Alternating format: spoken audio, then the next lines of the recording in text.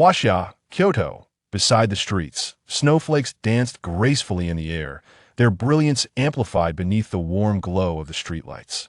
The ground lay cloaked in a thick layer of snow, with a series of freshly imprinted footprints standing out prominently, leading to an unseen destination. A solitary youth, burdened by a suitcase, ambled forward, his gaze fixated on the information displayed on his phone. Soon, Jiang Shi came to a halt, stowing his phone in his pocket. He raised his hands, exhaling a warm breath to alleviate the chill. The message on his phone was already a day old. In all honesty, Jiang Shi felt a sense of resignation, yet he deemed it quite normal.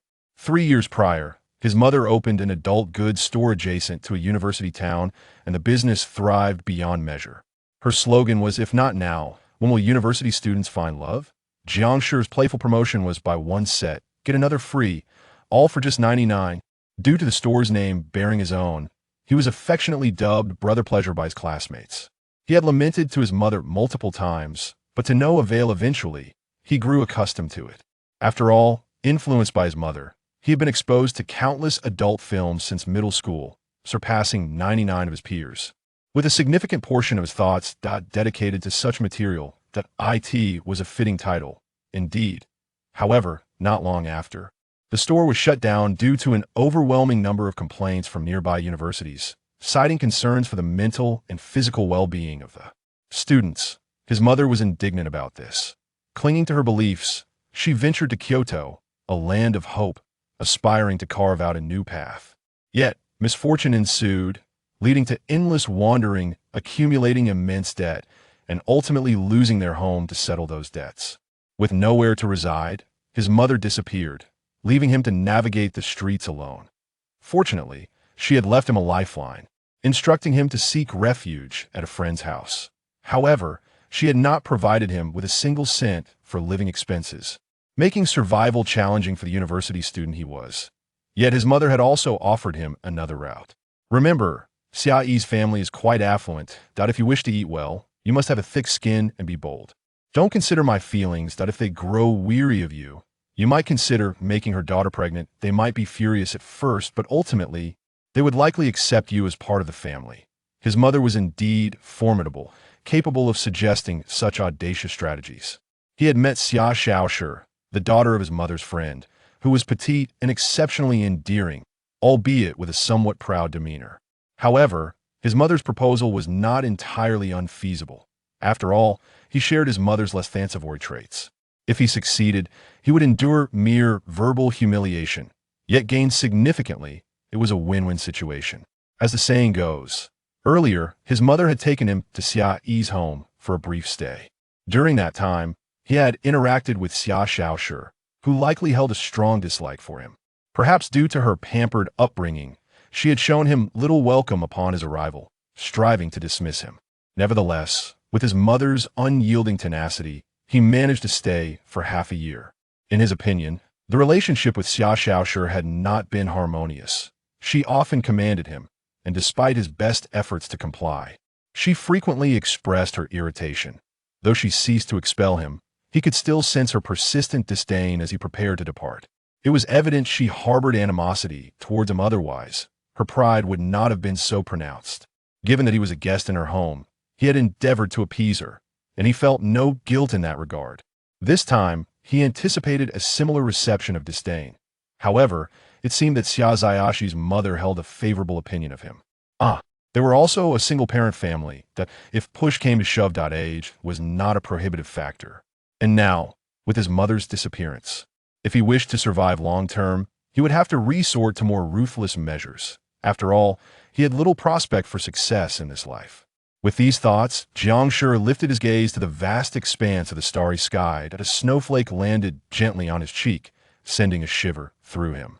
After walking for over half an hour, he arrived at a villa district, where a splendidly illuminated mansion stood before him.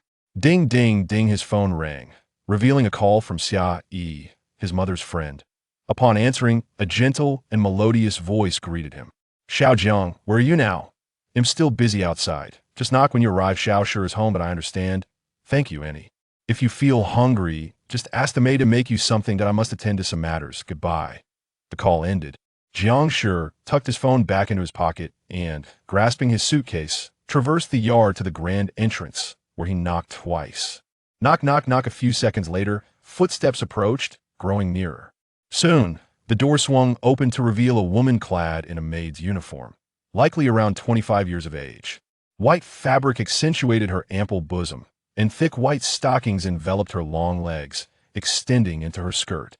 She embodied the essence of an older sister, her form voluptuous yet imbued with a hint of youthful charm. Her smile radiated warmth, her gentle eyes meeting his gaze with sincerity, devoid of any professional pretense. Perhaps her salary was quite generous. This maid possessed an undeniable allure. "So you are the new guest the mistress mentioned.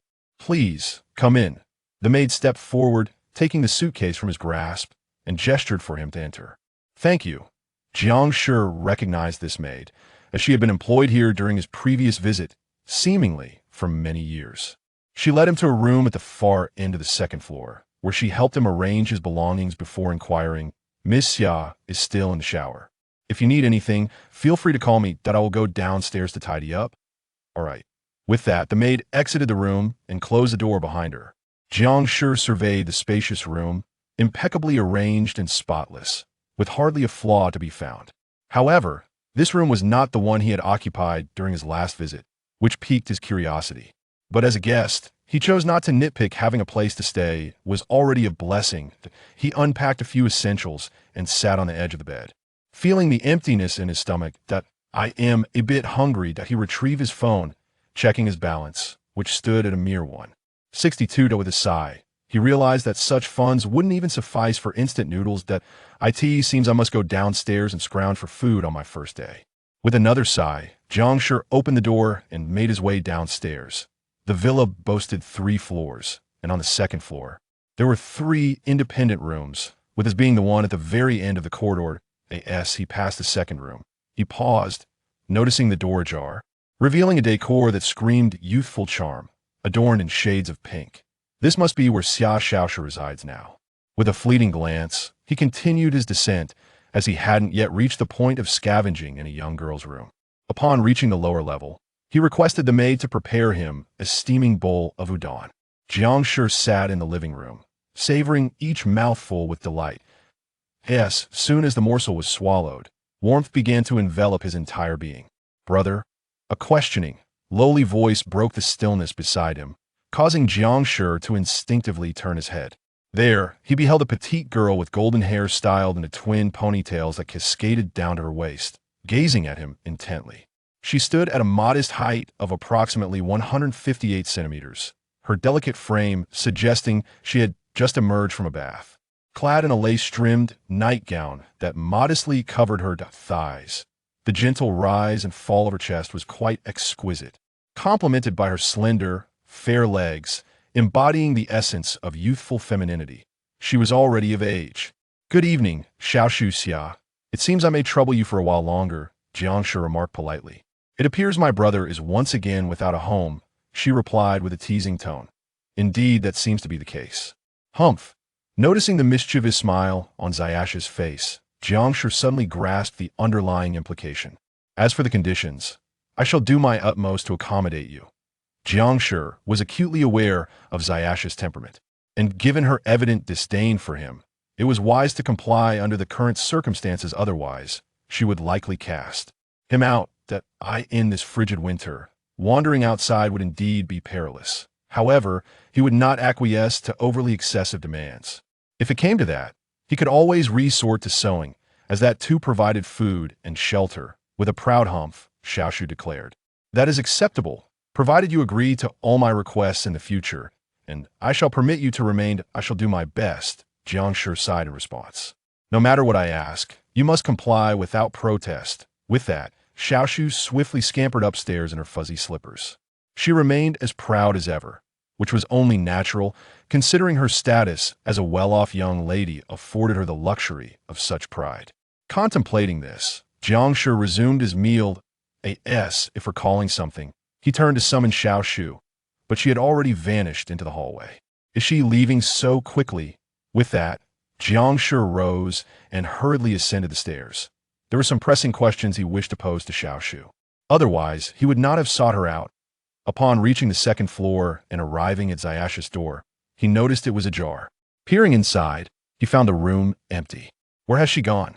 Just as he was about to depart, his peripheral vision caught sight of a pink notebook near the door. Bending down, he picked up the still, fragrant notebook, the scent evoking the essence of youth. There hadn't been this item earlier, had there? Had Xiao Shu inadvertently left it behind? To be honest, he was not one to pry into a girl's personal writings. However, he could hardly fathom what such a proud girl would inscribe within its pages. Yet, upon opening the first page and reading the initial line, he was taken aback at a daily record of life with brother Jiang Shi. Chapter 2. The girl's diary grows increasingly disturbing. Daily records of life with brother Jiang Shi. April 2nd. Today, an annoying person came to our house, seemingly named Jiang Shi. He touched my head without my permission, but I am no longer a child. I am already an adult. Moreover, my mother insists I call him brother, which I utterly refuse to do. He irritates me so much. April 7th. During the days that Guy has been here, my mother has been rather inattentive to me. Every day, I am asked to accommodate him. Ugh, how bothersome. I wish he would just leave. April 15th. Today, while passing by his room, I heard him giggling foolishly. How perverse. He must be watching something inappropriate. So repulsive. I've decided to ignore him from now on. April 25th. Clearly, I don't want to engage with him, yet he shamelessly insists on approaching me. He seems to enjoy patting my head, treating me like a little sister. I can't stop him. How annoying. It's not like I can't find friends. I just don't want to seek them out. Humph. He doesn't need to pity me. May 5th. Today, he seemed to notice that I was deliberately avoiding him, and he stopped initiating contact. Ugh, this is for the best. I have always disliked him, and now it is finally quiet. May 9th. Today, my mother, along with his mother and maid, went out for business and won't return for several weeks. It's just the two of us at home, and I'm afraid he might do something strange. So, I locked myself in my room to ensure my safety. But by noon, my stomach growled loudly, and I could no longer resist the urge to find something to eat. Cautiously, I opened the door and was surprised to find a prepared bento waiting outside. Next to it was a note from him saying, "Remember to eat. I won't disturb you." Upon seeing it was made by him, my appetite waned, but my hunger was too great. Usually, it's the maid who cooks for me. I don't know how to cook. Reluctantly, I picked up the bento. I took a bite, and although I hesitate to admit it, it was truly delicious. Ugh, could he be trying to attract my attention with tasty bento? Humph. Even so, I still dislike him. May 12th. For the past few days, he has been cooking for me. Although it's delicious, I don't want to praise him to his face. I'm afraid if he becomes too proud, he'll make some strange requests, which I absolutely must avoid. May 28th. Today, my mother and the others have not yet returned, and it's already late at night. Ugh. It's pouring outside, with thunder rumbling intermittently. Being alone in my room is terrifying. What if a ghost comes? Sob. I curled up in my blanket, too frightened to move. That guy is probably fast asleep now. He doesn't even check on me, but I don't want to seek him out. Suddenly, he pushed open the door and walked in, looking concerned, saying, "Xiao Shi, if you're scared, I can keep you company downstairs." Who is scared? I wanted to retort, but I was genuinely frightened. So, without a word, I followed him downstairs.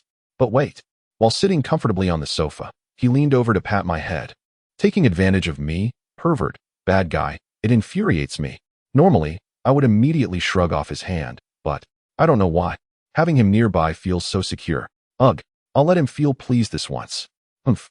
Besides, he smells so good. At that moment, I truly wanted. No, I shouldn't write that. Why have I become so strange?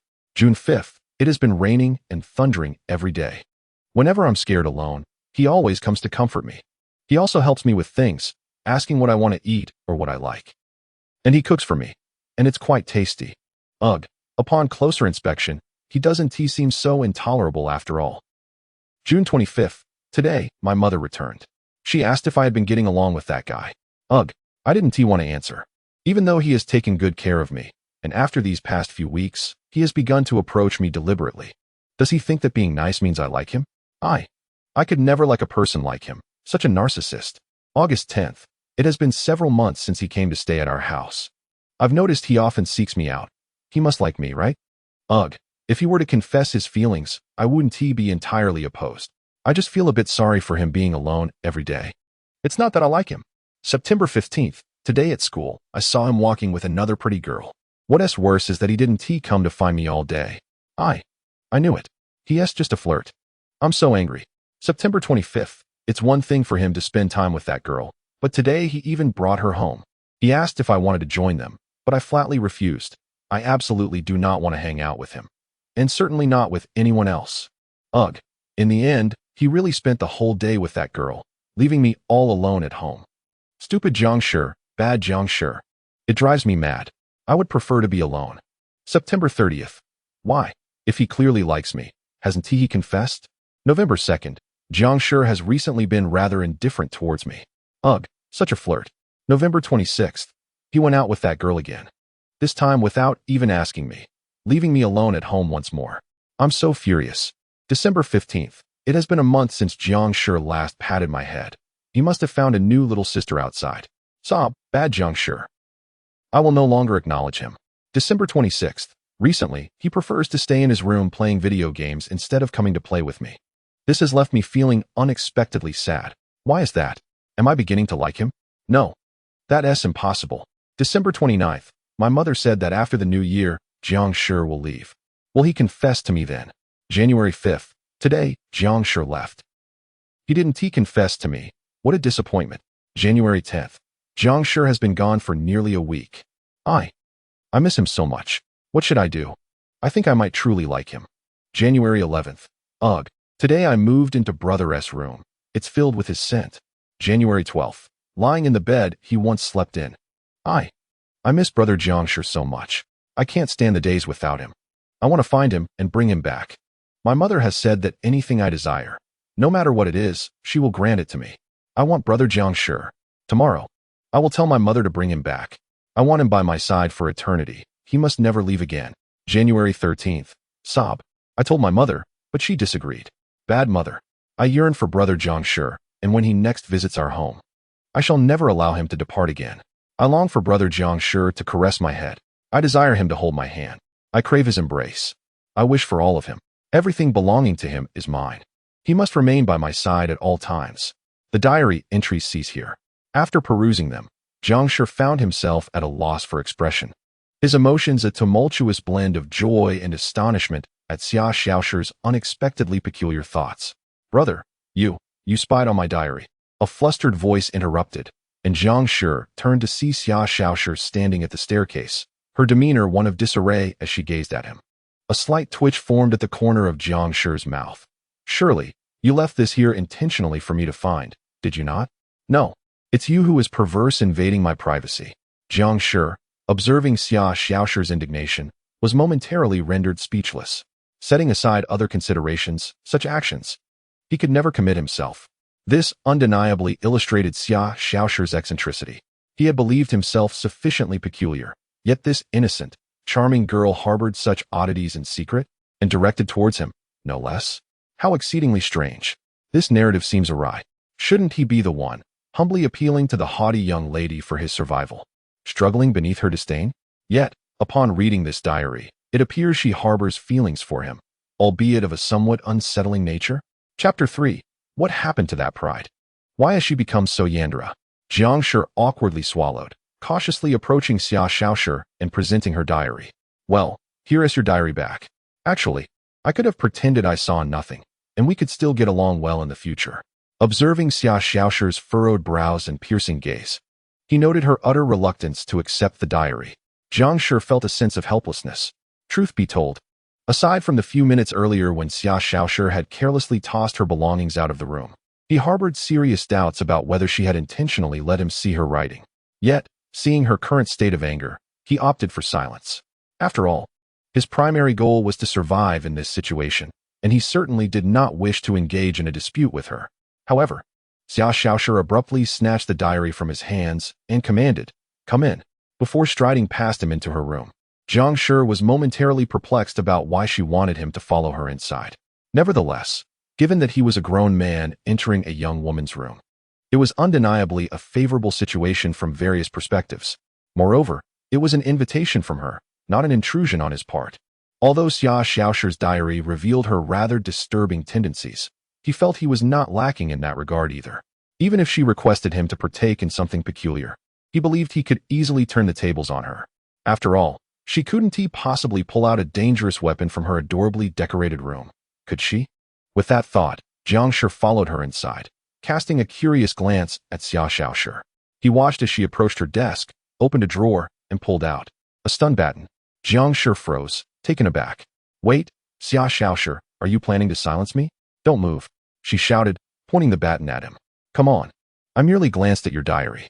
Is that enough to warrant a death sentence? Jiang Shi instinctively took 2 steps back, aware that while the stun baton wasn't lethal, it could easily incapacitate someone in an instant. Given Xia Xiaoshi's temperament, he wasn't entirely sure what she might do next. Since you've seen it, I won't pretend anymore, Xia Xiaoshi said, pursing her lips. Go sit on that pink sofa by the bed. Hesitant, Jiang Shi complied, taking a seat on the sofa and looking up at her. So, what do you intend to do? Xia Xiaoshi stepped closer, raising the stun baton to him and demanding, why did you like me before but never confess? Indeed, why had Jiang Shi, despite his feelings for her, never declared his affection, leaving her waiting so long? Had he been too shy to confess, fearing rejection? Xia Xiaoshi wouldn't reject him, so he should have felt secure in expressing his feelings, right? As she gazed intensely at him, her deep blue eyes shimmering with emotion, Jiang Shi felt a jolt of fear, not from her excitement, but from the baton she wielded. He had no desire to experience the sensation of being suddenly incapacitated. Thus, he decided to pacify Xia Xiaoshi and clarify the situation. Nodding, he replied, I understand. I knew you would like me too. Xia Xiaoshi's lips curled into a satisfied smile as she rushed toward him, wrapping her delicate arms around his neck. Her petite frame pressed against him, and she buried her face in his chest, whispering, Brother, I missed you so much. Did you miss me? Caught off guard, Jiang Shi was bewildered. He had initially planned to curry favor with Xia Xiaoshi only when he felt he could no longer endure the situation. Yet, given the current circumstances, it seemed she was genuinely offering herself to him. He wondered if there would be any strange developments following this. But this was a scenario he had only encountered in fiction. It felt almost surreal. Wasn't she supposed to be proud? Why had she suddenly taken on this yandere demeanor? Nevertheless, at least he didn't need to worry about being kicked out by Xia Xiaoshi, which was a silver lining. Yet, he needed to address the dangerous object in her hand first. How about you set down the stun baton so we can have a proper conversation? He suggested. No, you might run away again. Xia Xiaoshi lifted her head, her beautiful eyes glistening with a hint of grievance. While you were gone, I could only feel your presence through the things you left behind. You have no idea how lonely I was when you abandoned me. With a sigh, Jiang Shi displayed a touch of understanding. Don't worry, I won't leave. Just put down the baton. He had forgotten that Xia Xiaoshi was quite the homebody, spending her days indoors without much social interaction. It was understandable for her to develop a sense of possessiveness over him as her sole companion. However, he had not anticipated that her possessiveness would manifest so intensely, almost to a pathological degree. Why, after having me, did you still seek out other girls to play with? Why? As she spoke, her frustration grew, her jaw clenched and brows knitted together. She needed to make it clear to him that once he had her, he was not to seek out any other charming maidens. Jiang Shi was left speechless. Suddenly, Xia Xiaoshi pressed the button on the stun baton, and arcs of electricity crackled from its tips. I'm going to give you a little punishment. Before he could protest, the baton lunged toward his waist. Reacting instinctively, Jiang Shi seized her wrist and yanked back, the electric arcs barely missing him. Let go of me. She struggled, attempting to break free from his grip. However, her strength was insufficient, and he easily held her in place. Seeing her relentless struggle, Jiang Shi sighed and stood up, lifting her petite form with one hand while snatching the stun baton with the other. All right, enough of this, Xia Xiaoshi. I just arrived, and I won't be leaving anytime soon. After all, even if he wanted to leave, he had no means to do so. Moreover, since Xia Xiaoshi was eager for him to stay, he didn't have to worry about overstaying his welcome. However, he didn't intend to stay indefinitely. If he managed to earn some money, he would make his exit. Help! Someone is bullying me. Xia Xiaoshi's sudden exclamation startled Jiang Shi, but what followed was the increasingly near sound of approaching footsteps. Within 20 seconds, the maid from downstairs burst into the room, her serious gaze swiftly scanning the surroundings before settling on Jiang Shi, the kidnapper of Xia Xiaoshi. Miss. As the words escaped her lips, the maid rushed forward, seizing Jiang Shi's wrist. In his moment of bewilderment, he released Xia Xiaoshi, But before he could utter an explanation, the maid forcefully hurled him onto the bed. Jiang Shi felt a sharp pain in his wrist as he regained his composure, only to find himself lying on the bed. Instinctively, he sat up, his gaze landing on the maid beside Xia Shi, and his lips involuntarily twitched. Weighing nearly 140 pounds, he was astonished that this seemingly delicate maid could effortlessly lift him with one hand and toss him a considerable distance. What kind of combat maid is this? Why had he never noticed before? However, in the next moment, Xia Shi picked up the stun baton that Jiang Shi had dropped when the maid threw him, her deep blue eyes suddenly narrowing with a glimmer of murderous intent. Chapter 4. You are doing this on purpose. Wait, I concede. I will do whatever you say. I certainly do not wish to experience that. Jiang Shi hastily raised both hands in surrender. Before him, Xia Shi, though seemingly delicate, was flanked by a maid of extraordinary combat prowess, who was utterly devoted to her commands. With a frail girl wielding a stun baton and a formidable maid by her side, he found himself with no means of resistance whatsoever. Observing his defeated demeanor, Xia Shi met his gaze for a moment before saying, "Let us trust Brother Jiang just this once." She then turned to the maid, instructing, "You may wait outside for now. I wish to have a moment alone with my brother." "But Mississippi." The maid hesitated. "It's all right, after all. Brother is homeless now. If he misbehaves, I shall simply throw him outside." "Who exactly is misbehaving here?" Jiang Shi mused silently. "Very well, Mississippi. I shall wait outside. Please call for me immediately if anything arises." With that, the maid exited and closed the door behind her. Once alone in the room, Jiang Shi exhaled in relief. "Now, you are entirely at Xiao Shi's mercy," she teased, a mischievous smile dancing on her lips as the stun baton crackled ominously in her grasp. "I understand. I surrender," he admitted. "That's more like it." Xia Shi perched herself on the edge of the bed, patting the space beside her. "Come here, brother," and stroked Xiao Shi's head. "Are you a cat? Demanding head pats?" He replied, bemused. Quickly, with a resigned sigh, Jiang Shi complied, placing his hand atop Xia Shi's head and gently ruffling her hair. As he watched her squint in delight, he couldn't help but ask, "So, during my absence, did you not engage with anyone socially?" "No, I did not. I prefer to stay home and create illustrations." He vaguely recalled that Xia Shi often remained indoors, dedicating her time to her art. Coming from a wealthy family, she had honed various artistic skills from a young age: piano, dance, painting, and more, now executed with remarkable proficiency, particularly in painting. Her journey had evolved from sketches and colors to digital art. She had become quite adept. However, the nature of her works was not meant for the public eye, as she exclusively created adult-themed illustrations featuring young girls. Her unique style, marked by delicate and charming depictions of adorable characters, had garnered her a substantial following online, earning her recognition as a renowned artist. Moreover, she had skillfully concealed her true identity, with her fans believing she was merely another middle-aged enthusiast of the genre.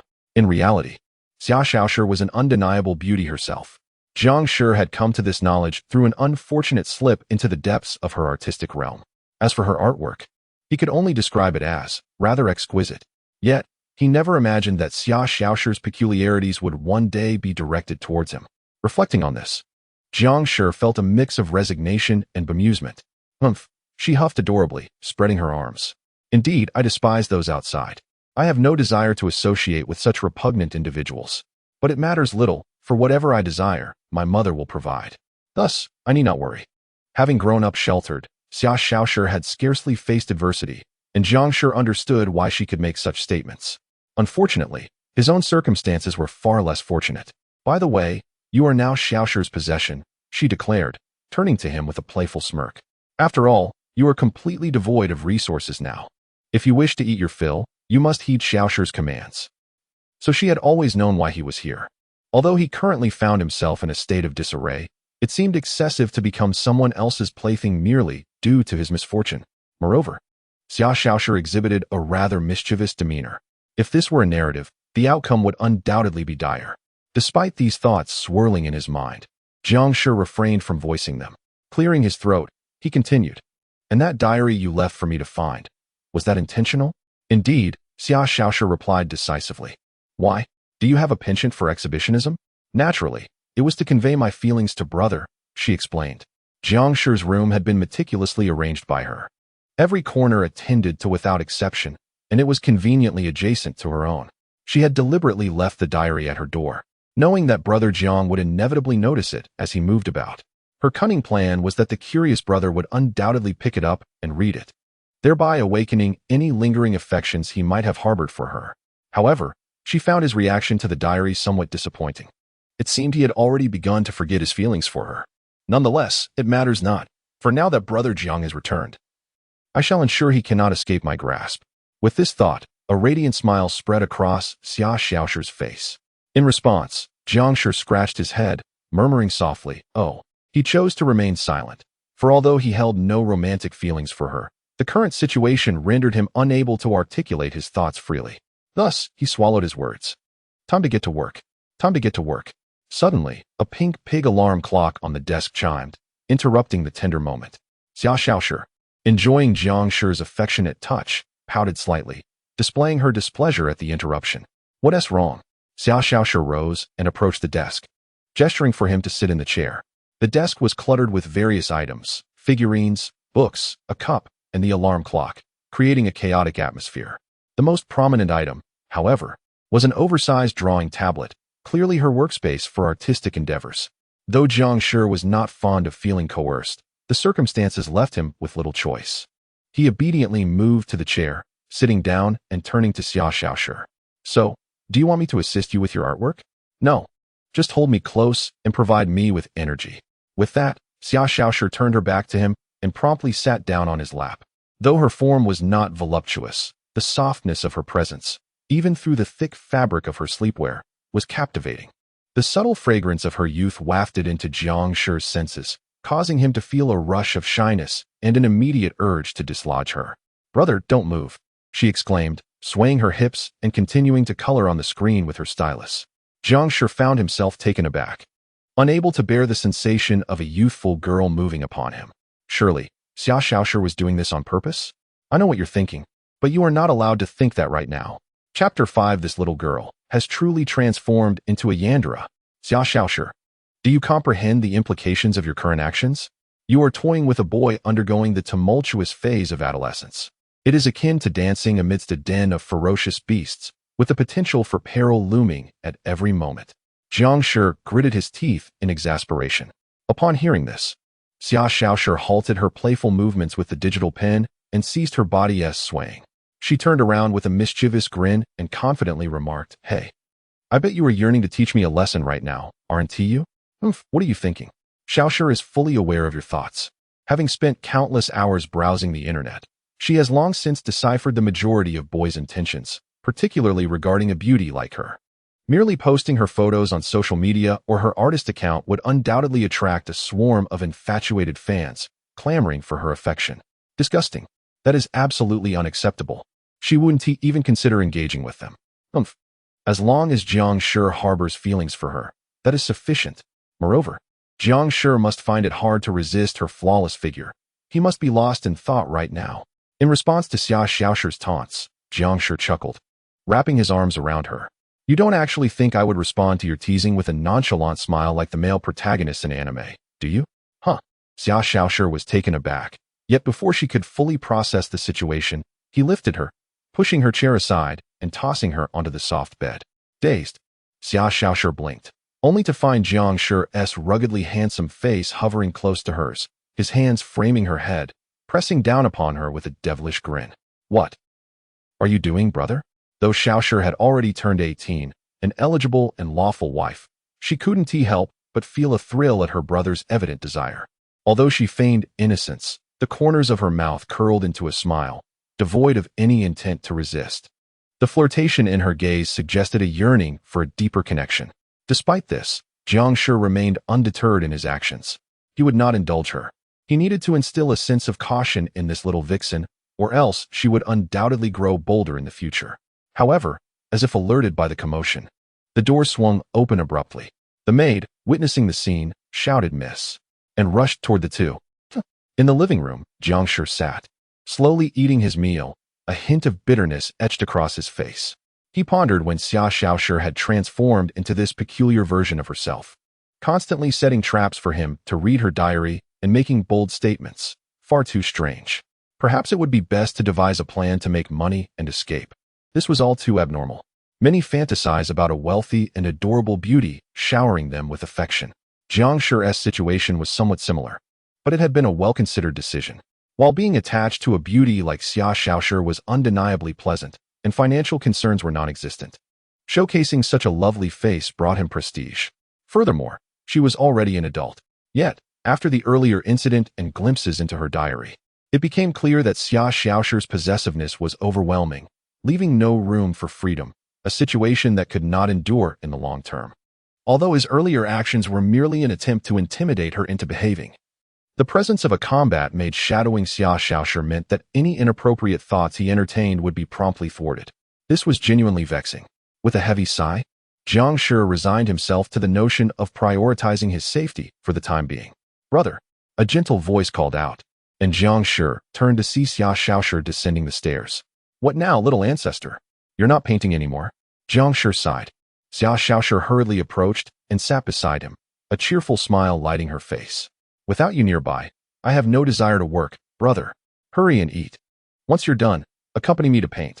Jiang Shi glanced at her innocent smile, as if the earlier turmoil had vanished, and questioned, "Aren't you afraid I might engage in mischief?" Xiaoshi knows that once you lay eyes on my figure, you become entranced. But as long as you desire something, Xiaoshi will provide it, with the condition that you mustn't seek other girls, not even for conversation. Jiang Shi was left speechless. It had only been a day. Xia Xiaoshi was quite the overbearing figure. "I have no interest in your underdeveloped body." "All right," Jiang Shi replied helplessly. "What? Did brother not just act like a madman, eager to violate my purity? Is that not true? That was merely to frighten you," he retorted. Xia Xiaoshi narrowed her eyes, a sly smile creeping onto her lips as she teased. "Are you saying that brother is akin to the male protagonists in anime? A pervert? You?" Jiang Shi hesitated, inhaling deeply to calm himself, refusing to stoop to her level. Yet Xiaoshi continued, "Even if you're uninterested in my body, that's fine, as long as I find you irresistible." Xia Xiaoshi retrieved a stun gun from her pocket, flipping the switch to unleash a terrifying arc of electricity.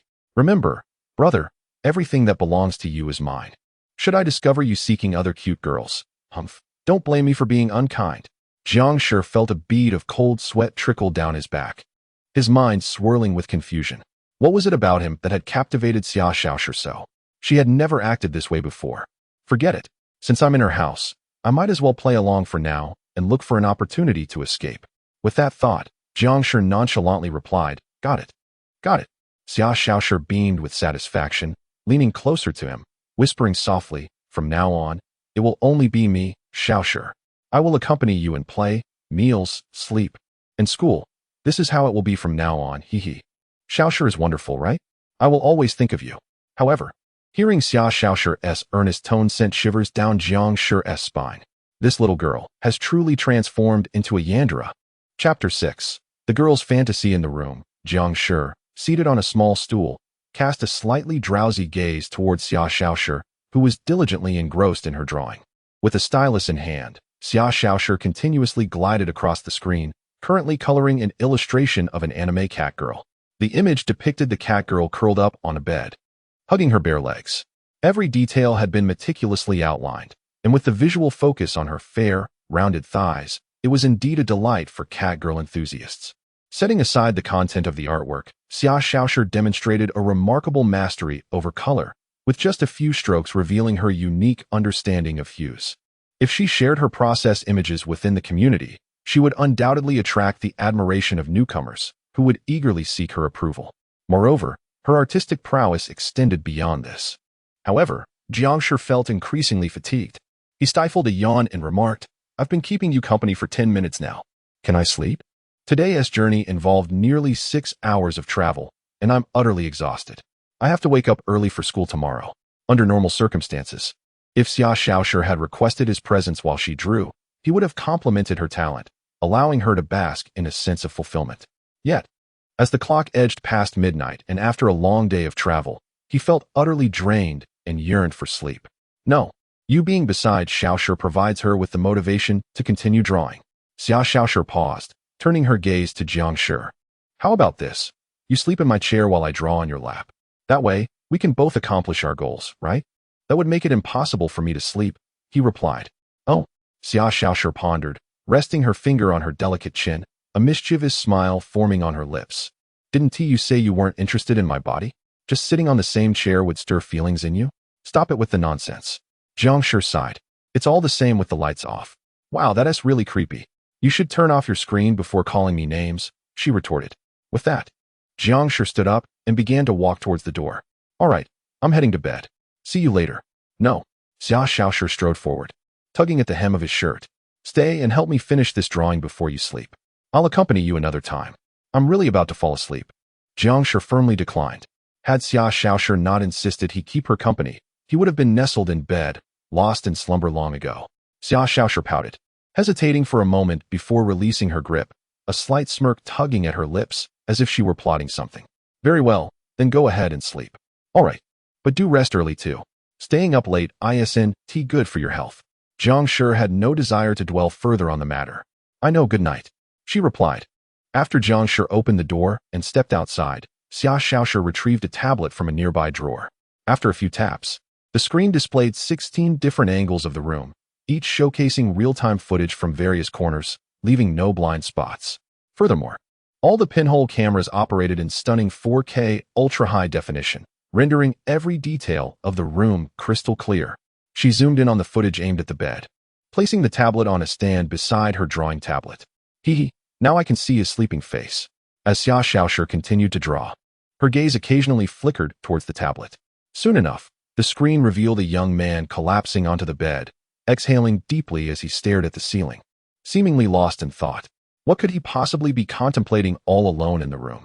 I'm so curious. Xia Xiaoshi focused intently on Jiang Shi's face, her expression filled with confusion. Why does he look so dejected by himself? It seemed as though Jiang Shi had been abandoned by his mother and ended up at her home.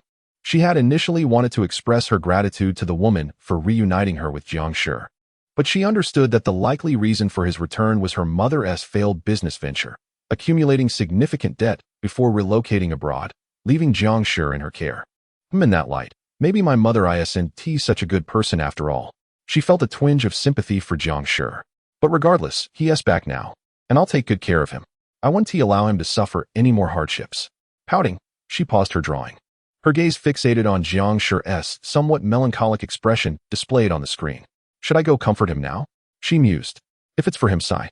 Xia Xiaoshi sighed, realizing that Jiang Shi would likely only offer empty reassurances. Even earlier, he probably just wanted to tease her, which was quite disappointing. Suddenly, Jiang Shi stirred. Xia Xiaoshi quickly switched the tablet to another angle, witnessing him rise to remove his jacket before switching off the lights and settling into bed, pulling a thick blanket over himself, seemingly ready to sleep. The pinhole cameras, equipped with night vision capabilities, rendered a clear image of the young man, even in the dark. At that moment, Xia Xiaoshi had entirely lost interest in her drawing, fully absorbed in observing Jiang Shi. It seems he is going to sleep now. I wonder if he'll be like those stories online. Once night falls, if he were to fantasize, what material would he use? Would he think of me? Maybe I should leave him something, like my worn socks. She recalled having seen numerous people online collect clothing and undergarments worn by cute girls. The thought made her cringe. Disgusting. What trash. Ugh. However, if it were for Jiang Shi, that would be entirely acceptable, so long as it was her own. And it has to be just for him, she declared. Otherwise, Jiang Shi would be a total creep. Pouting, she grew animated for a moment, but then let out a long sigh, resting her head on her hand, her gaze drifting back to the screen. But Jiang Shi seems utterly still, as if he is genuinely fast asleep. I wish I could lie in his arms and draw. Forget it. I'm done drawing. I'm going to sleep beside him with that. Xia Xiaoshi tossed the tablet onto the bed and dashed out of the room. Chapter 7. How much do you need to buy? The following morning, the heavy snow had quietly ceased, leaving a chilling atmosphere that felt disheartening. Jiang Shi awoke, yet he remained ensconced in his warm cocoon, reluctant to stir due to the bitter cold outside. He had intended to indulge in 5 more minutes of slumber, but was soon aware of the gentle sound of breathing beside him and the sensation of something warm pressing against him, making it difficult to breathe. With a puzzled expression, Jiang Shi rubbed his eyes and lifted the covers, only to discover a young girl nestled against his chest, fast asleep. Her innocent and endearing visage, with lips gently parting as she breathed, was undeniably charming. Jiang Shi propped himself up slightly, gazing at the still slumbering Xia Shaoshi, murmuring to himself. So that peculiar dream from last night has found its explanation, however. He could not help but marvel at her audacity to curl up in the bed of a strapping young man, especially so early in the morning. One might wonder how one would react upon discovering a legally recognized young woman in their embrace at dawn.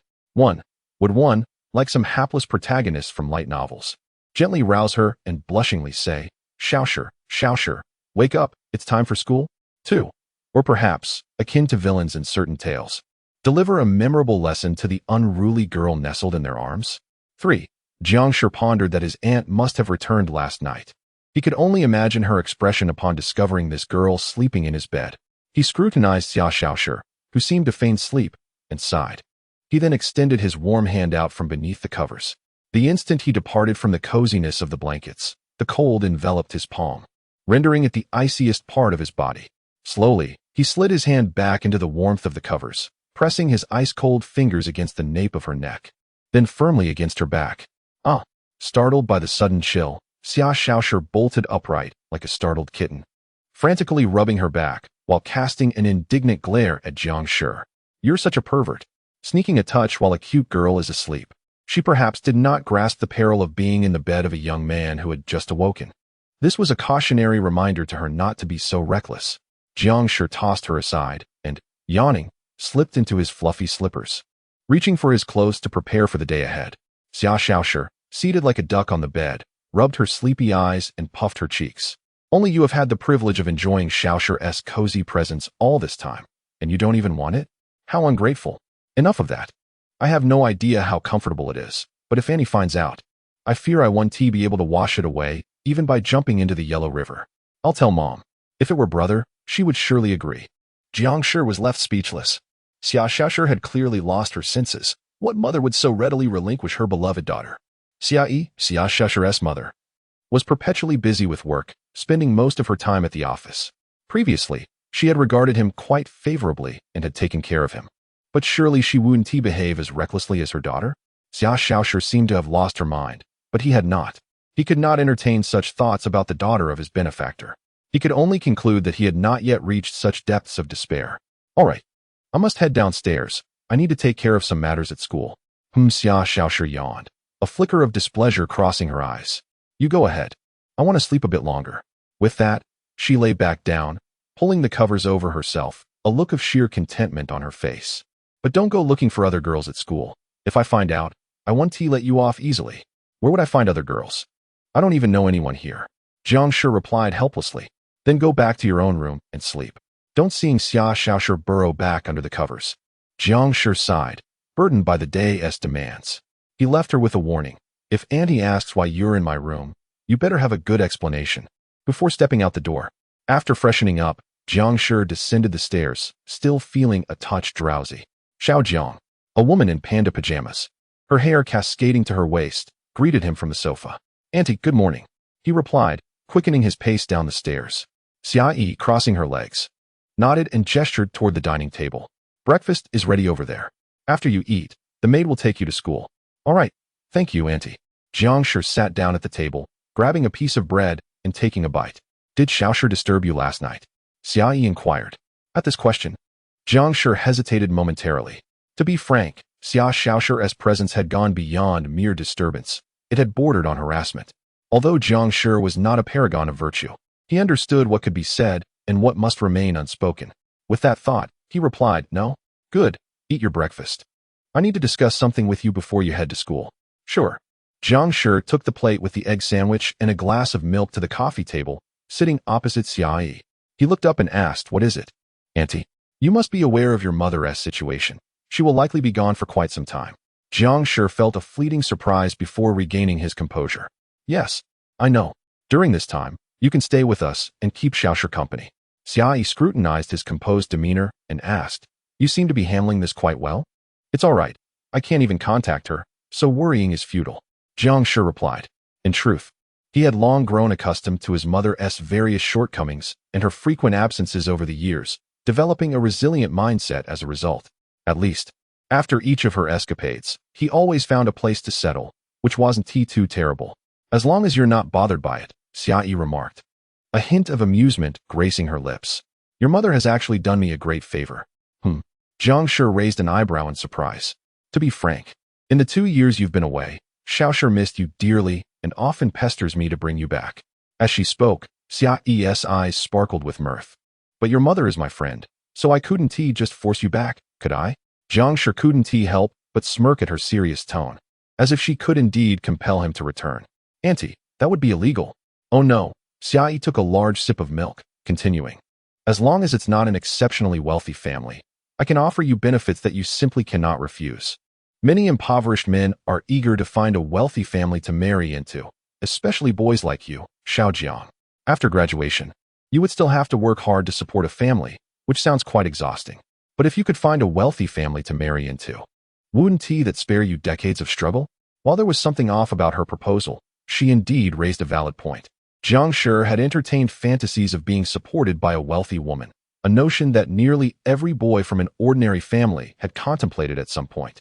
Indulging in the company of affluent women often leads to an inexhaustible array of riches and luxuries. Who would truly shy away from such an opportunity?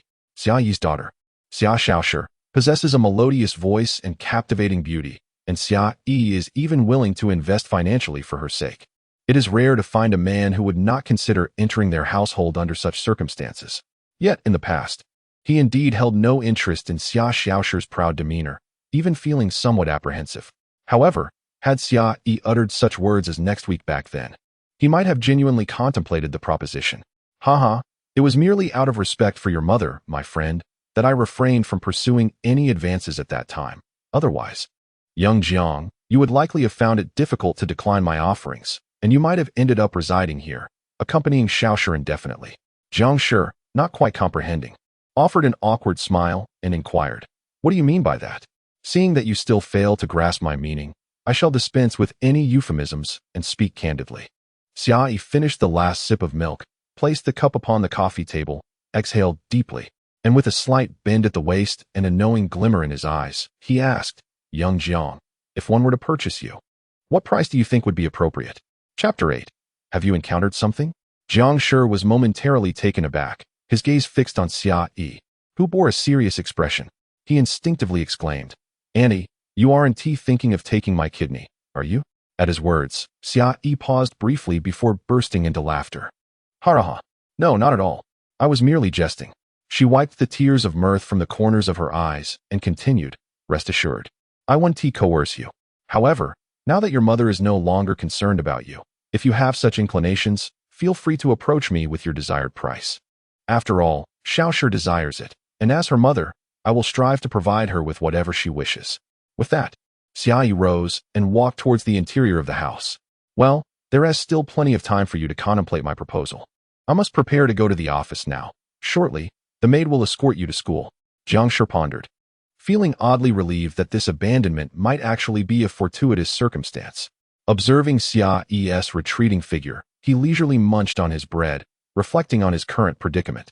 His mother had left him at a friend's house, yet he had encountered an adorably clingy little sister and a wealthy aunt eager to support him.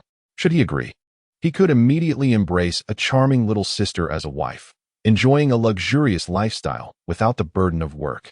It seemed he was on the precipice of a remarkable life. To be honest, had Xiao not left so abruptly, he might have readily accepted her proposition. However, upon regaining his composure, a strange feeling washed over him. Wasn't this all a bit too good to be true? Abandoned only to be taken in by a wealthy woman who insisted on feeding him. Jiang Shi found it hard to believe. After contemplating for a while, he decided to report back to school first. After all, he had ample time ahead. The maid emerged from the kitchen and approached him. "Young Master Jiang, once you finish your meal, I will be responsible for taking you to school." Jiang Shi regarded the maid's gentle and respectful gaze, momentarily surprised. Her demeanor was entirely different from the way she had looked at him the previous night. Truly a well-trained maid. However, upon reflection, it was entirely reasonable. After all, her employer's daughter had been pressed onto the bed by a newcomer in the house, which would prompt anyone to intervene and issue a warning. With a resigned shrug, Jiang Shi replied, "All right, let us go." "Certainly, please follow me," the maid responded before leading the way outside. At the entrance of Kyoto Research University, a prestigious institution of higher learning, Jiang Shi had entered this university with a score of over 600. Shortly after, his mother brought him to settle in Kyoto.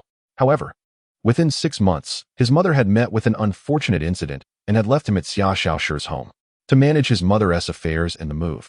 He had requested several days off from his counselor, and today he was finally resuming classes. The car came to a stop at the school's entrance.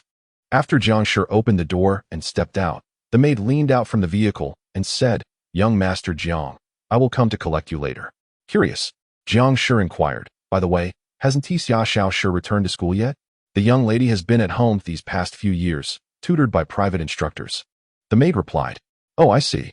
After acknowledging her response, the maid withdrew her head and drove away, leaving Jiang Shi to adjust his backpack as he entered the school grounds. He was already aware that Xiao Shi had not been attending school. It wasn't due to any form of social anxiety or depression. She simply disliked the atmosphere of the school and preferred to remain at home. Her studies had been diligently managed by several private tutors, and she had not fallen behind. In fact, her grades surpassed his. Jiang Shi couldn't help but reflect on the advantages of wealth. Everything else is in order. The tuition for the second half of the year has already been paid. You may return to your class. I will call you if there are any further matters," he said as he pushed open the office door. "Thank you, teacher," he replied before stepping out and closing the door. He worried about the tuition because he had chosen to major in electronic information engineering, which, while not as costly as some art programs, still required 6,500 each year. With the payment due, he was acutely aware that he couldn't even muster 6 yuan 50. With a sigh, he made his way to the classroom. Arriving there, he found the teacher had not yet arrived, and very few students were present. He chose a seat in the second-to-last row, placed his textbook on the desk, and began browsing his phone. Jiang Shi, a gentle, melodious voice broke his concentration, and he turned to see a girl with waist-length pink hair approaching him, her delicate, warm face adorned with a smile. "Qin, good morning," he greeted her. The girl's name was Bai Qin. She was his childhood friend, sharing both his major and class. Yet, he often pondered a curious question, since they had met. No matter where he was, Bai Qin seemed to inexplicably appear alongside him. He had transferred schools numerous times during high school, yet she always followed him to the new institution the very next day. This often led him to wonder if she had feelings for him. But that notion was quickly dismissed, as she always provided perfectly reasonable explanations that left him questioning if he was being overly sensitive. This piqued his curiosity. However, since entering university, things had stabilized somewhat. At least he no longer had to follow his mother around. "Good morning.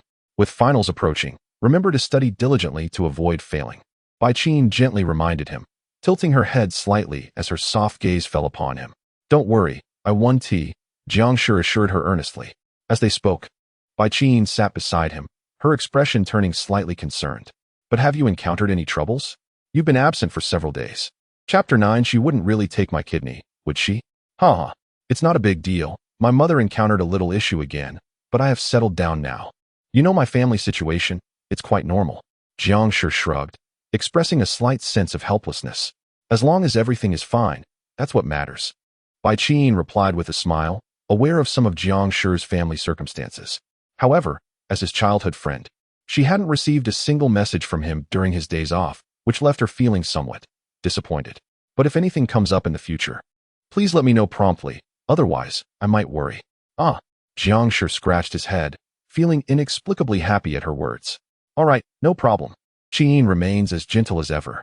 To be honest, during these days off, he indeed had time to message others, but in his younger days, he had once confided his family grievances to a girl he fancied in class, only to receive a rather impatient reply. Since then, he developed a reluctance to share such matters with anyone outside his family. Although Bai Qin was a childhood friend, he still feared that bombarding her with complaints might annoy her. Yet, hearing Bai Qin's concern lightened his mood considerably. "So, what are your plans after the final exams?" I suppose I'll look for a job. Part-time work? I'm not quite sure yet," Jiang Shi replied, though he had no intention of taking a part-time job as a waiter, as the winter vacation was barely more than a month. Ultimately, he would only earn a few thousand yuan, which would hardly support his independent life after university. Although Aunt Xia would continue to support him until his mother returned, he had grown weary of drifting around with her over the years. He yearned for independence. However, he wasn't a protagonist of an urban fantasy novel, nor did he possess any system, nor the benefit of a rebirth filled with rich workplace experience. At just 18, it seemed exceptionally challenging to carve out a successful path for himself. Ugh, why does everyone around me seem so wealthy while I feel like I'm struggling financially? He pondered whether to follow his mother's example. After all, that's a quick way to make money. If all else fails, perhaps he could agree to Aunt Xia's request, right? After all, her tone this morning did not seem to indicate a joke. With a sigh, Jiang Shi decided to postpone the matter until winter break. Bai Qin nodded slowly in agreement. After packing her books, she turned to him and said, "But today, I would like to ask for your help, if that's all right." Jiang Shi, surprised, responded, "Oh, of course, what do you need help with?" "Well, didn't I just move here yesterday? It seems my computer got damaged while moving the luggage. Could you come over and take a look?" This was unusual for Bai Qin, who seldom asked for his assistance. To him, she was an important friend, and whenever she sought his help, he would naturally oblige, provided he could. He had a basic understanding of computers. If it were a simple issue related to hardware installation, he could manage. However, for software problems, he could only suggest restarting the system, as that resolves 99.9 of issues, leaving the remaining 0.1 beyond his ability to fix. Yet, he couldn't shake the feeling that something was amiss. Wouldn't it be faster to find a technician rather than rely on a novice like himself? Jiang Shi suddenly thought of something and asked, "By the way, is there anyone else at your house?" "No, I live alone." Bai Qin tilted her head slightly, appearing somewhat perplexed. "Why do you ask?" Upon hearing this, Jiang Shi couldn't help but smirk mischievously and joked, "Isn't it rather dangerous to bring a boy in his teenage years home alone, especially one like you, a beautiful girl?" Bai Qin paused, her smile growing more pronounced. Yet she remained silent, her expression cloaked in mystery. Just kidding, just kidding. Don't take it seriously." Jiang Shi quickly clarified, "But can we wait a couple of days? Tonight isn't convenient. Someone is coming to pick me up." "Oh, but I need the computer tonight. I'm running out of time to update my manga." "I see. You've worked hard over the years, balancing your studies while ensuring your manga updates." Bai Qin, like Xia Xiaoshi, shared a passion for drawing. Though they pursued different paths, Xia Xiaoshi focused on illustration while Bai Qin specialized in manga. Both had been learning to draw since childhood, and in terms of skill, they were on par. However, Bai Qin enjoyed greater fame, having created a romance-themed manga that gained substantial traction. With hundreds of thousands of readers since its inception a few years ago, consistently ranking among the top 5 on the platform. Because it was her personal work, she handled every aspect, from plot development to storyboarding, line art, and coloring, all on her own. Due to her financial stability, she chose not to collaborate with other studios, managing her work independently. This, however, resulted in her updates being quite infrequent, sometimes taking half a month to release a single chapter. Nonetheless, many fans eagerly awaited her next installment. The sudden malfunction of her computer was indeed a significant setback. Realizing this, Jiang Shi agreed. "All right then. As one of your manga fans, I'll contribute my fan service." Bai Qin beamed. "Thank you. No problem, but I can't guarantee I can fix it. If all else fails, we might need to call a technician," Jiang Shi replied. "That's all right. I believe you can fix it." Okay, Jiang Shi chuckled. A strange feeling welled up within him. It almost seemed as if Bai Qin were deliberately enticing him to her home. However, he dismissed such thoughts. Having known her long enough to appreciate her gentle nature, Bai Qin wouldn't he really use the excuse of fixing her computer to, well, you know. Haha. That seemed rather implausible. Moreover, Bai Qin was from a wealthy family in Kyoto, while not as affluent as Xia Xiaoshi's family. She certainly carried herself like a young lady of means. With this in mind, Jiang Shi nodded. "All right, I'll accompany you to check it out tonight." Chapter 10. The Maliciously Speculating Maid Noon. After class, amidst the clamor of animated discussions, a portion of the students hastily exited, eager to head to the cafeteria, while others opted to eat their packed meals within the classroom. "Aren't you going to eat?" Bai Qin turned to her side, gently inquiring of Jiang Shi. With a hint of bitterness on his face, Jiang Shi shrugged and confessed, "To be honest, I have no money." He regretted not having charmed his aunt for a little cash for lunch that morning, as he was rather audacious. Sighing at the thought, Jiang Shi lamented his predicament. "Oh, in that case, would you care to share my homemade bento?" Bai Qin retrieved a thermos from her desk. She typically shunned the school's mediocre fare, preferring the meals prepared by her family's maid or herself. Perhaps not," Jiang Shi replied. Though he was aware of his thick skin, he did not want to impose upon his former friend.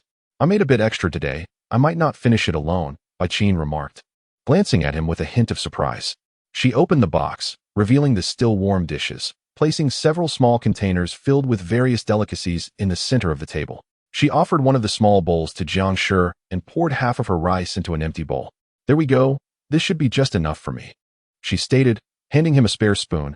I would appreciate it if you could help me with some. Jiang Shi discerned her consideration for his pride in her words, yet he felt it would be ungrateful to refuse her offer. Why is Qin so kind? He muttered, somewhat embarrassed as he accepted the spoon. I want tea hold back, thank you. Then let us eat, Qin urged. Jiang Shi instinctively scooped a mouthful of rice with the spoon. Strangely, the rice tasted remarkably better, perhaps enhanced by the elegant touch of the girl beside him. He shook his head, attempting to dispel the fanciful notion that his taste buds had somehow malfunctioned.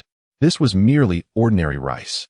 Suddenly, he noticed Qin resting her head on the table, her gaze fixed intently on the spoon at the corner of his mouth, her gentle eyes reflecting an unspoken longing. Feeling a tad awkward under her unwavering gaze, Jiang Shi stammered, Is something wrong? If you mind the spoon, I can buy you a new one later. No need, Qin replied, shaking her head vigorously as she picked up her own bowl and began to eat slowly. Just return it to me when you're done, I'll take care of it. Jiang Shi found her behavior rather odd and, somewhat disheartened, began to sample the dishes in the containers. Upon closer inspection, he realized that the meals were not only made with care, but also quite delicious. And the portions were ample enough for one person, nearly sufficient for two. However, sharing a meal as a male and female, especially as new students, raised eyebrows among the few classmates still present. After they finished their meal, Jiang Shi expressed his gratitude. Thank you for the delightful meal, it was truly delicious. If the opportunity arises, I would be happy to treat you next time. If you liked it, I can certainly prepare more for you every day. Sharing is no trouble at all. That's too much. I wouldn't want to impose, Jiang Shi replied, promptly handing over the small bowl and spoon.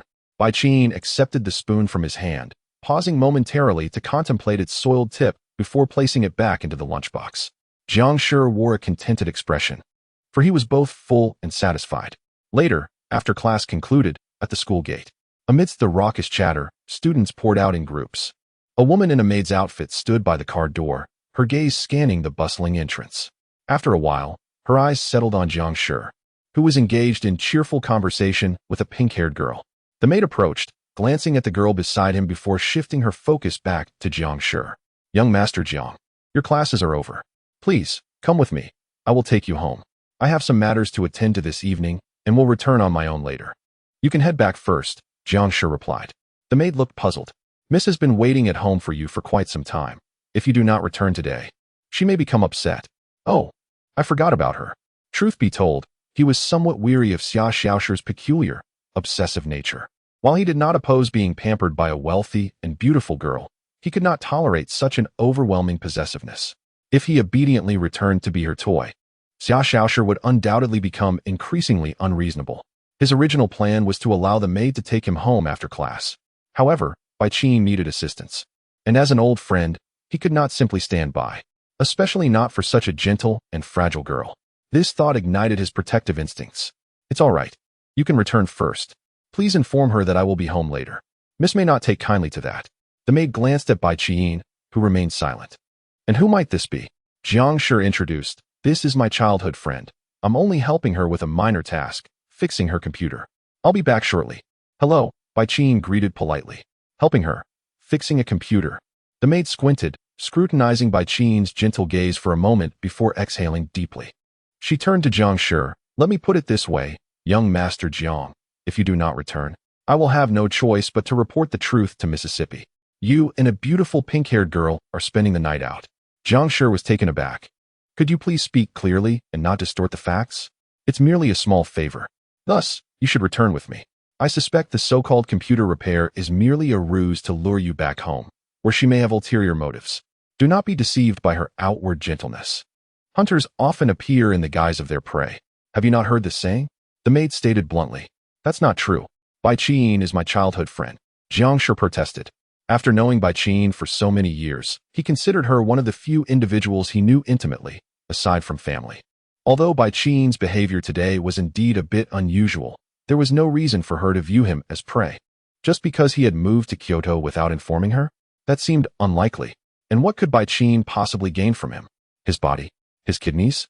That seemed far-fetched. As the two bickered, Bai Qin stood silently by, feeling no sense of grievance despite the maid's disparagement. Chapter 11. His words seemed to be luring him into wrongdoing. Now that you are part of the employer's household, I must ensure your safety. Therefore, please accompany me back. The maid, Tongxin, softened her tone, her gaze gentle as it settled on Jiang Shi, urging him. She needed to bring Jiang Shi back, not only for Miss Ya's sake, who had been waiting for him all day, but also for Jiang Shi's own safety. In this era of law and order, her concern was not for his physical safety in the outside world, but rather for his well-being. She felt that a vulnerable young man like Jiang Shi, without any support and penniless, venturing alone into the vast city of Kyoto, especially in an affluent area teeming with the scions of wealthy families, was akin to a lone sheep wandering onto a savanna filled with predators. Unbeknownst to him, Jiang Shi was being enticed by a wolf in sheep's clothing lurking behind him. This left her somewhat frustrated. As the perennial top-ranked maid on the household management app, she excelled not only in providing impeccable domestic services, but also in ensuring the safety of her employers in perilous situations. Whether as a maid or a bodyguard, she was more than competent. This earned her the admiration of the public and the title of the platform's sole all-purpose maid. However, having signed a decade-long contract with Xia Yi a few years back, she had long since withdrawn from the platform's rankings. Thus, it was imperative for her to fulfill her employer's trust and escort Jiang Shi back. Ensure my safety? Oh my, I feel it would be far more perilous if I went back with you, Jiang Shi replied, somewhat speechless, feeling a wave of frustration. The maid was acting strangely. She had never been so sensitive before. If a delicate girl like Bai Qin was deemed dangerous, then Xia Shaoshi, who constantly brandished a stun gun at him, surely qualified as a threat. Please return with me, young Master Jiang. At the very least, I can assure you that your life will be secure, Tongxin reiterated. I refuse, Jiang Shi declared resolutely. No matter how Tongxin pleaded, he remained steadfast in his refusal. Subsequently, he and the pink-haired girl beside him took their leave. Heading down a side street, Tongxin sighed deeply, turning back to her car. Considering the crowd around them, forcibly bundling Jiang Shi into the vehicle would have drawn unwanted attention, so she opted against it. It seemed she could only report the situation truthfully to Miss Xia. Soon, Tongxin pressed the accelerator, her car gradually disappearing down the road. Inside the villa, Xia Shaoshi was seated on the sofa, her legs clad in white stockings swinging freely as she alternated between them, a tablet propped between her legs. She was continuing to color in the catgirl illustration she had not finished the day before. Upon hearing noise at the door, her face lit up with joy as she turned to kneel on the sofa, her eyes fixed on the entrance. However, she was met only by Tongxin, who approached alone. And when no one else entered behind her, her expression fell. Where's brother? I sincerely apologize. Mississippi young Master Jiang has some matters to attend to and will return later. Tongxin chose not to disclose Jiang Shi's departure with another girl, wishing to protect Xia's mood. Xia Shaoshi pouted slightly, appearing somewhat displeased. What could he possibly be busy with, having just moved here? Tongxin said nothing, her demeanor slightly tense, while Xia Shaoshi squinted at her for a moment, a hint of suspicion knitting her brows. Maid-chan, you aren't hiding something from me about brother, are you? Of course not, Tongxin replied, her face impassive. Very well then. Xia Shaoshi picked up her brother's spare phone, adorned with a cute yellow cat design, and handed it to the maid. Install a tracker on this and break the password for me. If Jiang Shi was going about his business without informing her, she had no choice but to take more assertive measures. Her intention was not to invade Jiang Shi's privacy, but to ascertain whether there were any other close, adorable girls in his life. If she discovered any, they would have to be swiftly eliminated. After all, her brother could only belong to her. With that thought, a proud smirk crept onto Xia Shaoshi's face. Understood. Tongxin accepted the phone and proceeded to the backyard, where there was a designated work area equipped with various tools and external devices. She had some knowledge in this field, and installing a tracker or unlocking a phone was well within her capabilities. As the maid departed, Xia Shaoshi reclined back on the sofa, resuming her coloring while humming softly to herself. I wonder if there are any scandalous pictures in brother's album. Who could they be? Two-dimensional or three-dimensional? Lawless or mature women? I still don't quite understand brother's preferences.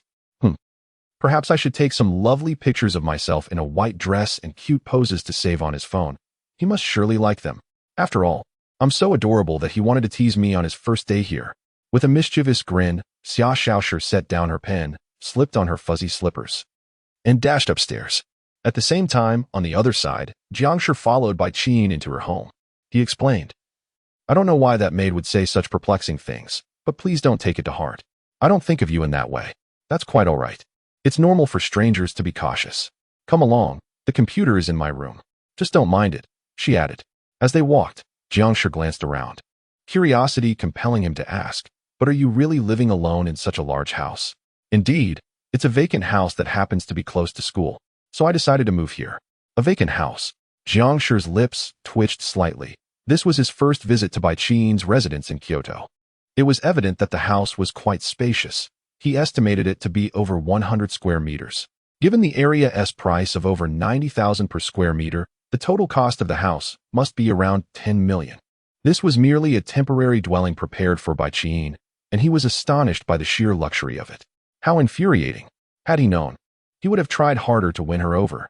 Just then, Bai Qin glanced back at him, her smile gentle. But it's all right. I live here alone, and no one else will be coming, so you needn't worry. Huh? Jiang Shi paused, diverting his gaze from her enigmatic smile, feeling a bit awkward as he scratched his head. What on earth? This sounds almost like an invitation to commit a crime. Chapter 12. You can't escape tonight. If the computer won't start, it seems that the issue might be due to the RAM not being properly seated. After installing it securely, Jiang Shi straightened his back, instinctively wiped his forehead, and pressed the power button. The screen began to load the startup animation. It appeared that there was no significant issue. He recalled that Bai Qin's computer had been assembled with his assistance, with all the components purchased together. Bai Qin came from a wealthy family, so budget constraints were never a consideration. They had simply opted for the top-tier components available at the time. Although many components have since been updated to higher specifications, Bai Qin rarely played games. She mainly used the computer for drawing and browsing materials. This computer could still serve her well for several more years. However, for such a simple problem, how could she not manage it herself? Jiang Shi remembered that Bai Qin was not the type to immediately rely on others when faced with difficulties. While waiting for the computer to boot up, he turned to glance out the door, seemingly lost in thought, a smirk unconsciously forming on his lips. Could it be that her intention was to use the computer as an excuse to invite him over? Moreover, she had just emphasized that no one else would be home. Was she subtly hinting at something? The gentle, pure, and beautiful childhood friend inviting him over was a scenario that seemed almost too fantastical to dream of. Could it truly be unfolding before him today? With this thought, Jiang Shi felt a surge of excitement, unable to suppress the mischievous grin on his face. Suddenly, the door swung open, and Bai Qin entered, carrying a glass of water. Offering it to him with a smile, "You've worked hard. Have some water." "Ah, okay." Jiang Shi scratched his head, instinctively accepting the cup, then turned to the computer on the desk, saying, "I've fixed the computer. It was just a minor issue. You can use it now." "Thank you," Bai Qin replied with a smile in her eyes. Jiang Shi promptly drained the glass and set it down on the table. "Since the computer is fixed, I'll be heading back now." To be honest, he was not one to take advantage of others. In his mind, Bai Qin had always been a reserved and gentle girl. The idea of her offering something freely seemed unlikely. His earlier thoughts were perhaps mere fantasies based on the current circumstances. It could very well be just a coincidence. Staying here and waiting for the situation he had imagined to materialize could lead to awkwardness if he annoyed her. Besides, with Xia Shaoshi at home, lingering any longer could result in a scolding. "Wait a moment." Bai Qin pulled out a comic from the shelf and handed it to Jiang Shi. "This is for you." The cover depicted a flowing-haired girl with a youthful boy against a picturesque landscape, the soft imagery beautifully crafted, with the title rendered in artistic fonts at the top. Below the title was the pen name of the artist, 7 Color Sound Strings XXX, which was indeed Bai Qin's published comic. "Oh right. I had forgotten that I had previously asked you for a signed copy." Jiang Shi accepted the comic with a slight smile. "Thank you." Bai Qin specialized in school romance comics, which could be succinctly summarized as the innocent love between a boy and a girl. The characters were perfect, emotions nuanced, and the art style exquisite, leading to its immense popularity. Truly a work of art. Jiang Shi had started following her comic from the very first episode, captivated by both the storyline and the artistry, and had been a loyal fan for years, witnessing its gradual rise to fame. Moreover, an author of Bai Qin's caliber had been approached by publishers a year ago, but her updates had been too slow for a publication. Only recently had she accumulated enough content for a physical release. As one of her earliest fans, he had inquired about a signed copy before arriving in Kyoto. Now that he held it, he felt a wave of happiness. It's nothing, but what? Jiang Shi asked, puzzled. Bai Qin bit her lip slightly, a faint blush appearing on her cheeks. It's quite late now, and it's snowing outside. It might get heavier. My house has plenty of room. Jiang Shi was taken aback. Huh? He looked at her serious expression in shock. Was she really inviting him to stay the night? After contemplating for a long moment, he sighed. Never mind. I promised the maid that I would return. In truth, it was difficult to refuse the invitation of a beautiful girl from a wealthy family. However, considering that if he didn't return home, Xia Xiaoshi might very well be furious with him. Furthermore, the maid seemed to have ulterior motives, insisting on implying things that could easily be misunderstood. He couldn't help but wonder how the maid described his relationship with Bai Qin to Xia Xiaoshi. If she suggested that he and Bai Qin were spending the night together, that would be quite scandalous. Nevertheless, he needed to rely on Xia Xiaoshi's household for his living situation, and until he could stand on his own, he had to compromise. With a sigh, he said, "Thank you for the comic. I will cherish it." All right. Bai Qin's gentle expression visibly shifted to one of disappointment as her gaze fixated on Jiang Shi as he began to leave. But as a girl, you should still be cautious here. Even though it's an upscale neighborhood, there could still be unsavory characters. It's wise to take safety precautions at home. Otherwise, you might attract the wrong kind of attention. After offering her advice, Jiang Shi prepared to push the door open and leave, when suddenly a wave of dizziness washed over him. He staggered and instinctively grasped the doorframe. Ugh, what is happening? My head, so dizzy. Qin. Before he could call for help, the dizziness intensified, and soon, his consciousness faded away. The next moment, Jiang Shi released the doorknob and collapsed against the white wall, falling to the floor. Why must I resort to such measures to keep you with me, my dear? Bai Qin pouted slightly, then let out a long sigh, the tenderness on her face replaced by disappointment. But it's all right, my dear. Tonight, you can't escape. Chapter 13. Tasting in the room adorned with soft pink hues, a young girl playfully posed on her bed, donning a variety of exquisite garments, capturing her reflections on her phone with fervor. At last, Xia Xiaoshi exhaled deeply, kneeling upon the plush comforter as she scrolled through the numerous alluring photographs she had just taken, a satisfied smile gracing her lips. Surely, her brother would appreciate these. Among the dozens of images, she showcased several different outfits, each embodying a distinct allure. Unlike the sultry characters depicted in anime, who donned such outfits as models for their own artistic creations, Xia Xiaoshi had never once worn these garments herself. Rather, they served solely as inspiration for her art, meticulously draped over plastic mannequins to study their intricate details. The thought of adorning herself in these clothes, merely to be sketched into a comic for public admiration, filled her with discomfort, a sensation akin to a cybernetic invasion of her being. For whether on reputable or dubious websites, the presence of lecherous individuals was omnipresent. Indeed, the former seemed to harbor even more of such unwelcome attention. On less reputable sites, where salacious content was abundant, such individuals often found themselves unenthused. Contrarily, in respectable realms, the slightest hint of suggestiveness could incite their excitement. Some even dared to disclose personal information in the comments, spurring bizarre actions behind the screens, an alarming thought. However, if it were Jiang Shi viewing her photographs, that would be an entirely different matter. She pondered with a hint of mischief, curious about her brother's reaction upon seeing her images. Would he be so overwhelmed with excitement that he would wish to embrace her tightly? The mere thought filled her with anticipation. Yet where was he? Xia Xiaoshi's gaze drifted to the darkened window, her lips forming a slight pout, a rebellious expression evident upon her face. What could he possibly be doing? Hurry back, brother. Why had he yet to recognize her affections? Must she resort to such means to capture his attention? Why couldn't he be more proactive? She longed for his embrace. In another corner of the room, Bai Qin leaned against the edge of the bed, her delicate fingers brushing against the youthful visage of the boy who had succumbed to slumber.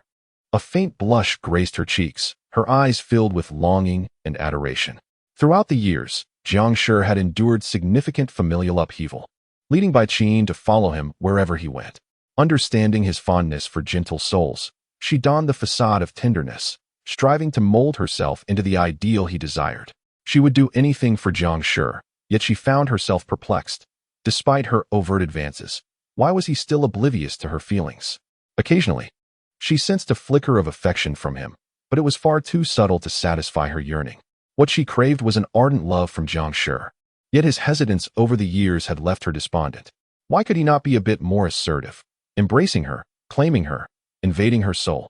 Her disappointment deepened, especially after Jiang Shi had taken several days off without even a word to her. It had crossed a line. She could bear it no longer. Her heart held a profound love for him, yet his obliviousness caused her pain. She desired to possess him completely, to unleash her desires upon him. With a sigh, she slipped off her shoes, her legs adorned with white stockings resting upon the bed. Kneeling there, she breathed softly, her exquisite eyes locked onto Jiang Shi with fervent devotion. My dear, why can't you love me openly? Or do you merely prefer this gentle version of me? Over the years, she had never revealed her true self to Jiang Shi, maintaining an innocent and gentle demeanor. She believed his affection stemmed from her softness. Thus she concealed her authentic nature from him, terrified that revealing her passionate side would drive him away or incite disdain, ultimately leading to his departure. The mere thought was unbearable. Thus, she had donned this mask for years, though it wore her down. Yet, the dream of eventually enjoying all of Jiang Shi's affection made every effort worthwhile. But if he were to discover her true self one day, she would have to confine him until he could not live without her, until he loved her deeply. Forgive me, my beloved. I adore you so. If you cannot take the initiative, I shall have to. In that moment, the girl was nearly ecstatic.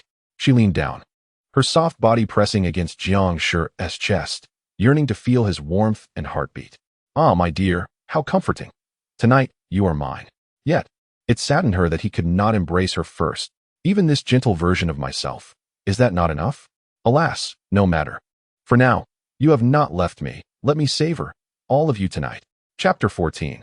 The Gentle by Chien. Is there a problem? Miss. The locator has been installed, and all the passwords in the phone have been reset.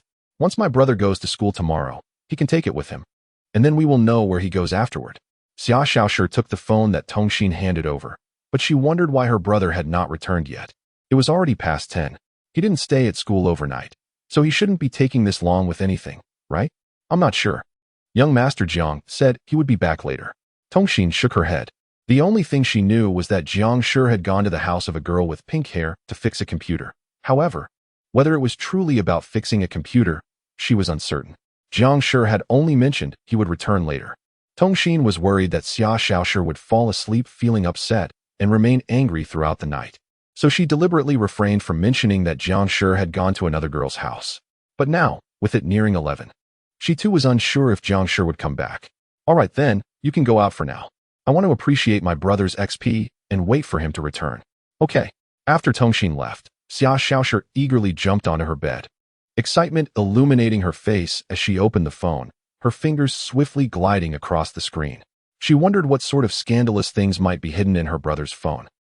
However, after glancing through the apps, galleries, and various messaging platforms, Xia Xiaoshi's expression gradually morphed into one of disappointment. Due to the reset of all passwords, all encrypted apps were accessible. Among the contacts on the two popular social platforms, there was hardly anyone messaging Jiang Shi, mostly just group messages or notifications from followed public accounts. Moreover, perhaps due to Jiang Shi's adeptness at concealment, there was not a single Risku app on the home screen. The gallery was filled with a hodgepodge of two-dimensional anime pictures, mostly featuring legs and abdomens in suggestive poses. Yet, it seemed to contain various types of images, not limited to a specific genre. This left her utterly bewildered as to what type of girl Jiang Shi favored. Why can't my brother, like those online characters who declare their affection for certain roles, merely showcase photos of one specific character or type? Xia Xiaoshi pouted, My fickle brother. Gradually losing interest in the phone, she scrolled idly through the home screen until her gaze fell upon the browser at the very bottom of the last page. But, after just a glance, she tossed the phone aside with a sigh. She was well aware that those who frequently visited dubious websites typically activated incognito mode, meaning no browsing history would remain. Without needing to look closely, she knew Jiang Shi had enabled incognito browsing. Never mind. I should first save the photos I just took, she thought, promptly creating a new pinned folder in her album. She then saved the recently taken photos into Jiang Shi's album via messaging, thinking, now, whenever my brother opens his album, he will immediately see my pictures. Tossing the phone aside again, Xia Xiaoshi suddenly buried her head into the bedding like a limp fish, her bottom raised high, murmuring, "But when exactly will my brother return?" Suddenly, a notification sound from her phone caught her attention. She slightly turned her head, picked up the phone, and saw a message from a contact named Senior Gu Linghua, Jr. "I heard you arrived in Kyoto. It seems you remember what I told you before about aiming for a university in Kyoto. You actually got in. In that case, let's meet in a couple of days. I'll choose the place." My brother's senior? Xia Xiaoshi squinted slightly, a hint of disdain appearing on her delicate face as she read the messages. What a self-absorbed senior. My brother didn't come to Kyoto because of you. It was for himself. With a disgruntled expression, Xia Xiaoshi began to scroll through the chat history. Meanwhile, in another room, Jiang Shi was propped up, rubbing his forehead as he gradually sat up, instinctively scanning the tidy room, which was devoid of anyone. What have I done? He felt a bit dizzy, only remembering that he had come to help Bai Qin with her computer. How had he suddenly ended up in bed? What was going on? Had he fainted? Just then, the door swung open, and Bai Qin walked in, carrying a cup of hot water. Noticing Jiang Shi was awake, she smiled gently as she approached him. "You're awake. You suddenly fainted earlier. Is that so?" Jiang Shi's complexion grew somewhat pale. It was strange. This had already happened several times, and he felt it was time to visit a doctor. Otherwise, he might just collapse on the street one day. "Drink some warm water first," Bai Qin said, extending the cup toward him. "Thank you," Jiang Shi replied as he accepted the cup. To be honest, he recalled that this had happened quite a few times before, fainting inexplicably and waking up a couple of hours later. What puzzled him was that Bai Qin was usually by his side whenever he regained consciousness. He had often suspected that she might have done something, perhaps drugged him, but Bai Qin always took such good care of him. She had no reason to drug him, right? She certainly wouldn't intentionally do something like that. She was nothing like Xia Xiaoshi, who had some possessive tendencies. Strange. No, wait. It was always when he was with Bai Qin that he fainted. This seemed to suggest that there was something amiss with her. But what motive could she have to do something like this? Forget it. Next time I'm with Bai Qin, I should be more observant, he thought. Perhaps it was indeed time to visit a doctor. With this thought, Jiang Shi sighed. "Thank you for always taking care of me." "It's no trouble," Bai Qin replied, sitting at the edge of the bed, her gentle gaze fixed on him.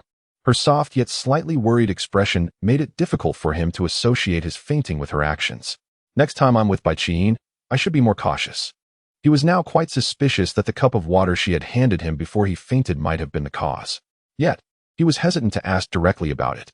All he could do was be more vigilant next time. Chapter 15. Why do you smell like other girls?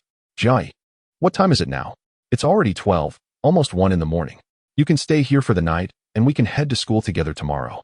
Bai Jai said with concern. It's already this late? Jiang Shi sighed, slipping on the slippers by the bed. Thank you for your kindness. But I really must head home. Really? But it's very late, and it's quite cold outside. Staying here is perfectly fine, Bai Jai replied, a hint of surprise in her voice. It's all right, my home isn't far from here. Truth be told, under normal circumstances, he would have stayed, especially since it was nearing dawn, and he had little desire to brave the cold on his way back. However, with Xia Xiaoshi at home, he could easily imagine the barrage of messages that would greet him the moment he opened his phone. Considering Xia Xiaoshi's possessive nature, he had to tread carefully. If he returned after school tomorrow, he would undoubtedly be labeled by Xia Xiaoshi as someone who spent the night at another girl's place.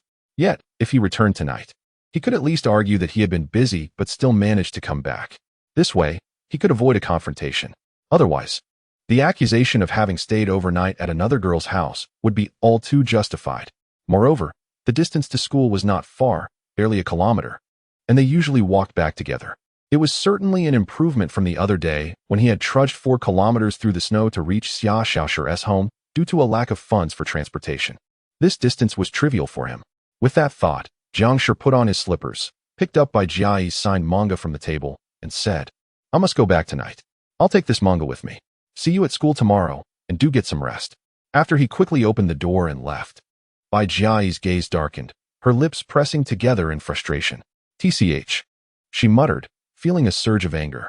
Since it was quite late, she had administered a drug in the water that would induce a temporary state of unconsciousness. She had anticipated that Jiang Shi, upon awakening at this hour, would choose to stay due to the late hour, allowing her to create a scenario that would reveal her alluring qualities, to spark his interest in her further, or perhaps even to take a decisive step. What she did not foresee was Jiang Shi's unwavering resolve to return home. Even her persuasion was futile, as though some unseen force compelled him. Damn it, is I not enough company for him? Who could it be? Bai Jai pondered, her pale hands tightly gripping the white bedclothes as she sat on the edge of the bed, lost in thought. In another room, Xia Xiaoshi was leaning against the headboard, furiously tapping away at her phone, her pretty face marred by a hint of disgust. Me? Who is it that came to Kyoto for you? How conceited can you be? Gu Lingwe, what do you mean by that? Me? I mean you are excessively self-absorbed. Can't you understand? Me? What senior? Jiang Shi wouldn't he come to Kyoto for someone like you? Gu Lingwe. Oh, are you his sister? Me, no. I am his fiancée. Gu Lingwe. Impressive, Jiang Shi. After not seeing each other for so long, you have a girlfriend? Let him message me. Me, get lost. I won't let you. You vixen, talk to him. Goodbye. After sending that last message, Xia Xiaoshi swiftly deleted the contact from her phone and tossed it aside. Ugh, where do such self-absorbed people come from? My brother has such poor taste, she grumbled to herself. Having reviewed the previous conversations between Jiang Shi and this narcissistic senior, she felt a surge of indignation. She discovered that Gu Lingwe was a senior from Jiang Shi's high school, originally from Kyoto, who had returned to attend university after the college entrance examination. Since then, they had lost contact. From the chat history, it was evident that Gu Lingwe had a haughty demeanor, and Jiang Shi seemed to harbor feelings for her, often responding with an air of deference. No matter how irritating her remarks were, Jiang Shi remained patient and engaged, never giving short or dismissive replies. Although Gu Lingwe was undeniably attractive, adept at assisting Jiang Shi with problems, and came from a well-off family, Xia Xiaoshi felt a pang of jealousy. She had never received such treatment herself. How infuriating! Though she recognized that deleting a contact from Jiang Shi's phone was inappropriate, she felt justified in eliminating this distraction, especially given the nature of their last conversation from a year and a half ago. Jiang Shi, are you really going back to Kyoto for university?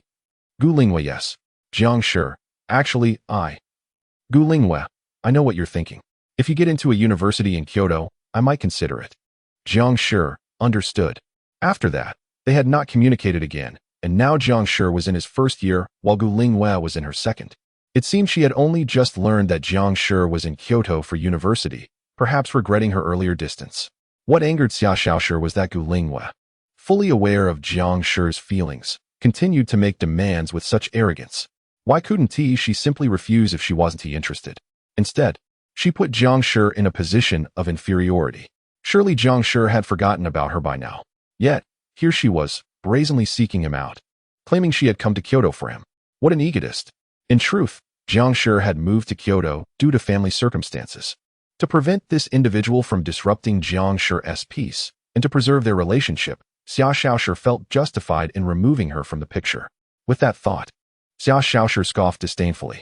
Suddenly, the sound of a door opening from downstairs caught her attention. Her brother had finally returned. Without hesitation, Xia Xiaoshi slipped on her slippers, pushed open the door, and dashed downstairs. Upon reaching the ground floor, she found Jiang Shi drying his hair with a white towel, engaged in conversation with the maid, Tongxin. Seeing him, Xia Xiaoshi rushed forward and embraced Jiang Shi. Why are you back so late? I missed you. What are you doing? Jiang Shi replied, a hint of exasperation in his voice.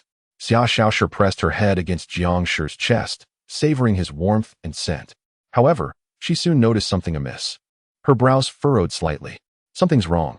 Why does my brother smell like other girls? Chapter 16.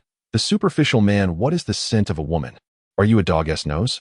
Surely it cannot be that having just slept on by Qin's bed, you now carry her fragrance? Although it seems I did indeed occupy the room where Bai Qin often rests, it should not be possible to acquire her scent after merely 2 hours on her bed. Should it? Xia Xiaoshi sniffed him like a hound, eventually resting her head against his chest, her deep blue pupils fixed upon him. Brother, you smell strongly of a delightful girl. Moreover, you have been in close contact with her for at least 2 hours, and it was rather intimate. Could it be that you have already, with that girl at home? Jiang Shi's lips twitched slightly. How could I be unaware of any intimate encounter with a beautiful girl? To be honest, I suspect it was Bai Qin's drug that caused me to faint. Yet I cannot fathom why she would take advantage of my unconsciousness to engage in such acts as Xia Xiaoshi suggested. Surely, that is nonsensical? What if every time I fainted, Bai Qin plotted something untoward, and to assume that each time I collapsed, it was her doing, merely to share a fleeting closeness? That would be quite mad. Bai Qiyin is such a gentle girl. Could she truly be capable of such behavior? After reflecting upon every memory shared with Bai Qiyin, I cannot conclude that she possesses such a twisted nature. There seems to be an air of deceit in her tone. Xia Xiaoshi puffed her cheeks, regarding him with disdain. It is common for adolescent girls to emit a natural fragrance, typically stemming from physiological factors, yet such scents can only be detected at close proximity. Moreover, to carry the scent of another girl is even more challenging. However, prolonged intimate contact could indeed lead to the transfer of certain aromas. Jiang Shi bore a unique fragrance reminiscent of a young girl. Having grown accustomed to his scent, Xia Xiaoshi now detected a difference upon drawing near to him. It was the aroma of a vixen. Wait, do not misunderstand me. Jiang Shi raised his hand to sniff his sleeve. Aside from the dampness of melted snow, he sensed no trace of a girl's fragrance whatsoever. You lie? Xia Xiaoshi's gaze dimmed, her expression akin to one bent on vengeance against Jiang Shi. Recognizing her ire, Jiang Shi felt a twinge of helplessness. Yes, he had returned home with the beautiful Bai Qiyin and had indeed spent several hours in her bed. Though it was under duress, could he voice that? Certainly not. Moreover, it appeared Xia Xiaoshi remained unaware of his visit to Bai Qiyin's home. That was somewhat fortunate. However, since he would be residing in Xia Xiaoshi's home for an indeterminate duration, it was prudent to yield to her temperament for the time being. With this thought, Jiang Shi sighed deeply, raising his hands in surrender. First, let me clarify, I am not lying. I truly do not know anything about a girl's fragrance. I merely stepped out to repair a computer, and it is now past 1 in the morning. If you cease your fussing, I shall grant you one request. From the moment he stepped into the house, Xia Xiaoshi had declared that he must comply with all her wishes. I did not agree to that. I merely stated I would do my utmost. You may propose something a bit unreasonable. I shall not object. After a moment's hesitation, Xia Xiaoshi pouted slightly. Fine. Though I feel as if I have fallen into your trap. Jiang Shi chuckled inwardly. How easily she could be deceived. Go take a shower and wash away that vixen's scent. Xia Xiaoshi placed her hands on her hips. Since you have promised to comply with any request, you must come to my room after you are done. Jiang Shi simply smiled, choosing not to say more, as he walked past her towards the stairs. Cocooned in her bed, Xia Xiaoshi clutched her phone adorned with cute, two-dimensional characters, her gaze darkening as it fell upon the screen. Mom, I have already discussed the matter of marriage with Xiao Jiang. He is considering it. Until he agrees, you must not disturb him excessively, understood? Why should I? He clearly has feelings for me. Mom, I cannot speak to that. However, Xiao Jiang has mentioned that you can be a bit too forward and bothersome. Mom, at least until Xiao Jiang gives me a clear answer, do not overstep, all right? Bad mom. Once Xiao Jiang agrees, you can pursue him however you wish, as his mother is a good friend of mine. I do not wish to force him. Bad mom. But do not take too long. After all, men are often drawn to two things, wealth and beauty. You possess neither? Once he consents, you may proceed as you wish, understood? TCH, always viewing my brother through such a shallow lens. Xia Xiaoshi tossed her phone aside, resting her head in contemplation. To be honest, she dismissed her mother's words entirely. It was infuriating that her brother had not immediately acquiesced when her mother made her request. Even though I am so adorable, Jiang Shi did not agree. How vexing. What could I do to persuade him? Yes. Brother mentioned he would grant me a request. Anything at all. How about I have him agree with mother? I am quite clever. With this thought, a smile graced Xia Xiaoshi's face as she sat up in bed, her gaze drifting to the door. Yet, how long has it been? He merely needed to wash away the vixen's scent, yet it has taken him so long? Speaking of vixens, Xia Xiaoshi clenched her small fist, her teeth gritted. She wondered which vixen was attempting to seduce her brother. If I find out, you shall not escape my wrath. But why has he not emerged yet? It has been nearly an hour. Xia Xiaoshi could hardly contain her impatience as she descended the stairs to the bathroom door. However, upon finding the door ajar, she noticed the light was off, indicating that no one remained inside. Could it be that he has retreated to his room for slumber? How infuriating. He promised to come to my room. Fuming, Xia Xiaoshi retrieved a stun baton from her room and dashed toward Jiang Shi's quarters. Chapter 17. Praise me. Am I not doing well? In the room, after drying his hair, Jiang Shi climbed onto the bed, stretched lazily, and prepared to sleep. He glanced around the bed, the nightstand, and the desk, but could not find his phone. How strange. Where has my phone gone? Could that fellow have taken it? Suddenly, The door was kicked open, and Xia Xiaoshi stormed in, visibly upset. She leaped onto his bed, an electric baton in hand, pointing it at Jiang Shi. Brother, what does this mean? Didn't you promise to fulfill my request? I asked you to come to my room after your shower, yet you chose to sleep here instead. Indeed, I did promise you, Jiang Shi replied. You asked me to take a shower, and I did just that. Isn't that fulfilling your request? I simply returned to sleep afterwards. Xia Xiaoshi was at a loss for words. So, you think you can deceive me, huh? Unable to contain herself, she pressed the button on the baton, and menacing arcs of electricity began to flicker ominously. Wait. I was just joking, Jiang Shi hastily explained. Why don't we discuss this tomorrow? It's quite late already. Let us just sleep for now. Do you really think I'm that easily fooled? Xia Xiaoshi crouched down in front of Jiang Shi, releasing the button and swiftly pressing the baton against his waist. Don't move. Come on. It's late at night. Haha. Let us not do this, Jiang Shi said nervously. Just tell me what you want, and I'll see if I can satisfy you tonight. Jiang Shi hesitated to move, recalling how he had fainted once already that evening and wishing to avoid a second occurrence. Besides, being electrocuted and rendered unconscious would surely be far more painful than simply fainting for no reason. Xia Xiaoshi's pretty face wore a hint of displeasure. After a moment of contemplation, she withdrew the baton. You better not try to take it back. Otherwise, I'll tell the maid that you're bullying me. All right. But I'm really tired, and I have classes tomorrow. Just state your request quickly, Jiang Shi said, a hint of impatience creeping into his voice. First, I have a question. Why didn't you agree to Mom's request? Your mother's request? You mean the one she mentioned yesterday morning about entering the family? Jiang Shi inquired, puzzled. Yes, about that. To be honest, he had indeed contemplated the matter of entering the family.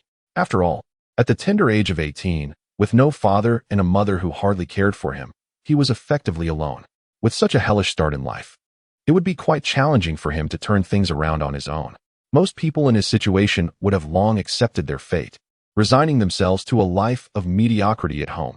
Yet, he still wished to struggle a bit, even without parents. He was aware of his youth and the opportunities that lay ahead. Who knew what might happen if he truly entered the family? He certainly wasn't a reincarnated dragon king. Given Xia Xiaoshi's character, he would undoubtedly have no freedom at all, and he felt a twinge of resistance toward that idea. It wasn't that he was completely against it. He merely thought it was still too early, especially considering he hadn't even reached the legal age for marriage. I can tell you're avoiding the question, brother.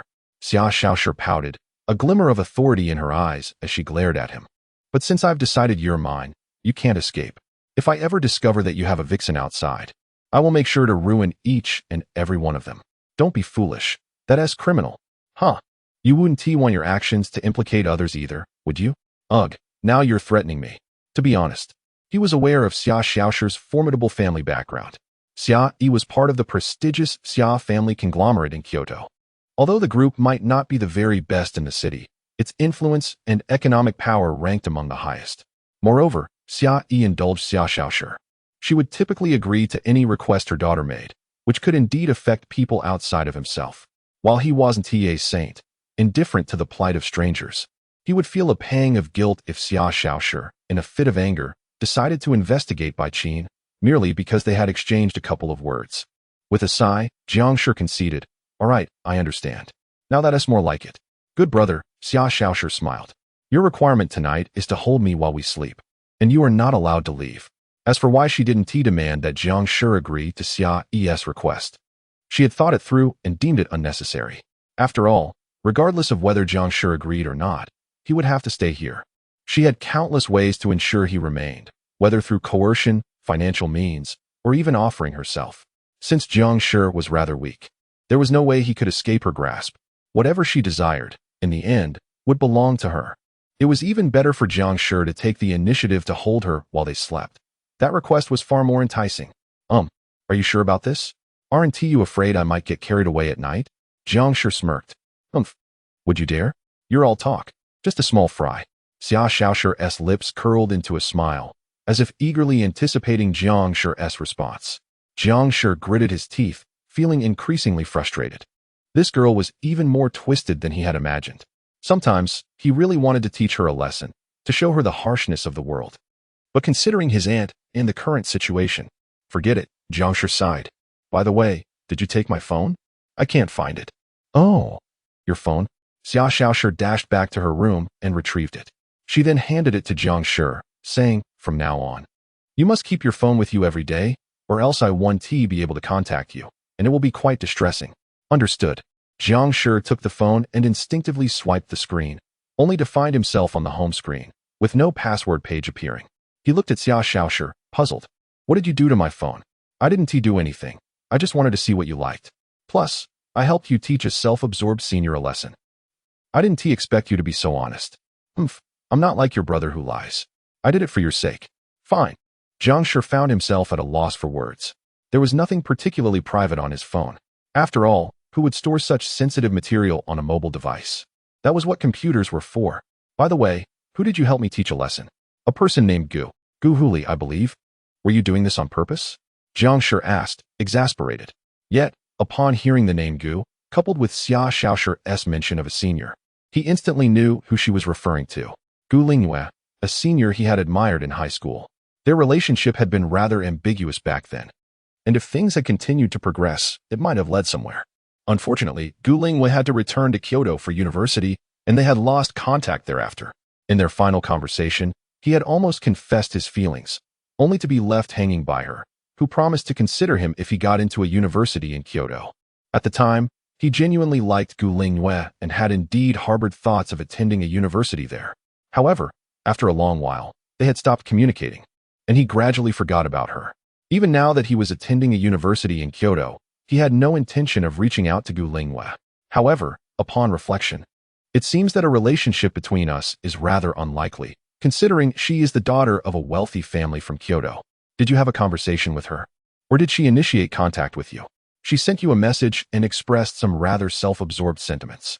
Unable to tolerate her arrogance, I retorted a few times and subsequently blocked her. Fortunately, I managed to prevent my brother from witnessing her conceited remarks. Otherwise, he would have been at a loss for how to respond. Thankfully, I took decisive action to remove her from my contacts, sparing my brother from dealing with such troublesome individuals. Do commend me for my quick thinking. Upon hearing this, Jiang Shi raised an eyebrow in surprise, asking, What? What did she say? You deleted it without even showing me? Chapter 18. Allow me to explain. Why can't you delete it? Do you still have feelings for that vixen? Xia Xiaoshi's tone grew increasingly frosty. Jiang Shi remained silent for a moment. To be honest, he had long since come to terms with whether he still harbored feelings for Gu Lingyue. Gu Lingyue possessed an abundance of admirable qualities. Her personal attributes and family background made her the focus of many admirers. Prior to university, she had already attracted a plethora of suitors, and it was no surprise that the number only increased after entering college. Yet, behind her glamorous exterior lay a world of turmoil. Gu Lingyue was 1,000 times more capable than the average person, but the pressures she faced were beyond what most could fathom. Over time, he recognized this truth. Perhaps it was for this reason that Gu Lingyue chose him from the crowd. He mistakenly believed he was the one selected by her, and as their acquaintance deepened through to graduation, he found himself falling for her. However, Gu Lingyue's proud and aloof nature meant she rarely revealed her emotions, leaving him in the dark about any feelings she might have had for him. When Gu Lingyue was about to leave, he couldn't hold back and prepared to confess his feelings. Yet, she silenced him, not with rejection, but with the condition that he first gain admission to a university in Kyoto, and then she would consider his feelings. Now, a year and a half had passed without a single message from her, leading him to question himself. Did Gu Lingyue truly have feelings for him? Or had he merely been a tool for her emotional release? He found it hard to understand, but eventually came to accept it. Even after arriving in Kyoto for university, he had no intention of seeking her out. What he did not expect was that Gu Lingyue would indeed reach out to him this time. However, he felt no urge to contact her, as he had not come to Kyoto for her. Moreover, his friend had already deleted her from his social media, likely voicing many harsh sentiments in his name. Gu Lingyue was undoubtedly furious. Yet, he felt little inclination to explain himself. Although he was somewhat vexed by Xia Xiaoshi's abrupt decision to sever ties, he decided to let it go. After all, given Xia Xiaoshi's temperament, she would remain oblivious to her own faults, and any argument would likely last the entire night. Moreover, he had no desire to engage in a dispute with her at that late hour. Thus, he resolved to let it be. With that thought, Jiang Shi exhaled, turned onto his side, and nestled into his blankets, preparing to sleep. All right, next time, please do not tamper with my phone without my permission. I am utterly exhausted. Hey, are you blaming me? If not you, then who? Though he thought this, Jiang Shi wished to avoid further trouble. No, it's fine. You've already deleted my friend, and I have no intention of adding her back, so don't overthink it. Really? Xia Xiaoshi rested her finger on her chin, tilting her head in a thoughtful manner. But I sense that Senior Gu has some interest in you. Indeed, while it was merely a chat history, she could discern that Gu Lingyue harbored some feelings for Jiang Shi. However, her prideful nature often left her waiting for him to take the initiative. What a foolish woman. She has missed out on such a wonderful person. With this thought, Xia Xiaoshi displayed a look of disdain. You're overthinking. You used my phone to send her numerous unpleasant messages. She probably despises me now, even if there was a hint of interest. It's surely gone now due to your meddling. Jiang Shi expressed a hint of exasperation. All right, let us just sleep. Fine, but even without Gu Lingyue, you cannot seek out other bad women. And that woman you were with tonight, if Xia Xiaoshi discovers her, you will be in deep trouble. There are no women. Please, don't underestimate my intelligence. Everything I did was for you. Understood. With that, Xia Xiaoshi tossed aside the covers and dove into the bed, emerging right in front of Jiang Shi, pressing her body closely against his. A mischievous smile dancing on her lips. Hee. Tonight, you may freely enjoy Xiaoshi. Please, indulge yourself.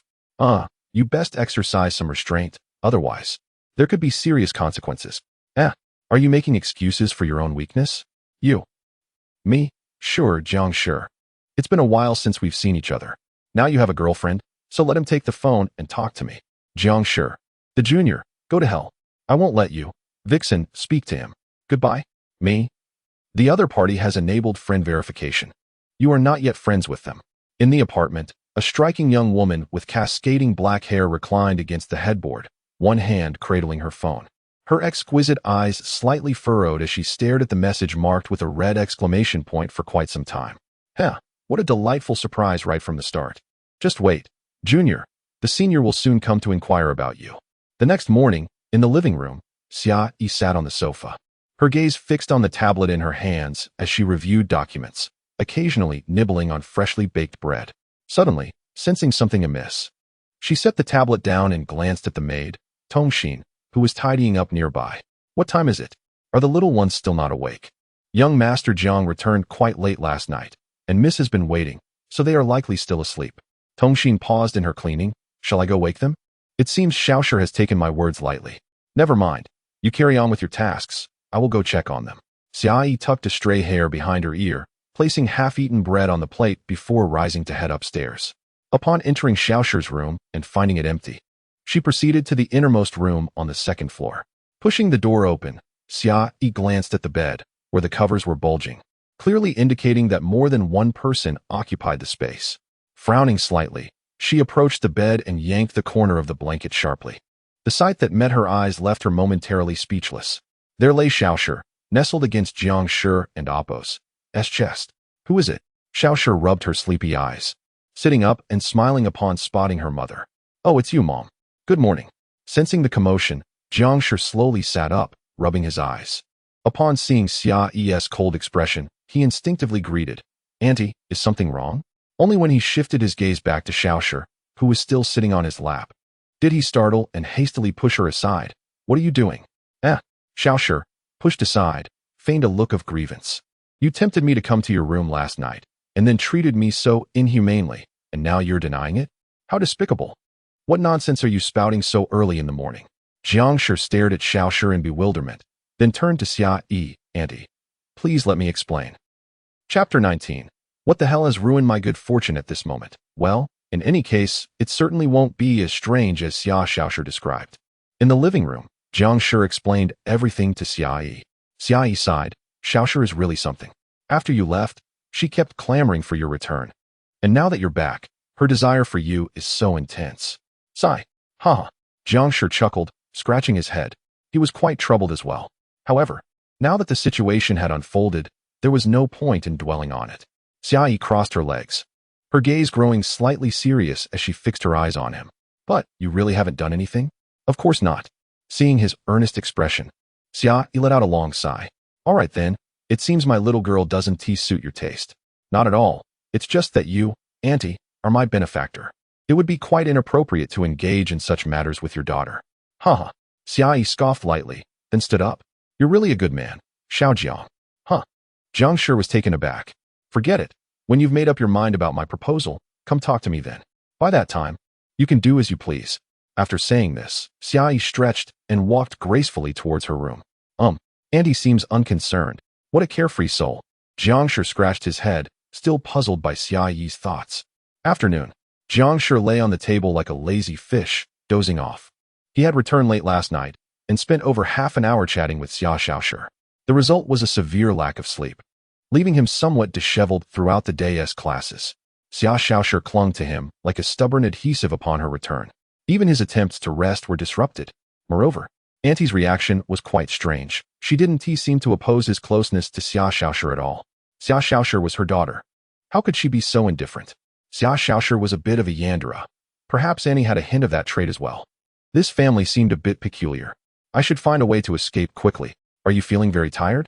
A gentle and melodious voice interrupted his thoughts. Bai Qin walked over, her eyes sparkling with a smile. Ah, a little. Jiang Shi instinctively straightened up. He was indeed feeling somewhat drowsy, but his mind was preoccupied with thoughts of earning money to escape. He knew he couldn't endure being tormented by Xia Xiaoshi for long. However, to save money, he first needed to earn some. How could he generate income? His mother had made a considerable amount from her involvement in the adult entertainment industry years ago, only to lose it all later and abandon her son heartlessly. How despicable.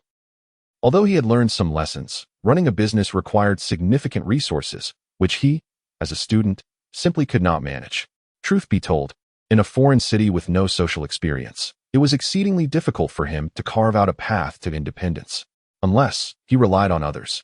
His only support at present was Aunt Xia, but he was reluctant to approach her. Xia Yi would likely find it bothersome and just throw money at him, forcing him to accept her bewildering suggestions. After much contemplation, he recalled a local friend he had made when he first arrived in Kyoto. Perhaps reaching out to him could provide some assistance. With that thought, Jiang Shi took out his phone from his backpack, located a contact named the Agile Dog in the Mountains, and sent a message. Bro, are you free? I need a favor. Bai Qin sat quietly beside him, observing. The Agile Dog in the Mountains. What's up? The reply came almost instantly. Do you have time this afternoon to discuss something? The Agile Dog in the Mountains. Sure. Let us meet at the milk tea shop we used to frequent. After replying affirmatively, Jiang Shi sighed with relief as he slipped his phone back into his bag. Despite the guy's username suggesting he was a shut-in, he was indeed a genuine rich second-generation individual and was already financially independent from his writing endeavors. While his primary income stemmed from writing, he had spent years entrenched in the online world. Surely, he must possess some methods to make money. After all, he was currently penniless, and leaving Xia Xiaoshi's household would even make finding a meal difficult. He had no other options left. What are you thinking about? Care to share? Bai Qin asked curiously. Nothing much, just that today is Friday, and I need to meet a friend regarding a matter, Jiang Shi replied. Oh, but I was hoping to ask for your help. Huh. Jiang Shi paused, sensing something amiss at Bai Qin's renewed request. What kind of help? Since you just returned to Kyoto, I have a lot of packages that need to be moved back home. Could you assist me? Gazing at Bai Qin's innocent and harmless face, Jiang Shi hesitated even more. To be honest, he didn't mind helping, but Bai Qin had been acting strangely. Previously, she had never invited him to her home this frequently. Yet, having been back in Kyoto for merely 2 days, this was already her second invitation. And while her reasoning seemed legitimate, it would not raise any suspicions in the eyes of others. Most people would not refuse such a request, but for a wealthy young lady like Bai Qin, it would be far easier and quicker for her to hire a cleaning service, and the quality would undoubtedly be superior. Why was she so insistent on asking him? Although he had no concrete evidence to suggest that Bai Qin had ulterior motives, her persistent requests for his help certainly struck him as odd. Is something wrong? If it's too much trouble, then, never mind. Bai Qin adopted a pitiful expression. I already have an appointment, so I really don't have much time, Jiang Shi stammered. Will it take long? In truth, most people would never sense anything amiss. However, Bai Qin was acting much more proactively than before, and all her intentions seemed directed toward bringing him to her home. He wasn't being narcissistic. He genuinely felt that something was off about Bai Qin this time. Thus, he decided it was better to withdraw for now. It might take a while. If you're worried, you could ask a cleaning service or find another friend. This isn't your hometown, right? Besides, I need to head home early today. Jiang Shi stood up. I'll just use the restroom for a moment. After speaking, he quickly made his way out. TCH. Once Jiang Shi left, Bai Qin showed an expression of frustration, striking her fist against the wall, biting her lower lip as she glared at the door. What the hell has ruined my good fortune at this moment? Hurry up and disappear. No. I must follow after school to see who it really is. Chapter 20. Someone is outside. As the sun gradually descended, the vibrant hues of dusk painted the horizon in shades of crimson, casting golden rays upon the campus and elongating the shadows of the students. The bustling entrance of the school was filled with a cacophony of noise. I have an appointment, so I must take my leave. If you find yourself overwhelmed, perhaps you could seek assistance from friends nearby, or I could help you later when I have the time. In any case, today is definitely not feasible. After speaking, Jiang Shi strode away with purpose. Watching Jiang Shi's retreating figure, Bai Qin's expression darkened, her striking pink hair glowing red under the sunset. She realized that Jiang Shi had begun to avoid her. But why? Could it be that her actions against him had been uncovered? That couldn't be. She had disguised her intentions well. Surely, Jiang Shi had never seen that side of her. Why would he reject her? This could only mean one thing. Jiang Shi had someone else in his life. With this thought in mind, Bai Qin followed him. She could not tolerate the idea of him being with another woman. Following closely behind, she saw Jiang Shi enter a CAF called Kayan Yusei, settling at a table by the floor-to-ceiling window, engaged in conversation with another young man. Bai Qin took a seat in the restaurant opposite, peering through the expansive glass to observe the two. A male. Seeing them engrossed in conversation, Bai Qin clenched her fists. Her brows furrowed sharply like a dagger. She felt a surge of anger, even more so than if a girl had been seated opposite Jiang Shi. How could he refuse her invitation for another man? Why? Was she truly inferior to a mere acquaintance of Jiang Shi's? Refusing to go out with her and choosing someone else. TSK. She found it difficult to comprehend, yet decided to remain vigilant. Waiting until their discussion concluded before approaching Jiang Shi. Her resentful gaze fixated on him, her red lips biting down to signify her fury. My dear, you have been disobedient. If this continues, I shall no longer indulge you. Inside Kayan Yusei, Jiang Shi faced a young man clad in a white down jacket, a blue scarf wrapped around his neck. This was Chu Sun, a wealthy heir he had met in Kyoto. He was the epitome of a recluse, often staying indoors during holidays, hardly leaving his room. The reason for his visit was that Chu Sun had recently become a level 5 writer on the Zhongwen website, earning over 400,000 yuan a year, allowing him to live independently without relying on his family. Jiang Shi did not aspire to reach such heights immediately. He merely sought advice to accumulate enough funds to secure a stable life before making his exit. After detailing his situation to Chu Sun, the latter took a sip of his milk tea and remarked, I believe I understand your intentions. You wish to amass wealth quickly and find a place to settle down, correct? Not necessarily to become wealthy, just not to starve, Jiang Shi replied with a shrug. If you have a sickly young lady clinging to you, a rich heiress at that, why not simply comply and revel in the luxury? You are experiencing something that countless fans of the second dimension can only dream of. Oh my, why do you still wish to escape? It is truly a sin. Chu Sun's face betrayed confusion. If only it were that simple. She is a yandere. The intensity of her possessiveness is manageable for a short time, but in the long run, it's akin to imprisonment. Besides, you may not have been threatened with a taser. It's simply unbearable, Jiang Shi replied, a hint of bitterness on his face. This was not an anime. Being entangled with a yandere was genuinely frightening. Moreover, he did not possess any masochistic tendencies, thank you very much. Indeed, a wealthy, attractive girlfriend with yandere traits was the ultimate fantasy for many otaku or fans of the second dimension. Yet, this was reality. A yandere girlfriend was an extremely dangerous existence. Her overwhelming possessiveness might be tolerable in the short term, but few could endure it for long. Moreover, a minor mistake could cost one their life. If not for the intervention of an aunt and the necessity of attending school, it was highly likely that Xiaoshi would demand he remain at home with her, unable to step outside. Well then, given the current state of society, it is exceedingly difficult to earn a living through entrepreneurship. Additionally, as students, we lack the energy to engage in offline endeavors and must rely on making a name for ourselves online. So what suggestions do you have? Jiang Shi questioned, perplexed. Furthermore, according to your plan, if you wish to earn money quickly, the content you create cannot be overly serious, as few would be willing to pay for earnest material. Is this the reason your novel currently skirts the edges of propriety? Jiang Shi inquired. Chu Sun primarily wrote romance, having risen to level 5 on the Zhongwen website thanks to a single bestseller. However, that book had concluded several months ago, and its earnings had dwindled, prompting him to explore new titles, though with little success. Jiang Shi had been following Chu Sun's works closely, noting that each new release seemed to tread closer to the edge of propriety. One recent book featuring multiple female leads appeared to perform decently, albeit not as well as the previous one. With this in mind, Jiang Shi asked, "How is your current income?" "To be honest, my recent earnings have not been promising, barely exceeding 10,000 a month, and I must maintain a daily update to keep that amount flowing," Chu Sun admitted. "Honestly, 10,000 a month is already quite substantial. You understand my situation.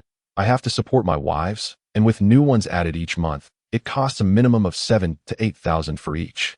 Not to mention the care for the others. This amount simply isn't sufficient. TSK. Can't you contribute a little less?" Jiang Shi questioned. "Contribute less? What a joke." Chu Sun slammed his hand on the table, speaking with righteous indignation. "How can I provide for them if I don't give enough? I must ensure they all possess the means to fight and protect themselves, treating each of them fairly and allowing them to feel my deep affection. This is my responsibility. You cannot possibly understand. Even though some of my wives have suggested I spend less and keep some for myself, how can I resist? Just that sentiment alone compels me to provide for them, ensuring they are all well taken care of. That is how I fulfill my duty. I play Genshin Impact daily, and I have not missed a single day since its launch. Even one day without it leaves me feeling unwell." Having said this, Chu Sun appeared utterly absorbed, as if envisioning himself as the protagonist of the game, surrounded by all the wives he had nurtured. "Ah, this must be the reason your parents refused to fund you," Jiang Shi remarked, exasperated. The young master from Kyoto could indulge in a life of luxury, yet he remained ensnared in the second dimension, unable to extricate himself. This was truly absurd. However, Jiang Shi surmised he understood the reason. This fellow was, after all, a pure love warrior. Chapter 21. Abduction in Broad Daylight? Well, let us conclude the digression here. Chu Sun took a deep breath of the milk tea before him, gradually regaining his composure. However, to be honest, engaging in borderline ventures can indeed be quite lucrative. You might want to give it a try. It's quite thrilling, I assent it. I am well aware that these ventures can be profitable. Jiang Shi seemed to ponder something, and asked, "You wouldn't want me to engage in live streaming while shaking my hips, would you?" "Oh, I hadn't considered that. But if you are inclined, it is certainly an option. There are many individuals on Bilibili who wear white or black stockings and short skirts, merely standing there, exposing a leg or their figure. They need not reveal their faces, just use a lowly voice changer, wait for the big spenders to tip, and then express their gratitude with a few sweet nothings. Isn't that sufficient? Come on, I'm a man. I find that somewhat repugnant." Jiang Shi replied, somewhat speechless. "That indeed seems rather unfeasible." Chu Sun raised his hand, resting his chin, his gaze scrutinizing Jiang Shi. "Given your physique and good looks, why not consider becoming a male model? The pay is quite substantial. If you encounter a wealthy patron, you could earn in a day what I make in a month.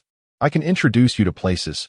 A few days a month would suffice for you to sustain yourself independently, and you need not worry about classes, as most gigs are in the evening. That one tea work, evenings are my busiest hours. Indeed, let alone a few days, during the evenings. Xia Xiaoshi wouldn't even allow him a few moments of respite when he returned home. Furthermore, what distinguishes a male model from selling oneself? Why not sell oneself to Aunt Xia then? It seems I can only seek opportunities online. However, there aren't many promising side gigs available. Self-media is challenging, and writing novels isn't particularly profitable. If it flops, one might not earn a penny." Jiang Shi was aware of the truths that Chu Sun spoke of, which is why he felt despondent and sought Chu Sun for better means of earning money. "Why not become a sycophant for a wealthy woman? I know quite a few. I can help you with introductions. Is it possible I could also have wealthy women in my contacts? No. Have you ever heard of urban legends like Leave My Daughter, and I'll give you 5 million foot? Huh." Jiang Shi was astonished, thinking such tales only occurred in novels and dramas. Wrong. Such occurrences are indeed plausible, especially among the young ladies of Kyoto. 5 million is merely pocket change for their entertainment over a few days. My father often takes me to gatherings with those affluent families, and I've gathered quite a few of their contacts. If you wish, I can at least provide you with 10 introductions. Just reach out to them. Surely, you'll manage to charm at least one. Don't get too emotionally invested. After meeting their parents and making a blunder, they will undoubtedly provide you with a generous breakup settlement. Several million should be manageable. After listening to Chu Sun's serious nonsense, Jiang Shi couldn't help but chuckle. Even if I had the thickest skin, I couldn't possibly muster the energy to curry favor with so many young ladies. Hearing this, Chu Sun sighed heavily. If this won't work, then I truly have no other options. Perhaps you could join me in writing a story on the platform? Well, I'll think about it. To be honest, none of Chu Sun's suggestions seemed viable, akin to a rich second-generation youth daydreaming like an ordinary otaku. Contemplating this, Jiang Shi sighed deeply and took a sip from the untouched milk tea with a straw. Ding! Jiang Shi pulled out his phone from his pocket, revealing a message from Xia Xiaoshi. Xia Xiaoshi, brother, why haven't you returned yet? You said you would only be out for half an hour. How is it that you're still not back? Xia Xiaoshi, brother, where are you? Quickly respond to me. Come home. Tisk. It's only been half an hour, and she's already nagging. At school, Jiang Shi had already discussed with Xia Xiaoshi that he would be home a bit late tonight, which was precisely why he came to find Chu Sun. He had sent dozens of messages explaining that he was with an old male friend, and reluctantly, Xia Xiaoshi had agreed to let him stay out for an additional half hour. He glanced at the time on his phone. It had just been 30 minutes since he arrived at the milk tea shop and began conversing with Chu Sun. This guy has sent a message to urge me. How annoying. Fine, since we haven't come up with anything substantial today, I'll head back. With that thought, Jiang Shi typed on his phone screen. Meanwhile, at the villa, Xia Xiaoshi sat in her gaming chair, glancing at the locator on her computer, which pinpointed a location at a Cha Yin Yusei shop, before redirecting her gaze to her phone, where she had saved the contact as my beloved brother Jiang Shi. My beloved brother Jiang Shi. Understood. I'm on my way back now. That's more like it. Xia Xiaoshi revealed a satisfied smile, and then turned her gaze back to the computer screen. Humph. Brother, I'm keeping an eye on you. If you dare wander off elsewhere, I won't let you off easily. Inside Cha Yin Yusei, Jiang Shi stood up, picked up the milk tea from the table, and said, All right, let us catch up next time. I must head back now. Chu Sun slightly raised his head to look at him. Very well, should you reconsider my proposal, feel free to reach out. I'll always be available. Let us skip that for now. I must leave. That person at home is already nagging me. Pushing the shop door open, he stepped outside. The sun had fully set, replaced by a deep night sky, and the surrounding lights cast a kaleidoscope of shadows on the street. The shops along the pedestrian street were gradually opening, becoming increasingly lively. As Jiang Shi walked the path back, he continued to ponder the suggestions Chu Sun had offered. After contemplating for a while, he deemed them utterly useless. Yet, it was only natural. A university student who had yet to graduate striving for independence in such a vast city was indeed a formidable challenge. Thus, he decided to head back. At that moment, a pink-haired girl quietly trailed behind him. You must be Jiang Shi. Suddenly, several men in thick suits and sunglasses approached him, their imposing figures halting in front of Jiang Shi, who stood momentarily stunned. Ah, yes, I am. What is the matter? Since you are, please accompany us. Miss Gu is waiting for you. Miss Gu? A Rolls-Royce stopped before him, and one of the men in black opened the door. Please get in. Jiang Shi glanced at the car, then redirected his gaze back to the imposing men blocking his path, swallowing hard in panic. Could it be? They are preparing to abduct me in broad daylight. Chapter 22. Little Junior, what are you looking at? As Bai Qin witnessed Jiang Shi being escorted into a car by several bodyguards clad in black, her curiosity deepened. Who could this be? It seemed there were indeed many awaiting him in Kyoto. She had always known her dear one would never abandon her for an ordinary friend. She needed to ascertain the identity of this individual, prompting her to swiftly jog to the roadside and hail a taxi. Once inside, she communicated with the driver to pursue the car, and he immediately pressed the accelerator, speeding off. Half an hour later, the driver brought her to a halt before a towering corporate edifice. Stepping out, Bai Qin stood beside the street and observed several men ushering Jiang Shi into the building. Raising her gaze to the imposing structure, a flicker of anger ignited within her. At the pinnacle of the building, the words Gu Group were prominently etched. She recognized this enterprise as a multinational corporation primarily engaged in research and development, focusing on intelligent technology. Its influence extended not only domestically but also abroad, with various subsidiaries sprawled across the globe, establishing it as a leader in its industry. Last year, its main business reported revenues exceeding 102 billion. with other sectors also surpassing the 100 billion mark and continuing to grow annually. However, to Bai Qin, these figures held little significance. The crux of the matter lay in the fact that the daughter of the Gu Group's chairman was the very woman she loathed, Gu Lingyue. Previously, Gu Lingyue had frequently obstructed her relationship with Jiang Shi. It was only after Gu Lingyue graduated and left that she could finally enjoy Jiang Shi's company. Yet, upon Jiang Shi's arrival in Kyoto, Gu Lingyue had hastily summoned him. How infuriating! Entry into the company required prior arrangements. And since Gu Lingyue was acquainted with her due to their previous entanglements, she was already on guard against Bai Qin. Thus, she had no choice but to wait downstairs for Jiang Shi to emerge. After all, she reasoned, he surely would not engage with that woman in the office. Moreover, it was now evening. He shouldn't linger for too long. With this thought, Bai Qin disdainfully curled her lips. Damn that woman, always creating trouble for me. On the second floor of the villa, in a room, Xia Xiaoshi gazed at the computer screen displaying the locator's position, which had strayed over 10 kilometers from home. She felt both angered and bewildered. They had agreed he would return home, so why was he moving further away? That scoundrel brother of hers. Xia Xiaoshi magnified the locator's location, narrowing her eyes in scrutiny. Gu Group. What could her brother possibly want there? Surely he wasn't off chasing another woman? That infuriating brother. Fuming, Xia Xiaoshi began bombarding Jiang Shi with messages on her phone. However, his reply was merely, something came up. A few big men forcibly took me away for some business. I may be late returning home.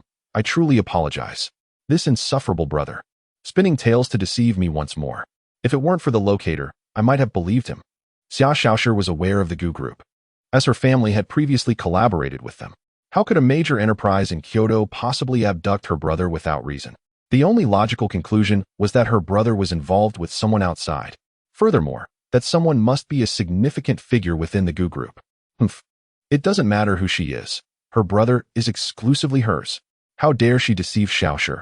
Once I retrieve my brother, I shall ensure he is thoroughly punished to instill some sense into him. And that woman who is after him, she too shall not be spared. With that, Xia Xiaoshi quickly donned her clothes and dashed downstairs. Inside the spacious office of the Gu Group, a bodyguard in a suit opened the door and turned to the young man behind him, saying, "This is Miss Gu's office. She is currently in a meeting. Please wait here for a moment." Understood. Upon hearing Jiang Shi's response, the bodyguards retreated down the corridor. Jiang Shi hesitated for a moment before stepping into the office, scanning his surroundings. To be honest, he felt somewhat bewildered by the sudden turn of events. Fortunately, this was not a genuine kidnapping. Gu Lingyue had dispatched individuals to follow him since school ended. Initially reluctant to come due to Xia Xiaoshi's insistence, he had been coerced by Gu Lingyue's threats concerning debts. It was through this that he discovered that his mother's creditor was, in fact, Gu Lingyue. No wonder his mother could easily flee despite her enormous debts. Realizing this, Jiang Shi displayed a helpless expression as he approached the desk, where a nameplate boldly displayed Gu Lingyue. It was evident that this was Gu Lingyue's office. Remarkably, she was merely a sophomore yet had secured a personal office at the Gu Group's headquarters, an opportunity not afforded to the average person. Although her position was not explicitly stated, once Gu Lingyue graduated and commenced her career, it was likely she would hold a substantial title. Jiang Shi could surmise why Gu Lingyue had begun her internship so early, even during the most demanding period of her sophomore year, while simultaneously accumulating experience at the company. In high school, she had been the student council president, balancing academics with organizing school events and managing various trivial matters. Her work ethic was formidable. Jiang Shi couldn't help but reflect on how Gu Lingyue remained as impressive as ever. Yet, he found himself puzzled as to why she, with such a busy schedule, would seek him out. Moreover, after he had declined her advances, she resorted to threatening him regarding debts to compel his presence. Could it be that she held a grudge over the few harsh words Xia Xiaoshi had directed at her? After all, there had been precedents for such behaviors. As he pondered this, Jiang Shi involuntarily inhaled sharply. "You can take care of these documents first, and once you've finished, leave them in my office. I have some matters to attend to, and will be leaving for now." "Understood, Manager Gu," two female voices replied from behind him. Jiang Shi instinctively turned to see a tall girl enter through the glass door. "Gu Sr.?" The girl before him stood approximately 170 centimeters tall, her sleek high ponytail neatly secured at the back of her head. Her cold yet alluring visage exuded an air of elegance intertwined with a hint of danger. She was attired in classic business attire, a black suit and white shirt, complemented by a form-fitting skirt that accentuated her graceful curves. The thick black stockings enveloped her long legs, subtly revealing a flesh tone, adding an alluring maturity to her appearance. This mature demeanor could easily suggest that she was a seasoned leader commanding the corporate realm for years. The warmth of the office contrasted sharply with the frigid temperatures outside, rendering her attire entirely appropriate. To be honest, Jiang Shi found himself momentarily entranced. The difference from his previous impression of her was striking. If the past Gu Lingyue had been the ethereal moonlight in the eyes of many juniors, the current Gu Lingyue resembled a formidable female superior, instilling trepidation in her subordinates. "Little junior, what are you staring at?" Unbeknownst to him, Gu Lingyue had approached, her stunning face adorned with a mischievous smile as she gazed at him. Chapter 23 Senior. "Oh, it's nothing. It's just that your transformation is quite striking. I almost failed to recognize you upon your arrival." Jiang Shi scratched his head, instinctively averting his gaze to the side, awkwardly tugging at the corners of his mouth. "So, is there something specific you wish to discuss today?"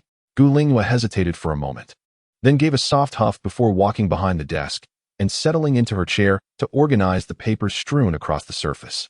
"There's not much to discuss, really. It's just that you came to Kyoto without notifying me, which strikes me as a bit peculiar." Jiang Shi appeared taken aback. "Isn't it about removing friends from my list? I was compelled to come to Kyoto and have only just arrived a few days ago. I haven't quite adjusted yet." Jiang Shi replied. "Is that so?" Gu Lingyue inquired. "Well, if you have no other matters at hand, I suppose I shall have to let you go, and we can reconvene another day." To be honest, he was more concerned about Xia Xiaoshi's situation, especially since he had told her he would return immediately after leaving the milk tea shop, yet he had diverted to another location. Although he had just explained everything to Xia Xiaoshi on WeChat, it was evident that she did not believe him. In fact, he himself struggled to believe his explanation, as it did not mention his intention to meet a girl. Thus, he needed to return quickly before Xia Xiaoshi discovered the truth. Otherwise, it would be challenging to muddle his way through with mere explanations, especially considering he already had a questionable history. Xia Xiaoshi would not easily let him off the hook. Moreover, facing his former crush, he felt a twinge of embarrassment, and an urge to flee this place began to stir within him. "That won't do," Gu Lingyue remarked softly. "Huh." Jiang Shi was even more astonished. "Why not? Am I truly a disturbance to your work? I was preparing to clock out and will be leaving shortly. So just wait a moment. Isn't the point of clocking out to head home? You seem to have had a busy day, so shouldn't you rest?" Jiang Shi insisted. "I really shouldn't intrude on your time. I said it won't do you understand?" Gu Lingyue's tone was clearly laced with impatience. Jiang Shi felt puzzled by her insistence. He sensed that something was amiss with her behavior today. She refused to divulge her reasons, yet insisted he stay. What is this about? But he was not easily intimidated. Taking a deep breath, a flicker of seriousness crossed his eyes. "No, if there is nothing pressing, I must take my leave. I have matters to attend to." With a sharp sound, a sheet of white paper fell alongside her delicate hand onto the desk. "Leave? Come and see what this is," Gu Lingyue said, releasing her grip and pointing to the contract emblazoned with black ink on the desk. "What is it?" Jiang Shi approached the desk and picked up the contract, his unease escalating as he faced Gu Lingyue's indifferent yet proud demeanor. However, upon reading through the document, his expression froze. It was a substantial loan contract, detailing an amount exceeding 7 million, encompassing all terms related to the loan, amount, duration, interest, purpose, guarantees, and collateral, all meticulously outlined. But that was not the crux of the matter. The focal point was that the borrower's name on the top was none other than his own, Jiang Shi, complete with what appeared to be his own red handprint. "No. The money was borrowed by my mother, wasn't it? How did it suddenly become my responsibility?" Jiang Shi gazed at Gu Lingyue in disbelief. "Senior, are you jesting? Fabricating a scare tactic to intimidate your once adorable junior is rather unkind." "Ha." Yet Gu Lingyue's face remained impassive, her demeanor entirely dismissive of his words. Seeing this, Jiang Shi's heart raced with anxiety. "Senior, please speak. Don't frighten your junior like this. Tell me this is a fabrication." Truth be told, he had considered that his mother's previous predicament stemmed from borrowing a large sum of money and subsequently losing it all, leaving their house as collateral. The timeline and the property listed in the contract matched perfectly with his mother's situation. Oh no. Could it be that his mother borrowed this money in his name? And now that she had vanished, if this were to be pursued, he would inevitably face the repercussions. After a prolonged moment of her icy demeanor, Gu Lingyue finally sighed and responded, "Indeed, it is true." What? Upon hearing this, Jiang Shi felt a wave of despair wash over him. It was one thing for his mother to abandon him, but now he was entangled with a sickly sweet younger sister who would not let go. He had envisioned a future of earning money and achieving independence. Yet here he was, already in debt for 7 million? This was not how things were supposed to unfold. Most people start with a foundation of capital, alone, inexperienced. And now burdened with this debt? What could he possibly do? Oh, perhaps it would be better to simply end it all. Seeing Jiang Shi's despondent expression, Gu Lingyue could not help but smile faintly. As for why Jiang Shi's name was on the contract, it was because his mother had approached her for a loan. If it had only been a smaller amount, she could have easily provided it. However, the sum was too considerable, over 7 million. While she could afford it, she deemed the collateral offered by Jiang Shi's mother to be far too trivial and lacking value. Upon returning to Kyoto after parting ways with Jiang Shi, she had insisted he apply to a university in the city and to ensure he would not forget this promise. She had utilized this contract to compel him to come to Kyoto. Though it was earlier than anticipated, she was pleased nonetheless. And as for the reason behind her actions, it was simple. She could not allow her beloved junior to fall into the hands of others. With a soft huff, Gu Lingyue observed his stunned, crestfallen demeanor and reassured him, "Do not worry, junior. As long as you obey, all will be well." What? What do you mean? Jiang Shi swallowed nervously. "Senior, what are you planning to do?" "Nothing much. Just stay there and wait for me to finish," she replied before resuming her work on the papers. In truth, Jiang Shi was utterly perplexed by Gu Lingyue's intentions. His mind was consumed by thoughts of the 7 million. Every detail in the loan contract appeared meticulously crafted, revealing no signs of forgery. If he was not mistaken, his mother had indeed sold him out. Moreover, he had already reached adulthood, and the responsibility would undoubtedly fall upon him, especially given his mother's disappearance. There was no room for resistance whatsoever. Realizing this, Jiang Shi felt utterly despondent. "Senior, I may not be able to repay the money, but, he faltered, unable to articulate how he could possibly repay such a monumental sum. "Oh, are you actually considering repaying it on your own?" I am willing, but I am utterly powerless." "Well then, allow me to offer you an opportunity." Gu Lingyue set down the documents in her hand, her crimson eyes glinting with an enigmatic light as a subtle smile graced her lips. "If you truly find yourself unable to repay the debt, perhaps you could consider redeeming yourself with your body." Chapter 24. Comics are secondary. My dear is primary. What body? What do you mean? "Senior, you aren't implying that you want to take my kidney, are you?" Jiang Shi felt utterly bewildered. Could it be that his senior was capable of such jest? The notion of repaying with one's body, could it truly be as he feared? Who would covet your kidney? It's quite literal. Observing his naive expression, Gu Lingyue couldn't help but sigh. "In any case, just wait for a moment. You will accompany me shortly. To clarify, you have no grounds for refusal. Set aside all your other matters for now, or else you are well aware of the consequences. It's all laid out in the contract." Jiang Shi was rendered speechless. To be frank, he still couldn't grasp what his senior was truly contemplating. He had initially believed that she had summoned him merely to reminisce. But it seemed he was mistaken. It had turned into a veiled threat. Moreover, the repercussions of dissent appeared quite severe. Yet, whether he remained or departed was inconsequential. His primary concern was Xia Xiaoshi. If he didn't return soon, she would undoubtedly become upset, and he would have to spend ages soothing her. How vexing. But Gu Lingyue seemed determined not to let him leave, and she appeared intent on taking him to her home. For what purpose? Truth be told, had it been in the past, an invitation to her residence would have ignited his imagination regarding a domestic life with her. However, with a little ancestor waiting for him at home, he found it impossible to indulge in such thoughts. He felt a surge of anxiety as he pulled out his phone, only to be greeted by an overwhelming flood of messages from Xia Xiaoshi, 99 notifications, all expressing her fury through a barrage of emoticons. If he delayed any longer, trouble would surely ensue. Thus, as he typed an explanation to Xia Xiaoshi, he said, "Senior, I'm serious. If I don't return soon, I might be in peril. Surely, you wouldn't wish to see your once adorable junior in such distress, would you?" "Oh, what peril could possibly arise from not returning home?" Gu Lingyue, draping a thick coat over her shoulders, approached him and softly said, "Regardless of the danger, I will protect you, so come with me." As she walked toward the exit, Jiang Shi stood frozen for a moment, his expression one of helplessness. To be honest, he was reluctant to divulge the intricacies of his relationship with Xia Xiaoshi to Gu Lingwe. It seemed that no matter how he explained, she remained resolute in her pursuit of him. Nevertheless, he knew he couldn't remain by Gu Lingwe's side all night. Such actions would inevitably provoke Xia Xiaoshi's ire, especially since he was currently residing at her home. It would be wise to acquiesce a little. After all, Gu Lingwe likely harbored no intentions of keeping him perpetually close. Right? At this moment, he found himself torn between a senior threatening him with debts and a lovesick younger sister who would explode in anger if he failed to return home. The predicament was exasperating, leaving him utterly at a loss. Shall we go? Gu Lingwe grasped the glass door handle and glanced back at him. Why are you still standing there? I told you, whatever the matter, I will resolve it. This is my territory. You need not worry excessively.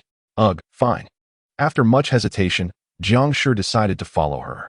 Upon reaching the ground floor, he noticed the driver who had come to fetch him was already waiting by the car. Once inside, Gu Lingwe took a seat in the back, elegantly crossing her long legs clad in black stockings, then motioned for him to join her. Come, and tell me about your experiences in Kyoto over the past few days. Meanwhile, sitting in a nearby CAF, Bai Qin spotted the two descending the stairs. It was indeed Gu Lingwe. Rising to her feet, she exited the CAF and intended to rush forward, but the duo swiftly entered the car and drove off. Damn it! Bai Qin cursed under her breath, swiftly hailing a taxi. Once inside, she fastened her seatbelt and instructed, follow that black car ahead, and do so quickly. Do not lose sight of it. The driver readily complied, pressing the accelerator as they sped away. Suddenly, her phone rang, displaying a contact labeled Editor, Moonlight. Bai Qin answered, placing the phone to her ear. Editor, what's the matter? Qin, what has been happening with you? You haven't updated in 3 weeks. Based on your usual schedule, you are already a week overdue, and many fans are beginning to complain. A gentle voice came from the other end. Yes, I understand. I've been moving recently and haven't had time. She fabricated a convenient excuse. Although she had indeed returned to Kyoto, her house was already well equipped, rendering any further trips unnecessary.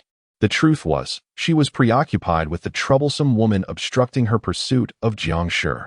Her comic series had garnered immense popularity and profit, with over 50,000 paying readers per update, thus attracting the platform editor's attention. Now that she had exceeded her scheduled release by nearly a week, it was only natural for the editor to call and inquire. Although a prolonged hiatus might reduce her readership and earnings, she was not particularly concerned about money. Whether she updated early or late was inconsequential. Moreover, it was Jiang Shi who had encouraged her to continue creating that comic. Without him, it would never have reached its current success or length. Now that another woman was vying for Jiang Shi's affection, how could she possibly focus on her work? Thus, she had to follow him and bring him back. Hurry up, the fans have been waiting for a long time, the editor gently reminded her. All right, I will upload the latest chapter in the next couple of days. I will also post a delay notice shortly, so do not worry. Make it quick, please. Goodbye. The call ended. Bai Qin sighed, opening her comic platform to find 99 unread messages awaiting her. She knew all too well that they were fans urging her for updates. In her spare time, she usually took the effort to respond to these messages, addressing numerous inquiries with patience, something many authors and studios often neglect. Yet, given the current situation, she could not afford to waste time on such matters. In her eyes, comics were secondary. What truly mattered was her dear one. Resolving this, Bai Qin opened a discussion thread and swiftly typed, delay update notice. I sincerely apologize to all my loyal readers. Chapter 25, Young Brother. You have truly gotten carried away. My brother's whereabouts are shifting again. He has left the Gu group, yet he is not heading home. What an infuriating brother. In the car, Xia Xiaoshi sat in the passenger seat, her hands clutching a tablet, her furious gaze fixated on the moving locator above.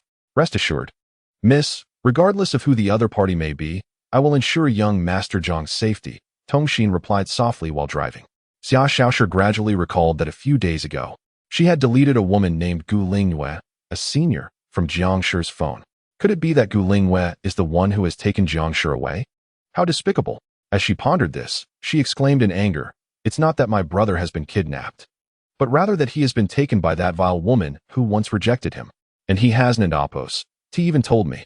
Opening WeChat, she saw that Jiang Shi's explanation did not even mention that woman. My beloved brother. I encountered some other matters on the way, concerning my mother's debt. so I may be delayed in returning. Don't wait for me. I will explain when I get back. Xia Xiaoshi puffed out her cheeks, her brows furrowed. If she hadn't installed the locator in advance, she would have fallen for her brother's deception again. This insufferable brother. To her surprise, there were quite a few admirers of young Master Jiang. Tongxin glanced at her, then returned his gaze to the road, saying, "It's also possible that young Master Jiang cannot speak directly about this. Or perhaps he is simply afraid of upsetting you, Mississippi." I know. Truth be told, Xia Xiaoshi had considered this possibility. Judging by Jiang Shi's message, although he did not mention any other women, he only referred to resolving the debt. She understood that Jiang Shi had also been forced to come to Kyoto due to his family's debts, having mortgaged their assets. While she was unaware of who their creditor was, if Jiang Shi's message was true, then Gu Lingyue could very well be his creditor. Moreover, it was possible that her brother had been coerced by Gu Lingyue through threats of debt. Yet, she was still furious that Jiang Shi said nothing to her. But the most despicable part was that Gu Lingyue used such underhanded means to abduct her brother. With this thought, Xia Xiaoshi bit her pink lip hard, her teeth squeezing out fierce words. "Brother, wait for me. I will definitely rescue you from that vile woman." The luxurious car halted before a standalone apartment.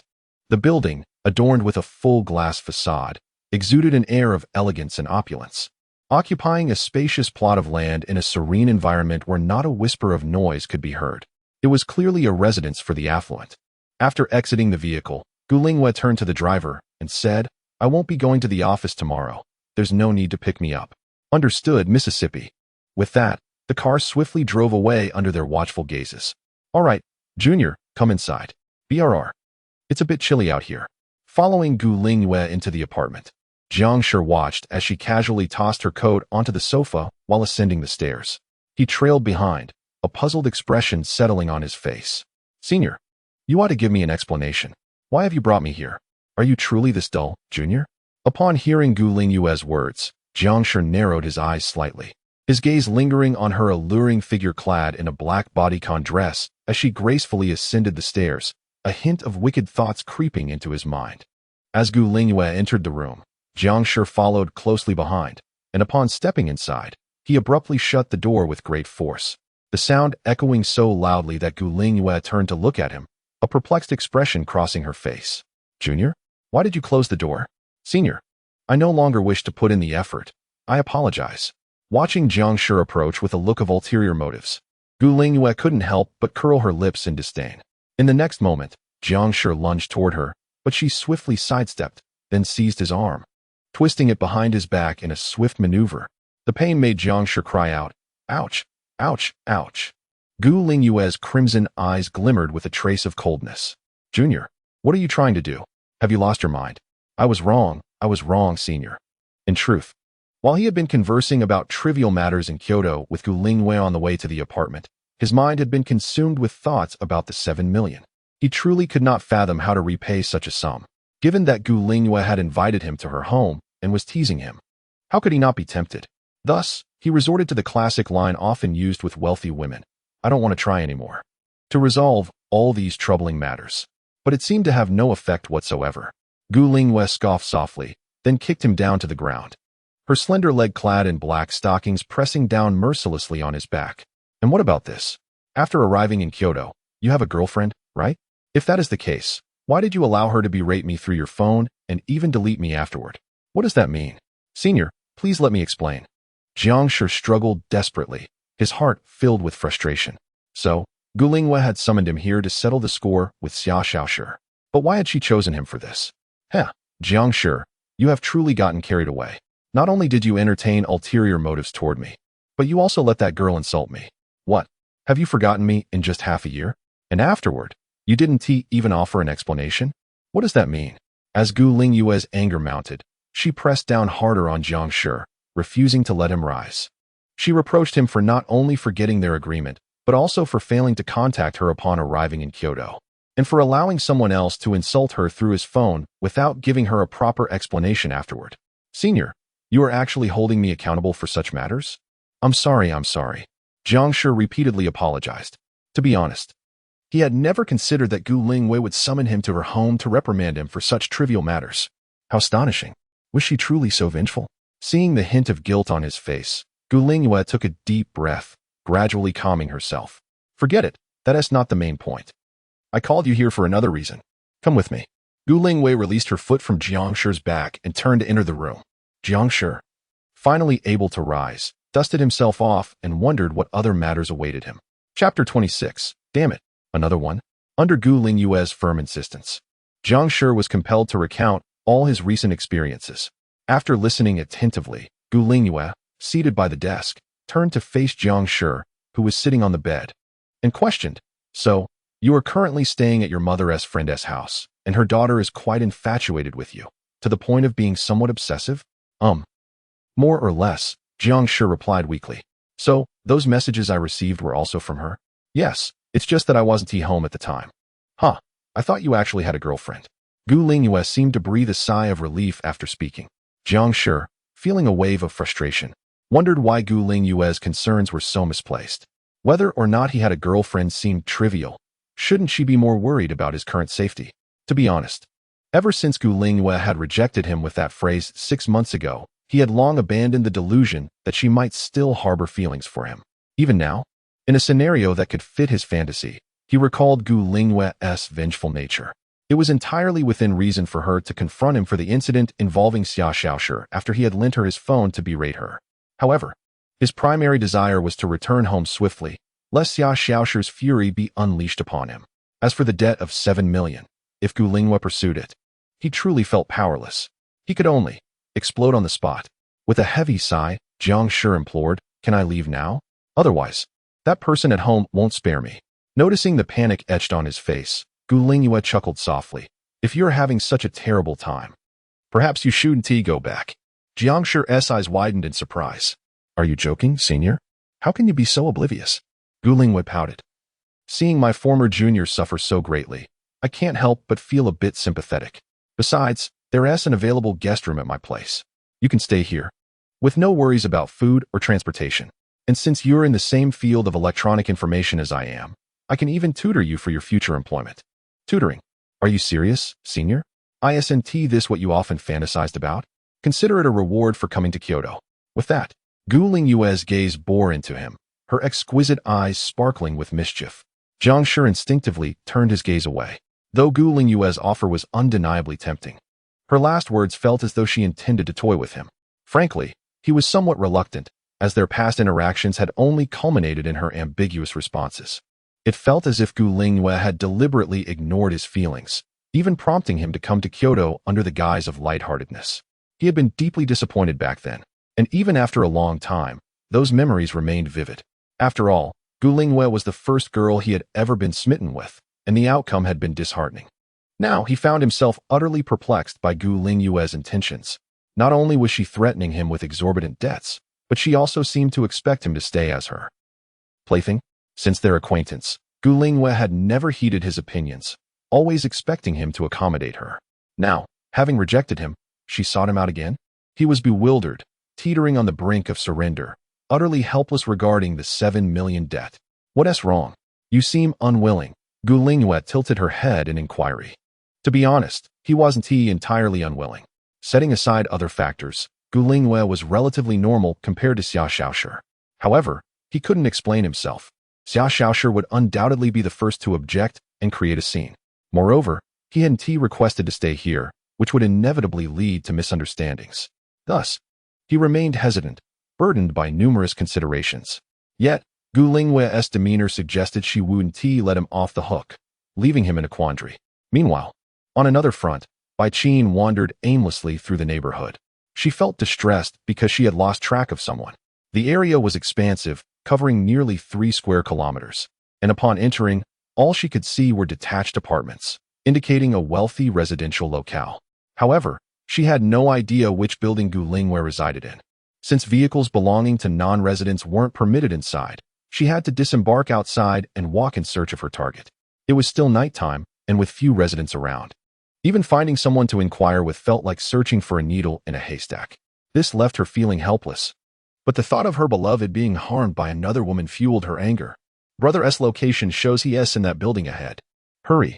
Suddenly, a voice nearby caught her attention. "HM?" Bai Qin turned to see a golden-haired girl sprinting forward, clutching a tablet, accompanied by a woman dressed in a winter-maid outfit. The maid was familiar. She had come to pick up Jiang Shi after school yesterday. However, Bai Qin was unfamiliar with the golden-haired girl. Brother? Who could that be? Jiang Shi had mentioned that he was staying at someone else's home. Surely they wouldn't reside in such a place. Moreover, the urgency in their demeanor, especially with the maid present, indicated they were also searching for Jiang Shi. But who was this golden-haired girl? Did she also harbor feelings for her beloved? Much like Gu Lingyue, another one? With this thought, Bai Qin hastened to follow them. After a few minutes, they stopped in front of an opulent apartment. Xia Xiaoshi glanced at the tablet in her hand, then looked up at the exquisite building. Turning to the maid, Tongxin, she declared, yes. Brother's location shows he's right here. That shameless woman must be here too. Clenching her fists and gritting her teeth, Xia Xiaoshi fumed. That despicable woman is so brazen, bringing my brother home. How infuriating. Don't worry, Mississippi. According to the tablet's location, they just arrived home not long ago, so they likely haven't done anything yet. Let us go retrieve young Master Jiang, Tongxin said as she approached the door and pressed the doorbell. Chapter 27. Only mine. Ding dong. The ethereal sound of the doorbell echoed for some time. When no one responded, Xia Xiaoshi, unable to contain her impatience, dashed forward, pressing the doorbell frantically while shouting, "You foul woman! Open the door quickly and return my brother to me." The incessant ringing had become somewhat grating. In the midst of a conversation on the second floor with Jiang Shi, Gu Lingyue felt her annoyance rising. Who is it, ringing the bell so rudely at this hour? She exclaimed, rising swiftly to descend the stairs. Jiang Shi was similarly taken aback. But upon hearing a faint feminine voice from outside, he suddenly realized something. No way. Could that be Xia Xiaoshi's voice? No. I shouldn't have given her my address. How did she find me here? Panic began to set in as he hurriedly followed her down. Downstairs, Bai Qin hid behind a nearby utility pole, observing the agitated blonde girl before her, feeling a mix of distress and confusion. Why do I feel as though I'm witnessing an illicit affair? Just how many people are in love with my dear? This was rather vexing. She had intended to find Gu Lingyue first, and then bring Jiang Shi back, but the current situation was proving to be quite troublesome, even somewhat precarious. Just 2 days after arriving in Kyoto, 2 girls had already emerged around Jiang Shi. This left her feeling irritable and disheartened. After all, during high school, Gu Lingyue had not been this brazenly affectionate towards Jiang Shi, nor had anyone else obstructed her enjoyment of him, as she had nipped any such intentions in the bud before they could take root. Only, Gu Lingyue was complicated to deal with. Others could be easily handled with money or gifts, but Gu Lingyue, with her innate pride and affluent background, was indeed a hassle. And now there was an unknown girl who seemed just as tenacious. This was exasperating. She could no longer maintain her facade. Otherwise, her beloved would surely be snatched away by someone else. Yet she understood that she could not recklessly step forward now, or things would only spiral further into chaos. With this thought, Bai Qin's gaze darkened as she observed the two. My dear, how could you do this? When you are meant to love only me. Who is it? Gu Lingyue called impatiently toward the door, quickly shuffling in her slippers to open it, revealing a frowning blonde girl glaring at her. Who are you? What do you want? At that moment, Jiang Shi rushed down, and upon spotting him behind Gu Lingyue, Xia Xiaoshi's expression transformed abruptly as she shouted, "Brother," and rushed past Gu Lingyue into the house. My lady has intruded, Tong Xinzi politely remarked, then stood outside, waiting. Unless in special circumstances, she would not intrude on their matters without Xia Xiaoshi's command. Inside the room, before Jiang Shi could register what was happening, Xia Xiaoshi had thrown herself into his arms, murmuring incessantly, "Nasty brother, wicked brother, deceiving Xiaoshi by coming to another woman's home. No, there's a reason for this," Jiang Shi stammered, momentarily at a loss as he looked at Xia Xiaoshi clinging to him. You need to come home with Xiaoshi now." Gu Lingyue, standing by, pouted, her crimson eyes fixed fiercely upon Jiang Shi. "What does this mean, Jiang Shi? Did you send out your location for someone to rescue you?" Gu Lingyue felt a surge of anger. She had offered Jiang Shi such favorable conditions. Yet he hesitated and even called someone to find him. What did this imply? Did he not want to be with her? He had been preparing to confess to her. And now this junior seemed to change his mind too quickly. Meeting her fierce gaze, Jiang Shi felt a wave of panic wash over him as he repeatedly explained, "I didn't send my location." Indeed, he was acutely aware that when he had come here, he had only sent Xia Xiaoshi a few messages urging her to wait at home for him to return. Yet, inexplicably, Xia Xiaoshi had followed him here. This led him to ponder whether he was being tracked by some device. Could it be that Xia Xiaoshi had such a strong desire for control? Terrifying. Listening to their exchange, Xia Xiaoshi slowly extricated herself from Jiang Shi's embrace and turned to glare at Gu Lingwei. You forcibly took my beloved brother home. And now you wish to monopolize him? What do you mean, you wicked woman? Huh? Gu Lingwei, taken aback, shot an incredulous glance at the somewhat innocent-looking Jiang Shi, sighing in resignation. So this is your unreasonable girl, huh? I finally get to see her. Jiang Shi dared not speak. TCH. Seeing that Gu Lingwei was ignoring her, Xia Xiaoshi scoffed dismissively. Come on, you foul woman. Do you think I don't know you brought my brother back out of regret? Gu Lingwei raised an eyebrow. What are you talking about? Hee. I've read through all your chat records, Xia Xiaoshi declared, her expression one of disdain. Once, you rejected my brother's confession and even tried to dangle him along, hoping he would get into a university in Kyoto to find you, so you could continue to keep him as your pet, right? As she spoke, Xia Xiaoshi spread her hands in triumph. But unfortunately for you, my brother didn't come to Kyoto for you, and he has long forgotten you. Haven't you noticed he hasn't contacted you since starting university? So stop being so self-important, you despicable woman. Upon hearing Xia Xiaoshi's tirade, Gu Lingwei could only laugh in fury, her lips twitching. You little brat, what nonsense are you spouting? Xia Xiaoshi was unimpressed. Although she was unaware of the nature of Gu Lingwei and Jiang Shi's relationship in reality, merely observing their chat records was enough to conclude that Gu Lingwei had initially shown no interest in Jiang Shi, and as Jiang Shi slowly lost interest in her, she began to care. However, her innate pride led her to wait for Jiang Shi to reach out first. A year and a half passed, and Jiang Shi had completely forgotten Gu Lingwei, while she regretted her earlier actions. After her brother unexpectedly arrived in Kyoto, Gu Lingwei seized the opportunity, claiming it was her brother who came as promised, when in truth, she was merely seeking him out of regret. Though all of this was merely her conjecture, she was almost certain that Gu Lingwei's desire to find her brother stemmed from remorse. She had witnessed many girls lose their loved ones due to momentary pride. Gu Lingwei was a quintessential example of such a girl. Unlike her, once she realized that her brother was someone worthy of her lifelong devotion, she would not let go. After all, she wouldn't be as duplicitous as Gu Lingwei. Yet, Gu Lingwei seemed unwilling to admit it, which was better for her. It would prevent any interference in her relationship with her brother. Her brother was destined to be hers alone. Xia Xiaoshi grasped Jiang Shi's hand. The foul woman can deny it all she wants, which is even better. Now, brother, let us go home. After all, she doesn't care about you. All right. Glancing at Gu Lingwei's somewhat serious expression, Jiang Shi swallowed nervously. To be honest, he wasn't entirely clear on Gu Lingwei's feelings. But he didn't quite agree with Xia Xiaoshi's earlier assertion. The notion that she regretted coming to find him seemed rather absurd. To him, Gu Lingwei merely sought to keep him here as an emotional outlet. His initial intention was not to linger here, for he would rather endure the near-mad possessiveness of Xia Xiaoshi than become a mere tool for Gu Lingwei to vent her emotions. However, due to the matter of 7 million, it was likely that future interactions with Gu Lingwei were inevitable. Perhaps he would find a way later. After all, he had known his senior for quite some time and should not be placed in too difficult a position. With this thought, Jiang Shi sighed. Senior, I won't disturb your rest tonight. I shall take my leave. Upon hearing this, Xia Xiaoshi revealed a satisfied smile, turning to look up at Jiang Shi. You are the best, brother. However, just as they were about to depart, Gu Lingwei coldly interjected, Jiang Shi, if you dare to leave today, you will not be spared. Jiang Shi was momentarily taken aback, observing Gu Lingwei's indifferent, yet serious expression, perplexed. What does this mean? Am I not allowed to leave? Chapter 28. The helpless senior Jiang Shi. You can't truly believe what she says, can you? Gu Lingwei glared at Jiang Shi with cold eyes. Absolutely not. Jiang Shi replied earnestly. You better not. Xia Xiaoshi tilted her head slightly, casting a disdainful glance at Gu Lingwei. What do you want, you vile woman? Did I hit a nerve? Now you're trying to win back your brother? Little brat. I never claimed that. Don't be so self-righteous.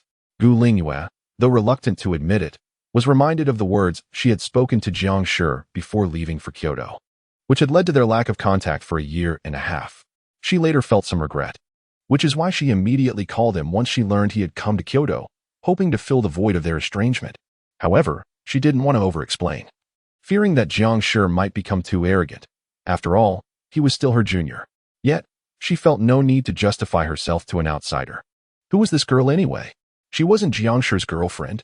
What right did she have to meddle in Gu Lingyue's affairs? Moreover, Jiang Shi was her obedient junior. As long as she spoke, he would listen to her, wouldn't he? Self-righteous? You vile woman, my brother is mine now. You're nothing but an interloper, disrupting our relationship. Aren't you the least bit ashamed? Xia Xiaoshi retorted fiercely. Huh, Jiang Shi has only been here for 2 days. You really think your bond is profound? At least that's better than you, a woman who goes back for seconds. My brother will inevitably fall in love with me. Seeing the two women bickering, Jiang Shi couldn't bear it any longer and interjected. Stop arguing. What is there to fight about? Gu Lingyue, however, was unfazed. She turned to Jiang Shi, her expression serious. You must stay here today, do you understand? Her anger was palpable. In the past, she would not have pressured Jiang Shi like this. But facing another girl's arrogance was intolerable. Besides, even without the 7 million debt, she believed Jiang Shi wouldn't dare leave with Xia Xiaoshi. Huh, my brother would never stay here with a woman like you. As she spoke, Xia Xiaoshi tugged at Jiang Shi's sleeve, flashing a sweet smile at him. Right, brother? You wouldn't stay here, you want to go home with Xiaoshi, right? Jiang Shi glanced at Xia Xiaoshi and then at Gu Lingyue, whose serious demeanor was hard to ignore. He sighed, realizing he anticipated this evening's turn of events. If given the choice, he would certainly go back with Xia Xiaoshi. As he couldn't fathom why Gu Lingyue suddenly wanted him to stay. Did she pity him? Truthfully, he didn't need that. He was well aware that while he might have thick skin, he had no desire to rely on someone who had previously rejected him. That would be not only awkward but also felt as if Gu Lingyue viewed him merely as an emotional outlet. He found it repugnant, as he had no wish to repeat past mistakes. Furthermore, Aunt Xia had always treated him well, both in the past and present. Leaving abruptly might disappoint her. Not to mention Xia Xiaoshi, who would undoubtedly object vehemently, making the situation unbearable for both him and Gu Lingyue. If he stayed, Gu Lingyue might grow angry with him, but he had no other choice. He lifted his gaze to Gu Lingyue and said, Senior, regarding the money, I can only repay it after I contact my mother. I want to run away for now. I'll take my leave. Did you hear that? Brother won't stay here. Gu Lingyue ignored Xia Xiaoshi's provocation and continued, Jiang Shi, what are your true thoughts? You don't genuinely believe I'm using the debt to keep you here, do you? No, I don't think that at all. But Aunt Xia has been so kind to me. I'm afraid she would be disappointed, so I must leave. Jiang Shi's tone was somewhat somber, and after speaking, he turned to walk outside. Seeing his resolute demeanor, Gu Lingyue felt a surge of frustration. Jiang Shi, do you really not understand what I'm saying? I told you that no matter what happens, I will take responsibility. If you leave now, we may never be in contact again. At this, Jiang Shi paused, a bitter expression crossing his face. I'm truly sorry, Senior, but I can't. Xia Xiaoshi wrapped her arm around Jiang Shi's and made a face at Gu Lingyue before leading him outside. Brother, let us go. We're not playing with that bad woman. Watching their departing figures, Gu Lingyue displayed a look of disappointment before finally exhaling deeply and turning to head upstairs. Jiang Shi. Oh, Jiang Shi outside, Xia Xiaoshi asked. Brother, that bad woman didn't do anything to you, right? How could she? Gu Lingyue is still quite conservative.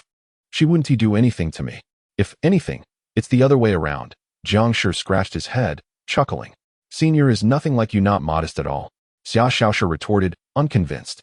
But brother, don't ever trick me into thinking you're going to handle something, only to turn around and go home with another woman. There are plenty of bad women out there. Oh, but how did you know where I was? You didn't plant a tracker on me, did you? Huh. Who's to blame for my brother always lying? You little brat. Did you really put a tracking device on me? Get it off right now. No way, no way. Meanwhile, behind a distant building, Bai Qin peeked out, her murky eyes filled with a hint of resentment. How can this be, my dear? Who is that woman? In the apartment, Gu Lingyue lay on her bed, her gaze scanning the personal information on her tablet. Xia Yi, current CEO of the Xia Group. Mom, Xia Yi is an old friend of mine, and we have business ties. Why are you curious about her? She's a career elite. You can learn a lot from her. Do you want to meet her, Yue? Upon receiving the message, Gu Lingyue began typing. I just happened to run into her daughter. It's nothing. I'm going to sleep now. You should rest early too. After sending the message, Gu Lingyue turned off her phone screen. My junior, you really are impressive, getting involved with such a prominent family truthfully. She was more puzzled than anything about Jiang Shi's rejection. She contemplated that while Xia Xiaoshi's family was indeed wealthy, the conditions at her place were certainly not inferior. perhaps even more comfortable. Yet, Jiang Shi had still turned her down. It was noteworthy that before this, he had never refused her on any matter, big or small, especially when she was offering him a benefit, an opportunity with no downside, yet he still declined. She found it incomprehensible. Could it truly be as Xia Xiaoshi suggested, that her words upon returning to Kyoto had disappointed Jiang Shi, leading him to reject her today? She had sensed his intentions to confess back then, but she had not been inclined towards romance, which was why she had said, "Once you finish your exams and come to Kyoto, I will consider you." Afterward, when Jiang Shi stopped responding, she realized he might have changed his mind, prompting her to prepare in advance by leveraging the debt contract from Jiang Shi's mother. It was not about coercing him with money. Rather, she hoped he would obediently come to Kyoto to find her, and when the time came, if he were to confess again, she would undoubtedly accept. To her surprise, Jiang Shi seemed unusually preoccupied with her words, even going so far as to reject her in front of another girl. Contemplating this, she opened her phone and switched to the chat window with Jiang Shi, where a solitary message awaited her. "I have accepted your friend request. We can now begin our conversation." This system notification left her perplexed. Jiang Shi had returned without offering an explanation. It was utterly bewildering. She attempted to send a message to Jiang Shi, but recalled her earlier statement, "If we leave this place, let us not keep in touch." Stopping her fingers mid-typing, she reverted to the home screen. TCH. "Jiang Shi, you truly meant it when you said you wouldn't stay in contact. Where has that earnestness from before gone?" Just as she felt the weight of resignation, another message from her mother popped up. "Mom, in a few days, we will host a celebration banquet to commemorate the success of our first project with the Xia Group. Xia will be attending, and if you're interested in her daughter, I can arrange for her to come as well. What do you think? How did you discern my interest in her daughter, Mom?" To be honest, Gu Lingwei held little fascination for the audacious young lady. Her irritation was primarily directed at Jiang Shi's obliviousness. It seemed he was still misinterpreting her feelings. Yet, having uttered those words in a fit of anger, she now felt too embarrassed to seek clarification. With a sigh, she set her phone down, deciding to wait and see if Jiang Shi would reach out to her. Chapter 29. Can everything be agreed upon? In the villa, within a room on the second floor. "What? Did you actually install a tracker on my phone?" he exclaimed. "Get it out right now." Earlier, on the way back, he had persistently questioned Xia Xiaoshi about how she knew his whereabouts, and to his astonishment, she had indeed confessed to placing a tracker on his phone. This revelation ignited a surge of anger within him, leaving him feeling utterly exposed. He was tempted to smash his phone, yet the consideration that it was the only valuable possession he had restrained him. "No, it must not be removed." Xia Xiaoshi firmly refused, her delicate features marred by concern. "If the tracker is gone, I won't know where you are, brother. And what if that wicked woman abducts you today? I won't be able to rescue you in time. Gu Shueijia wouldn't harm me. What are you afraid of?" he retorted. "That wicked woman harbors ill intentions and aims to steal you away. We must be cautious." Jiang Shi remained silent, for he could not fathom how someone as proud as Gu Lingwei would lower herself to pursue him. Having faced rejection before, he had come to understand this well. However, when he had departed from the apartment earlier, it was evident that Gu Lingwei was upset with him for turning down her request. He had never before denied her, and she had likely grown accustomed to his compliance. He understood her anger, yet he felt no urge to explain himself to her as he once would have. He recognized that Gu Lingwei's feelings towards him were not romantic. Her displeasure stemmed solely from her unmet demands. Gu Shueijia would surely forget about it soon. As for the matter of the 7 million, he should contact his mother promptly to handle it. How could he possibly repay such a sum? That wretched mother, betraying him. However, it seemed that his brother was not the one seeking out that wicked woman. Rather, she had forcibly taken him back. In light of this, he decided not to punish his brother tonight. Upon hearing this, Jiang Shi's lips twitched in disbelief. "So, am I to be thankful for your decision not to punish me? My brother is mine. No matter where he goes, to whose house, or how many people, women, or men are involved, he must inform me." Xia Xiaoshi declared sternly, "And he has deceived me twice already." "All right then," Jiang Shi sighed, opting not to argue further with Xia Xiaoshi and simply nodded in agreement. It was indeed true that Gu Lingwei had unilaterally insisted on taking him back and had not allowed him to leave. He spoke no falsehood there. "Good to know." Xia Xiaoshi beamed with satisfaction, a thought seemingly crossing her mind as she tilted her head slightly, a hint of curiosity glimmering in her deep blue eyes. "But brother, what conditions did that woman use to compel you to go to her house? Was it a debt? How do you know?" "Hee hee, I'm clever." Xia Xiaoshi tapped her chest proudly. Indeed, both in what Jiang Shi had told her and what had transpired at Gu Lingyue's home, there had been mentions of a debt. Thus, she speculated that Gu Lingyue might be a creditor of Jiang Shi's family, even resorting to unscrupulous means to keep him there. That wicked woman was truly despicable. Thinking along those lines, Xia Xiaoshi inquired, "So, how much does my brother owe her?" "It's not me, it's my mother who owes her. Over 7 million. Jiang Shi replied, pouting. To him, that was no small amount, which explained why that wicked woman could make such demands of him without resistance. Xia Xiaoshi pondered, her finger resting thoughtfully on her lips. So, if auntie continues to owe that wicked woman money, does that mean brother must always obey her? Well, it's somewhat like that. Jiang Shi felt a pang of sorrow. The repayment deadline on that contract had long since passed. And if Gu Lingyue chose to pursue legal action, the consequences would be dire. Moreover, he was the one listed as the borrower, while his mother was merely the guarantor, meaning he bore the primary responsibility. Then, if brother owed Xiaoshi as much money, would he also have to listen to her? What are you plotting? Jiang Shi questioned, puzzled. Xiaoshi's implication was clear. If she helped him repay the money, would that mean he would have to comply with her wishes? Perhaps for kisses, hugs, or even sleeping together. Did you just say something strange? Jiang Shi was taken aback. Chapter 30. Can my 100 million pocket money buy you entirely? Not at all. With that, Xia Xiaoshi suddenly pushed him onto the bed, her legs clad in white stockings gently pressing against his. Her gaze filled with a hint of infatuation as she looked down at him. What are you doing? Jiang Shi asked, gazing at the mischievous girl before him, puzzled. Eating, sleeping, and, those are things that ordinary couples do, right? I just want my brother to adapt faster. As she spoke, Xia Xiaoshi's expression turned slightly disappointed. It's a pity that mom doesn't allow me to be so proactive with my brother. So, I guess I'll let my brother take the initiative. As long as I give him that 7 million, he'll listen to me, right? Xia had explicitly instructed her not to approach Jiang Shi too proactively until he agreed to that request, fearing that her clinginess might trouble him or lead to unforeseen consequences. However, if Jiang Shi were the one to take the initiative, then he would have to comply with that request. Yet, she could surmise why Jiang Shi was reluctant to agree to that request. Once he consented, there would be no turning back. Xia despised those who broke promises, and that could lead Jiang Shi to a fate worse than death. Thus, she had to employ various means to persuade him, for once he agreed, he would be by her side for eternity. Jiang Shi sighed, gently pushing Xia Xiaoshi away by her shoulders. Come on, I never said I would completely obey orders. Besides, you must have asked your mom for the money, right? 7 million is no small sum. Don't trouble her. Indeed, Xia had no blood relation with him. It was merely for the sake of her mother's reputation that he was staying here.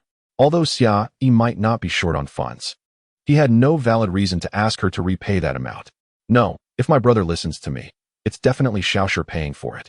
Just 7 million. My pocket money can easily cover that. Huh. Xia Xiaoshi got up, walked to the drawer, retrieved a blue bank card, and disdainfully offered it to Jiang Shi. This card holds my pocket money. It should have about 150 million now. What? 150 million? Jiang Shi exclaimed, his eyes wide with disbelief. What's wrong, brother? Xia Xiaoshi said nonchalantly. In any case, take this card and slap that wicked woman's face with it, saying, Vile creature, this money is returned to you. Don't disturb my happy life with Xiaoshi again. For the past few years, 2 million had been deposited into her card every month, which was her pocket money from Xia. The intention was to allow her to buy whatever she wanted without worrying about finances. However, she mostly stayed at home, spending her money on high-end electronics and clothing, with little else to splurge on. Any high expenses were prepaid by Xia. Over time, her wealth naturally accumulated. She simply didn't know how to spend it. If just a fraction of that money could secure Jiang Shi's compliance, she considered it a tremendous bargain. You truly are wealthy, Jiang Shi remarked, folding his arms and teasingly saying, but let me tell you, money can buy my body and obedience, but it absolutely cannot purchase my soul. Ah, brother, you misunderstand. Xia Xiaoshi approached Jiang Shi, her delicate hand stroking his head softly. I have never intended to measure you by mere banknotes, but if this money can buy your companionship, I find it worthwhile, as I simply wish for you to remain by my side. Faced with Xia Xiaoshi's seemingly earnest words and her clear blue eyes, Jiang Shi found himself momentarily speechless. This girl could indeed be so touching. But then again, considering Xia was a wealthy magnate of the Xia family in Kyoto, Money was certainly not a scarcity for them. Yet, Xia Xiaoshi meant every word she said. Suddenly, the sound of a computer beeped, interrupting his thoughts. Xia Xiaoshi pouted slightly. Oh no. They're urging for the submission again. Hey, you're not leaving tonight, brother. Xiaoshi is going to draw. And you must stay here with me. It's a must. After reiterating her command, Xia Xiaoshi handed the bank card to Jiang Shi, turned, and sat at her desk. Starting to work on her art, Jiang Shi gazed at the lightweight card in his hand, yet its significance felt as heavy as an anvil. To be honest, he had not anticipated Xia Xiaoshi would express such sentiments. At that moment, he truly felt touched. However, upon reflecting, he managed to suppress the impulse to agree to Xia Yi's peculiar request, for he had to consider the consequences. One must not act on impulse.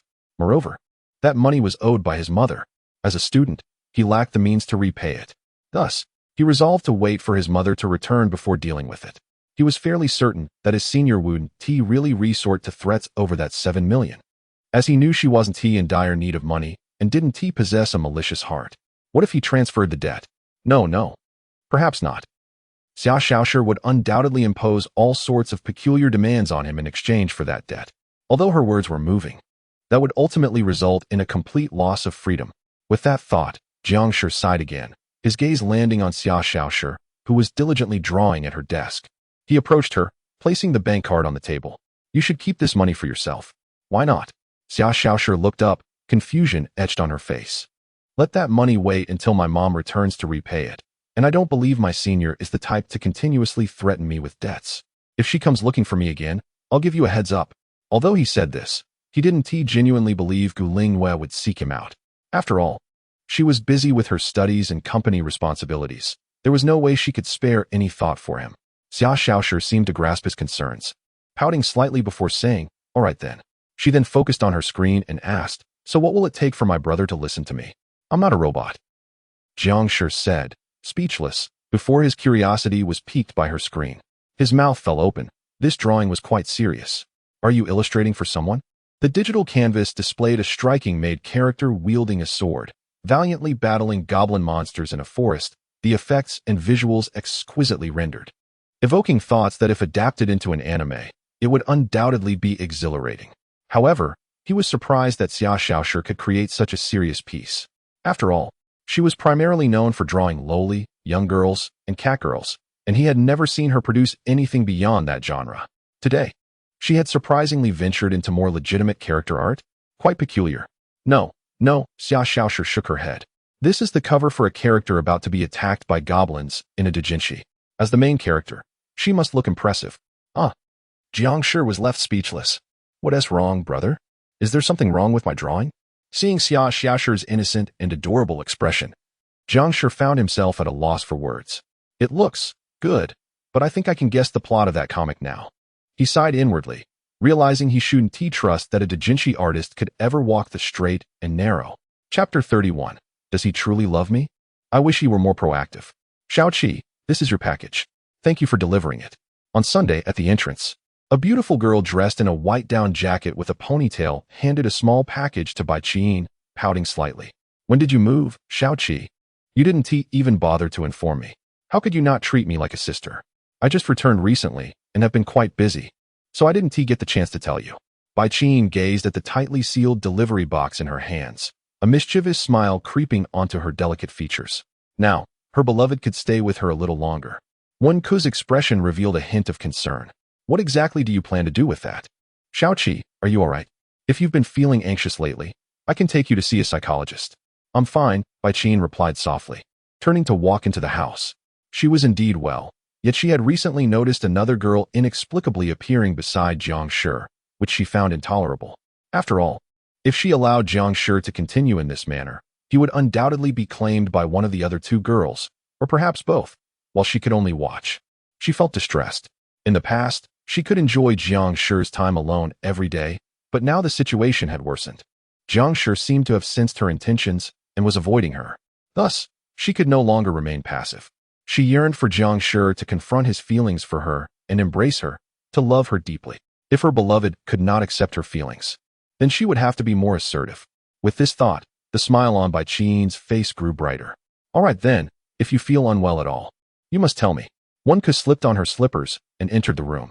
After surveying the space, she settled onto the sofa, her gaze landing on Bai Qin, who was filling a cup with water. By the way, why haven't you updated your comic lately? It's been a week since you last posted. I've been eagerly waiting. Aren't we nearing the confession scene between the leads? I can hardly contain my excitement. When will you update, Xiaoqi? Bai Qin's comic was immensely popular, and her friends frequently expressed their impatience over the slow updates. It had indeed been a week since her last update, and the latest chapter still required half of the coloring to be finished before submission. This delay was certainly her fault. However, she had more pressing matters to attend to, so everything else had to be set aside. Don't worry, I'll finish it and upload it as soon as possible, Bai Qin assured with a smile. All right, but it must be tough for you, juggling your studies and attending to your fans.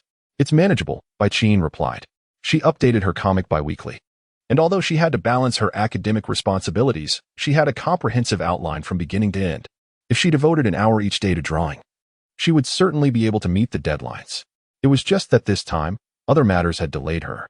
Wenku sighed and continued, speaking of which, Xiaoqi, why did you transfer back to your old school? Isn't there an exam coming up? You could have returned after finishing it. I missed home, so I came back. You're trying to deceive me again. Wenku knew her reasoning all too well. It must be for that boy, Jiang Shi, who had likely returned as well. By the way, after all these years of being around him, what is the current status of your relationship? Bai Qin shook her head, a tinge of disappointment evident in her demeanor. To be honest, despite following Jiang Shi all these years, there had always been obstacles, particularly from Gu Lingwei, who had consistently stirred trouble for them both at their previous school and upon returning to Kyoto. This interference had diminished the time she could spend with Jiang Shi, compounded by his shyness, which prevented him from expressing any feelings for her. This left her feeling despondent. What? You haven't confessed yet? Wenku was taken aback. Is he dense, or is it your fault? As she pondered, Wenku rested her chin on her hand. No, our Xiaoqi is not only adorable, but also gentle. And she is wealth. How could any man remain unmoved? So it's certainly isn't your fault. It must be that guy's issue then, but why? You've known each other since childhood. Surely that should have led to some romantic feelings by now. I don't quite understand why you're still not dating. Is it that you both lack an opportunity for a confession? I don't know. Indeed. Bai Qin realized she had never openly confessed her feelings to Jiang Shi, having loved him in silence while relishing their moments together. Yet, this clandestine affection was not enough for her. She longed to possess Jiang Shi completely, to fulfill her deepest desires. She wished to utilize the passage of time to win his heart, yet her efforts seemed futile. Was she doing something wrong? She often questioned herself. But Jiang Shi remained oblivious to her feelings, leaving her in a state of helplessness. Seeing you two hesitating like this is driving me to despair. How about you confess? And I can help create the perfect atmosphere? No need, Bai Qin chuckled, bringing 2 cups of freshly brewed coffee to the sofa and offering one to Wenku. Thank you. Wenku took a small sip and remarked, you two are in a serious predicament. In this day and age, many people rush to start a relationship after just 3 days of knowing each other. You two are taking far too long. May I ask a rather bold question? In all these years, have you ever held hands? That is a bit much. Though she said this, Bai Qin merely smiled. It was indeed true that they had held hands. Yet, she hoped Jiang Shi would take the initiative more. Chapter 32. Everything done for love is worth it. This is simply excessive. I mean, your progress is truly too slow. You cannot continue like this. I understand. What I mean is, you need to be a bit more assertive. Wenku sighed. Otherwise, by the time your comic concludes, with the male and female leads married and raising children, you two will still be in a state of uncertainty regarding your relationship. That would indeed be rather absurd. Bai Qin's comic is nearing its climax, where the leads confirm their relationship in a sweet and heartwarming moment. Many fans eagerly await her to finish it, with some patrons even offering thousands in rewards for her to expedite the updates, purely to witness the daily sweet life of the couple together. However, Bai Qin is indeed a genuine heiress and is not lacking in funds. Over the past few years, she has hardly added extra chapters. But it's not merely due to financial stability. Maintaining a serialized comic is incredibly challenging, and even if she wished to speed up, there is little she could do. Nevertheless, Bai Qin had consistently updated her work every half-month without fail, never once delaying, even proving to be more reliable than some studios. What perplexes her, however, is that while the leads in her comic are on the verge of being together, she is yet to confirm her relationship with her childhood friend. What are these two doing? Are they caught in a tug-of-war? Logically, they should have already established their relationship and embarked on the intimate life of university sweethearts. Yet, today she learned that they are still not dating. Moreover, it seems they have never even held hands. Could there be some external interference? That seems unlikely, in her memory. The boy Bai Qin likes is quite ordinary. Her best friend is attractive, gentle, comes from a wealthy family, and has been his childhood companion. There is no plausible reason for her to lose to other girls, right? Furthermore, they have been in the same class since middle school, through high school, and now in university, sharing the same major. They see each other for at least 3 to 4 hours a day. How is it possible they haven't become a couple yet? She simply cannot fathom it, holding her forehead in exasperation. However, Bai Qin only smiled innocently, seemingly unconcerned. Seeing this, Wen Ku sighed, suggesting, "How about this? Once you finish this chapter, issue a delay update notice. First, sort out your issues with your male lead. What do you think?" "Well, I will consider it," Bai Qin responded, taking a sip of her warm coffee. In truth, she had long ceased to care about the updates. A significant reason she maintained them was that Jiang Shi loved reading her work and had been following it closely, enjoying her comic. Doesn't that signify he likes her? This is precisely why she continued to update, as she could use the plot to keep their conversations alive. Yet now, another girl has appeared in his vicinity. Just as Wen Ku stated, comics have become irrelevant. The most pressing matter is to address the current situation. Those two outsiders. Wen Ku narrowed her eyes slightly, leaning closer, her gaze laced with disdain. "Xiaoqi, are you truly considering this?" "Of course," Bai Qin nodded. "I will strive in my own way." Observing her naive expression, Wen Ku sighed deeply once more. "You are so shy. If you truly attempt to pursue him in your own way, I fear you might not even enter a relationship throughout your 4 years in university. It's all right. Even if we don't date, I have been very happy these years being with him." Bai Qin shook her head. "You are just too timid. If it were up to me, I would be a bit domineering, drag him home, place him beneath you, and directly ask him if you want to be together. If he refuses, threaten him. He will surely agree." "Ah." A glimmer of astonishment flashed in Bai Qin's eyes. Wen Ku chuckled and waved her hand. "But you definitely cannot do that. I'm just joking." Bai Qin merely smiled, remaining silent. Wen Ku stood up, concern etched on her face as she looked at Bai Qin. "All right, I have some matters to attend to, so I will head back to school. I'll come find you to hang out when the break starts." She did not attend the same school as Bai Qin. She was a student at the neighboring Kyoto Medical College. As the vice president of the student council, her daily responsibilities were numerous. She had taken this opportunity to deliver medicine to Bai Qin and check in on her dear friend. As she reached the door to change her shoes, Wen Ku reminded her, "But Xiaoqi, don't be too indulgent with him. You should really speed things up, otherwise, if a competitor emerges later, it could become quite troublesome. There are plenty of wealthy ladies around, and with your shyness, you will have no competitive edge." "Rest assured, I will," Bai Qin reassured her. "Goodbye, see you next time." "Goodbye." After exchanging farewells, Wen Ku stepped outside. Bai Qin lifted her teacup, finishing the last sip of coffee. After tidying the table, she picked up the package Wen Ku had brought and headed back to her room. Just as Wen Ku mentioned, on the surface, she indeed lacked competitive strength, and she was all too aware of this. Presently, Jiang Shi had genuinely begun to distance himself from her. He had never treated her this way before. This undoubtedly signified a change of heart. She could not allow such a thing to transpire, for he could only love her. Upon opening her room door, she found her desk adorned with ropes, butterfly knives, tape, ball gags, and other assorted tools, alongside the medications Wen Ku provided, which were now all complete. Sunlight streamed through the window, casting a warm glow on her profile, and a loving smile graced her lips while a hint of terrifying fervor flickered in her passionate gaze. She loved him. Thus, everything she did was worth it. "My dear, wait for me. I will soon bring you home." Subsequently, Bai Qin tidied everything up, placing it all into a storage box, and smiled contentedly. "This is perfect. I only need to wait until tomorrow's classes are over to bring my dear back. Just thinking about it fills me with anticipation." Suddenly, her phone lit up beside her, and glancing over, she saw a message. "Moonlight editor. Haven't you finished the latest chapter yet? It's been 2 days already." Seeing this, Bai Qin pouted slightly, displaying a reluctant expression. Eventually, she sighed. "Fine, I suppose I should go ahead and draw for a while. After all, I'll be able to see my dear tomorrow." Chapter 33. After the finals, I want to accompany Xiao Shi. The cover is finally completed. In the villa at noon, Sitting at her desk, Xia Xiaoshi lazily stretched her arms, gazing at the impressive made illustration on her drawing tablet. A satisfied smile gracing her lips. This illustration served as a free cover for a well-known comic artist from an overseas platform, whose style mirrored her own, sharing a fondness for endearing characters. Most importantly, that artist was a genuine loli. Occasionally, she would send Xia Xiaoshi various suggestive poses of herself for reference, allowing the characters she created to appear more lively and captivating. However, this particular piece seemed to have shifted in style, adopting a more mature tone. Nonetheless, the content remained sufficiently intriguing. She turned to her brother Jiang Shi, who was engrossed in his phone beside her, and exclaimed, "Brother, come look. Isn't my drawing beautiful?" Jiang Shi merely glanced up, nodded, and replied, "It's nice. Hee, then I'll send it over." With that, Xia Xiaoshi saved the work on her tablet and dispatched it. "It is indeed beautiful, but can you not create something more serious, something suitable for a reputable website?" Jiang Shi remarked.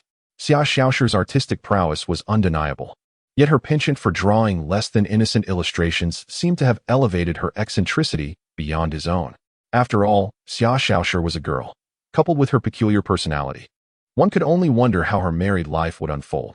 Cough, cough, whether I draw something serious or not doesn't matter. I can't immerse myself in it anyway.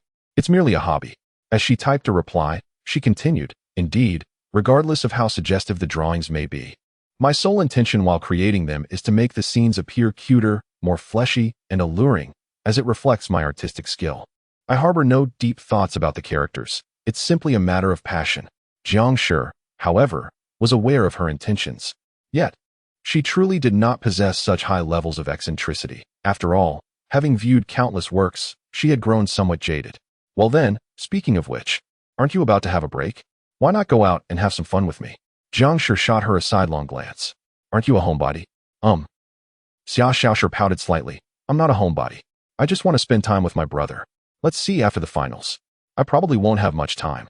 Jiang Shi had been contemplating finding a part-time job after finals, intending to ask Xia Yi for assistance in securing a position, hoping to earn some money during the winter break to bolster his finances. If all else failed, he could always work as a security guard beneath their company building. He remembered visiting the headquarters of the Xia Corporation and inquiring about the salaries of the security personnel. They earned over 10,000 a month, with wages comparable to most technical positions in other industries. Moreover, with excellent benefits including 6 insurances and 2 funds, various holidays, paid time off, and year-end bonuses. The job was particularly relaxed. However, the entry requirements appeared rather stringent. Yet, given that it was his aunt's company, he reasoned that with a bit of audacity, working for a month during the winter break should be feasible. He could return to being a security guard after graduation, effectively circumventing years of detours. "Why? Just go? Come on, brother." Xia Xiaoshi grasped Jiang Shi's arm, shaking it playfully as she coaxed him. We'll see when the time comes. TCH. Regardless, you have to go. You have no choice." Xia Xiaoshi turned her head away, huffing softly. Otherwise, hum. She seemed to know her brother well enough. Jiang Shi sighed helplessly. Even if he refused, Xia Xiaoshi would remain indifferent to his thoughts, simply wanting his company. "Knock, knock, knock, miss, young Master Jiang. It's time for dinner. The head of the Xia family is waiting for you downstairs." Tongxin, the housemaid, called out from the doorway. Upon hearing this, the two immediately responded and made their way downstairs. Seated at the dining table, they found Xia Yi already helping herself to the dishes. Although Tongxin worked as a maid, having been part of the household for several years, Xia Yi and Xia Xiaoshi regarded her as family, thus they always shared meals together. "Auntie, may I discuss something with you?" Jiang Shi began as soon as he sat down. "Oh, go ahead." Xia Yi glanced at him. Jiang Shi then explained his desire to work at her place during the winter break. Xia Yi nodded in agreement. "Of course, that's no problem. However, your major is electronic information, and there aren't suitable positions available here at headquarters." Jiang Shi scratched his head awkwardly, feeling a bit embarrassed. "But I want to work as a security guard." Indeed, he was only a freshman. His coursework was far from complete. Even if he qualified for an internship at the Xia Corporation, his capabilities were insufficient. A glimmer of surprise flickered in Xia Yi's eyes. "No way," Xia Xiaoshi interjected, casting a resentful glance at Jiang Shi. "Brother, during the break, you need to spend time with me. You can't go to work." Seeing Xia Xiaoshi's protesting expression, Xia Yi turned her gaze back to Jiang Shi. "Well, the break isn't very long. It might be better to stay at home with Xiaoshi." If you need money, I can advance some to you. She was indeed willing to accommodate Jiang Shi's request, but she favored indulging her daughter more. She likely understood Jiang Shi's motivation for seeking a part-time job during the winter break, money. Yet, she had no shortage of that. As long as her daughter was content, she could provide as much as needed. However, she also sensed that Jiang Shi seemed reluctant. Nonetheless, she had no intention of interfering with their relationship until he acquiesced to her request. After all, capturing the affections of a young college student was far too simple for her. But she had to consider the face of an old friend, allowing the two to cultivate their feelings gradually. Exactly. It's just a little money. Xiaoshi can pay your brother. That doesn't seem right. I'd rather earn my own money. Jiang Shi hesitated. To be honest, part of his desire to earn money stemmed from not wanting to remain cooped up at home, being constantly pestered by Xiaoshi during the weekend. Forced to stay in her room, only permitted to leave for the restroom, and even threatened with a stun baton. He found it unbearable, and he had sought assistance from Xia, but she was entirely indifferent, completely indulging Xiaoshi. If their roles were reversed, he feared he might have already become Xiaoshi's slave. The thought sent a chill down his spine. No way. Absolutely not. Xiaoshi firmly rejected. Why not? If you go out, no one will accompany me to play. It's a rare long break. I want to go out with my brother. I'm not saying I won't be on break. I'll be with you during the break. That won't do either. Xia silently observed the argument between the two, seemingly recalling something as a faint smile graced her lips. Since you, young Master Jiang, don't wish to stay at home, why not come work as my assistant after your break? I assume you can drive, right? Chapter 30 for the little one is quite clueless. With a driver's license in hand, Jiang Shi obtained it during the summer after the college entrance examination. He could only occasionally take his mother's small mini grocery shopping, though that privilege was soon revoked. Thus, he had not driven in recent months, but he could manage normal road conditions without issue. All right, since I have matters to attend to at the company, could you drive me there? Does that mean I'm officially employed now? That is fine. I don't have much to do this afternoon anyway, Jiang Shi remarked, somewhat surprised. Indeed. Xia then turned to the silent maid, Tong Xian, who was eating nearby, and softly instructed, Tong Xian, you should stay at home for now. Understood. The maid nodded. Hey, Mom. Xiaoshi said that's not allowed. Xiaoshi protested, crossing her arms and puffing out her cheeks in reluctance. Don't worry. I'll only need him as a driver, and it won't take long, Xia replied nonchalantly. No way. Absolutely not. Xiaoshi continued to argue. Be quiet and finish your meal, Xia retorted, casting a glance at her daughter, who looked somewhat disgruntled. Truly, what a foolish girl I have. Meanwhile, Jiang Shi observed the back and forth with curiosity. To be honest, serving as an assistant, pouring tea, or driving didn't bother him. After all, it was preferable to being pestered by Xiaoshi at home.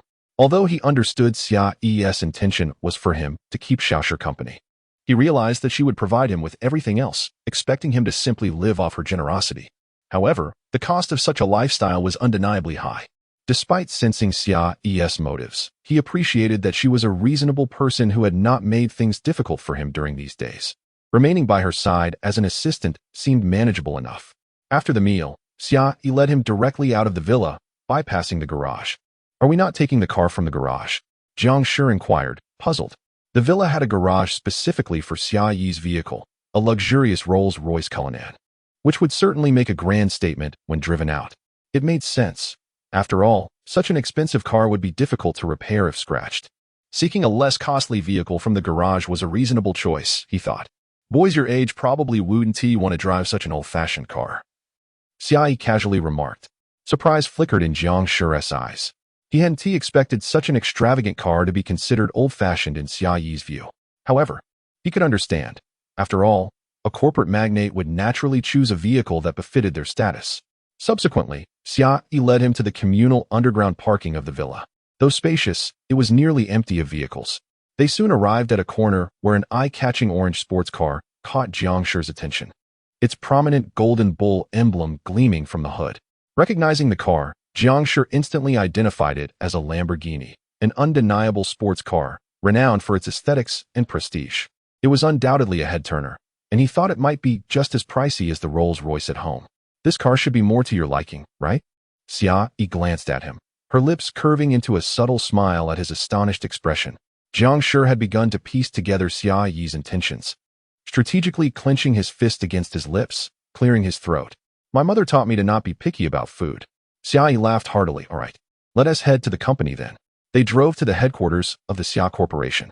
Although it was only a 20-minute journey, Jiang Shi drove cautiously, refraining from speeding.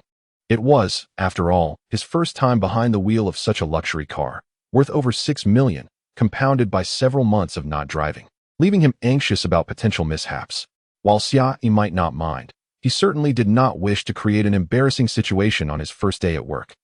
After parking the car at the company, he was about to exit when Xia stopped him. What is the matter, Auntie? Jiang Shi asked, perplexed. Xiao Jiang, you are a good boy. I want to force you regarding my daughter's matters, Xia said, her gaze penetrating. What do you mean? You can drive this car freely. If it gets scratched, it doesn't matter. Feel free to take it for a spin, she continued, pulling out a bank card from her bag and presenting it to him with her fingers. This card currently holds 10 million, and in the future, 2 million will be deposited monthly. Do you understand what I'm implying? Auntie, what are you? Jiang Shi swallowed hard. He understood perfectly. This was an obvious attempt to buy his compliance, ensuring he would accompany her daughter, Xiao Shi. Though unspoken, accepting the card would practically mean consenting to her terms, rendering him unable to escape her grasp. The allure of luxury and wealth was something a common person could hardly refuse. Was this not a form of coercion? Nevertheless, he was acutely aware of the steep price involved. Being constantly pursued by Xiao Shi, stripped of freedom, rendered the allure of money and luxury meaningless. With this in mind, Jiang Shi quickly waved his hands in refusal. No, Auntie. I merely wish to earn a living through my own efforts. Xia tilted her head in confusion. Can't you still earn a living through your own efforts after agreeing? Jiang Shi's lips twitched slightly. What peculiar things was this Auntie saying? Seeing his hesitance, Xia sighed. Very well, if that's the case, focus on building a relationship with Xiao Shi. Don't keep her waiting too long. Haha, Jiang Shi chuckled awkwardly. It seemed he hadn't been given the option to refuse. When is your exam? Xia inquired again. Next Thursday, he replied. As per the class leader's notice shared in the group chat, after which there would be a break. All right, we'll arrange for your formal employment after your holiday and discuss your salary then, she said. Isn't that determined by the regulations? Jiang Shi stammered, feeling a bit embarrassed. I'll take whatever the standard assistant salary is. Xia paused, feeling a wave of frustration. This little fellow truly was quite the naive one. After a resigned sigh, she returned the card to her bag. Very well then. I'll head to the company now, she said, stepping out of the car. Upon seeing this, Jiang Shi finally exhaled in relief, resting his hands on the steering wheel. Muttering, that was a close call. I almost gave in. Suddenly, his phone rang, revealing Xiao Shi's name on the screen. Upon answering, he was met with an urgent voice on the other end. Brother, why aren't you back yet? You said half an hour. It's already 31 minutes. Hurry home. Hurry home. Returning will take time too, Jiang Shi explained helplessly. Had he not promised Xiao Shi he would be back in half an hour, he would never have managed to escape her relentless demands. I don't care. I don't care. Brother, hurry home. You absolutely cannot stop anywhere else. Understood, understood. He replied before hanging up, sighing as he prepared for the return journey. Chapter 35. My dear, half an hour is simply insufficient. I'll finally finished with the examinations. In the afternoon, in the campus square, Jiang Shi stretched lazily, sighing with a sense of languor. During the days of the exams, apart from the essential necessities of eating and relieving himself, he hardly had a moment to himself, as all his time was devoted to accompanying Xiao Shi. When he played games, Xiao Shi would insist on confirming whether there were any girls in his team. Even random players he matched with were unacceptable to her, prompting her to immediately download the game to join him. Whenever he sent a message, she would verify whether it was directed at a girl, analyzing its content for any potential implications of infidelity. Even when he went to the restroom, Xiao Shi would confiscate his phone to prevent him from contacting other girls, waiting by the door for him to emerge. He felt helpless in the face of this, truly experiencing the terrifying nature of his overly attached little sister. However, now that the holidays had commenced, Aunt Xia had promised to take him to the company to handle his onboarding, providing him with a valid excuse to venture outside during the break. Although it might be somewhat exhausting, at least he would not have to spend all day and night with Xiao Shi. With this thought, Jiang Shi let out a sigh of relief. Jiang Shi. A clear and gentle voice interrupted his thoughts as Bai Qin jogged over to him, hands clasped behind her back, her face adorned with a charming and warm smile. Qin, what is the matter? How did your exams go? She inquired softly. I studied a bit before the finals, so I just scraped through, he replied. That is good to hear. Are you planning to head home now? Bai-Chin asked again. No, it's still early. I intend to wander outside for a bit first. The final exam of the day concluded at 4:10, and after managing various matters, it was barely 4:30. Returning home now would surely result in being pestered by Xia Xiaoshi. Thus, he preferred to stroll around outside, even if he was alone and short on funds. It was far more enjoyable than being hounded by his overly attached sister. Furthermore, he had informed Xia Xiaoshi that he would be busy assisting the counselor with some matters after the exams, allowing him to remain outside without issues when she checked his location on her phone. Oh, I see. Bai-Chin was about to continue speaking when Jiang Shi interrupted her. By the way, hasn't your comic been on hiatus? It's been quite a while since the last update, almost a month. Is everything all right? A few days ago, he had opened the comic app, eager to catch up on Bai-Chin's work, only to discover that it had been a month since the last installment. In his recollection, she typically updated every 2 weeks. It's nothing, really. I've just been focused on studying for finals lately. I'll start drawing again tonight, Bai-Chin replied, her eyes glimmering with a hint of longing as she gazed at Jiang Shi's profile, licking her lips slightly. I see, haha, I've been cramming too. But the questions are not difficult, Jiang Shi said, scratching his head awkwardly. Bai-Chin, fixated on Jiang Shi's profile, contemplated what excuse she could concoct that would not reveal her intentions while also persuading him to accompany her home. Repairing the computer. No, that excuse has been used. She had even given him the signed comic book. If only she had waited a little longer to give it to him. What excuse would work? What are you looking at? Bai-Chin snapped back to reality, noticing Jiang Shi staring at her with a puzzled expression. Nothing, she replied, shaking her head and redirecting her gaze forward. Honestly, the main characters should be about to start dating, right? If they do, will the comic come to an end? Jiang Shi asked. Well, I can't reveal any spoilers, Bai-Chin said. Her comic's outline only covering the journey of the protagonists from acquaintance to intimacy, culminating in their eventual relationship. Whether or not there would be a continuation was still undecided in her mind. However, at this moment, she was not concerned about the comic. Now that finals were over, if she did not act soon, it would be difficult to find another excuse to invite him out. He belongs to me. I must take him home and hide him away. He belongs to me. I must take him home and hide him away. He belongs to me. I must take him home and hide him away. Bai-Chin found herself breathing heavily, her cheeks flushing involuntarily as the fervent thoughts swirled in her mind. It was the middle of winter, yet the ardent feelings buried deep within her heart made her feel a peculiar warmth. Well, I'll take my leave then, bye. Returning to her senses, Bai-Chin realized she had unconsciously walked to the school gate, watching as Jiang Shi bid farewell and walked toward the side road. Wait, Bai-Chin rushed forward, grasping the strap of Jiang Shi's backpack. He turned to her, noticing her flushed face, and asked with curiosity, "What's wrong? Why is your face so red?" And no, it's nothing. I just wanted to invite you to my home for a bit, Bai-Chin said shyly, lowering her head slightly. And perhaps you could help me review the plot of my comic. Huh. Jiang Shi hesitated for a moment, feeling a bit awkward as he declined. How about another day? To be honest, he found Bai-Chin's invitation somewhat strange. Why was she blushing while inviting him over? Discussing the comic's plot didn't bother him, but he was wary that she might have other intentions. Please, it's just that tomorrow is the climax of the plot. I want to show you the art style and storyline details, and if possible, I'll upload it afterward, Bai-Chin said, slowly regaining her composure, her expression returning to its previous calmness.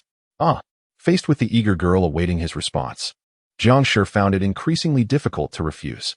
In reality, it wouldn't be a problem to go, after all. He had no evidence to prove that Bai-Chin had taken advantage of him.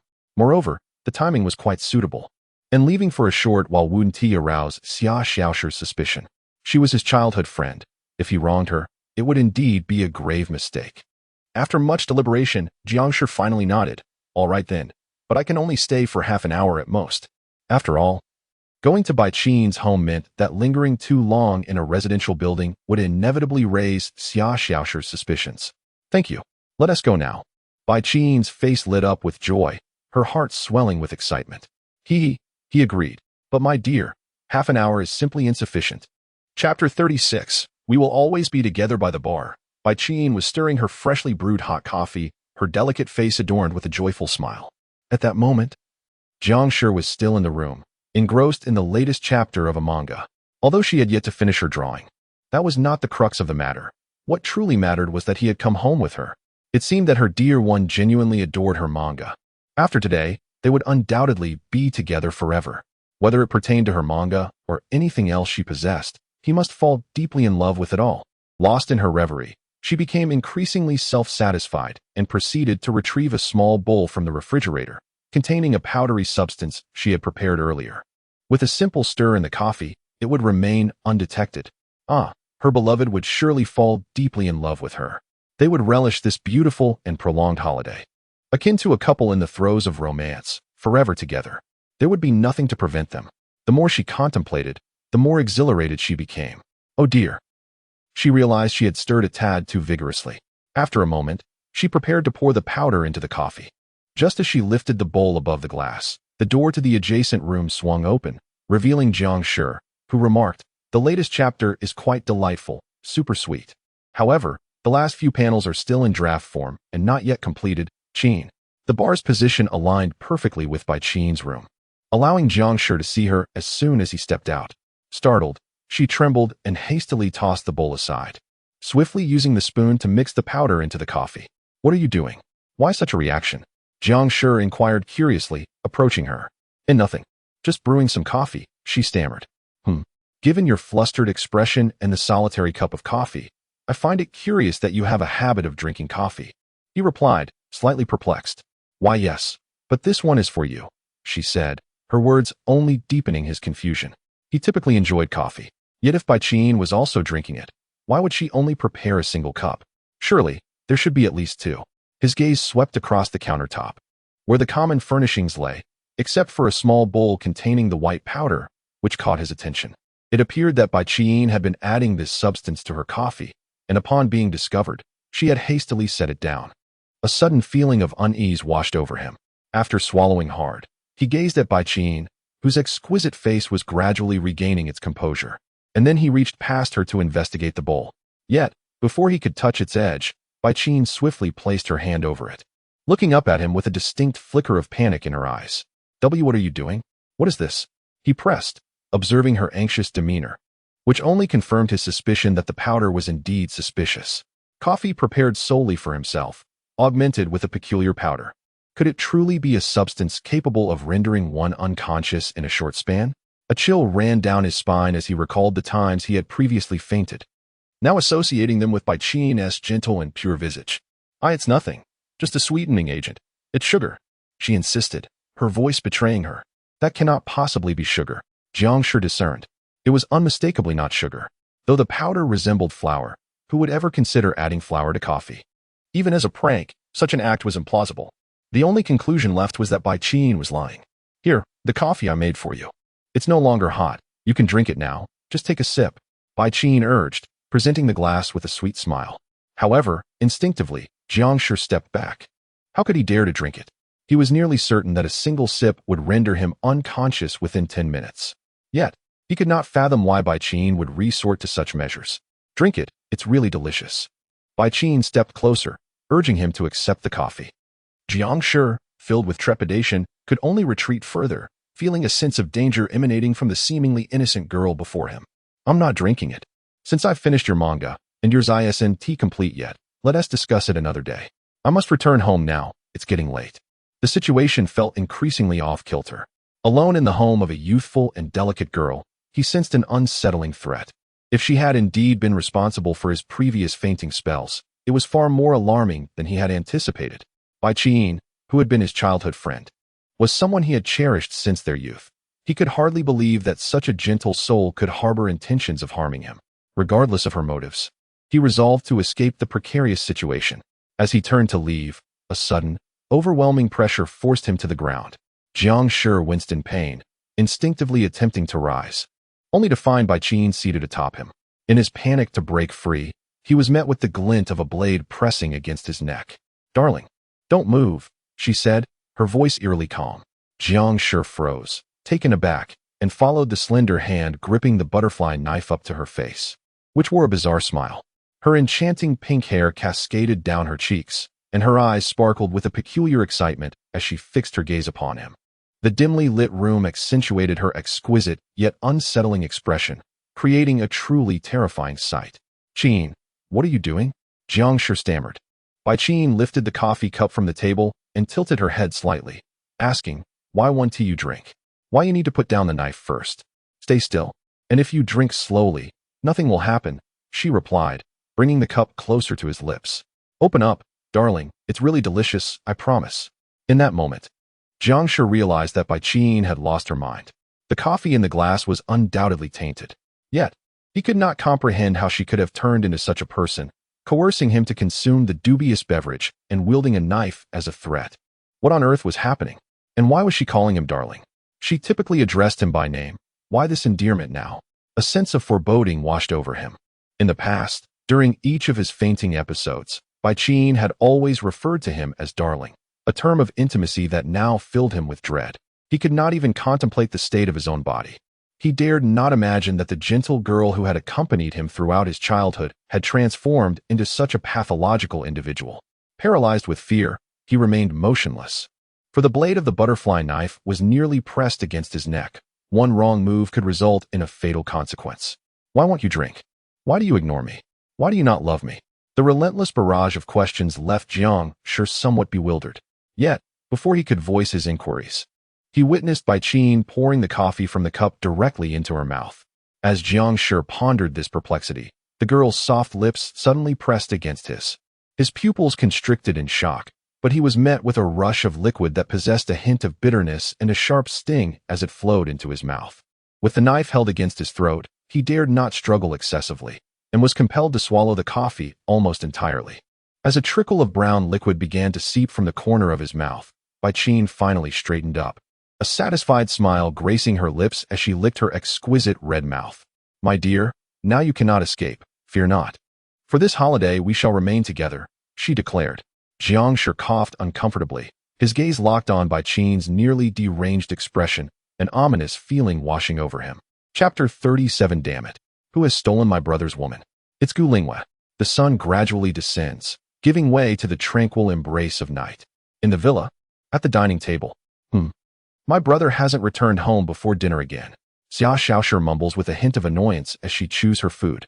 Xia glances at her. Today marks the end of the semester. It is entirely normal for Xiao Jiang to have other matters to attend to. Perhaps he will return later. But my brother hasn't replied to my messages. Although Jiang Shi did mention he would be home late. She had just messaged him, and he still hasn't responded. She feels a twinge of anger. During these times when her brother is absent, she must ensure he pays her back double during the winter break. Without my brother at home, the food lacks flavor. With this thought, she picks up the tablet beside her, opens the positioning application, and switches to the note labeled Beloved Brother Positioning. However, instead of the usual quick redirection to Jiang Shi's location, the icon now displays Locator has been damaged and cannot be located again. Xia Xiaoshi's face is filled with confusion. Clicking again yields the same message. What on earth is happening? Xia Xiaoshi pouts in irritation. This locator is a high-tech product, only 2 millimeters thick. Sharing a charging port with her phone, meaning as long as her phone is charged, the locator should remain powered. Even if it were out of battery, it should indicate low power instead of showing as damaged. Thus, she deduces that Jiang Shi must have removed the locator from his phone and intentionally destroyed it. Bad brother. She can't help but mutter angrily. What's wrong? Xia inquires. My brother removed the locator I had installed in his phone, and he even broke it. A locator, you say? To be honest, Xia was unaware of her daughter's decision to place a locator in Jiang Shi's phone. But it didn't particularly matter. She simply didn't anticipate that Xiaoshi would be so infatuated with Jiang Shi, even needing to monitor his whereabouts constantly. Oh well, as long as she is happy. TCH. What does that bad brother mean by this? Is he off cavorting with some woman? Afraid that Xiaoshi might catch him in the act? He hasn't listened to a word I said. It drives me insane. Observing Xia Xiaoshi's agitated demeanor, Xia calmly reassures her, do not worry, as long as he is not kidnapped, Xiao Jiang will return home. After all, he is not a rebellious child. Indeed, in her impression, Jiang Shi is quite honest and earnest. If he intended to leave, he would at least inform her. Occasionally, he can be a bit oblivious, which troubles her. But the locator is damaged. He hasn't replied to my messages. I can't even find out where he is. Xia Xiaoshi exclaims in frustration. Let us eat first. Xia Xiaoshi can hardly concentrate on her meal, nearly driven mad by the thought of the damaged locator. Jiang Shi had promised to return home promptly after the exams. Yet now, all she has is a broken locator. But she couldn't fathom why Jiang Shi, who had grown accustomed to the locator's presence over the past week, would want to destroy it. Did he intend to escape her scrutiny again? No way. I absolutely cannot allow such a thing to happen. Resolving this, Xia Xiaoshi clenches her small fists. Once she finds her brother, she will ensure he doesn't go out again. Work and all that must be off the table. You can try to persuade him, Xia Yi says helplessly. But you can't reach him now, can you? Why not fill your stomach first? Xia Xiaoshi furrows her brow, her spirits plummeting. Indeed, without the locator, coupled with Jiang Shi's silence, she has no other means to contact him. The first person who comes to mind is that Gu Lingwei. She is the only friend of Jiang Shi she knows, and the wretched woman who previously attempted to steal him away from her. Could it be that Gu Lingwei is once again up to no good? Although Jiang Shi had rejected her, Xiaoshi could tell that Gu Lingwei was still somewhat unwilling to accept defeat. Thus, it wouldn't be impossible for her to seek out Jiang Shi once more. TCH. That damned Gu Lingwei, trying to snatch my brother away again. With this thought, Xia Xiaoshi rises and turns to the maid, Tongxin, who is tidying up after the meal. Maid Chan, take me to that vile woman Gu Lingwei. Upon hearing this, the maid quickly sets aside her cleaning tools and approaches her. All right, shall we head out now? Of course, we shall leave immediately. Very well, miss, please put on a coat. It's quite cold outside, Tongxin reminds her. Subsequently, Xia Xiaoshi hastily dons a thick coat and swiftly heads outside with Tongxin. Observing this, Xia Yi shakes her head in exasperation, leisurely continuing her meal. Chapter 38. Well, I might as well send a message. Half an hour ago. Oh dear, I didn't expect this phone to have a locator installed. And a high-quality one at that. This must have cost quite a bit, my dear. Inside the mobile phone shop, the proprietor, with tweezers, held a tiny black chip. Gazing in astonishment at the pink-haired girl before him, Bai Qin merely smiled faintly, expressing her ignorance but gratitude, saying, "Thank you, I'll handle the rest." After the owner reassembled the phone and she settled the payment, she departed, clutching both the phone and the tracker. Before this, she recalled witnessing that blonde girl searching for Jiang Shi with a tablet on that fateful night. She had surmised that Jiang Shi might have been equipped with a similar tracking device by the girl, but upon inspecting Jiang Shi's unconscious form, she found nothing suspicious on him or in his backpack. There was no tracking app installed on the phone either. This left only one possibility. The locator was embedded within the phone itself. Now, having taken the phone to the shop for disassembly, she confirmed her suspicion. The girl had indeed implanted a tracker in Jiang Shi's phone. Disgust washed over Bai Qin's face as she approached the roadside and discarded the tiny tracker onto the ground. With a decisive stomp, she shattered it into several pieces, grinding it further beneath her foot until it was utterly ruined. Only then did she feel a sense of relief as she walked away. She could not bring such a device home, for she needed to prevent it from transmitting its last known location to that girl's computer before it was destroyed. She held no interest in the girl, but she could not allow her to trace her or Jiang Shi. Otherwise, the situation could become quite troublesome. Upon returning home, she pushed open her room's door. On the meticulously kept large bed lay a young man, covered with a thick down comforter, peacefully asleep. Bai Qin approached the bedside, her gaze filled with adoration as she gently caressed Jiang Shi. "My dear, now we shall be uninterrupted." She paused, remembering that she had forgotten to prepare dinner for him since he was visiting. "I'll go cook for you." With that, she stepped outside, preparing to make a meal. Given the potency of the drug, Jiang Shi should awaken later that evening. When he did, she would be there to feed him personally. After all, Jiang Shi relished her cooking. Of course, she needn't worry about Jiang Shi waking up and fleeing midway, for she had securely bound his hands and feet with rope. This thought brought an even brighter smile to Bai Qin's face as she headed toward the kitchen. Under the night sky, a Rolls-Royce was parked by the roadside. The door swung open, and Xia Xiaoshi quickly descended, dashing toward the nearby residential complex. "Miss, please slow down. Miss Gu Lingwei should be home by now. There's no need to rush," the maid, Tongxin, called after her, keeping pace. "TCH. If we don't hurry, the baby will be born any moment." Xia Xiaoshi fumed. "If Gu Lingwei isn't home, we'll search for her at the company. That shameless woman took my brother away." Jiang Shi had not replied to her messages for over 3 hours. Nowadays, people are rarely without their phones, especially college students like Jiang Shi, who frequently check their devices. Even if something arose, it shouldn't take this long for him to respond. She had made several calls, all of which went unanswered. Thus, she was certain something had happened to him, and it was likely that some vixen had ensnared him, most probably Gu Linhua. Fueled by this thought, Xia Xiaoshi's anger intensified. She arrived at Gu Linhua's apartment and pressed the doorbell vigorously while shouting, "Gu Linhua, come out now." In the living room, Gu Linhua was seated on the sofa, perusing documents on her tablet when the loud doorbell and urgent calls interrupted her concentration. Frowning slightly, she deduced who it might be. Approaching the door, she opened it to find the very girl who had previously vexed her. "What do you want now, little brat?" Gu Linhua remarked, somewhat annoyed. Xia Xiaoshi glared at her. "Where's my brother? Have you hidden him again?" "What brother?" Gu Linhua retorted. "Don't play dumb. He has tea come home all day." Seemingly understanding the reason for Xia Xiaoshi's visit, Gu Linhua waved dismissively. "Jiang Shi isn't here. Look elsewhere."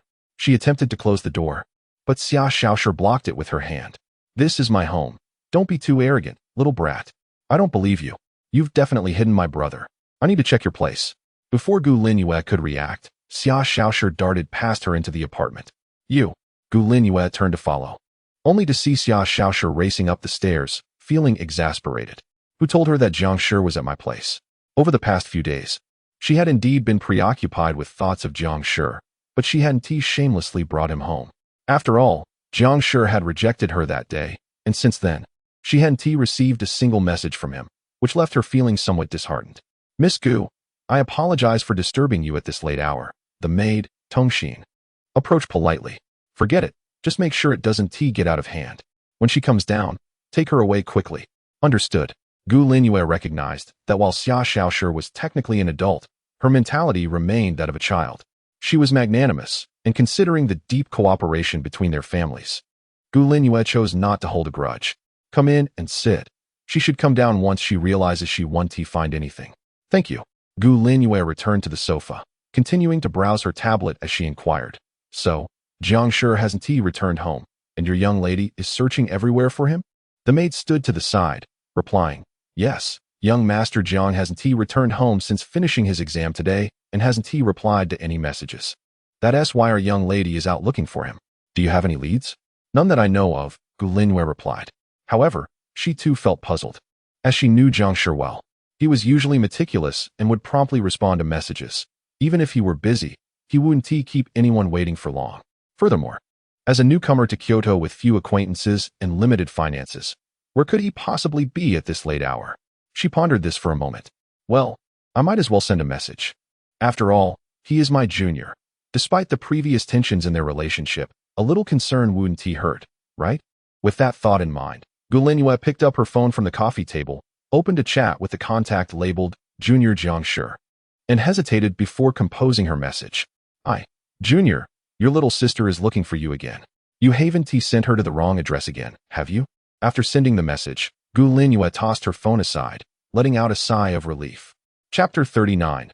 A yandere even more terrifying than Xia Xiaoshi.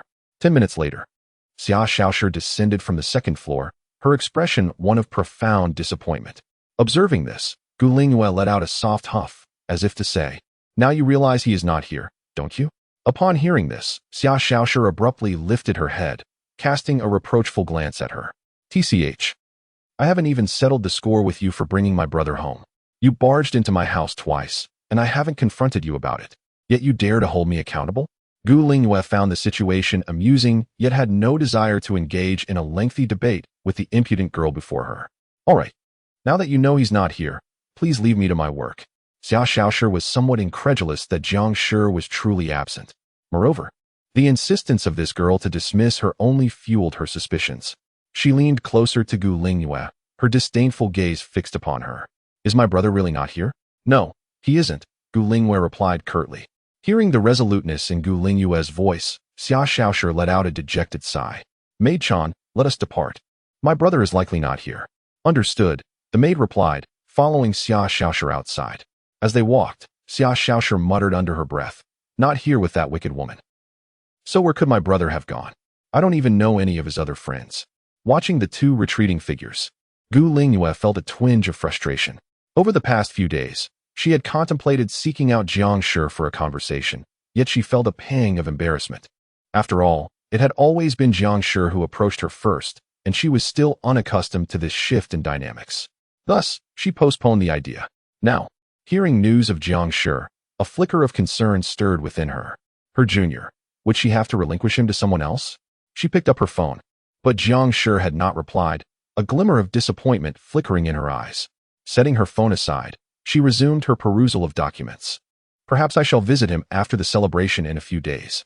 Meanwhile, Xia Xiaoshi lamented, where could that dreadful brother have gone? The winter night air was biting, chilling her already frostbitten hands. She exhaled warmth into her palms and rubbed them together, her tone rife with indignation and helplessness. Yet, she did not dwell on her thoughts for long, for within the entirety of Kyoto, Gu Lingwei was the only person she knew connected to Jiang Shi. Besides her, she could not fathom another soul tied to him. In her moment of confusion, she felt lost, uncertain where to search for him. Once she found her brother, she could not allow him to venture out again.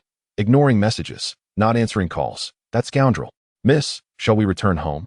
I could attempt to retrieve the last known location from the locator before it malfunctioned, Tongxin suggested. Really? Is that possible? Xia Xiaoshi inquired, hope rekindling within her. We can certainly try. All right. Let us hurry home. With renewed determination, Xia Xiaoshi quickened her pace. In the kitchen, a delightful array of dishes lay on the table, complemented by fragrant rice, which was now perfectly cooked. All that remained was to wait for her beloved to awaken. With this thought, Bai Qin beamed with satisfaction. Removing her apron before heading toward the bedroom. Upon entering, she found Jiang Shi still lying in bed. It had already been 5 hours, and he remained unconscious. Well, considering the medication, my dear should awaken soon, she mused, pulling a chair from the desk to sit beside him. Resting her elbows on her knees, she gazed fondly at Jiang Shi, patiently awaiting the effects of the drug to subside.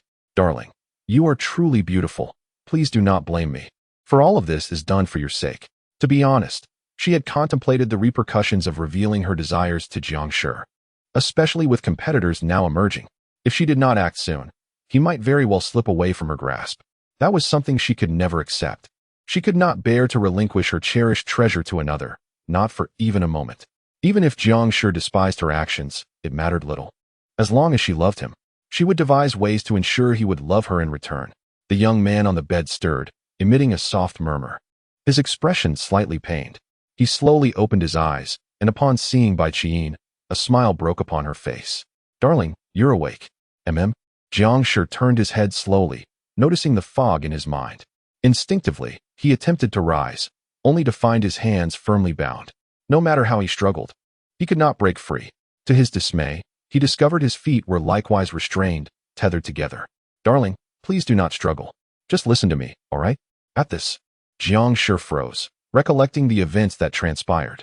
Bai Qin had drugged his coffee, forcing him to drink against his will. And now here he was, bound in her room. Clearly, this was Bai Qin's doing. Swallowing hard, a flicker of fear crossed his gaze. Qin, why are you doing this? Because I love you. Bai Qin replied without hesitation.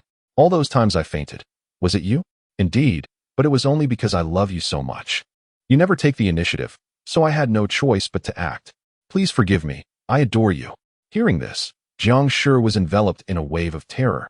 His eyes filled with astonishment and confusion. In his mind, Bai Qin had always embodied gentleness and purity, a constant throughout his life, never having engaged in any outrageous behavior. Therefore, he harbored a fondness for her. Yet now, the countless instances of drugging him, the threats with a knife, the binding with rope. He had never anticipated that Bai Qin would resort to such actions behind his back. And for the reason of loving him, there was no joy in his heart, only an overwhelming sense of dread. The beautiful image he held of her shattered in an instant. He turned his head away, unable to confront Bai Qin. What's wrong, darling? Do you not like me? Bai Qin rose from her chair, leaning closer to him, her hands pressed against the bed. To be candid, Jiang Shi had indeed harbored feelings for Bai Qin prior to this moment. But now, fear overshadowed any affection he felt. Though he could not pinpoint when Bai Qin had changed, it was evident that her behavior was far from normal, luring him to her home with a gentle facade. Willing to employ any means necessary, all for the purpose of binding him, merely to possess him. This was the very definition of a yandere, even more terrifying than Xia Xiaoshi. Chapter 40. I won't let you go. What is it, my dear? All you need to do is love me.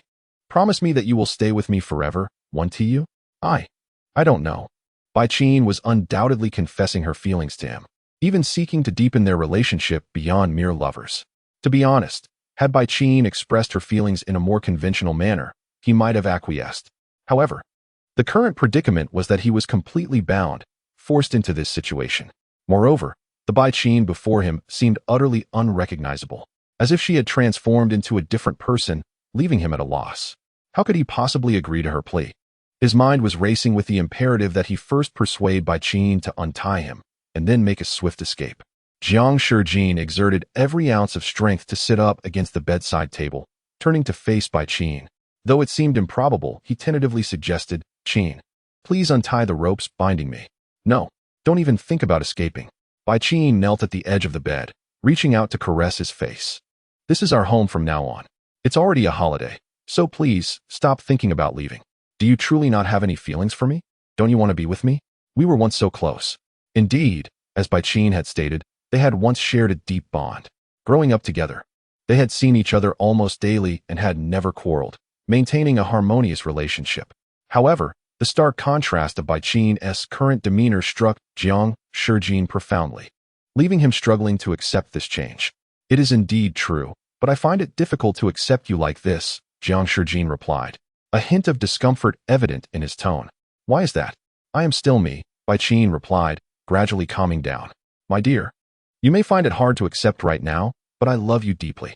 I have loved you all these years, yet you have been so oblivious, never taking the initiative. I had no choice but to resort to this method." Faced with Bai Qin's declarations, Jiang Shi found himself utterly bewildered, and his frustration bubbled over. "Then why resort to such measures? Using drugs, even threatening me with a knife? Don't you realize how abnormal this is, given how long we've known each other?" Bai Qin paused in shock for a moment, shaking her head.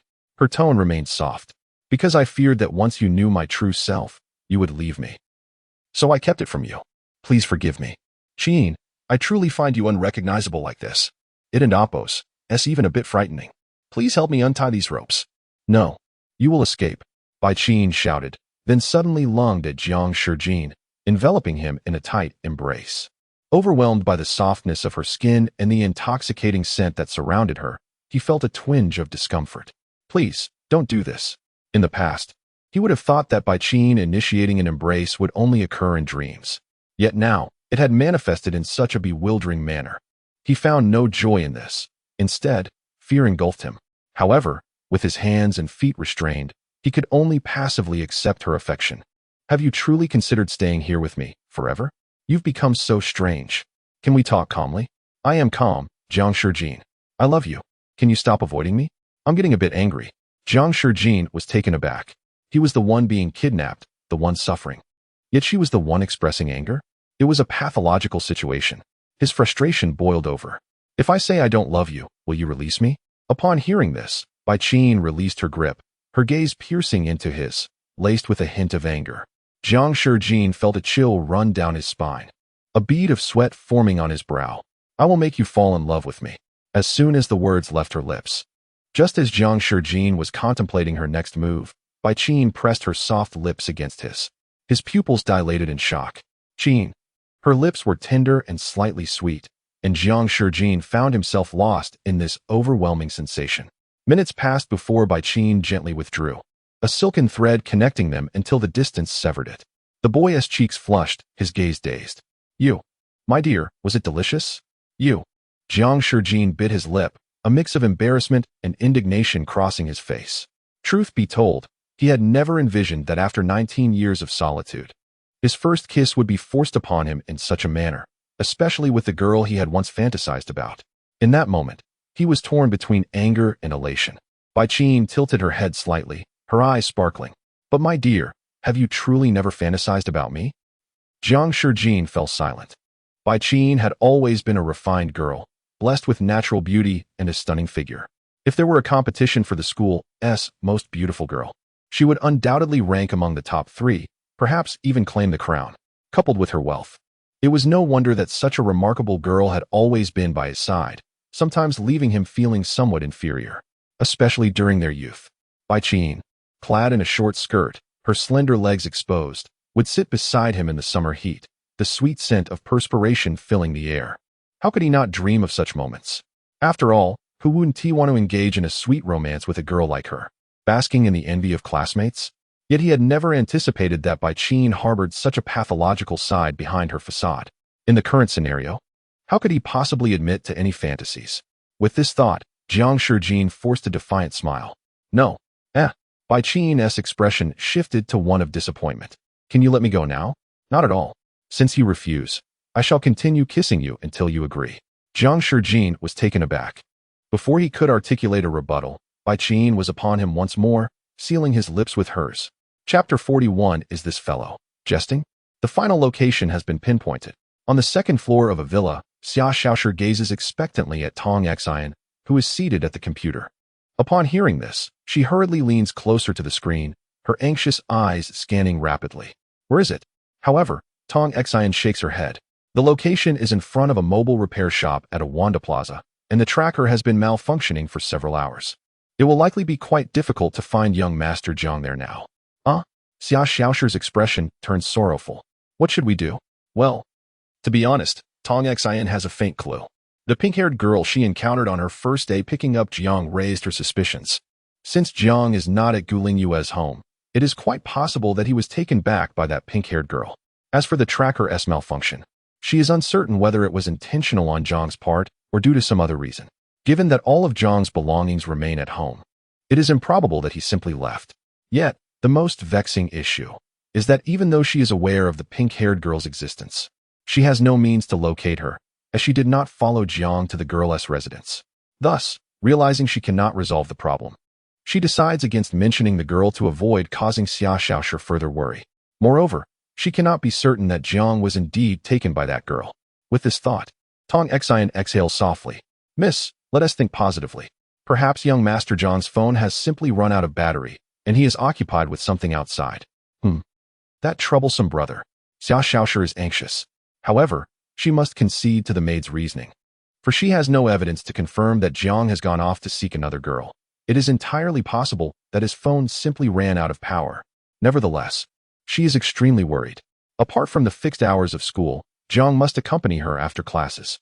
Without his presence, she feels a void within herself, akin to the necessity of eating at regular intervals each day. Oh, when brother returns this time.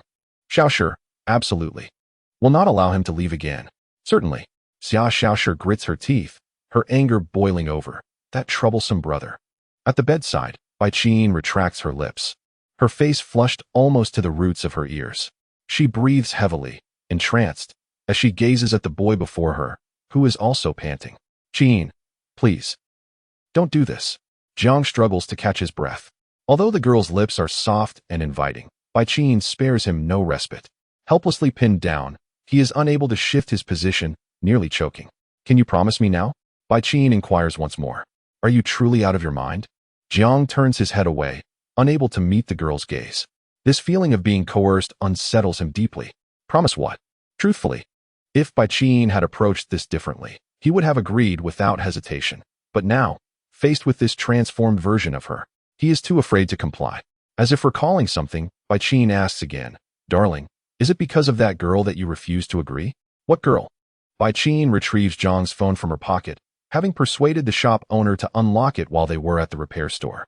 Upon hearing her claim of forgetting the password, the owner had expressed some doubt about the phone's ownership, but upon seeing her innocent and sincere face, he promptly assisted her. She effortlessly unlocks the device and opens the gallery. Rows of adorable photographs of a cute blonde girl posing suggestively on a bed, showcasing various outfits and poses. The content quite risque, enough to make any admirer nosebleed within 3 seconds. She scoffs derisively, then angles the phone screen toward Jiang. Is it because of this girl that you refuse me? Upon seeing this, Jiang's eyes widen in shock. What on earth? I don't recall saving such photos. He instantly recognizes the girl in the pictures, blonde, petite, with a charming face. It must be Xia Xiaoshi. Yet, he has no memory of saving any photos of her, especially not of such a private nature. Bai Qin does not believe Jiang's protest. So, darling, do you like her? Is that why you refuse me? You've misunderstood. Jiang surmises that Xia Xiaoshi is behind this. Yet, the photos of her indeed appear in his gallery, many of them quite inappropriate. However, he cannot mention Xia Xiaoshi, for Bai Qin would only become more incensed, further diminishing his chances of escape. His mind races, and suddenly an idea strikes him. Bai Qin likely has not seen Xia Shaoshi, so they must not know each other.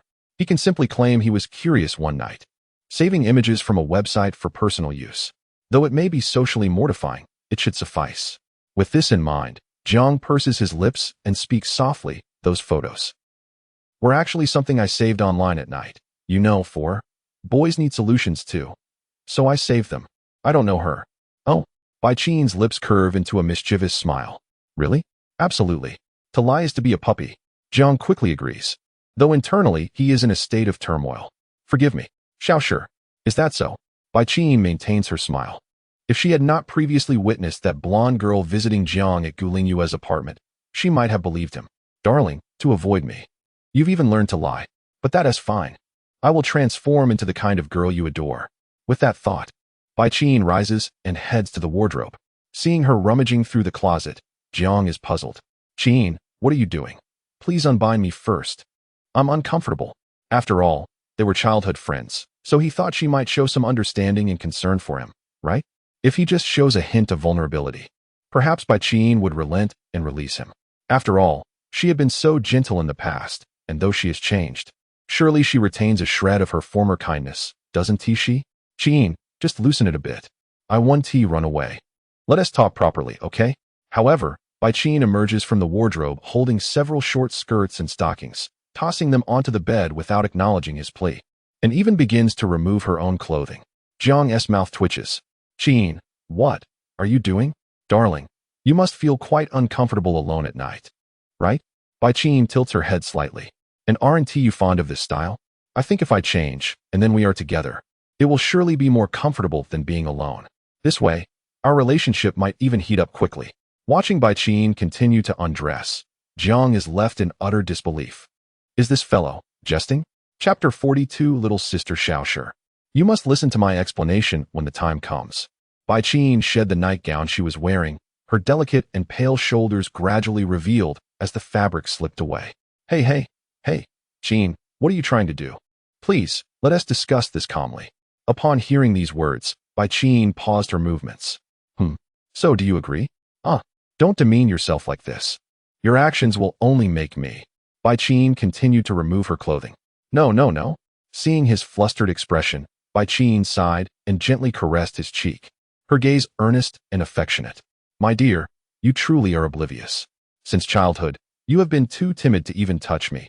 Even a chance brush would make you recoil. You like me, don't you? But why are you so terrified? Do you really need me to resort to such tactics to make you confess? Jiang Shi was momentarily stunned by her words. Me? No, it's you who is using these methods to coerce me. I find it quite distasteful. Methods don't matter. I just want you by my side. You. Jiang Shi was left speechless. But you do like me, can you deny that?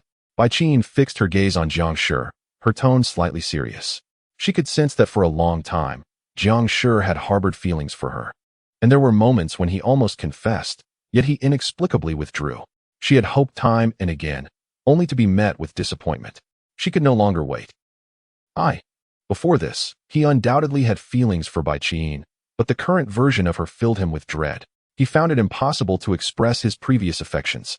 Moreover, Bai Qin's image was slowly shattering within his heart, let alone saying he liked her.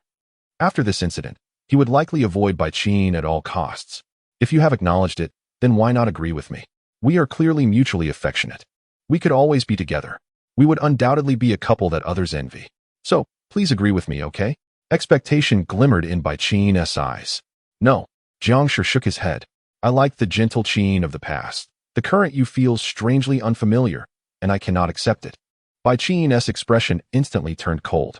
It's still because of that girl, I assent it? What girl? Can you not behave normally? Jiang Shi felt helpless. Oh, I forgot to tell you, I know the girl in the photo, Xia Shaoshi, the daughter of the CEO of the Xia Group. You must be staying at her home now. My dear, right? Upon hearing this, Jiang Shi was momentarily taken aback and hurriedly explained, No, don't misunderstand. It's not because of her that I cannot agree. How can I agree in your current state? Binding me and threatening me. Who would agree to that? At the very least, untie me so we can have a proper conversation. He spoke the truth. Even without Xia Shaoshi, faced with Bai Qin's sudden change, He could not possibly agree. Forcing oneself in such a manner is no different from a criminal committing an act of coercion. Furthermore, this person before him was someone he had long admired. "Oh, my dear, the old you would never lie to me. Have you begun to deceive me regarding that girl?" "No, I fear you may overthink things. I genuinely have no feelings for her. I merely lack the funds to stay at her home." Jiang Shi was acutely aware that Xia Xiaoshi had a possessive nature, which made him uncomfortable. Though her actions sometimes indicated her seriousness, he truly held no romantic interest in her. After all, he did not wish to be confined in a house, treated like a pet. Thus, he had long been preparing to save money and flee. But now, a similarly obsessive Qin emerged, her possessiveness rivaling that of Xia Xiaoshi. How could he possibly mention Xia Xiaoshi to her? If these two were to clash, the world might very well meet its end. "Then stay here with me. I lack nothing. Whatever you desire, I can provide, as long as you remain by my side." Facing Qin's warped declaration, Jiang Shi felt a chill of fear. The former Xia Xiaoshi used to say similar things, and though she threatened him with electric devices, she had never truly harmed him. Daily life was tolerable. But Qin, she administered drugs without hesitation, and it seemed to have continued for years, during which he had remained completely oblivious, as Qin had secretly orchestrated everything. This was already terrifying enough. Moments ago, she had even held a knife to his throat, threatening him. To be honest, while it wasn't likely she would kill him, he felt that if he were to resist, that knife might very well plunge into other parts of his body. After witnessing Qin's true nature, how could he dare to remain with her? Encountering such a dangerously obsessive individual, what was there to wait for? Would he simply await the moment a blade pierced through him? Realizing this, Jiang Shi swallowed hard. "Qin, for the sake of our long acquaintance, please do not act this way. We can take our time, can't we?" "Take our time? Hasn't it nearly been a decade? Are you asking me to wait until you marry that girl before you discard me?" A flicker of anger flashed in Qin's eyes as she stood up and walked outside. "But it's all right, now that you are by my side. This moment marks the beginning of our happy life together. This winter break, I will make you fall deeply in love with me." This is bad." Watching Qin step out, Jiang Shi felt his complexion pale further. He then attempted to struggle, but the ropes had tightly coiled around his wrists, rendering his hands bound behind his back. Only his fingers could move, and without being able to see the ropes, he was utterly incapable of freeing himself. The ropes around his feet were even more unyielding. Attempting to break free by sheer force was utterly futile. Thus, he surrendered. He remembered that Xia Xiaoshi had installed a locator on his phone. Although Qin had taken it, as long as he remained in this location, Xia Xiaoshi would surely find him soon and bring him back. Though he did not wish for the two to meet, he felt utterly helpless. He could only wait. Moreover, he had no idea what Qin was up to. With that thought, Jiang Shi sighed deeply, tilting his head as he murmured, "Little sister Xiaoshi, brother will agree to everything when he returns home. You must listen to my explanation when the time comes." Chapter 43. It's over. "My dear, after all this time, you must be famished. Let us dine first." Qin pushed open the door, cradling a wooden tray in her hands, upon which lay the freshly prepared meal, steam still wafting gently from the rice. "Dine." Jiang Shi was momentarily taken aback, a wave of discontent washing over him. Was Qin truly intent on treating him as a pet? She approached the bedside, placing the tray on the nightstand, and lifted a piece of meat with her chopsticks, offering it towards his lips. "Come, my dear, try the meat I stir-fried today. Is it not delectable?" As he gazed at the enticingly fragrant meat, Jiang Shi swallowed hard. To be candid, he had yet to eat anything that evening and was indeed quite hungry. Yet, this was Qin. After discovering that she had drugged his food and water prior to his fainting spell, he now felt an aversion to consuming anything she provided. "Come on. You used to adore my cooking, didn't you?" Qin seemed to sense his hesitation. She popped the meat into her own mouth, chewed, and swallowed before assuring him, "Rest assured, there are no drugs this time." Jiang Shi felt an odd sensation stirring within him. If Qin had managed to drug him twice in such a short span, it was indeed quite pathological. "Just think about it. You'll be able to savor my meals every day. Isn't that a delightful thought?"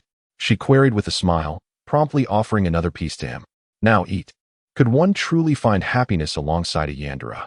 Perhaps prolonged exposure would lead to despair. Jiang Shi hesitated, despite his hunger. He found the pressure to eat quite tiresome.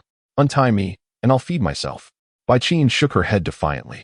"My dear, Do not delude yourself into thinking I am unaware of your intentions.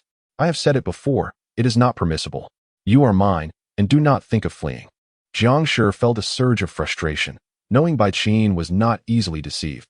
Perhaps if he pretended to acquiesce to her demands, she might release him, granting him an opportunity to escape. While it felt somewhat disgraceful to deceive a lovesick girl, this was a yandere. For now, preserving his life was paramount. With that thought, Jiang Shi pursed his lips, adopting a serious demeanor as he slowly spoke. All right, I promise I won't run away. But you must first let me go so that I can eat by myself. Too late. What? Are you deceiving me? Are you taking me for a fool? Bai Qin's expression turned cold, her gaze devoid of the previous warmth and kindness. Jiang Shi turned away, clenching his teeth. Could you please be more earnest? I truly love you, and I hope that once I confess, you will come to love me in return. It is my sole wish at this moment. Is that too much to ask? Not possible. Since Bai Qin refused to entertain his words, he chose to remain silent. After all, no matter what he said, she would not release him. Sighing, Bai Qin set down her chopsticks. Why? Isn't the reason quite simple? Jiang Shi retorted, exasperated. You forcefully drugged me, binding me and compelling me to profess my love. How could I ever agree to that? I have explained this countless times, Jiang Shi. You truly are dense. If you continue to dither, we shall never be able to plan our wedding day, and I shall not get to embrace you as your wife. I have seen others coveting you. I can no longer wait. You should understand my feelings. A flicker of disappointment crossed Bai Qin's eyes as she spoke earnestly. Her original plan had been to confirm their relationship during college and marry immediately after graduation. Yet, the first semester had already concluded, and Jiang Shi showed no inclination towards her. Even when she deliberately revealed her feelings, he merely shyly retreated, without a single action to indicate reciprocation. She often pondered, was Jiang Shi not attracted to her, or did he simply have no feelings for her? She considered herself quite presentable, with a decent figure. Why was there no spark of interest from him? In their childhood, perhaps it was forgivable, but now they were both adults. Initially, Jiang Shi's every action would elicit compliance from her, yet he remained utterly passive. There were times when his indifference infuriated her. However, she had tolerated it, aware that two others had begun to take an interest in him, and he had been neglecting her for their sake. She could no longer endure this. Otherwise, Jiang Shi would eventually discard her, and she could not accept that. Marriage? You. Jiang Shi's lips twitched, astonishment flickering in his eyes. They had yet to commence their relationship, and she was already contemplating marriage? It seemed this girl harbored more thoughts than he had anticipated. Yet, he had no motivation to reciprocate, not even courage enough to confess. It left him feeling somewhat disappointed. Was he still infatuated with Gu Lingyue, or perhaps that little girl? Certainly not. In the past, he had indeed had feelings for Gu Lingyue, but those sentiments had faded upon her return to the capital, especially with Bai Qin constantly by his side. Now, he regarded Gu Lingyue merely as a senior a year above him. As for Xia Xiaoshi, their relationship was purely platonic. He would escape the moment he earned enough money, unable to tolerate her overwhelming possessiveness. As for Bai Qin, to be honest, he had feelings for her, but her prior demeanor had been excessively perfect. Although he occasionally fantasized about her, he feared that confessing would ruin their friendship. However, Bai Qin's current behavior was too jarring compared to her former self. The method she employed was utterly wearisome, leaving him at a loss for words. Should he agree to her now, perhaps their lives could be blissful. Yet, he despised this manner of initiation, even from his childhood friend Bai Qin. Even if escape was impossible, he would never submit. No. Then why have you yet to confess? Bai Qin tilted her head slightly, her voice soft. It's all right. It's not too late now, my dear. Simply express your love for me, and we shall find happiness together. No. I cannot accept you as you are now, Jiang Shi stated firmly. Upon hearing this, Bai Qin sighed in disappointment. My dear, you have squandered your final chance to negotiate with me. Bai Qin picked up her chopsticks again, offering food to Jiang Shi's lips. Dear, please eat. You must gradually acclimate to this life we share until you change your mind. Wait, are you truly planning to keep me bound indefinitely? Are you unwell? Jiang Shi felt urgency rising within him. Insulting me is futile. I have given you your chance. By the way, I have destroyed the tracker in your phone, so do not even think about escaping. Jiang Shi froze momentarily. How did she know about the tracker in my phone? Did she inspect everything so thoroughly? No wonder Xia Xiaoshi hasn't come looking for me. Without the tracker, I truly am bound here by Bai Qin. This is disastrous. Chapter 44. My dearest, without a doubt, belongs to me. Be good, eat quickly, or you will be hungry later. I won't eat unless you help me get free. Realizing escape was futile, Jiang Shi resolutely gave in. He could hardly believe she would let him starve. Seeing this, Bai Qin sighed and asked, "My dear, are you really not going to eat? Only if you help me get free."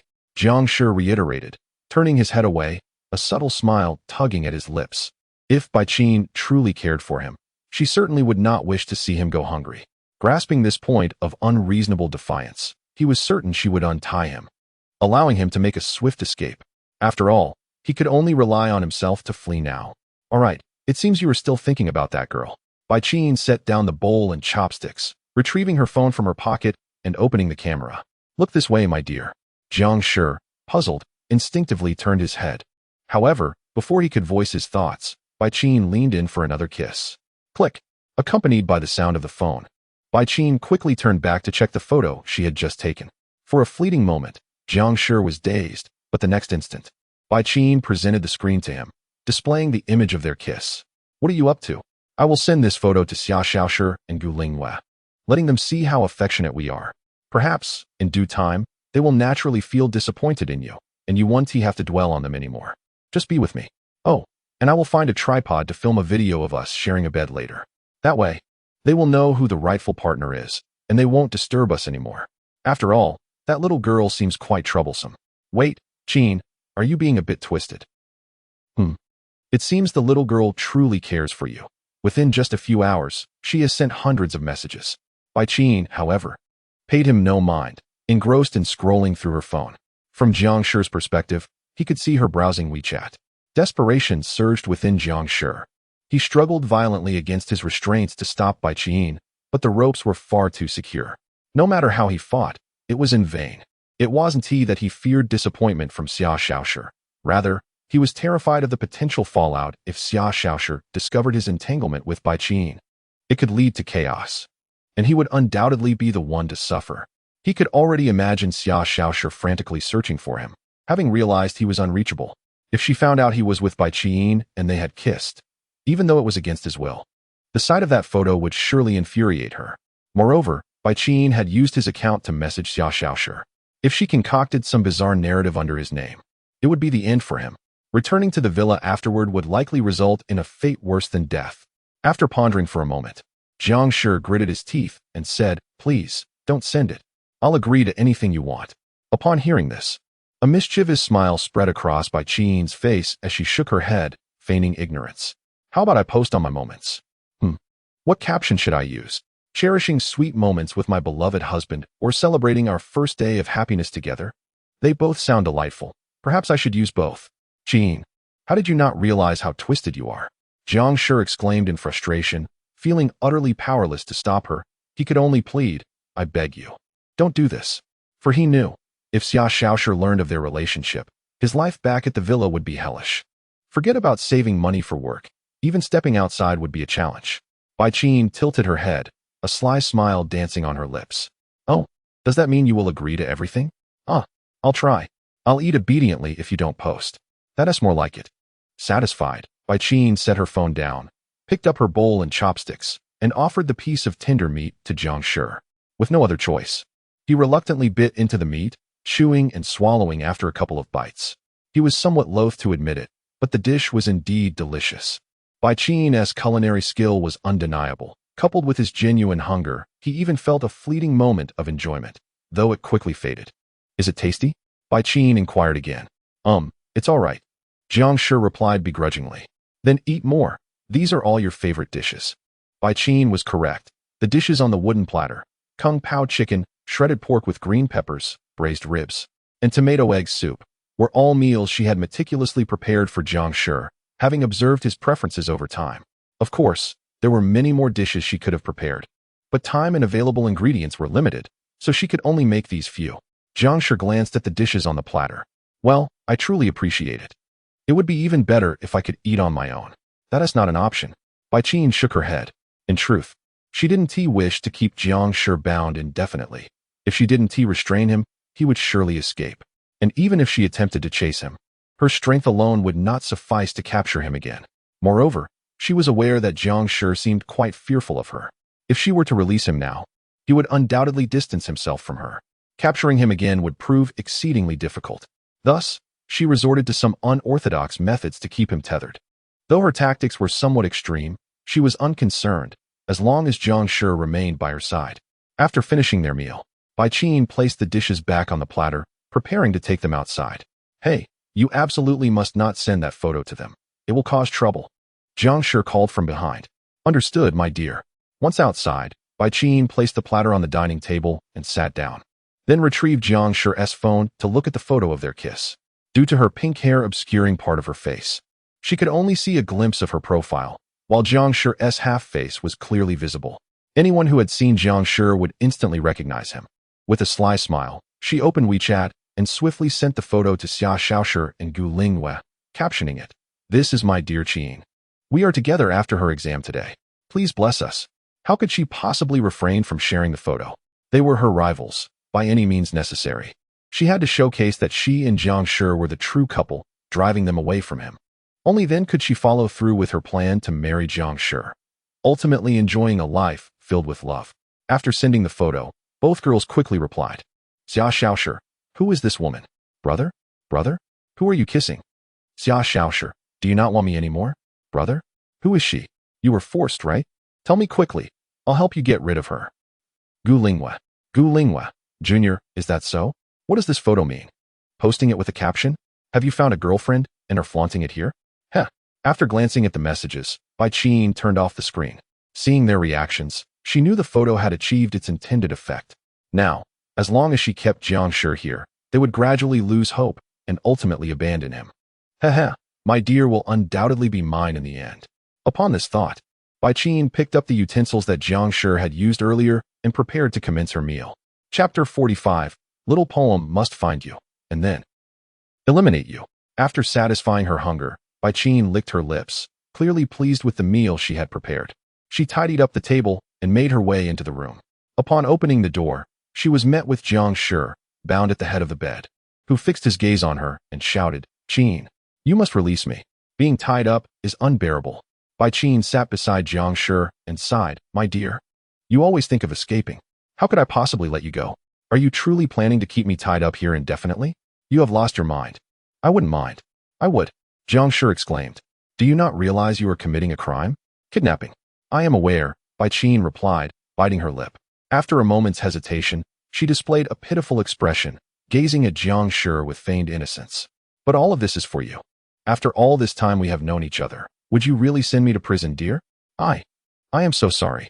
Faced with Bai Qin's tear-filled eyes and her aggrieved tone, Jiang Shi found himself softening. He was not an unsympathetic person. After all, Bai Qin had been his companion since childhood. Until today, they had never quarreled, their relationship akin to the idyllic childhood sweethearts described in novels and comics. Even more harmonious than that. No matter what he did, Bai Qin was always by his side. She had long since become an integral part of his life, even regarded as a couple by their neighbors. Jiang Shi's culinary skills were honed under her direct tutelage.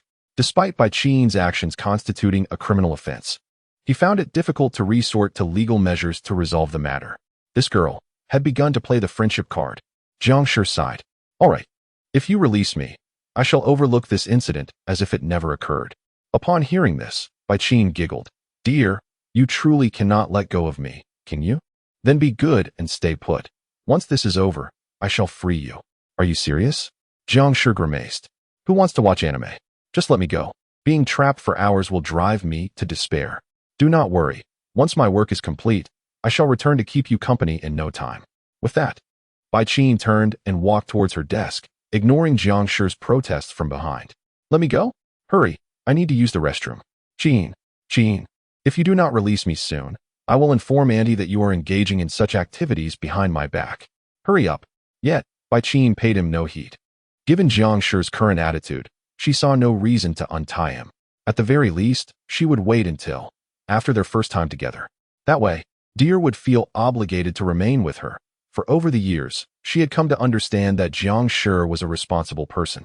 Once that Deer would surely take responsibility for himself and fall deeply in love with her, ultimately desiring only her.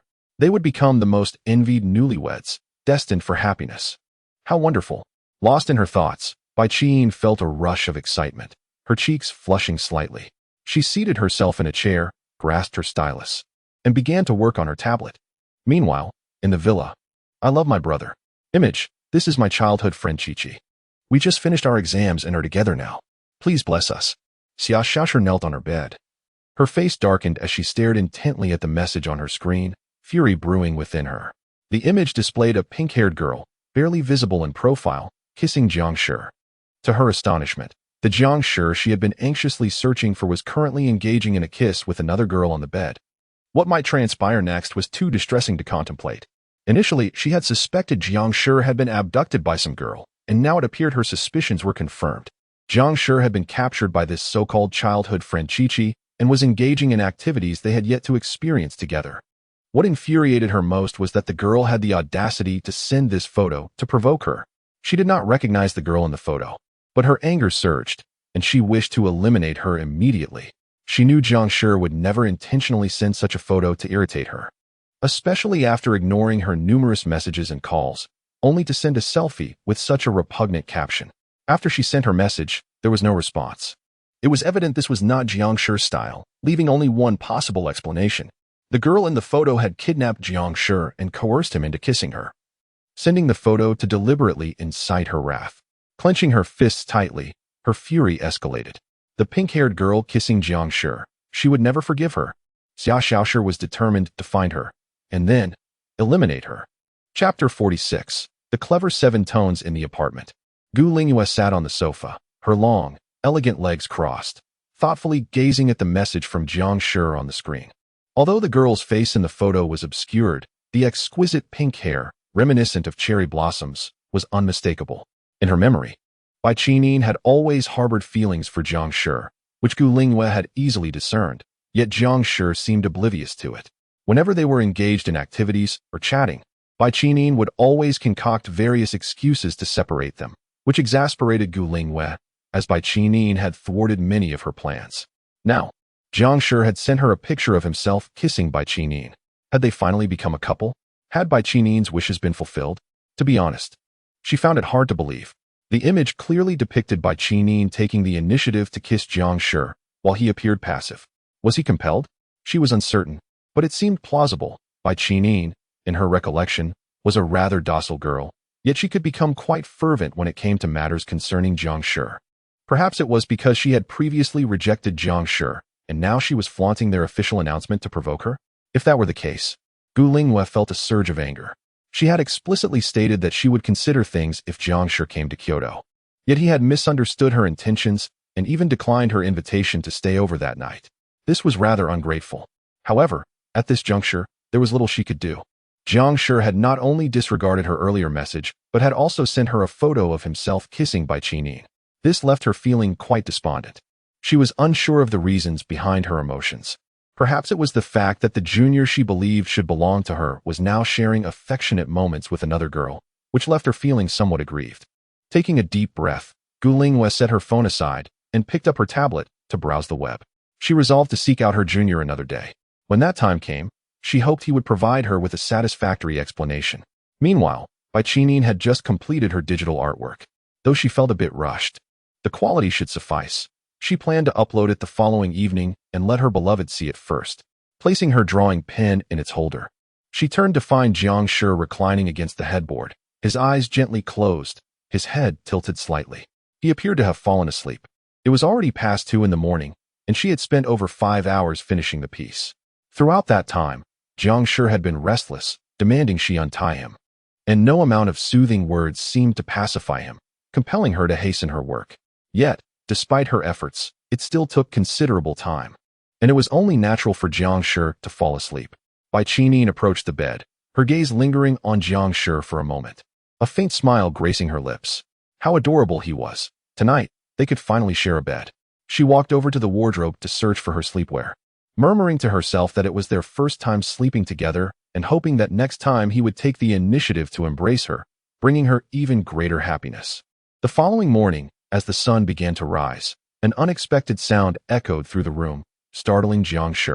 He blinked in disbelief at the sight of Bai Qinyin, who lay beside him, peacefully asleep. She had donned a delicate white lace nightgown, its sheer fabric revealing her porcelain skin beneath. Her long, pink hair cascaded like a waterfall across the bed, and her petite form curled up elegantly, her legs slightly bent beneath the skirt, presenting a serene and graceful tableau. Jiang Shi could not help but feel a rush of shyness as he caught a glimpse of her ample bosom beneath the delicate lace. He quickly turned away, his cheeks flushing with embarrassment. How could she wear something so revealing when she was usually so modest? It seemed intentional, as if she were trying to provoke him first thing in the morning. As he contemplated his predicament, an idea to torment by Qinin emerged in his mind. Yet he was still bound. The irony was not lost on him. He was the one restrained while she lay beside him, blissfully unaware of his torment. Just as he prepared to rouse her, the doorbell rang, interrupting his thoughts. Who could that be? Jiang Shi wondered, a flicker of hope igniting within him. Could it be Xia Xiaoshi? But the rhythm of the doorbell did not match her impulsive style. She would have been hammering away at it. Regardless, if he could awaken by Qinin, she could let the visitor in, and he could then call for help. As he turned to her, his face flushed with urgency. He called out, "Bai Qinin, wake up, someone is at the door." Bai Qinin stirred, blinking sleepily before slowly sitting up, a lazy smile spreading across her face. "Good morning, darling," she murmured, before acknowledging the doorbell, her expression shifting to one of disappointment. "How annoying, someone is interrupting our intimate moment so early. Who said we were having an intimate moment?" Jiang Shi retorted, attempting to mask his irritation. "Well, I can pretend we are," Bai Qinin replied with a yawn. Slipping on her slippers and heading toward the wardrobe, Jiang Shi watched in confusion. Was she actually going to change clothes before opening the door? Just as he thought he might escape, Bai Qinin approached him with a roll of tape in hand. "Sorry, darling," she said sweetly. Jiang Shi's eyes widened in disbelief. "What are you doing?" Before he could protest, she swiftly placed the tape over his mouth, rendering him speechless, leaving only his furious expression to convey his dissatisfaction. Bai Qinin severed the excess tape, revealing a hint of guilt upon her countenance. "I apologize. I shall assist you in unbinding it after she departs, and later, I will make amends with a kiss." Chapter 47. You are impressive, Qinin. Despite Jiang Shi's desperate struggles, Bai Qinin paid him no heed and strode purposefully towards the exit, firmly shutting the door behind her. Reluctantly, he ceased his attempts. Initially, he had hoped to enlist the help of outsiders for his rescue, but he had underestimated Bai Qin's cunning. She had anticipated this very scenario. She had even sealed his mouth with tape and spoke of rewarding him with kisses. Although the girl's lips were undeniably soft, the forced nature of it rendered him unable to enjoy the experience, and he had nearly suffocated just yesterday. Now, unable to vocalize his pleas, he could only pray that the person outside would manage to enter this room. However, such hopes seemed futile for Bai Qinin. How could she possibly allow anyone else into this sanctum? Moreover, her defenses appeared exceptionally astute. An entire day had elapsed, and Xia Xiaoshi had yet to locate him. This predicament was indeed troublesome. With this thought, Jiang Shi tilted his head back, a bitter expression etched upon his face. Outside, Bai Qinin approached the door and opened it, revealing a delicate girl clad in a thick white down jacket, clutching a bag of warm breakfast that seemed freshly purchased. "Wenku, what brings you here so early today?" Bai Qinin had anticipated Wenku's visit, as she had mentioned coming to see her after the finals. But the timing was rather unexpected. Weren't we supposed to celebrate the end of finals together? Come on, you haven't had breakfast yet. I bought you something downstairs. After handing the breakfast to Bai Qinin, Wenku stepped inside, exhaling with relief. "Ah, it's much warmer at home. Thank you," Bai Qinin replied as she closed the door behind her and followed Wenku into the room. "However, I don't plan to go out anytime soon. You all can go without me." "Huh?" Wenku plopped down on the sofa, casting a disappointed glance at her. "Didn't we agree to go out together? I've made plans with the other girls as well." Bai Qinin shook her head. "I'm afraid that's not possible." "Is it because of the manga?" Wenku inquired. More or less," Bai Qinin offered a feeble lie. It wasn't truly the manga's fault. She could draw anywhere, even while out and about with her tablet in tow. The real issue lay with Jiang Shi. He was currently in a rebellious phase, and she needed to ensure he fell completely in love with her before she could relax her guard. Although it seemed unrealistic to win him back in just a few days, she was prepared to wait, no matter how long it took. She would employ any means necessary, as long as Jiang Shi came to understand her and ultimately love her. Thus, she could not afford to leave at this crucial juncture. "Well then, I suppose I should take a look at your recent updates. It seems you need to catch up on your drafts during the winter break," Wenku remarked, her gaze roaming over Bai Qinin, noting her alluring lace nightgown. She stood and approached, a mischievous smile playing on her lips. Chi-in, have you changed your style recently? Have you two made any progress? Or, have you already? At this, Wenku's expression morphed into one of exaggerated anticipation. Not yet, Bai Chi-in replied, a hint of crimson gracing her cheeks, feeling somewhat bashful. Truth be told, she had intended this outfit to entice Jiang Shi. Upon waking and seeing his blushing, shy demeanor, she realized her plan was quite effective. It seemed Jiang Shi truly did harbor feelings for her. He merely lacked the courage to express them. They had known each other since childhood, and she could perceive his affections. He simply needed a nudge of encouragement. With a little more initiative on her part, he would naturally take responsibility, relieving her from the necessity of binding him to her. Not yet. Wenku grasped by Chi-yin's shoulders, her tone tinged with disappointment. Is that guy a total fool? If I were a guy, looking at you in that outfit would make me lose my mind. Not that extreme. Bai Chi-yin chuckled awkwardly. No, your progress is far too slow. I'll help you take a photo right now and send it to him. I guarantee he'll be lost in thought. Invite him over tonight, and it'll definitely work. And no, that won't be necessary. Bai Chi-yin was acutely aware of her own alluring figure. Ideally, when Jiang Shi awoke, he would behold her in her entirety. While he might react, she sensed he could restrain himself, which left her feeling a tad disappointed.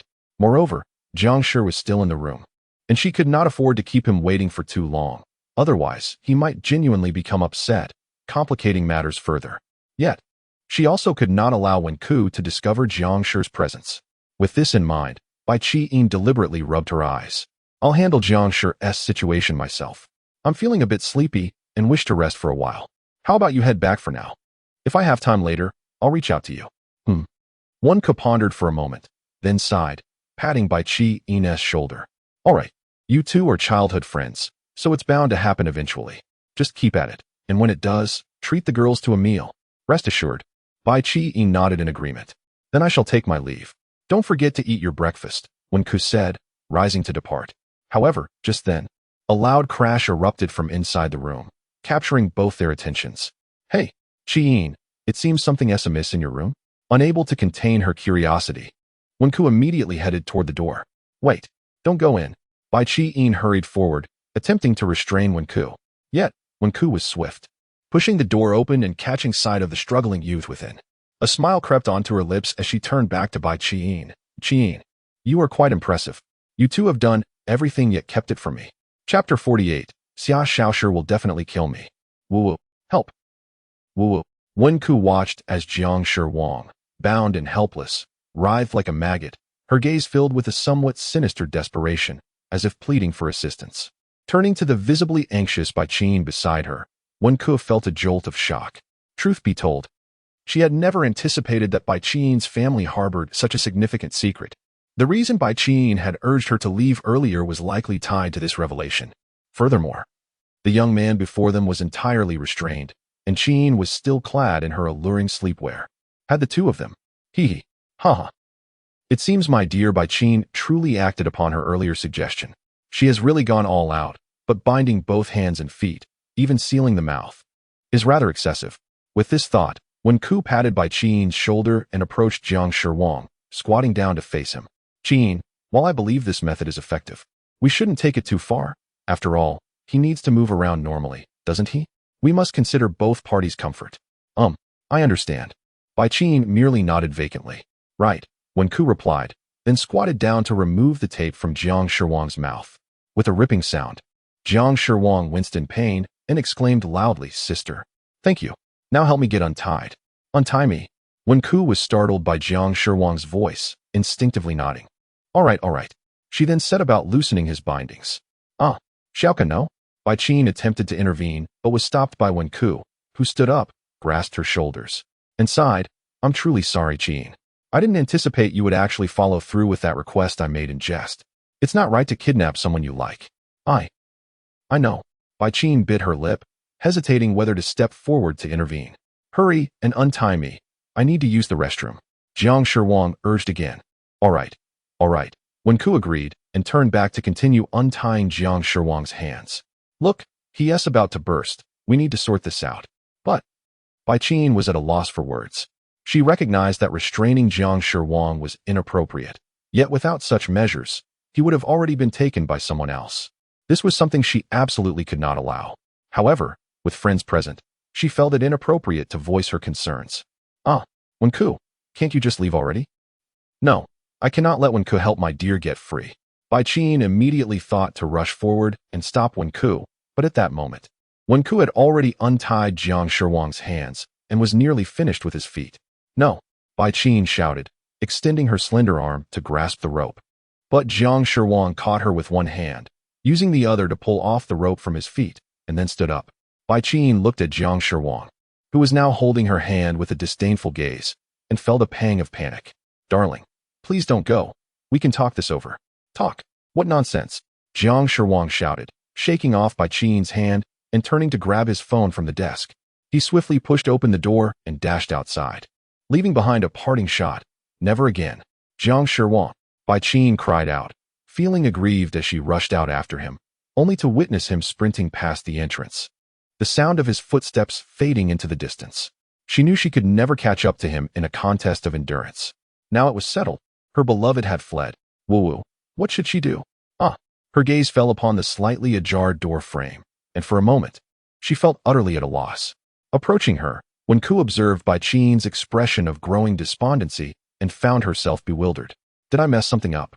Weren't you two just playing a game? No. Bai Qin struggled to find the words to explain, but now was hardly the time for explanations. Jiang Shi had already escaped, and her plan had not even begun to unfold. He had slipped away. What to do? After this, he would surely not forgive her. He might even ignore her at school. He could block her on all contact platforms. What should she do? What to do? Bai Qin was utterly at a loss, her mind racing in confusion. Wenku gently patted her shoulder, a look of bewilderment on her face. What exactly happened between you two? Could you enlighten me? Bai Qin bit her lip, her expression one of discomfort. She turned slightly to glance at Wenku. To be honest, Wenku was equally unaware of their situation. She couldn't blame Wenku for assisting Jiang Shi in his release. After all, anyone witnessing such a scenario would instinctively help. With this thought, Bai Qin sighed deeply. I suppose I must think of another way. Noticing Bai Qin's silence, Wenku became even more perplexed. She had believed that Bai Qin had taken her suggestion seriously and actually tied up Jiang Shi. Now, after helping him untie, it seemed he was genuinely upset and eager to flee. Previously, she had observed their relationship as quite harmonious. Why did it now seem rather strained? Was it because of her odd suggestion? As these thoughts crossed her mind, a wave of guilt washed over her. I'm sorry, Qin. Meanwhile, Jiang Shi sprinted out of the community entrance, glancing back as he exerted himself to run down the street. He had no desire to be captured by Bai Qin again, knowing that if he were, she would be even more cautious to prevent his escape. Fortunately, a nameless girl, who fortunately seemed quite normal, had provided substantial assistance. Otherwise, he might have been trapped there for the entire winter break. He certainly did not wish to be so restrained. It would lead to despair. Relieved to have escaped, he ran aimlessly down the street for about 10 minutes before stopping at a corner, leaning on his knees and breathing heavily as he glanced back. Thankfully, Bai Qin was not in pursuit. This Bai Qin, truly frightening. Despite being childhood friends, she showed no mercy when it came to kidnapping. Jiang Shi gritted his teeth, thinking, I truly cannot afford to provoke such a twisted character. It's best to keep my distance from her.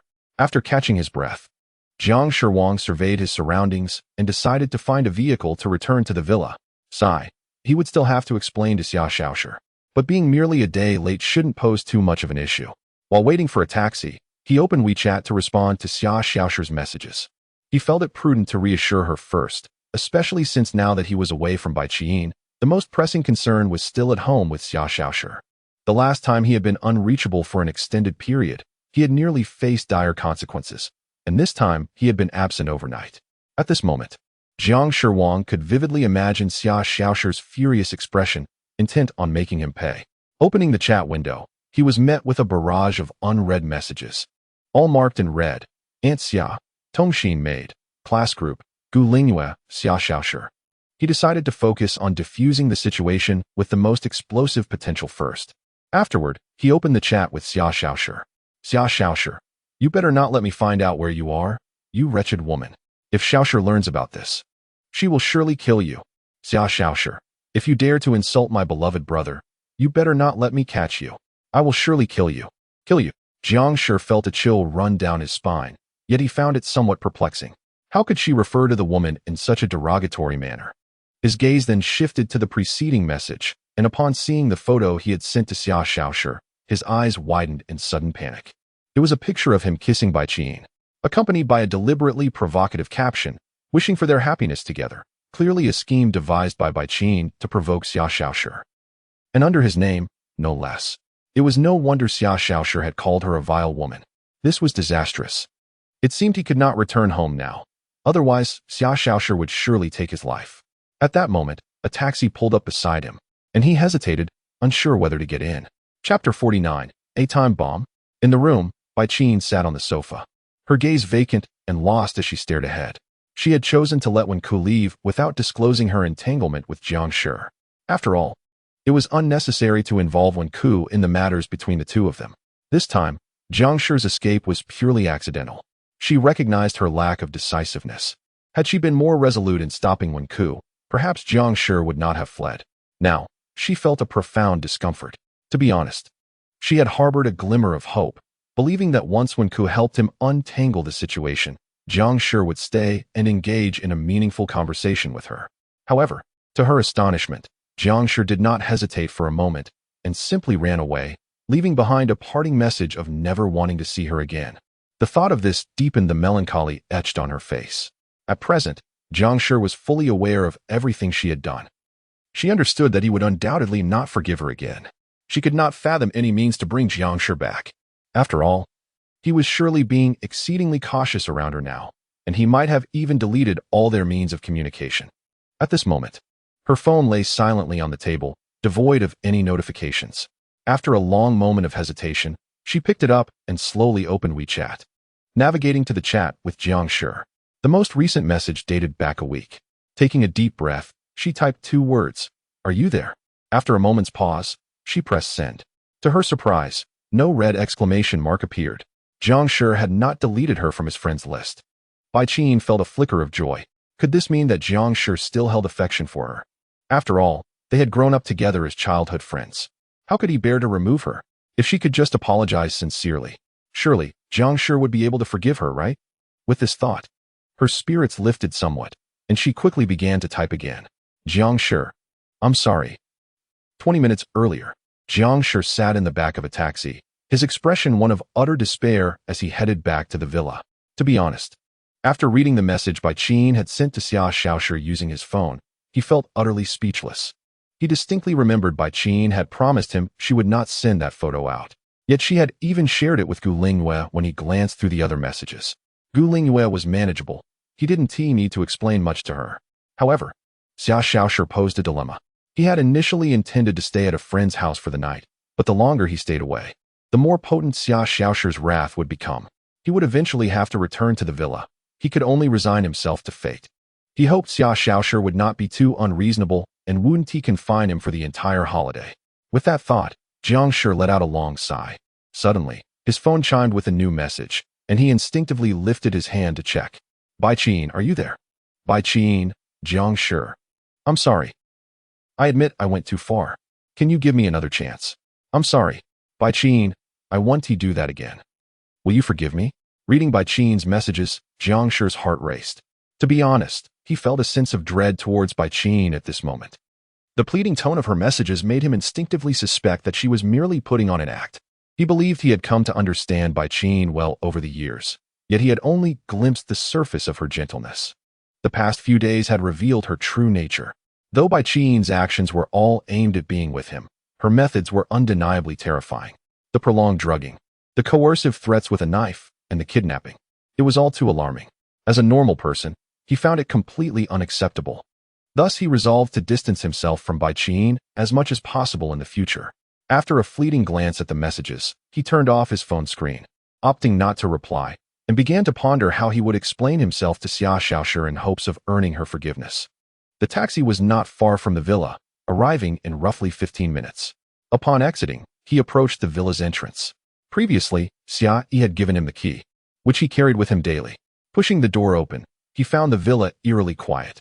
After changing his shoes, Jiang Shi stepped inside, feeling a twinge of anxiety, fearing that Xia Xiaoshi might suddenly confront him with a stun gun. While Xia Xiaoshi had never truly used a stun gun on him, he sensed she would be furious enough to resort to such measures this time. "Oh, little Jiang, you're back." A sudden voice startled Jiang Shi. Turning towards the sound, he saw Aunt Xia lounging on the sofa, casually inspecting a document in her hands. "Ah, yes. You didn't come home last night. Where were you?" Xia inquired softly. "A few matters delayed me." Jiang Shi glanced around the living room and curiously asked, "Is Xiaoshi upstairs?" If Xia Xiaoshi were upstairs, she should have heard the commotion from the door. Typically, she would rush down to find him upon hearing any noise. Yet today, there was no response. Nor was there any sign of the maid, Tongxin. "Xiaoshi," Aunt Xia smiled slightly, her gaze laden with meaning as it fell upon him. "Went out with Tongxin early this morning to look for you." "Huh? She went out to find me?" Jiang Shi's lips twitched involuntarily. Xia Xiaoshi surely did not know where Bai Qin lived, did she? Goodness.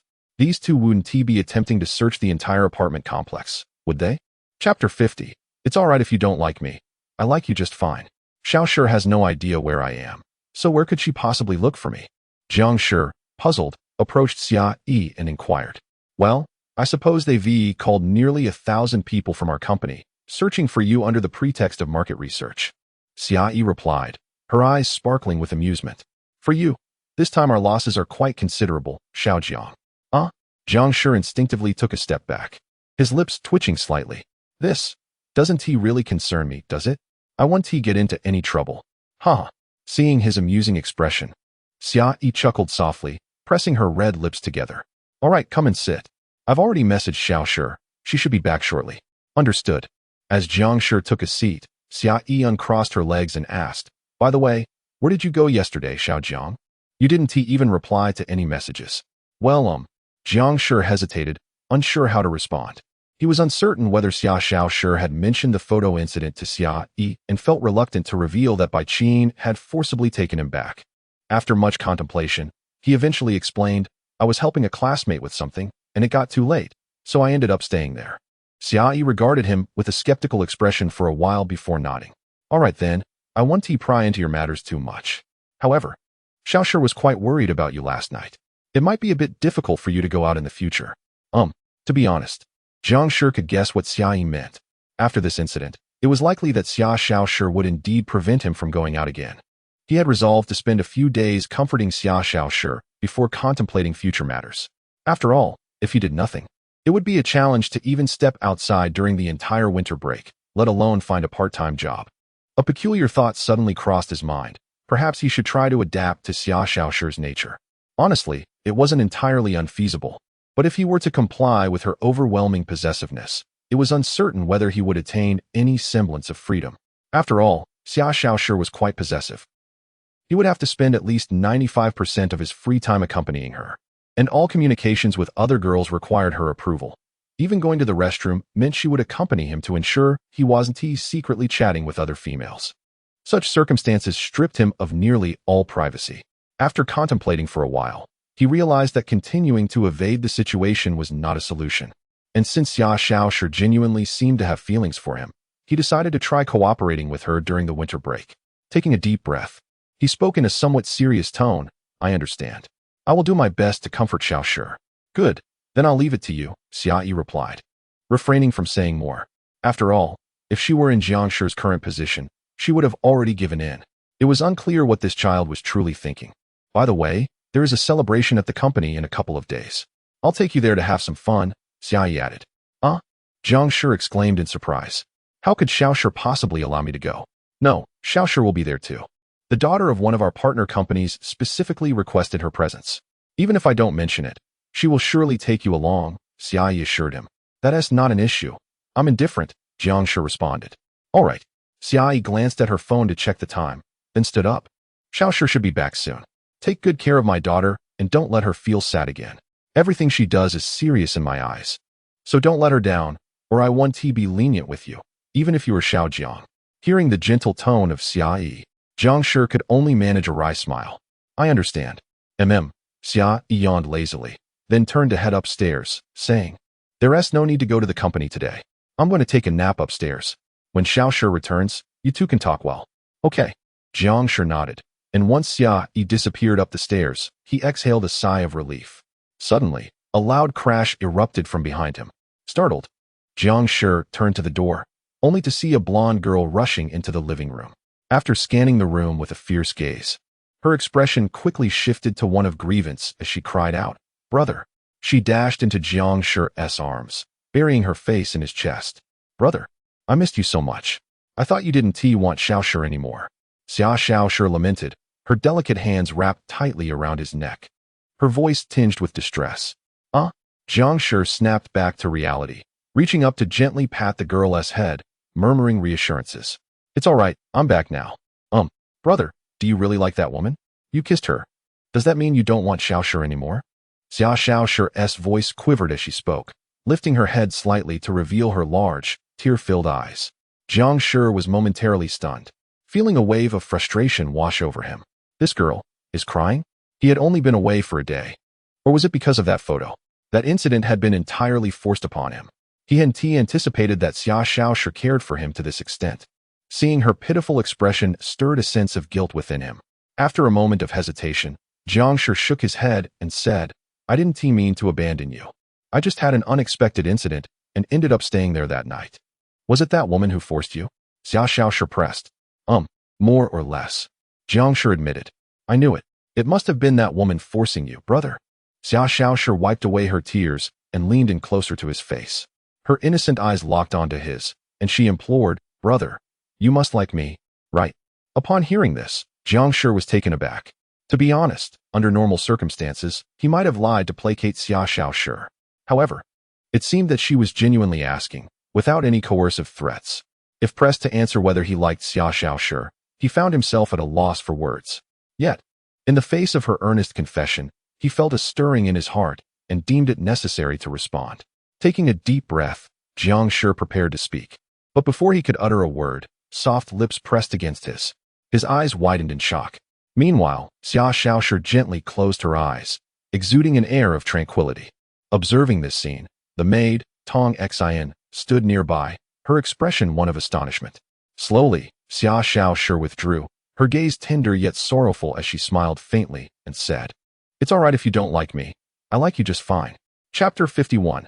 Not good for anyone faced with the girl's sincere and resolute confession. Jiang Shi was taken aback, his mouth slightly agape. "Xiao Shi. Bad brother. You won't have the chance to refuse." Xiao Shi interrupted Jiang Shi, promptly dismounting from him and wiping away the last tear from the corner of her eye. With a haughty snort, she declared, "I've already said that my brother is mine. There's no way I'll let go." Observing her adorable and proud demeanor, Jiang Shi couldn't help but smile.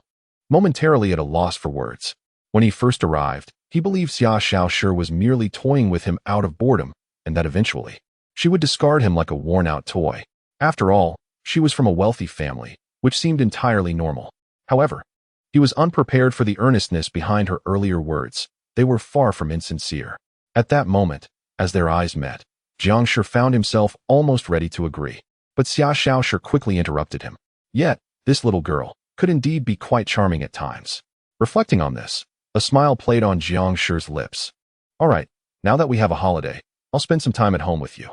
I want to go out." Xiao Shi's eyes widened in surprise. "Really?" "Yes," Jiang Shi nodded seriously. Looking at Xiao Shi's adorable face, he couldn't bring himself to deceive her. He decided to devote this time to accompanying her. With this thought, Jiang Shi exhaled in relief.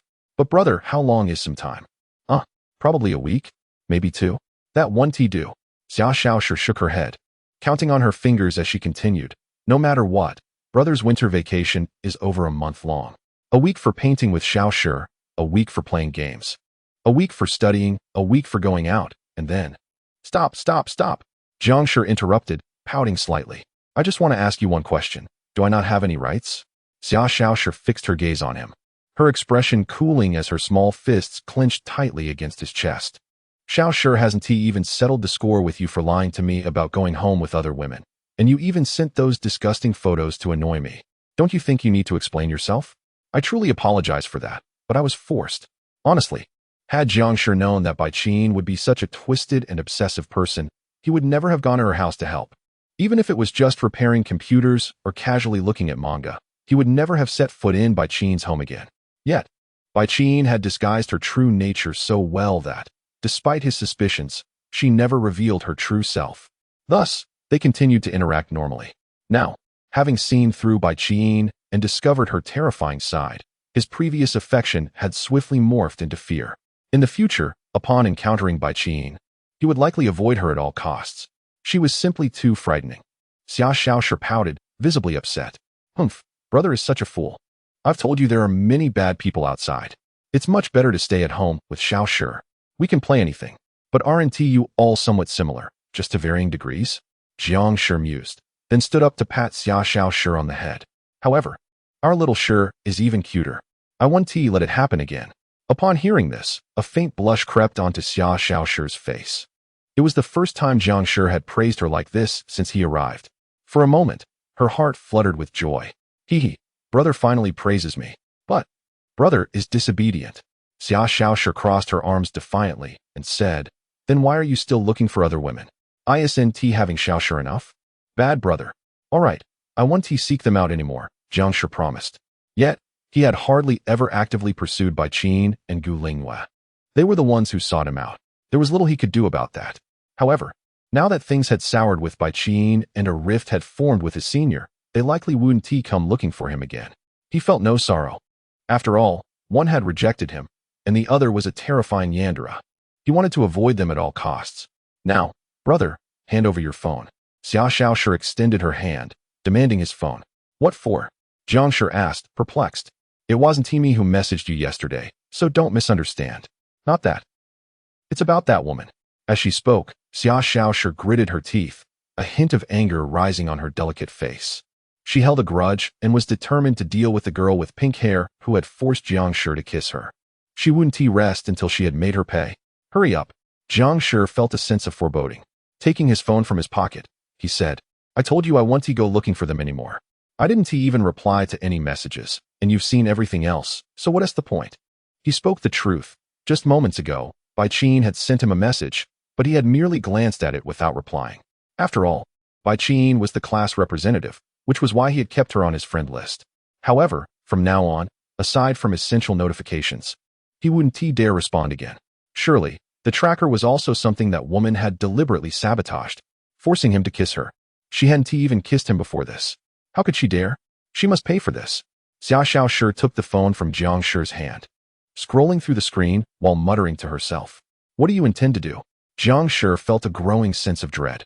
Xia Xiaoshi swiftly opened WeChat, scrolling up and down until she found the conversation with Bai Qin. Humph, this is the woman, right? Yes. Jiang Shi replied, feeling somewhat frustrated.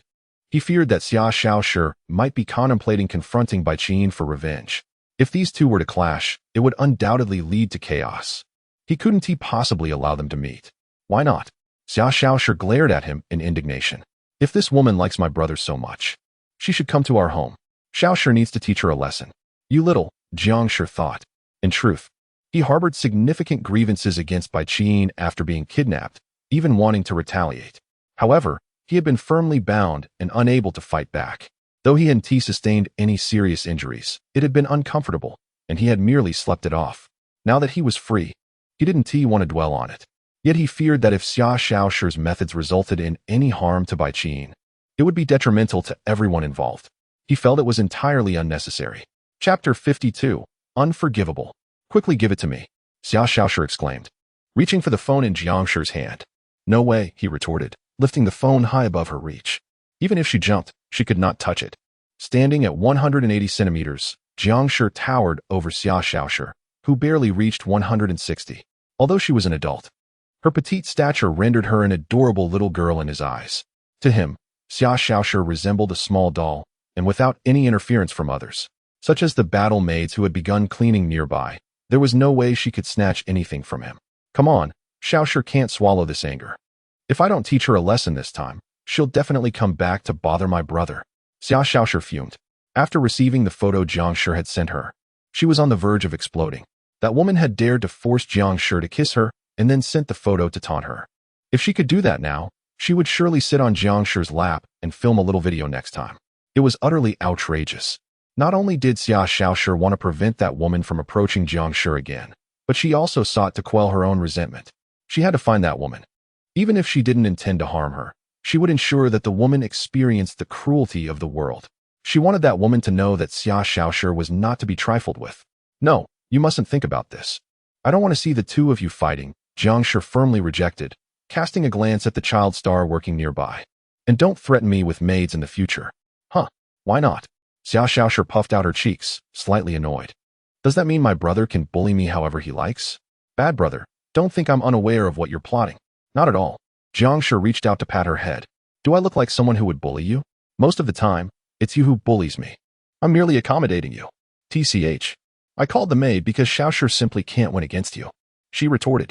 For instance, right now. You're using your height to bully me. No, I just don't want to see you two fighting, he sighed. Rest assured, I won't seek her out again. If I chat with her in the future, I'll show you first, okay? Well, Xia Xiaoshi squinted, a disdainful expression on her face. Then show me now. Jiang Shi hesitated. But don't message her to come over. Understood, can I have my phone now? Really? Really? Jiang Shi scrutinized Xia Xiaoshi's suddenly transformed demeanor, a hint of suspicion creeping in. This girl, surely she wouldn't deceive me, would she? After pondering for a moment, he decided to trust her once more, considering there was nothing particularly captivating on his phone. Fine then. He lowered the phone and slowly handed it over to her.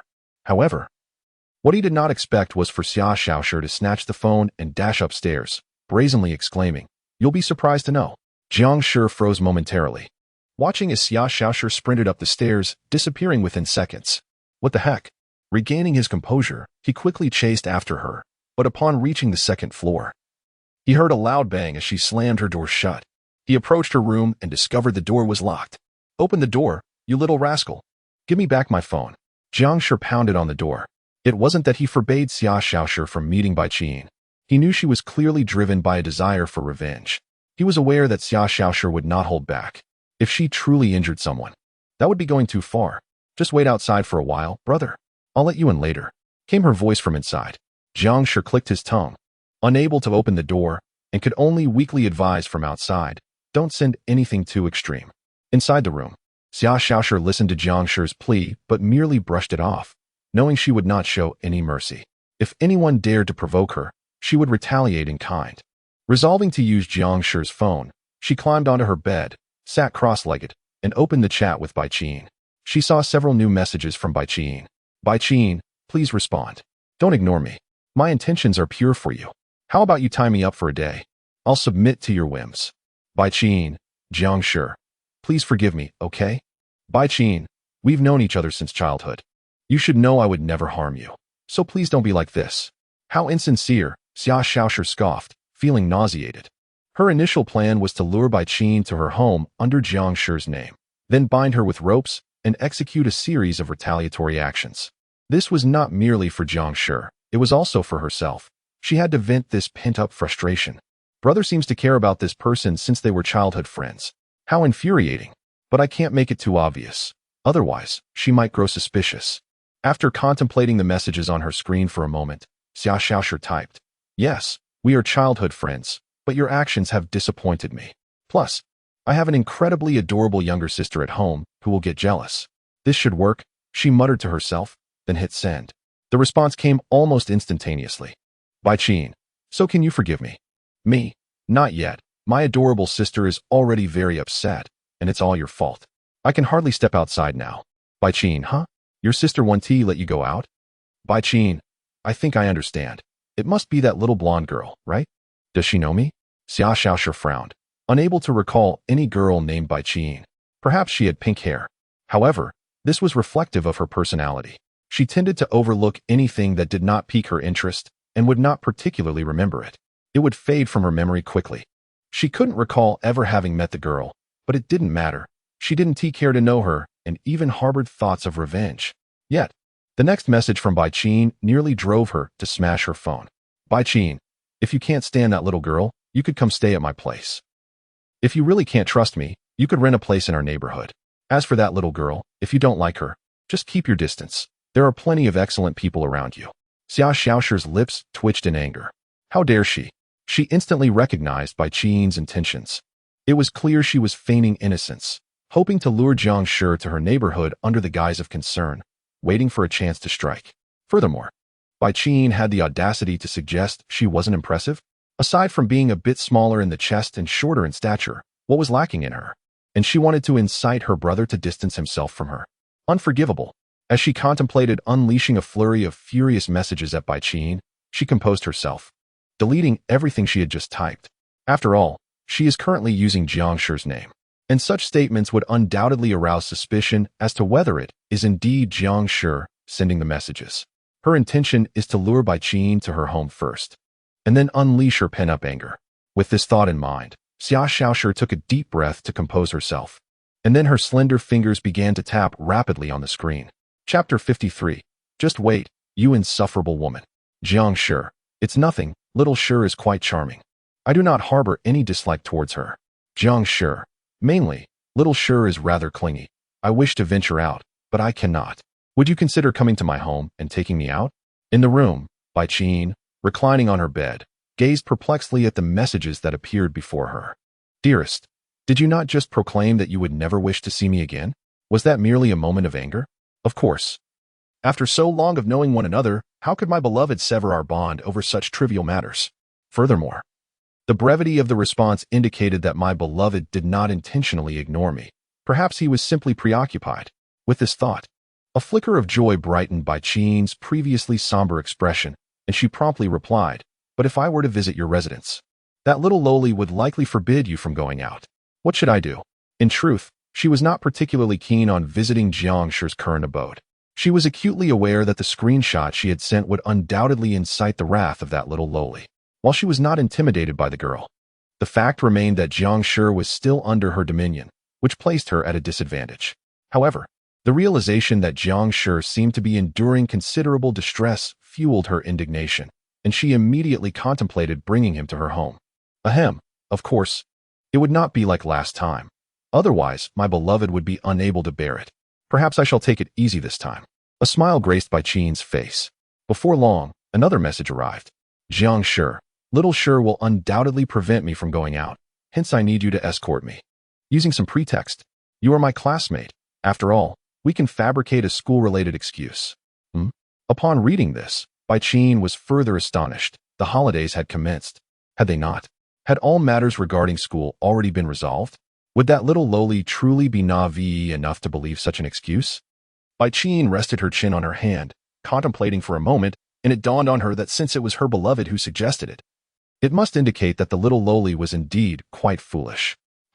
Beyond wielding some influence through her mother's wealth to constrain my beloved, she was utterly lacking in other merits. Very well, when shall I come? Jiang Shi, how about tomorrow at 1 in the afternoon? Little Shi will be taking her midday nap. I will prepare my belongings and then stealthily slip away from the adorable little Shi. Again, the term adorable little sister. Why does it seem that my beloved is so concerned about that little loli? Why does he always refer to her as the adorable little sister? Bai Qin stared at the message from Jiang Shi, lost in thought. Why do these messages seem so peculiar? Is it truly my beloved sending them? It has only been 2 hours since he departed. Has he returned home? Surely, that little loli hasn't confiscated his phone? Just as she pondered this, another message arrived. Jiang Shi, of course, Qin, I will not forgive you so easily. I am merely considering our childhood friendship. Such behavior cannot persist, or our relationship shall reach its end. It seemed to be from my beloved. Bai Qin felt a wave of panic and quickly began typing. Bai Qin, understood, I shall come. Are you no longer upset? Seeing the acceptance from the other side, Xia Xiaoshi wore a triumphant smile, nearly betraying her true intentions. Fortunately, this woman was rather dim-witted. She hastily typed her response. Do not repeat this mistake, or I shall certainly not forgive you. All right, little Shi is calling for me. I must attend to her. With that, she cast her phone aside. Now, all was well. Tomorrow at 1 in the afternoon, this fellow would surely come to her doorstep. Just wait and see what lesson I will impart. Humph, I am truly clever. Time to go play with my brother. With that, Xia Xiaoshi leaped off the bed and made her way toward the door. She had meticulously devised a plan for how to deal with Bai Qin tomorrow, content to await her arrival. Even if Bai Qin was her brother's childhood friend, what did it matter? From her brother's demeanor today, it was evident that he favored her. With this thought, a sweet smile unconsciously blossomed on Xia Xiaoshi's face as she pushed open the door and stepped outside. Downstairs, deprived of his phone, Jiang Shi engaged in conversation with Tongxin, who was hanging laundry in the courtyard. Young Master Jiang, I had previously cautioned you. That girl is not as gentle as she appears. After all, she is also my childhood friend. Having known her for so long, my trust in her is unconditional. I simply did not anticipate. Jiang Shi sat on a small stone bench, observing Tongxin as she tended to the laundry. I understand your sentiments, but I have noticed the young lady's affection for you. Although she may be your closest friend, it is prudent to distinguish between friends and lovers. Tongxin advised. Lovers, you say? Do you perceive my relationship with Xia Xiaoshi as that of a couple? Jiang Shi's expression revealed a hint of bitterness. He had only been here for nearly a month, yet he was taken aback to realize that both Tongxin and Auntie seemed to regard him and Xia Xiaoshi as romantic partners.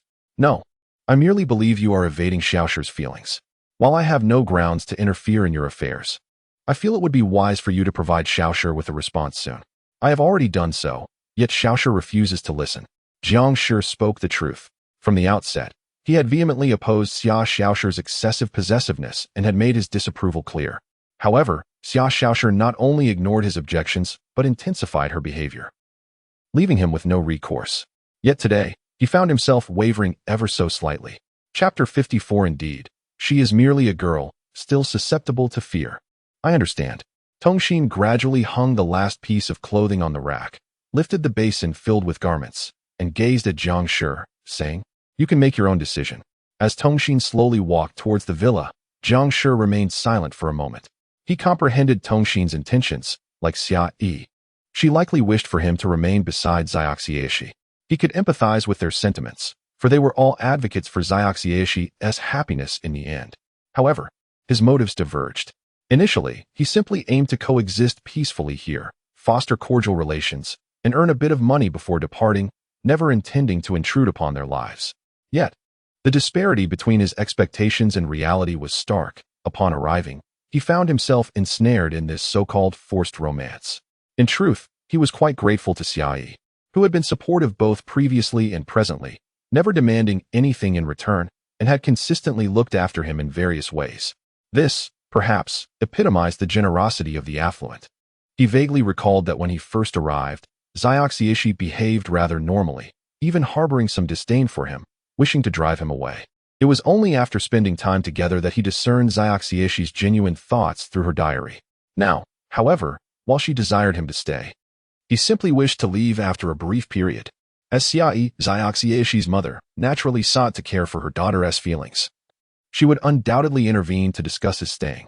Fortunately, Xia Yi did not overly meddle in his and Xiaoxieshi's affairs. Though at times she employed subtle tactics to entice him, he was not overly concerned. Now he possessed the right to choose, although this might not hold true before Xiaoxieshi. Ultimately, it would be Xia Yi who decided, wouldn't he? Perhaps. Contemplating this, Jiang Shi felt somewhat embarrassed. After pondering for a while, he stood up and stretched, dismissing further thoughts, for without money, all aspirations were mere fantasies. He then turned to enter the house. Suddenly, Xiaoxieshi dashed out from the doorway, and upon seeing him, trotted over, inquiring, What are you doing, brother? Just chatting with the maid, he replied. Jiang Shi suddenly recalled something and extended his hand. By the way, where's my phone? Xiaoxieshi retrieved a cute yellow cat-patterned phone from her pocket and handed it to him. You didn't send anything strange, did you? Jiang Shi took the phone and instinctively powered it on, checking his WeChat messages. No matter what, Xiaoshi must give her a taste of her own medicine. But I know you're worried, brother, yet Xiaoshi won't be as violent as you think. I have a special method to make her retreat. Upon witnessing Xiaoxieshi's mischievous grin, Jiang Shi was even more skeptical. You better not cause any harm. Of course not. I won't let her get hurt. At this moment, Xiaoxieshi slightly lowered her head, a faint blush rising to her cheeks as her two little fingers poked at each other. I just want you to cooperate with me, brother. What mischief are you plotting? Jiang Shi observed the chat history with Bai Qin on the screen, feeling utterly exasperated. Xiaoxieshi had been subtly guiding Bai Qin to their home, and to make matters worse, the messages did not resemble his usual conversational style at all. The most astonishing part was that Bai Qin believed her. She was indeed coming to his house tomorrow afternoon. What on earth is Bai Qin thinking? Can't she see through it? Or is it all intentional? Jiang Shi found himself at a loss, unsure of how to explain to the other party. Just as he prepared to type a response, Xiaoxieshi snatched the phone from him exclaiming, "Brother, you're not allowed to explain. You little rascal." Jiang Shi was somewhat reluctant to intervene, thinking it would be better to let them bicker, as it was none of his concern. However, since both were closely related to him, he knew it was unnecessary to let them fight over him. Yet, Jiang was as stubborn as a mule, completely disregarding his opinions. "Brother, just forget it. This is my matter with her, and it has nothing to do with you. Besides, who said Xiaoshi would use violent methods to punish her?" She huffed. Observing Jiang's mischievous smile, Jiang Shi was utterly baffled by this little imp's scheming. Yet, since she claimed not to cause any real harm, he was inclined to let it be. "Well then, Xiaoshi, shall we discuss something?" Jiang Shi proposed. "What is it?" Jiang tilted her head slightly, asking. "It's about the room." "No way. Why does brother always think about working outside? It's exhausting out there. Besides, you're only in your first year of college. Isn't this the time to have fun?" Jiang sat cross-legged on the soft bed, fervently explaining, "Just look at what other college students do during their breaks. How many of them take part-time jobs? Aren't they all at home, sleeping until noon, watching videos, playing games, and going out? Isn't everyone like this? Can't you, brother?" "No way." Xiaoshi absolutely disagrees. With that, Jiang crossed her arms and turned her head away, completely unwilling to hear Jiang Shi's arguments. Jiang Shi sat on the edge of the bed, feeling somewhat helpless. He merely wanted to discuss his plans for a part-time job, but he hadn't anticipated such a strong reaction from Jiang. Though, as Jiang mentioned, he was still merely a student. Indulging in leisure time was not a problem. Yet, due to family circumstances, even with Xia Yi's assistance later on, he inevitably needed to embark on the path of maturity sooner rather than later. After all, without Aunt Xia Yi's care, he would be utterly alone. Thus, it was necessary to venture out earlier. However, why did it seem as if Jiang thought he would leave and never return? Was coming home synonymous with not being able to spend time with her? What was this little girl thinking? With a sigh, Jiang Shi said, "How about I stay with you for another week before going out? I've already discussed it with Aunt Xia. I'll be going to her company during winter break." "No way, it's absolutely not happening. This entire winter break, you're mine. I'll talk to Mom about it." Jiang insisted. "Aunt has already promised me. And don't you ever get tired of constantly sticking together?" "Not at all. You're truly." Jiang turned slightly, gazing at Jiang Shi's helpless expression, pouting. "For the next 6 months, you're not allowed to go out again. You must stay with Xiaoshi, or else I'll tie you up and punish you severely. You little rascal, there are only the two of us in this room. Don't get too cocky," Jiang Shi replied dryly. "Huh." Jiang tilted her head, her lips curling into a sly smile. "So, brother has been fantasizing about this all along? What if Mom and the maid went out? Would you really do that? If you would, what would you do to Xiaoshi?"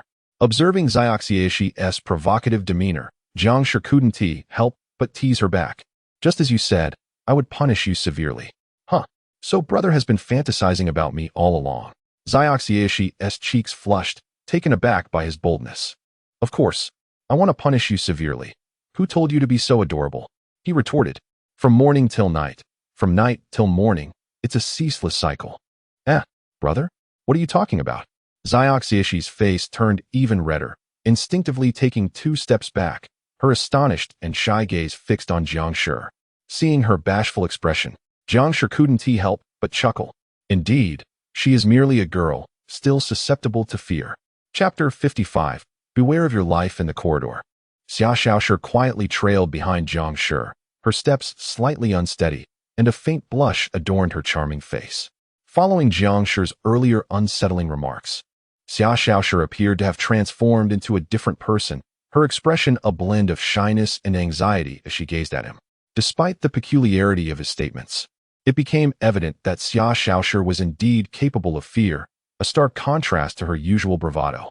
Wasn't this just the nature of a mischievous little sprite? As they reached the corner of the staircase, Jiang Shi prepared to descend, when a delicate hand gently grasped the hem of his clothing. Turning to look, he saw Xiaoshi, her face flushed, gazing up at him with eyes that shimmered with a myriad of complex emotions. "What is it?" Jiang Shi inquired, puzzled. If my brother could confess to me and take responsibility," Xiaoshi mused, her thoughts wandering, "then perhaps my brother's fantasies could also come true." Jiang Shi was momentarily taken aback. "What are you thinking? This girl was rather outrageous. Wasn't he at him who was supposed to have such thoughts? Doesn't that sound like your true feelings for me, Xiaoshi?" Xia Xiaoshi pouted slightly, her expression one of defiance. Jiang Shi's lips twitched in response, momentarily at a loss for words. Indeed, he was indulging himself. He felt that one day he might truly be led astray by this little sprite. However, according to Xia Xiaoshi's notion of responsibility, he was hardly in a position to be accountable for anyone, let alone her. What could I possibly be responsible for? My own head. Come on, brother. Xia Xiaoshi pressed, her eyes glimmering with anticipation. Only if I have the means to be responsible, Jiang Shi replied helplessly, as he grasped the handrail and descended the stairs. And how long will that take? She inquired. I don't know. Then can I take that as my brother's agreement? Well, but if you're going to make me go out to work, that won't he do? You're wavering, yet still acting proud? An agreement is an agreement. The following afternoon, Xia Xiaoshi clutched a sturdy rope in her hands, peering down from her room's window, a wicked smile creeping across her lips. She had just confirmed with Bai Qin via Jiang Shi's phone that, as she suspected, Bai Qin would arrive around 1 o'clock. Then she could finally release her pin-up frustration. Her plan was to bind Bai Qin as soon as she entered the villa, enacting her revenge. Although she had promised her brother not to resort to violence and would not involve the maid, she had never intended to solve the issue through brute force. What she aimed to do was to bind Bai Qin tightly and force her to witness a kiss between herself and her brother, making Bai Qin green with envy. Humph. Her brother would surely cooperate, right? If not, she could always kiss him forcefully. After all, she had done it yesterday. He must adore her lips. She had yet to ask him how he felt about it. She would inquire later. The thought of this brought a hint of infatuation to Xia Xiaoshi's face. Meanwhile, on the street, Bai Qin stepped out of a taxi, gazing at the villa district before her. Taking a deep breath, she tucked her phone into her pocket and walked forward. To be honest, she had already surmised that it was unlikely Jiang Shi was the one communicating with her. She understood him well. He would never engage in friendly conversation after an argument, let alone ask her to help him escape from the little blonde girl's home to stay near her. It was implausible. Therefore, it was likely someone else. From the chat history, it was probably that little blonde girl. As for why she would willingly walk into a trap, it was because she was on holiday now. With over a month ahead, it would be difficult to coax Jiang Shi out again. Apologies and reparations were futile.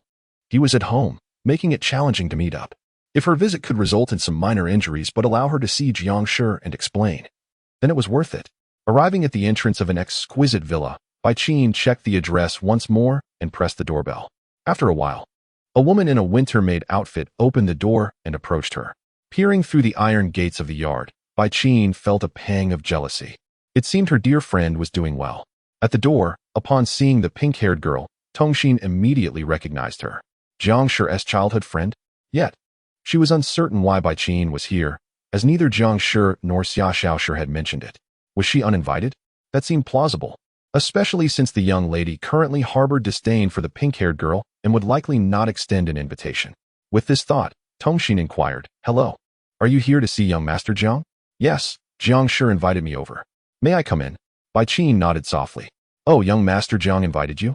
Very well." Tongxin opened the door, letting Bai Qin inside. "Young Master Jiang is resting in his room on the second floor. I will take you to him." "Thank you." "Not at all." Tongxin led Bai Qin into the villa, though she was puzzled as to why Jiang Shi would invite this girl over. Knowing that Xia Xiaoshi was still upset, was he planning to stir trouble in front of her? As they entered, Tongxin was about to turn back to offer a reminder when she saw Xia Xiaoshi holding a stun baton against Bai Qin's waist, a triumphant smile on her face. "Don't move, or you might find your life in jeopardy, you wretched woman." Despite the little girl's threat, Bai Qin maintained her composure, nodding slowly. Chapter 56. She was utterly unconcerned. "Miss, what are you doing?" Tongxin asked, slightly astonished and perplexed by the situation between the two. "You needn't worry, maid-chan. This is a matter between her and me." After a moment's hesitation, Tongxin nodded in understanding, adding, "However, as per the head of the household's wishes, let it be mere play. Please refrain from causing any fatalities." Naturally, Xiai had also reminded her that it was not only about safeguarding Xiaoshi's safety, but also about ensuring that Xiaoshi did not deliberately provoke a significant calamity. "Rest assured, maid-chan, I shall not allow her to be harmed. You may attend to your duties." "Very well." As Tongxin moved aside, Xiaoshi turned to regard the composed Bai Qin, her electric baton still firmly pressed against Bai Qin's waist. "Do not move, wicked woman, or do not blame me for being impolite." Bai Qin slightly closed her eyes and nodded gently. As she had surmised, it was not Jiang Shi waiting for her, but this golden-haired little girl. Nevertheless, she remained unperturbed. For having overheard the exchange between the maid and Xiao Shi, it seemed Xiao Shi would not dare to do anything drastic. Moreover, her sole purpose in coming here was to see Jiang Shi. As long as she could achieve that, she was willing to cooperate with the little girl. I understand. Observing Bai Qin's indifferent demeanor, Xiao Shi felt a surge of anger, her brows furrowing tightly. This vile woman had stolen her brother's first kiss, and yet she acted as if it were inconsequential. Truly unforgivable. With this thought, Xiao Shi clenched her small fists and declared, "Follow me upstairs. If you dare to move, I shall treat you to an electric shock. Humph, just a second, and you shall faint." Bai Qin remained silent, merely complying as she was led upstairs. She was acutely aware of the nature of the object in Xiao Shi's possession. It was no mere toy. While it might not pose a grave threat, it could indeed render a person unconscious in an instant. If she truly resisted, Xiao Shi was very likely to press the switch. Lacking confidence in her ability to react in time, and with the maid downstairs, she resolved to cooperate with Xiao Shi for now, hoping to see Jiang Shi soon. Speaking of which, in which room was Jiang Shi? Upon entering the room, Bai Qin clasped her hands at her waist. Bound by ropes that encircled her midsection nearly 10 times, her legs tightly secured as she leaned against the headboard. Though reluctant, she had no choice but to submit to Xiao Shi's threats with the electric baton. Jiang Shi should be arriving soon, she mused, glancing at the open door before shifting her gaze back to the audacious Xiao Shi glaring at her. What do you intend to do? Where is Jiang Shi? Humph. Even when in dire straits, you still think of your brother. It's infuriating. Xiao Shi cast a disdainful glance at her. You are forbidden from approaching my brother again. Do you understand? On what grounds? Bai Qin was not inclined to yield. Because I am destined to be Jiang Shi and Appo's wife, the one who will accompany him for life. You are merely a friend who has known him a bit longer, so do not be so arrogant. Upon hearing this, Bai Qin laughed. That is merely your delusion. Do not think I am unaware that yesterday's messages were sent by you. Xiao Shi's lips twitched. How could you know? Little girl, are you still curious about how I discovered you coming here? It is because Jiang Shi was upset and ignored me, and fortuitously. You provided me with a great service by inviting me to your home, affording me the opportunity to see him. I should thank you. With this, Bai Qin chuckled softly, her tone dripping with mockery. What? Xiao Shi's expression darkened, and she defiantly placed her hands on her hips, huffing. Enough, you vile woman. You're on the brink of demise, yet still trying to argue. My brother has absolutely vowed to remain with me alone. Huh? Do you truly believe that your familial ties can bind Jiang Shi to your side indefinitely? That is but a figment of your imagination. Bai Qin scoffed, exuding confidence. Jiang Shi and I have known each other since childhood, sharing far more time together than you can imagine. We understand each other thoroughly. He would never forsake me over such trivial matters. As long as I apologize sincerely, he will surely reconcile with me. Once we return to school, I shall confess my feelings, and we will become the most affectionate couple until graduation, eventually marrying. Haraha. As for you, just stay home and enjoy your seclusion. Speaking of which, our romantic experiences are plentiful. We walked to and from school together, explored mountains and rivers, and even bathed together as children. Alas, Jiang Shi became shy as he grew older, which is a shame, but those experiences are ones that a certain golden-haired little girl could never possess. Humph. What is there to boast about? Xiao Shi recognized Bai Qin's intent to provoke her, yet she refused to be outdone. Indeed, she was aware of Bai Qin's long-standing acquaintance with Jiang Shi. While she did feel some envy over the time and experiences they shared, she would not concede. Her brother must be hers. By any means necessary, she would secure her victory. With this thought, Xiao Shi's expression hardened. If Jiang Shi truly would accept your confession, you would not have resorted to kidnapping him to your home, would you? Saying that he would agree to your confession. What a dreamer. Noticing the anger and gloom that clouded Xiao Shi's face, Bai Qin smiled slightly. Let me tell you, little girl, whether in the past or present, Jiang Shi has always favored me. He simply lacks the courage to confess. My purpose in bringing him here is merely to clarify my feelings. Do you understand now? Hearing this, Xiao Shi became agitated, shouting, Impossible. Even if you confess to my brother, he will not accept because he has already chosen me. Truthfully, she felt a pang of anxiety. Before coming here, Bai Qin had been by Jiang Shi's side the whole time. Furthermore, Jiang Shi had yet to comply with their mother's wishes, never providing a genuine reason. always using growth as an excuse. After all, growing up does not preclude one from fulfilling their mother's requests. A foreboding feeling surged within her. His reluctance to agree could not possibly be due to Bai Qian. Could it? If what Bai Qian said were true, Jiang Shi might indeed. With a sudden shake of her head, she refuted. No, absolutely not. Until I hear Jiang Shi's answer, I shall not believe a word you say. She needed to summon Jiang Shi and compel him to declare that he would not accept Bai Qian's confession. I shall go call my brother. He will definitely not agree to your confession. With that, Xiao Shi swiftly exited the room. Wah, brother, she is bullying me. Bang, the door slammed against the wall, creating a cacophonous noise. Observing this, Bai Qian sighed in relief. Her beloved was finally being summoned. Truth be told, she held no interest in the little girl at all. After all, she knew Jiang Shi well enough to realize he would never easily fall for such a child, even with monetary inducements. She was well aware of her wealth and recalled previously offering to assist Jiang Shi during difficult times, yet he had consistently declined. If the little girl could indeed purchase Jiang Shi with money, she would have succeeded long ago. There was no way she would have waited so long. In fact, Jiang Shi had never once come to stay here. Otherwise, they might not have even crossed paths. Thus, she remained entirely unconcerned. Her only concern is that this time, dear. It seems she is genuinely upset. Chapter 57 Brother. Sob sob. He is bullying me. In the room, Xiao Shi suddenly burst through the door and leaped into Jiang Shi's arms, who was sitting in front of the computer browsing the official webpage of the Xia group. Looking at the aggrieved Xiao Shi, who buried her head in his embrace and wept, Jiang Shi asked, somewhat puzzled, what happened? Is there really someone who dares to bully you? Whimper. It's that vile woman. She flaunted her experiences with you, saying that Xiao Shi only forced you to stay here, that you actually didn't want to be here. Jiang Shi fell silent, pondering, is it possible that it was just like this from the beginning, but perhaps now it's a bit better and you're not so reluctant anymore? However, logically speaking, Xiao Shi had taken the initiative to invite Bai Qian home for a lesson, so shouldn't she be in the dominant position? Why was she now the one crying instead? This seemed somewhat absurd. With a sigh, Jiang Shi stroked Xiao Shi's head and reassured her, all right. Don't pay too much attention to what she said. I intended to stay here. Really? Xiao Shi slowly lifted her head to look at him, her eyes glistening with tears, appearing quite pitiful. Yes, really. Upon hearing this, Xiao Shi's face lit up with joy as she hugged Jiang Shi tightly. You're the best, brother. I love you the most. Honestly, Jiang Shi chuckled softly at the sight of the somewhat cute Xiao Shi, who was still sniffling in his arms. All right, there's no point in your quarrel. You should quickly return her. Xiao Shi had shared her plan with him, intending to tie Bai Qian up for a lesson once she arrived. Now that Xiao Shi had come to him, it was likely that Bai Qian had indeed been threatened and bound in the room. No. That vile woman said that as long as I confess, you would agree. That can't be true, right? You must quickly refuse her. Huh. Jiang Shi's eyes flashed with surprise, and he felt a bit embarrassed. These two were really competing for his attention.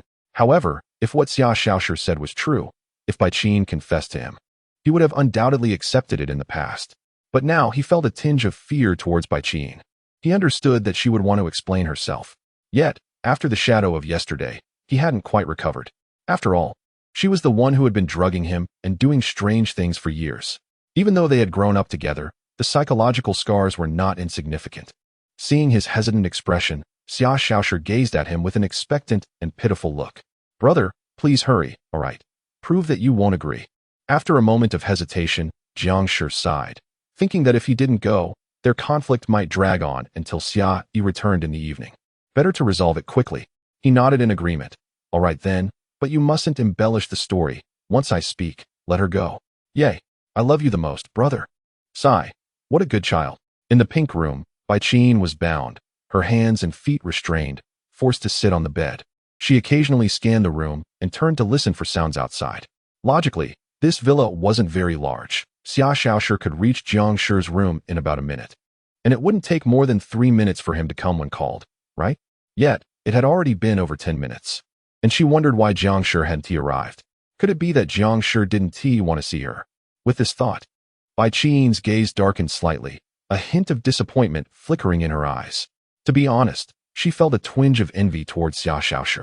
It seemed that Jiang Shi would rather accept Xiao Shi's help than hers, despite having been her companion for so many years. She didn't understand why, but at that moment, she truly felt sad. After a sigh, Bai Qing's gaze fell upon the drawing tools on the desk, murmuring, "This little girl also draws. I wonder what she paints." Heh. After all, my dear prefers her comics, having followed them for so many years. Suddenly, footsteps echoed from outside the door. Bai Qing instinctively turned her head, and soon two figures appeared at the entrance, Jiang Shi and Xia Xiaoshi. Jiang Shi, I knew you would still be willing to see me. A flicker of joy crossed Bai Qing's eyes, and she quickly explained, Jiang Shi, I was wrong to drug you yesterday. I apologize. We can still be good friends, right? Before Jiang Shi could respond, Xia Xiaoshi interjected. Brother is not here to accept your apology. He has come to reject you. At these words, Bai Qing looked at Jiang Shi with a puzzled gaze. Is that true? Jiang Shi, wanting to keep it brief and let Bai Qing leave, approached her and said, That's about right. I can't accept what you've done behind my back. So you should go home early. We can discuss things later. Why? Bai Qing attempted to struggle against her bonds, but to no avail. Jiang Shi, please help me get free. I can explain properly. Humph. Seeing Bai Qing's anxious expression, Xia Xiaoshi couldn't help but let out a triumphant laugh. I told you. Brother will never agree. He only likes me now, right? Jiang Shi remained silent. I don't believe it. Bai Qing bit her lip, her voice slightly agitated. How could she believe that Jiang Shi, being under someone else's roof, was saying such things willingly? Jiang Shi, please help me get free. Can we talk alone? Xia Xiaoshi stepped in front of Jiang Shi, declaring, No, you can't take brother away. TSK. You truly are relentless. I told you that my history with Jiang Shi is incomparable to yours. In our relationship, you are merely a passerby. Do you understand, little girl? Bai Qing taunted. Nonsense. Xia Xiaoshi turned, looking at Jiang Shi with pleading eyes. Brother, please say we are not just passersby. Seeing this, Bai Qing sighed, helplessly saying, Just accept reality, little girl.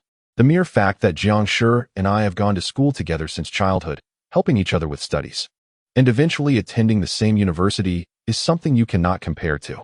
And that's not all. We have experienced all the ups and downs together, while you. Don't say any more. Jiang Shi interrupted her. Although Bai Qing's words held some truth, it was evident that Xia Xiaoshi's mindset was still quite immature. How could she withstand such provocation? He sensed the atmosphere becoming tense and turned to pat Xia Xiaoshi beside him, saying, Xiaoshi, don't listen to her provocations. Experience. Is it so great just because you have more experiences? Xia Xiaoshi's face darkened, fists clenched. Brother, please cooperate with me right now. Huh? What for? Just as Jiang Shi was taken aback, Xia Xiaoshi suddenly pounced on him, pushing him onto the bed. When he regained his senses, he found Xia Xiaoshi kneeling on him, pulling out a stun baton from her pocket and pressing it against his waist, glaring at him angrily. Brother, don't move. Since she wants to talk about experiences, let's show her what we can do. Isn't it just experience? We will have plenty in the future. Hey, what do you intend to do? Xiaoshi, now you. Hearing this, Bai Qing was left utterly stunned. Chapter 58, A Triumph for Xiaoshi. Xiaoshi, have you lost your mind? It's one thing to joke around at home, but you shouldn't say such things in front of others. Quickly release the electric baton. Hey, don't mess around, Bai Qing exclaimed, her anxiety rising as she observed Xiaoshi threatening Jiang Shi, seemingly poised to commit a reckless act. Xiaoshi gritted her teeth, glaring at Jiang Shi beneath her, tightly gripping the electric baton against his waist. Didn't you want to know about my experiences with my brother? Although we don't have many, he's right here with me, and I can show you right now. You'd better be joking. Xiaoshi was serious. Since her brother wouldn't undress, she would assist him. Today, she would let him witness their first experience together. What the? Jiang Shi's lips twitched, but in the next moment, Xiaoshi suddenly bent down, her soft pink lips pressing against his. Jiang Shi's pupils dilated in shock, and just as he intended to push her away, Xiaoshi slightly lifted her head and said, Brother, don't move. Let Xiaoshi indulge this once. Otherwise, I'll have to kiss my unconscious brother instead. You. Before Jiang Shi could finish, Xiaoshi continued to kiss him. Jiang Shi, don't. Bai Qing, witnessing this, felt her heart racing, her eyes wide with despair. Jiang Shi forcefully grasped Xiaoshi's shoulders and pushed her away. That's enough. Xiaoshi's face flushed slightly, her deep blue eyes glinting with lingering desire. But brother, we haven't even started the main event yet. At her words, Jiang Shi's expression darkened further. Fine, but you better not beg me to stop later. Brother, you're so mean. Xiaoshi hesitated for a moment, shyly nodding. Well, okay then. However, her goal had been achieved. It seemed the obnoxious woman had finally conceded. Xiao Shi chuckled triumphantly, standing up to look at the dejected Bai Qin beside her. See, obnoxious woman? My brother truly likes me. We are the most loving pair. You should just step aside. Bai Qin gritted her teeth, glaring daggers at her as if she wished to devour her whole. Xiao Shi, I want to kill you. Humph. Xiao Shi was unafraid, placing her hands on her hips. I'm not afraid of you. My brother is mine. I will never let him go.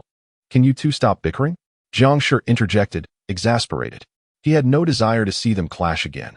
Otherwise, someone might truly get hurt. He longed for a peaceful existence. With this thought, Jiang Shi sighed heavily. All right, Xiao Shi, stop causing a scene. Let her go. But. Don't worry, I want to follow her. Fine. Xiao Shi responded reluctantly, glaring at Bai Qin. Obnoxious woman. Now that you've seen the beautiful life my brother and I share, don't disturb us again.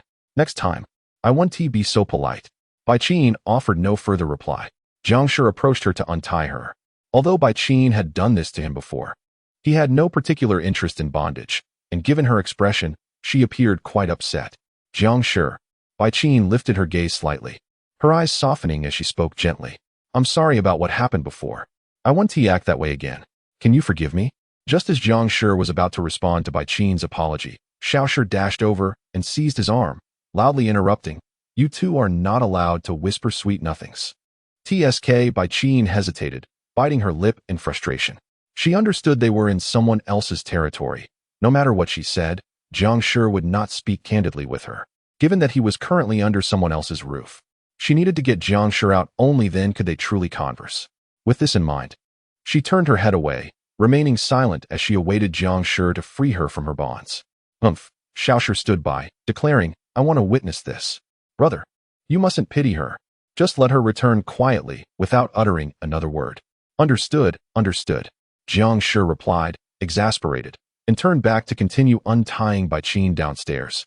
They escorted Bai Qin to the door. Observing Bai Qin hesitating outside, Xiao Shi crossed her arms, casting a disdainful glance. Obnoxious woman, don't come near my brother again. Or next time, I won't let you go so easily. All right, just say a little less. Jiang Shi interjected, turning to Bai Qin. For now, you should head back. As for that incident, don't do it again. Bai Qin slightly turned her head. So, does that mean you've forgiven me? Hey, you two are not allowed to talk anymore. Xiao Shi interrupted from the side. Why are you so annoying? Truthfully, Bai Qin had been enduring Xiao Shi's presence just to see Jiang Shi, while Xiao Shi continually disrupted her attempts to communicate with him. It left her utterly frustrated. Yet there was nothing she could do. She would have to find another opportunity. Just wait for me. I will surely create a chance for us to be alone. With this thought, Bai Qin had no choice but to leave temporarily. Stepping out of the villa. Quickly. As she watched Bai Qin depart at a slow pace, Xiao Shi urged impatiently, while blocking Jiang Shi's mouth with her hand to prevent him from speaking. Jiang Shi was left speechless. However, he had no intention of saying anything further. He knew that any words from him would only lead to trouble with Xiao Shi later. For the sake of peace, he chose silence. He certainly did not wish to witness another altercation, as he would undoubtedly be the one to suffer in the end. Once Bai Qin's figure faded from view, Xiao Shi exhaled in relief, letting her hand drop. Finally gone. It's a victory for Xiao Shi. Next time, don't argue with Bai Qin. If she hadn't been bound. I shudder to think what might have transpired between you two. Jiang Shi also relaxed, speaking the truth.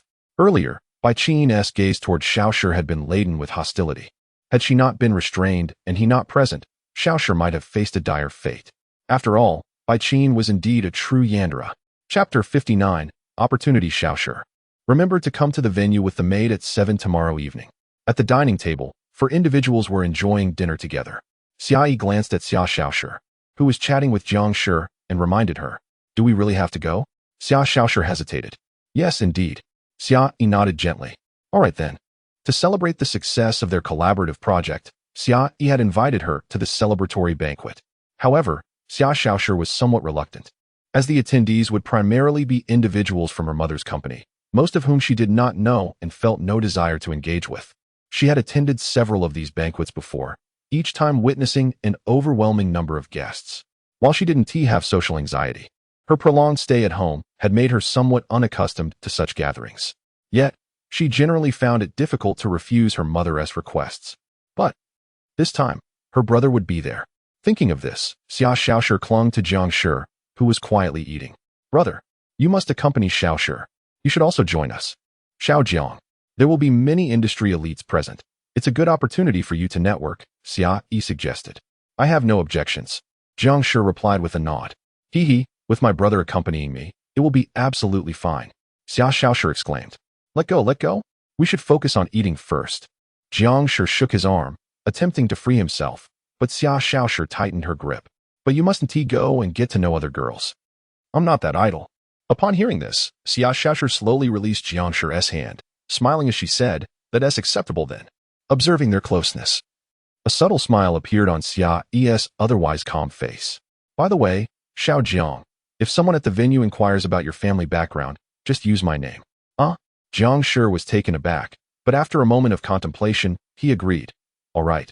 After all, I am attending with you. To be honest, he sensed something amiss in Xia Yi's words. It felt somewhat like a trap, yet it also seemed to be a form of affection. Regardless, he felt unable to refuse, for if Xiao Shi were to attend the venue, she would undoubtedly insist he accompany her. Otherwise, she would likely pester him endlessly that evening. Thus, he had no choice but to acquiesce. Meanwhile, on the other side, I understand.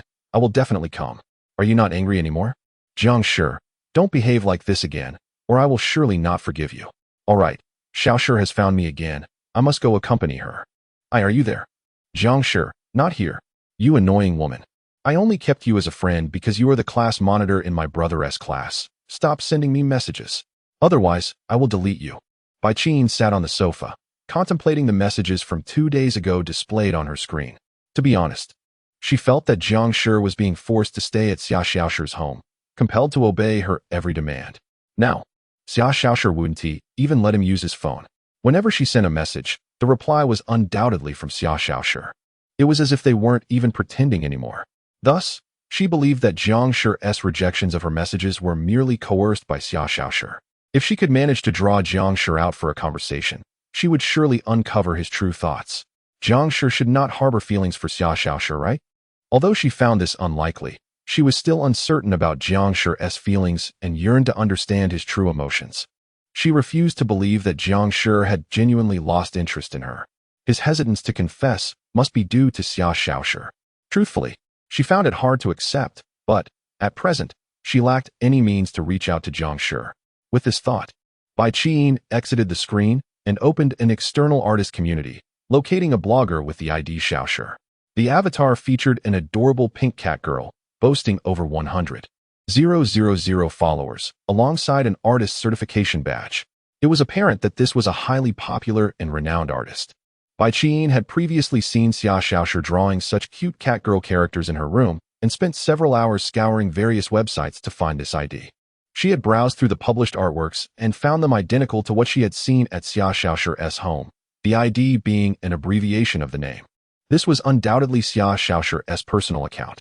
As for why she sought out Xiao Shi's account, it was because they shared the same profession as artists. However, Xiao Shi illustrated 18 content, which, while risque and intense, demonstrated a solid foundation and a comfortable artistic style. Yet, her work should appeal to Jiang Shi more. Her dear brother likely does not frequently read such material. Bai Qin muttered as she browsed and scrolled down. Suddenly, a notification indicated that the blogger had released a new post. Curiously, Bai Qin swiped to view it, discovering that Xiao Shi had just posted about the 37th Winter Kyoto ACG anime and game exhibition. The caption read, Xiao Shi, selling adorable cat girl illustrations. Fans in Kyoto are welcome to come and support. Bai Qin was aware of this exhibition, a renowned gathering spot for ACG enthusiasts in Kyoto. It was primarily a haven for all things related to the second dimension, showcasing numerous figurines, cosplay, and a plethora of merchandise. Moreover, the exhibition was imminent, taking place next Tuesday. Although she had never attended, she was slightly puzzled. Was Xiao Shi going to sell her works there? Logically, that should not be allowed. Never mind. If Xiao Shi planned to attend, then Jiang Shi would likely accompany her as well. Perhaps she would have the chance to see her dear brother again. After pondering for a moment, Bai Qin followed Xiao Shi and promptly left a comment on the post. Hello, Xiao Shi. I have been following you for quite some time with another account. Will you be attending the event? I am eager to meet you. This should suffice. As for why she included the first 3 unrelated sentences, It was because highly followed bloggers often ignore questions from fans. By adding statements that showcased her loyalty as a fan of Xiao, she hoped to enhance the blogger's fondness for her, thereby increasing the likelihood of receiving a reply to her inquiry. Although she would not typically engage with fans in such a manner, she had observed many high-follower bloggers doing so, especially those as proud as Xiao. Let us hope this little girl decides to attend. Then Jiang Shi should accompany her to the venue. That would surely present an opportunity. Chapter 60. Let the festivities begin. At last, she had entered, relief washing over her as she escaped the biting cold outside. Summer Xiao, clad in a short, pure white gown, was attempting to warm her hands, rubbing them together in the lavish banquet hall, despite the lingering chill that clung to her. Unlike her usual pursuit of simplicity and cuteness, her appearance was now refined and ethereal, resembling an elegant princess. Yet, in the depths of winter, such scant fabric was undeniably frigid. The reason for her attire was the presence of her mother's business partners and their children at this ostensible celebration. To spare her mother any embarrassment, Xiao felt compelled to maintain decorum. However, as she stepped into the warmly lit hall, her worries began to dissipate. She soon removed her thick coat and handed it to her brother Jiang Shi, thanking him for his kindness. I'm heading to the private room now. Remember to wait for me outside, and don't flirt with any other girls. Jiang Shi accepted the coat, reassuring her, rest assured, I won tea. With a deep breath, Xiao adopted a solemn expression and proceeded toward the private room ahead. Observing her retreating figure, Jiang Shi couldn't shake the feeling that today as Xiao was markedly different from her usual self. Typically, she was lively and playful, resembling a mischievous child, but now, she exuded an air of grace. Having been born into a prominent family, Xiao had received professional etiquette training from a young age, naturally displaying her poise in such necessary situations. A voice of innocence chimed in, Young Master Jiang, you may enjoy yourself here for a while. I shall wait for the young lady nearby. Very well, Jiang Shi replied softly, surveying the meticulously arranged hall, where the buzz of conversation among esteemed guests filled the air. He then took out his phone, opening WeChat to check his messages. I'm the agile dog from the mountains. Have you arrived? I'm by the bar serving drinks. Once you enter the hall, just look to your left, and you should see me. In such a grand banquet hall, the attendees were predominantly industry titans, leaving Jiang Shi unable to spot anyone his age. Thus, he opted not to intrude on their conversations, recognizing a lack of common ground. If he attempted to leverage Xiao's reputation to introduce himself, he would likely be met with skeptical glances, resulting in an awkward silence. Fortunately, he had inquired about Chu Sun beforehand, who was also invited. Yet, given that he had just arrived, Jiang Shi wondered why he hadn't spotted Chu Sun at the entrance or exchanged greetings. Curiosity piqued, he turned toward the bar area where drinks and refreshments were offered. Sure enough, he found Chu Sun seated at a table, engrossed in his phone. I'll go find my friend, Jiang Shi announced, making his way toward Chu Sun. All right, the voice of innocence said, moving aside to wait at the private room entrance. Approaching Chu Sun, Jiang Shi noted the flashing anime graphics on his phone screen, astonished. You really found a way to play games in a place like this. Indeed, Chu Sun replied, pausing his game. My father insisted I come, and I couldn't refuse. It's unbearably dull here. I'd rather be with my girlfriend. He then tucked his phone away, standing up. But this place is excruciatingly boring. What brings you here? I came to accompany someone, Jiang Shi said, glancing toward the main entrance. Chu Sun squinted in that direction, then shook his head dismissively. Are you here with the sickly sweet little girl you mentioned before? Indeed. Ugh. I bet your little girl will soon be boasting about her abilities to uphold family honor, just as the others will. Is it truly that absurd? Jiang Shi asked, intrigued. Absolutely. Their vanity knows no bounds. I think I grasp your meaning, Jiang Shi mused, recalling Xiao's upbringing in a prestigious family. Her conduct undoubtedly reflected on the Xia family's reputation, and her actions today were likely aimed at navigating the competitive display of prowess Chu Sun had mentioned. Why didn't you join in? Jiang Shi inquired. Me? Chu Sun shrugged. I did, but once I entered, I dove straight into my game. My father, growing impatient, sent me out. You truly have the luxury to game in such a setting, Jiang Shi remarked, feeling slightly embarrassed. Why not? It's preferable to watching them feign importance for the sake of hollow vanity. While the competition isn't exactly brutal, it strikes me as utterly foolish. I have no interest in it. I'd rather accompany my girlfriend on adventures. Indeed, Chu Sun had a laid-back demeanor. Although he belonged to a prominent family, he displayed little interest in their competitive nature, often expressing disdain. He purposefully acted disinterested to be sent out by his father. Glancing at Jiang Shi, Chu Sun suggested, "Since there's nothing happening now, why not join in the festivities?" "I think I'll pass," Jiang Shi replied. "Come on, there's nothing else to do. Everyone our age has gone to the private rooms for the competition, and there's no one to converse with out here." After a moment, Chu Sun added, "Oh, someone did approach me earlier, but seeing me with my girlfriend, she wisely decided to leave.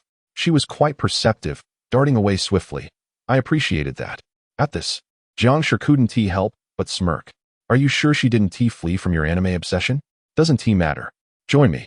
There's an endless supply of drinks and snacks here, an ideal gaming sanctuary." "I'll pass." "Well, if you want to join, I'll continue to accompany my girlfriend then." Go ahead. Chapter 61. Why is this little brat so bothersome? In the private room, Xia Shaoshi had just finished negotiating with the signs of other family businesses and was now quietly seated beside Xia Yi, engrossed in the sumptuous meal before her. Having spent most of her time at home, she was rather indifferent to the culture of wine and dine. Yet she had managed to hold her own in the earlier discussions without embarrassing herself. In fact, compared to the children from other families, she was quite endearing. However, her agitation stemmed not from this, but from the presence of someone she found exceedingly intolerable in the room, Gu Lingyue, who sat directly opposite her. She had even forgotten that Gu Lingyue's family business was a major partner of her mother's, which meant encountering her here was a likelihood. Despite this, an overwhelming annoyance brewed within her, primarily because this woman had previously attempted to lure her brother away from their home, and her brother was currently outside. While Gu Lingyue might be unaware that her brother had accompanied her here, Xia Shaoshi felt compelled to remain vigilant against this woman until she could leave the private room. Thus, she occasionally glanced up to check if Gu Lingyue was still present. Our Shaoshi remains as remarkable as ever. A dapper gentleman in a suit suddenly approached. Addressing Xia Yi turned to him, affectionately ruffling Xia Shaoshi's hair, treating her like a child at home. Xia Shaoshi pouted slightly. "Mom, you mustn't say that about me." The man was her uncle, and in his presence, she could revert to her usual self.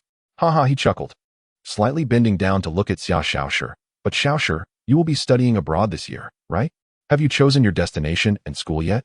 At this, Xia Shaoshi's eyes widened momentarily, a flicker of melancholy passing through her gaze as she lowered her head, biting her lip in hesitation. Observing her indecision, Xia Yi sighed and spoke on her behalf. "She has decided. She will be going in the second half of this year. Why wait so long? You should go right after the new year. It would be beneficial for Shaoshi to familiarize herself with the environment." Xia Yi glanced at her silent daughter, exhaling softly. Perhaps Shaoshi still cherished the scenery here, and there was no rush for her to leave, so it might be better to let her enjoy it a little longer. "Well, all right. Still, it is better to leave sooner rather than later, as she will need time to acclimatize." "Okay." After the man departed, Xia Yi rubbed Xia Shaoshi's head. "Shaoshi, stop daydreaming. It's not fair. It was Mom who held me back from speaking."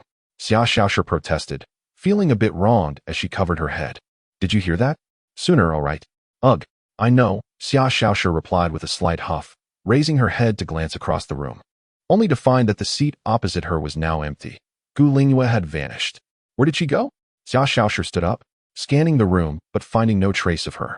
Instead, numerous curious gazes were fixed upon her. "What's wrong?"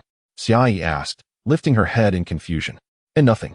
Feeling uncomfortable under the scrutiny, Xia Shaoshi quickly sat back down and tugged at Xia Yi's hand. "I want to go out and find my brother." During her mother's conversation with her uncle, she had kept her head down, and in just 10 minutes of not watching Gu Lingyue, the woman had completely disappeared. A sense of foreboding washed over her. If Gu Lingyue was out now, she might very well encounter her brother. Although Gu Lingyue wouldn't dare act out in this setting, she was indeed quite selfish. She wouldn't allow her brother to even exchange a word with another girl. It was imperative to eliminate all potential risks and leave with her brother before anything could happen. "Go on, just don't cause a scene outside," Xia Yi said calmly. "Thank you, Mom." With that, Xia Shaoshi pushed her chair back and headed for the door. 10 minutes earlier. "Mom, I have something to attend to. I'll be leaving now," Gu Lingyue said to the middle-aged woman beside her, casting a glance at Xia Shaoshi, who was deeply engrossed in her meal, before turning and stepping out the door. To be honest, she found it somewhat absurd. Sitting there, Xia Xiaoshi had been staring at her, as if she possessed the ability to read minds, constantly observing her.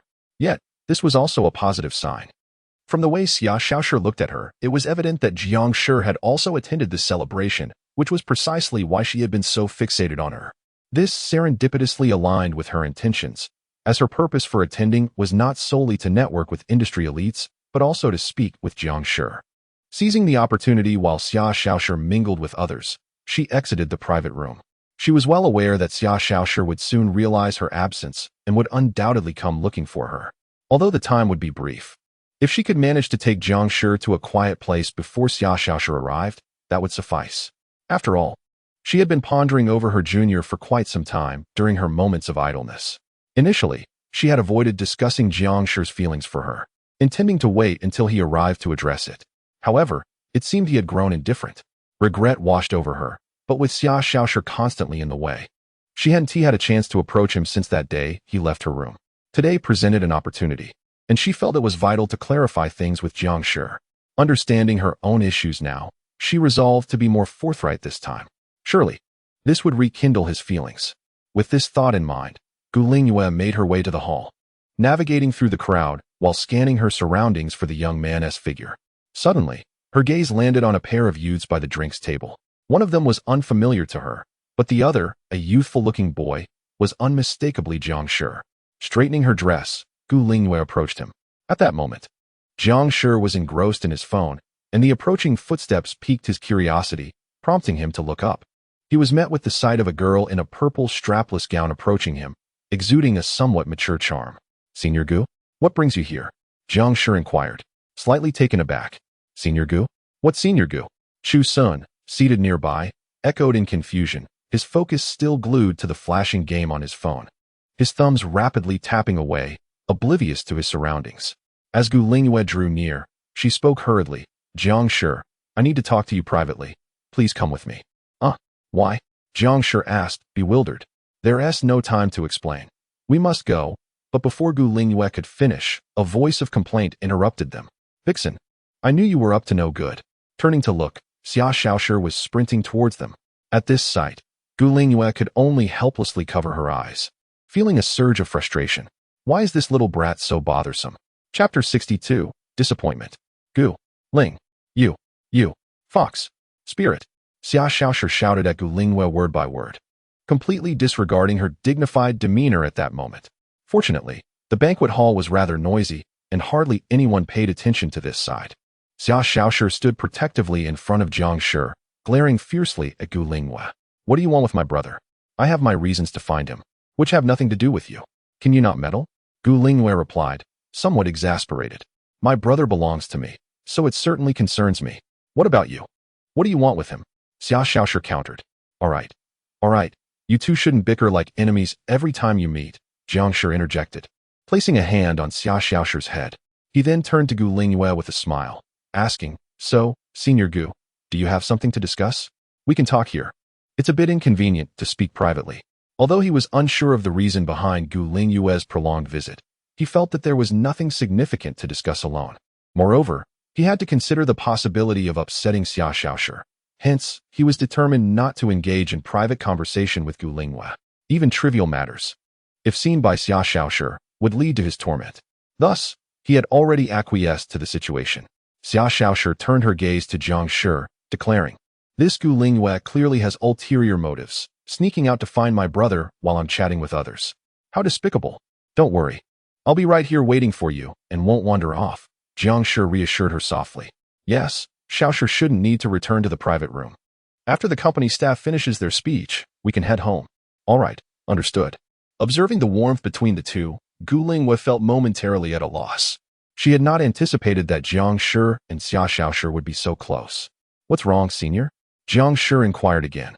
"Nothing." Gu Lingyue had no idea what to say, as she realized that Jiang Shi seemed to share a bond with this little girl that was almost akin to a romantic relationship. The thoughts that crowded her mind felt stifled, unable to escape her lips. In just a few short weeks, she had not expected their relationship to flourish so significantly. She found herself perplexed, and her plan to speak with Jiang Shi privately had utterly collapsed. Given the current scenario, even if she expressed her regrets, Jiang Shi might not agree to a private conversation regarding the past. Furthermore, with Xia Xiaoshi obstructing her, whatever she said would surely be interrupted, causing her irritation to rise. Yet, she felt a sense of unwillingness. If there is nothing else, why are you here to see my brother? Xia Xiaoshi questioned, almost accusatorily. Gu Linghua huffed softly. I just happened to see him and came over to say hello. Xia Xiaoshi waved her hand dismissively. Now that you've greeted him, you should leave. Quickly go. This is a celebration banquet for the cooperation between the Xia and Gu families. I see no reason to leave, Gu Linghua retorted, her patience wearing thin. She could hardly tolerate this little girl. Had she not been a partner of the family, she would have summoned security to usher her out. Yet, alas, their statuses were equal. Fox spirit, don't think I'm unaware of your ill intentions. Now that I'm here, I will stay with my brother. You should hurry back to your private room. Xia Xiaoshi clearly recognized Gu Linghua's motives. The pretext of merely saying hello was likely a fade to lure her brother away.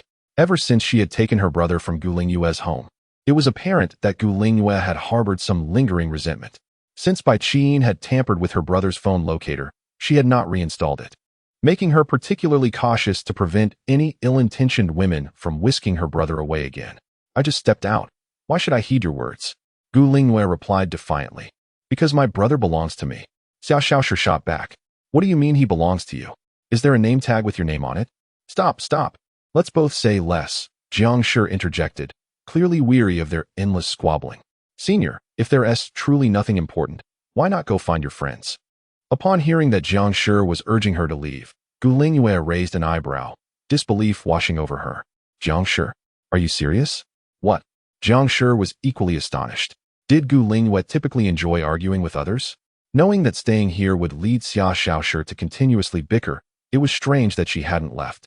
She seemed so unlike the Gu Linghua he once knew. Had her time in the internship made her more extroverted? He found it baffling but believed it best to have Gu Linghua depart. Otherwise, the two would undoubtedly continue their quarrel. I'm sorry, senior, but you know Xiaoshi doesn't want to see you, Jiang Shi continued. Exactly, hurry and go. Xia Xiaoshi chimed in. Not only does Xiaoshi not want to see you, but my brother doesn't want to see you either. Gu Linghua was left speechless by their comments, her spirits plummeting. To be honest, she didn't mind Xia Xiaoshi wanting her to leave. However, she had not anticipated Jiang Shi would echo that sentiment. In the past, he would never have suggested she leave. Yet now, he seemed like a completely different person. Had too much time passed without contact? Had Jiang Shi forgotten his feelings for her so swiftly? Yet, it appeared to be true. She was taken aback at how, in such a short span, Jiang Shi seemed to prioritize this little girl over their past connection. Feeling embarrassed under their scrutiny, Gu Linghua turned to leave, muttering, Fine, I'll take my leave. However, before she could take more than a couple of steps, Jiang Shi called out from behind, Senior, wait a moment. Gu Linghua halted, a flicker of hope in her eyes as she turned back. What is it, Junior? Oh, it's about the money. I was thinking that when my mom comes back, I can have her repay you. You know that contract wasn't mine. Jiang Shi scratched his head awkwardly. About that, Gu Linghua sighed, a glimmer of disappointment flickering in her eyes. Let's forget about the money. After all, you can't repay it. Who do you look down on? Xia Xiaoshi interjected disdainfully. I may not have any pocket money, but I won't let my brother owe you anything. I'll go ask Mom for a check, so just wait. What? Gu Linghua's lips twitched in confusion as she watched Xia Xiaoshi dash away. I don't care, all right? Chapter 63. A refusal, never mind, Xiaoshi. Let's wait for my mother to come back and return it herself. No, it has to be returned today. Upon witnessing Xiaoshi dash into the private room without heeding any explanations, Jiang Shi felt utterly helpless. As Xiaoshi suddenly departed, Gu Linghua turned to Jiang Shi. Regarding the money, it's inconsequential. You need not worry too much. I understand it's not your fault, and I want to use this to make things difficult for you. Indeed, she recognized that the financial burden was not Jiang Shi's issue. After all, he had only just entered his freshman year and was entirely incapable of repaying it. She merely wished to use that money to keep Jiang Shi close to her. Even if he declined, she would not resort to using it as leverage against him, as that would reflect poorly on her character. However, Jiang Shi had not explicitly stated that he held no feelings for her. Moreover, Xiaoshi had already left. She hesitated, pondering whether to seize the moment to clarify her feelings. Thank you for your understanding, Senior. Jiang Shi observed Gu Linghua's indecision for a while. Senior, perhaps you should leave for now. Xiaoshi will be back soon, and you two will just end up arguing again. Junior, during our high school days, we were quite close. Don't you remember? Gu Lingyue bit her red lip, the words almost forcing themselves out of her mouth. What are you saying, senior? Jiang Shi was somewhat bewildered. Are you pretending not to understand, or do you genuinely not comprehend, Jiang Shi? Gu Lingyue felt a mix of anger and embarrassment. To be honest, she had never expressed such bashful sentiments to anyone, not even to those she held dear. Furthermore, Jiang Shi's friends were nearby, seemingly engrossed in their game, but uttering these words felt exceedingly awkward. Yet, Xiaoshi would be returning soon, and if she didn't speak now, the opportunity might never arise again. Besides, she believed Jiang Shi would not refuse her. After all, it was her first time. With that thought, Gu Lingyue took a deep breath, composed herself, and assumed a nonchalant demeanor. Jiang Shi, are you currently in a romantic relationship with that little girl? The moment the words left her lips, not only did Jiang Shi freeze, but even Chu Sun, who was playing nearby, paused, glancing up at the two before returning to his phone. That can't be true. Jiang Shi swallowed hard, these words barely escaping his lips. Regarding whether Xiaoshi was indeed his girlfriend, she had never explicitly requested to formalize their relationship. Logically, since Xiaoshi had consistently insisted on having him by her side, their relationship must have been implicitly understood from the start. Whether Xiaoshi had tacitly acknowledged their romantic ties or was waiting for something, he couldn't discern. However, the closeness of their daily interactions bore no distinction from that of a couple. Yet, none of that mattered much. What was significant was that he seemed to grasp Gu Lingyue's intentions for approaching him. Truthfully, he was somewhat apprehensive. The once rejecting Gu Lingyue seemed to care about his connection with Xiaoshi. Why? He had fulfilled his promise of attending university in Kyoto, and now Gu Lingyue was contemplating him. Furthermore, she had even taken the initiative to seek him out. He was taken aback, but had long since moved on from such matters. After all, his arrival in Kyoto was not for anyone, but rather a result of circumstance. Even if Gu Lingyue were to discuss that matter with him at this moment, he would only smile and decline. He had already forgotten her, and now, at best, he regarded her as an ordinary senior. Since that is the case, you should have the right to choose your partner, shouldn't you? Gu Lingyue persisted. Perhaps. Jiang Shi sensed an unsettling premonition, beads of perspiration forming on his brow. Very well. Gu Lingyue hesitated for a moment before continuing. Didn't you say you liked me before? Since you currently have no partner, why not go out with me, your senior? What? Upon hearing this, Chu Sun dropped his phone in shock, staring wide-eyed at Jiang Shi, feeling an unexpected pang of envy. Damn, is this guy really that sought after? First, it's the little girl, and now this stunning senior is confessing her feelings? However, Jiang Shi wore a pained expression in response to Gu Lingyue's proposal. To be honest, he was both shocked and confused as to why Gu Lingyue would wish to date him at this juncture. He couldn't fathom it. But even without Xiaoshi's presence, he knew he could not accept. After all, he had long since let go of any feelings for Gu Lingyue. With that thought, Jiang Shi shook his head gently, replying, I'm sorry, Gu Senior. Faced with rejection, Gu Lingyue maintained her composure, but a flicker of hurt pierced her heart. Truthfully, she had anticipated Jiang Shi's refusal, but with Xiaoshi as an obstacle, she was at a loss on how to gradually reconnect with him. Thus, she had directly broached the subject. Had Jiang Shi accepted, she would have whisked him away, indifferent to Xiaoshi's presence. But alas, Jiang Shi had declined. Was it because of Xiaoshi? Or was it due to her past negligence that led to Jiang Shi's disappointment? She was uncertain. At this point, she felt no need to delve further into it. With a sigh, Gu Lingyue conceded. All right, Junior, let us leave it at that. I'll take my leave now. Goodbye. Goodbye, Senior. As Gu Lingyue turned to depart, Jiang Shi felt a sense of relief wash over him. Thankfully, Xiaoshi hadn't overheard Gu Lingyue's proposition for him to be her boyfriend. Otherwise, he would face a night of annoyance at home. At that moment, Xiaoshi emerged from the private room, holding a check as she approached. Noticing Gu Lingyue's dejected expression, she felt a twinge of curiosity. That vixen, what has she said to my brother? Never mind. It would be best to return the money first. Otherwise, that vixen might use it again to threaten him. With that thought, Xiaoshi stepped forward, extending the check towards Gu Lingyue. Here, this is a check for 10 million. After you take it, please stop causing trouble for my brother. Gu Lingyue shot her an impatient glance, snatching the check and striding away while muttering, Kid, don't get too cocky. Haha. Xiaoshi made a face at her before turning and running toward Jiang Shi, who was engaged in conversation with Chu Sun. Suddenly, An idea struck her. Since she had helped her brother, perhaps he could grant her a small request? Time to ask. Chapter 64. It is not feasible to keep my dear confined at home. Remarkable, Jiang Shi, I never realized you were so popular. Chu Sun pocketed his phone, draping an arm over Jiang Shi's shoulder, gazing in astonishment at the departing Gu Lingwei. Jiang Shi felt a twinge of embarrassment, realizing Chu Sun had been eavesdropping while engrossed in his game. How could I not listen during such an explosive moment? Yet, I do not wish to be embroiled in this battlefield of emotions. I fear I would be left with nothing but awkwardness, perhaps even scorn. With a thoughtful expression, Chu Sun rested his chin on his hand and remarked, "It is surprising that you outright rejected her." Although the girl appeared indifferent, she must be deeply hurt inside. Don't you think? Come on, had I accepted her advances, you would likely see my name in the news in a few days.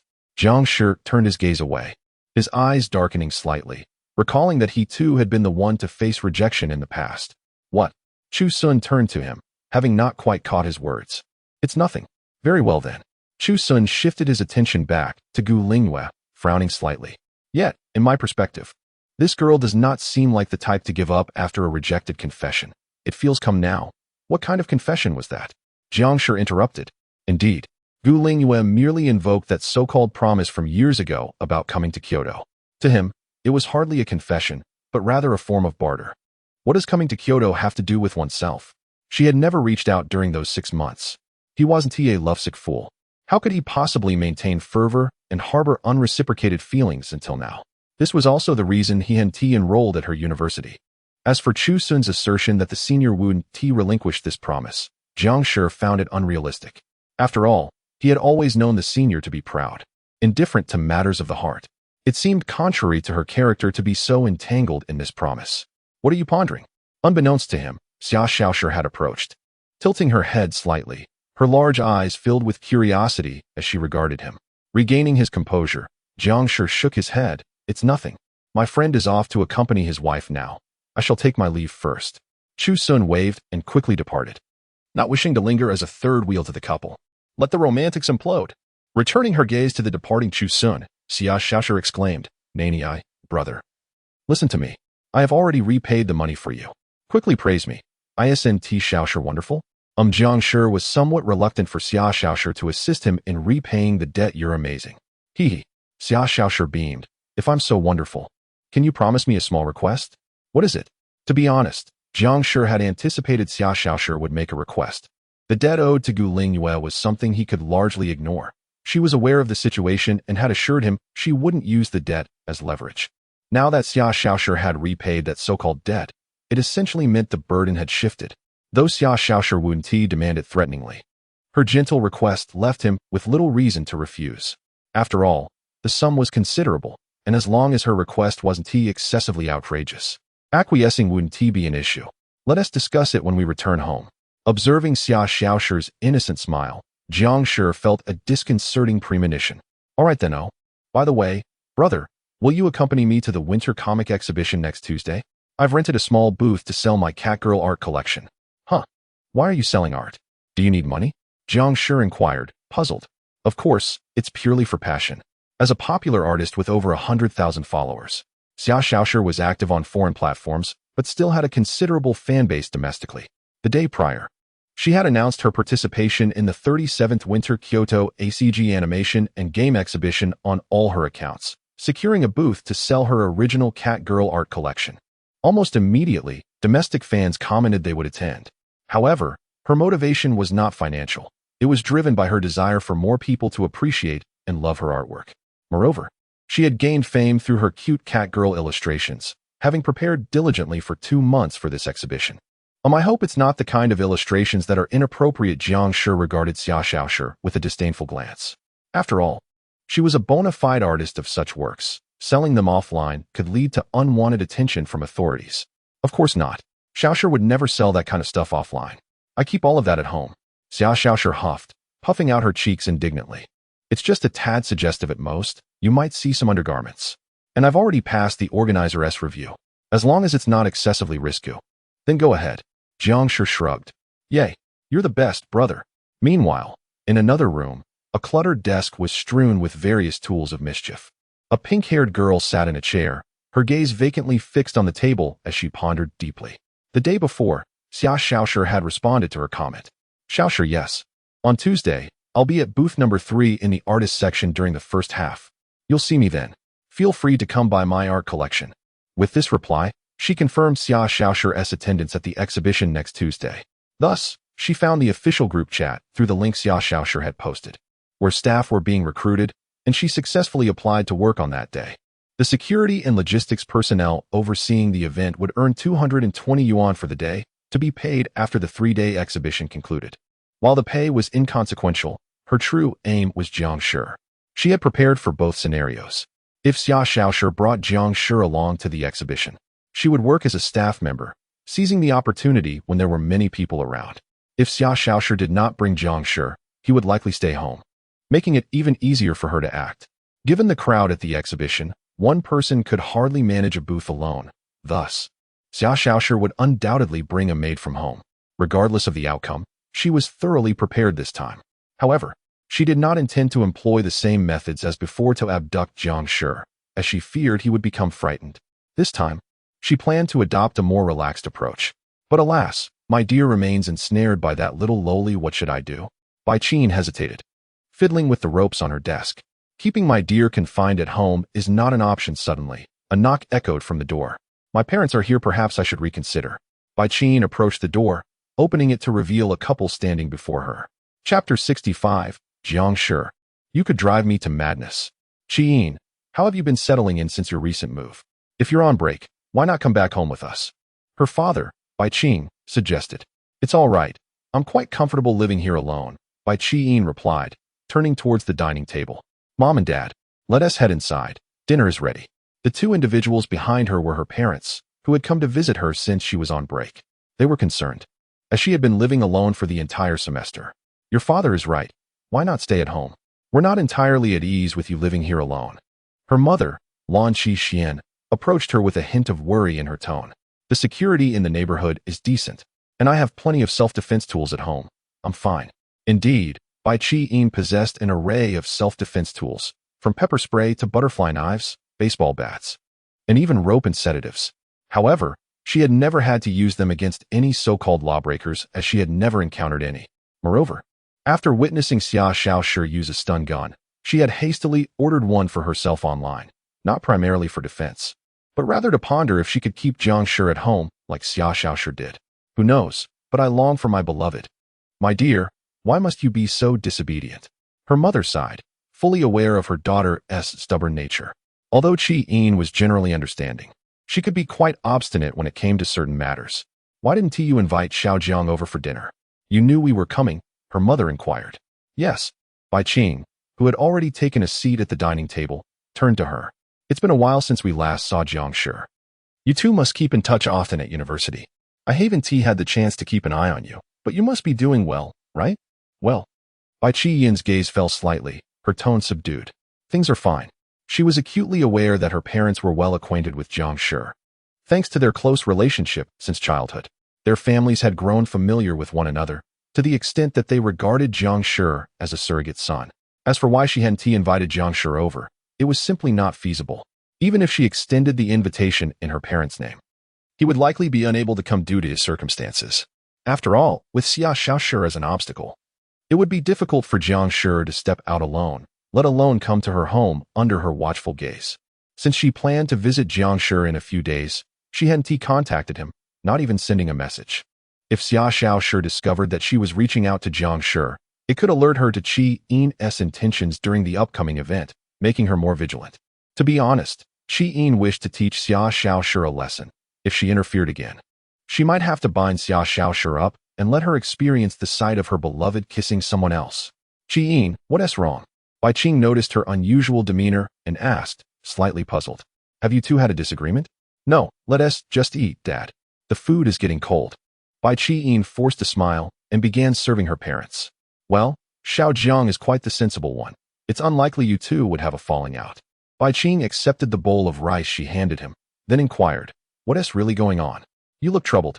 I contacted Xiao Jiang's mother a few days ago, but I haven't received a reply. Is something going on with his family?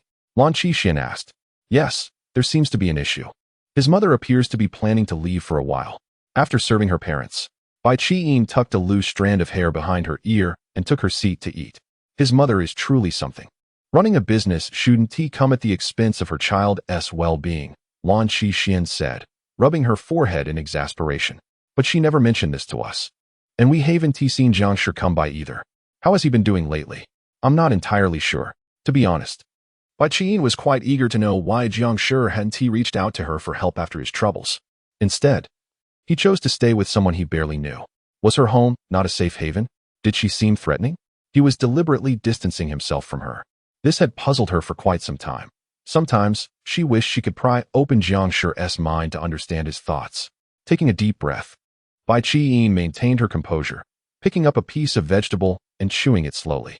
I'll call Jiang Shi to inquire about the situation, Bai Qi declared, pulling out his phone, flipping open the black protective case, and tapping on an app to find a contact labeled, Jiang Shi, you rascal. Bai Qi intended to stop him, but reconsidered. Even if Xia Xiaoshi was by Jiang Shi's side, she wouldn't recognize the caller as his father. And Jiang Shi likely wouldn't bother to explain. If she could rely on her father's name to bring Jiang Shi over, then she wouldn't have to go through all this trouble. After all, finding a way to contact Jiang Shi had become increasingly difficult, with Xia Xiaoshi acting like a monitor, always watching over Jiang Shi's phone. Any message she sent would undoubtedly be intercepted by Xia Xiaoshi. However, Xiao Jiang is quite proud. He might not accept your call, Lan Xian warned Bai Qi. Of course, I know that. Shoo. Bai Qi hushed, as the ringtone of his phone filled the air, capturing the attention of everyone present. Bai Qi lost her appetite entirely, eager to hear what Jiang Shi would say once he answered. After a few moments, the call connected. Bai Qi immediately switched to speakerphone and held the device to his ear. Xiao Jiang, how have you been lately? Chapter 66. That kid still agreed to be my son-in-law. 3 minutes ago, brother, who was on the phone. Sitting at her desk, the talented artist Xia Xiaoshi slowly lifted her gaze from the drawing tablet, eyeing Jiang Shi, who was by the window with the phone in hand. It's not another girl, is it? It's an uncle I know, Jiang Shi replied, glancing at the contact on his phone, which bore the ID, Courageous Forward, accompanied by a selfie of a middle-aged man at a scenic spot. He turned the screen towards Xia Xiaoshi. Xia Xiaoshi squinted slightly at the screen. With a name like that, he must be quite the uncle. Now that you know, I'll take the call. You should focus on finishing your draft. Aim to complete it by tomorrow, and then we can print a poster of your unique catgirl design. With several days remaining until the comic convention, she was determined to create a perfect poster that reflected her individual style. It would not only draw the attention of her loyal fans, but also attract new ones. It was truly a win-win situation. Later, you must tell me what that uncle said. With that, Xia Xiaoshi immersed herself back into her artwork. Just an uncle. What could he possibly say? Jiang Shi approached the window, contemplating the incoming call. Even without having saved a note, he recognized the ID. It belonged to Bai Qing's father, Bai Qing. Bai Qing had always treated him well, so he felt obliged to answer. However, he couldn't let Xia Xiaoshi know that this was Bai Qing's father, or else she might misunderstand. Since arriving in Kyoto, he hadn't seen Bai Qing in quite some time, and he was unsure why he was calling now. With these thoughts swirling in his mind, Jiang Shi answered the call, placing the phone to his ear. The familiar voice greeted him. Xiao Jiang, how have you been lately? Not too bad, uncle. What is up? Jiang Shi inquired. Oh, nothing much. Just checking in on Qin, and I thought of you. I heard your mother has been having some issues. I wanted to make sure you're all right. I'm fine. Thank you for your concern, uncle. Though Jiang Shi hadn't put the call on speaker, he glanced back at Xia Xiaoshi, who was still engrossed in her drawing, allowing him to breathe a sigh of relief. After all, the mention of Qin could have provoked a strong reaction from Xia Xiaoshi. Ah, I see. Since you're on break now, how about we grab a meal together? Jiang Shi hesitated at the unexpected invitation. It wasn't that Bai Qing would treat him poorly. He had always been kind. However, if he attended the meal, Xia Xiaoshi would undoubtedly insist on tagging along. Moreover, Bai Qing would certainly be there as well, and he didn't want to put the two in a situation where they might clash. Just the thought was unsettling. What's wrong? Don't you have time?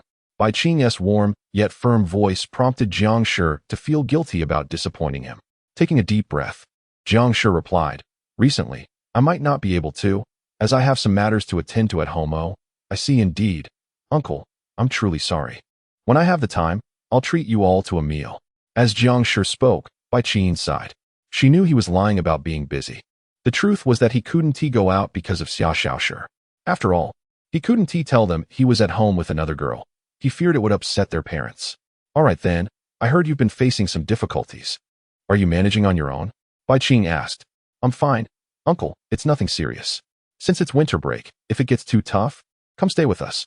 I have everything you need, and I'm not comfortable with Qing being alone here. You two have been close since childhood, it would be reassuring. Upon hearing this, Bai Qing's heart raced. She was curious about how Jiang Shi would respond. Although she wasn't worried about her safety living alone, she wondered if he truly cared about her well-being. Despite his earlier reminder on moving day, he hadn't taken any real action, but she needed his company. She figured he would likely decline due to Xia Xiaoshi's presence. After a moment of hesitation, Jiang Shi replied, Uncle, I appreciate it. But I really can't leave right now, all right? Dad, that's enough. It's okay. Bai Qing gently shook her head. Bai Qing looked at her, sighed, and nodded. Very well, I won't intrude any further. We should all gather for a meal when you have the time. If you encounter any difficulties, don't hesitate to contact me. Don't worry about being a bother. Thank you, uncle. With that, Bai Qing ended the call, pondering the peculiar situation. What could be so pressing that he couldn't even spare time for a meal? He turned to Bai Qing. Qing, have you two truly had a falling out? In his memory, Jiang Shi was never one to decline invitations, especially not for something as casual as a meal. It was perplexing, as he believed that perhaps some minor conflict had arisen between the two. No, we haven't quarreled. Jiang Shi has genuinely been unable to go out lately. Bai Qing replied with a wry smile. Strange indeed. He used to never refuse our invitations. Have you two not spent time together during the break? Lan Qixian asked softly. No, we haven't, Bai Qing admitted, shaking her head. How can that be? You used to be inseparable. Why have you grown more distant in college? Is he seeing someone else? Bai Qing raised an eyebrow, a serious expression crossing his face. I must visit Jiang Shi personally. He promised to be my son-in-law one day. I cannot let him slip away. Indeed, when they were around 11 or 12, Jiang Shi had vowed to be her fiancé when they grew up. Though it was a childish promise, Bai Qing felt it was his duty to hold him accountable. Dad, please don't do that. Bai Qing quickly reached out to stop him. Jiang Shi should be free next Tuesday. I'll invite him over for dinner then. And we can all get together. Just as Bai Qing was about to text, you brat, Jiang Shi, he paused, looking up at her. What's wrong? Chapter 67. Something is amiss, something is amiss. Yes, at present, Jiang Shi has no time, but next Tuesday should be feasible. I will bring him back, Bai Qing explained. She concocted a plausible reason that would prevent Jiang Shi from resisting returning home. The Jiang Shi she knew was a boy who struggled to refuse, and his reluctance over the phone was likely hindered by Xia Xiaoshi. If she could find an opportune moment on Tuesday and then meet Jiang Shi privately, inviting him to dinner in the name of her parents, he would likely waver, and she wouldn't have to resort to such measures to bring him back. Perhaps Jiang Shi would no longer harbor resentment towards her. Though invoking her parents' name felt somewhat underhanded, she found herself with little choice. For she missed him dearly. Was it so? Sigh, I should have asked earlier. It seems there remains a connection between you two. Let us have Jiang Shi come over next Tuesday evening. That works out perfectly, as I will have time then to discern what has transpired with this young man lately. Bai Qing remarked, glancing at his phone calendar. After meeting Jiang Shi, I must admonish him properly. He cannot take the comforts of home for granted while pursuing other distractions. I will not let him off lightly. In Bai Qing and Lan Qixian's eyes, these two children resembled a couple, whether in the past or present. They hoped for the pair to mature smoothly and eventually establish their own families with their support. Their development prior to university had been remarkably steady, yet they failed to comprehend why the onset of college, often a time for romance, seemed to have created a rift between them. Thus, they could not afford to remain indifferent. As Jiang Shi was akin to their godson, having grown up under their watchful gaze, they even anticipated the day these two would wed. Dad, please don't say that. It's all for your own good, Lan Qixian chimed in. Yes, I know. Bai Qing lowered her head slightly, urging, let us eat, Dad, Mom. Well then, just make sure Jiang Shi actually shows up. Rest assured, he will. In the room, after hanging up the phone, Jiang Shi let out a sigh of relief. When he expressed his inability to attend the dinner without disclosing the specific reasons, he felt a wave of panic wash over him, fearing that Uncle Bai might misconstrue his intentions. Fortunately, Uncle Bai did not press further, otherwise, he would have struggled to provide an explanation. It was hardly plausible to say that he had a sickly younger sister who forbade him from going out. Brother, are you done with the call? Xia Shaoshi turned to Jiang Shi as he approached and inquired, "What did that uncle say?" "Nothing much. He simply expressed concern over my well-being since we haven't seen each other in a while and invited me to dinner." "Then why aren't you going?" "Shaoshi wants to go too." "I'm not going. I already declined." Upon hearing this, Jiang Shi felt an increased sense of gloom. He did not wish to reject Uncle Bai's kindness, but given that it was by Qin's father, allowing Xia Shaoshi to find out would lead to his discomfort. Thus, to avoid their meeting, he had to turn down Uncle Bai's offer. "Well, fine then. Shaoshi will focus on preparing for next Tuesday's comic exhibition." Xia Shaoshi turned her attention to the hand-drawn sketch of a cat girl, still in its preliminary stages, realizing she had about 5 or 6 hours of work ahead of her, motivating herself to work harder. "Yes, do your best. I'll head back to sleep now." "Not allowed. Brother must keep me company tonight." "Keep you company for what?" "You should focus on your drawing. I'm going back to my room to wash up and sleep." Jiang Shi waved his hand dismissively. Of course, Xia Yi would not permit them to sleep together at night. She had previously made it clear to Xia Shaoshi that until he acquiesced to that request, she was not allowed to keep him in her room or vice versa overnight. Therefore, he could easily refuse Xia Shaoshi's unreasonable request for companionship. Although this elicited many complaints from Xia Shaoshi, she surprisingly heeded Xia Yi's words without much resistance. However, in their daily interactions, Xia Yi would not intervene, allowing Xia Shaoshi the freedom to act as she pleased. "Sigh, it is always the vulnerable who end up hurt. Didn't brother promise to grant me a request? At the banquet earlier." Xia Shaoshi pouted slightly, her tone tinged with reproach. "This one is out of the question. Aunt Xia will be upset. Choose another." "No change, it's this one." Xia Shaoshi hopped off her chair and approached Jiang Shi, a mischievous smile adorning her face. "It's all right. I confirmed with Mom before returning. The banquet will last until dawn, so she will wait until it concludes before coming back." "What do you mean?" Jiang Shi pondered, bemused by her peculiar expression. "It means, brother can be a little reckless tonight." Xia Shaoshi's slender fingers gently teased Jiang Shi's chest, her tone slightly affected. "Tonight, brother can act like the male protagonist in an anime, saying things like, 'Oops, I forgot,' and the like. It won't matter, because as long as it's brother, it's all fine." Jiang Shi's lips twitched. "Little demon, you had better not be too brazen." "Humph." The little girl made an adorable snorting sound, crossing her arms and turning her head away. "What is wrong with calling you a little demon? Brother is soft. He doesn't even dare to confront me." "Fine, fine, fine." Listening to Xia Shaoshi's incessant taunts, Jiang Shi felt a surge of frustration. He could not tolerate such mockery and decided it was time to teach Xia Shaoshi a lesson. With that thought, he seized her by the sides of her chest and tossed her onto the large bed. Brother?" Xia Shaoshi hardly registered what had just happened. Once she came to her senses, she propped herself up on the bed, gazing at Jiang Shi. He promptly locked the door and advanced towards her, her face flushing slightly with a mix of surprise and shyness. "Brother? I'm not ready yet. Isn't this what you wanted?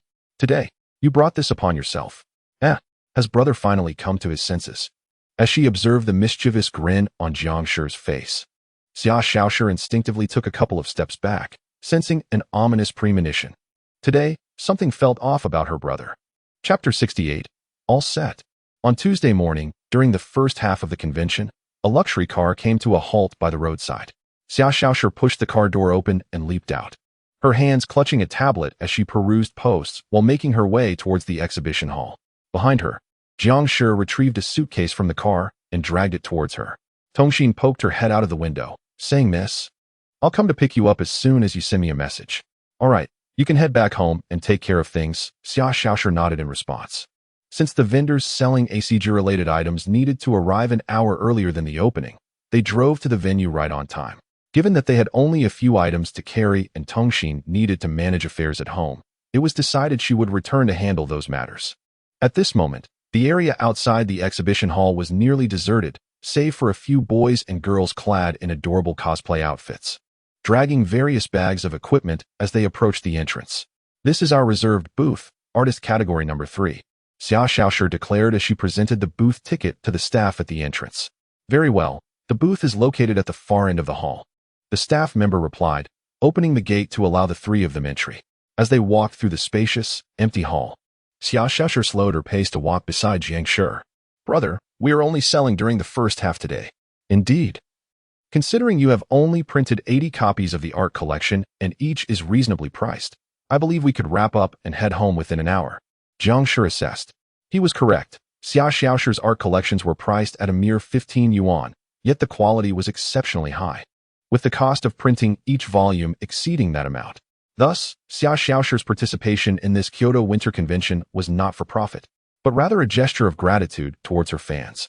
Although her works were of high quality within the sensitive realm, most attendees of the convention were not particularly serious. Furthermore, Xia Xiaoshi had specially created a large poster for the booth, featuring her original catgirl illustration, subtly revealing a hint of her underwear. This alone was enough to attract the attention of nearby enthusiasts who would come to admire her collection. Even if her fans did not visit the convention specifically to purchase her works, passers-by and cosplayers attending the event would likely take a glance and spend 15 yuan on a copy. It was anticipated that the collection would sell out quickly. That's not what I meant, Xia Xiaoshi clarified, gesturing toward the exhibition hall. Her intention was that if the art collection sold out before the first half concluded, she would like her brother to accompany her to explore the convention and perhaps buy some items. That sounds fine. It would be a good opportunity to experience the event. Jiang Shi nodded in agreement. To be honest, it was his first time attending such a convention, and he was unfamiliar with the customs here. Observing the other vendors preparing to sell ACG-related items, all dressed in cosplay, he felt somewhat out of place. Upon reaching the far end of the hall and locating their designated area, booth number 3, they began to set up their stall. Meanwhile, on the other side, a girl dressed in a gray work uniform, wearing a gray cap and with long black hair cascading down her back, had just passed through the gate and was heading toward the vendor area. Upon reaching the corner, she leaned against the wall, turning to gaze at the two individuals setting up at artist category number 3. Just as I expected, they both came. Before departing, Bai Qian had secured her striking pink hair under a net within her cap and layered a black wig over it. She also wore a white mask adorned with cute anime patterns. This ensemble was so effective that even her parents would struggle to recognize her, let alone Xia Xiaoshi, who was notoriously oblivious. Due to her anime mask and the work badge on her chest, no one at the convention would suspect her of being anything other than staff. It was a perfect disguise. Although she felt it unnecessary to deceive someone as naive as Xia Xiaoshi, she was determined to succeed for Jiang Shi and her parents. This time, she could not afford to fail. Hey, what is your booth number? Which area are you responsible for? Why are you still here? A staff member approached her, calling out. Bai Qian turned to face him, softly apologizing. I'm from booth number 11. Booth number 11, huh? Wait until the back gate closes in 20 minutes. Then you can go check the vendor tickets. After that, come help us up front, and do it quickly. This year's attendance is expected to be higher than usual. Understood, Bai Qian nodded. As temporary staff, they had arrived a day early for training, familiarizing themselves with the layout and distributing work numbers and badges. Her task was to verify the vendor tickets and payment receipts after all the small vendors had arrived to prevent any fraudulent entries. Once her checks were complete, she would assist her colleagues at the entrance. While she was uncertain how long Xia Xiaoshi and Jiang Shi would remain, she suspected they would leave shortly after selling out their art collections, given that they were only dressed casually. As such, she planned not to help at the front, instead seizing the opportunity during the ticket checks to execute her scheme, ensuring that they wouldn't sell out and leave before she could act. During the second round of checks, she intended to create trouble for them, leading Jiang Shi to the backstage storage room. There, she planned to discuss the dinner arrangements for that evening privately. If Jiang Shi resisted, she would have no choice but to forcibly take him, having hired 2 bodyguards for this very purpose.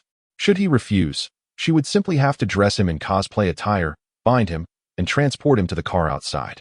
If anyone noticed, she could easily explain it away as a new kind of roleplay.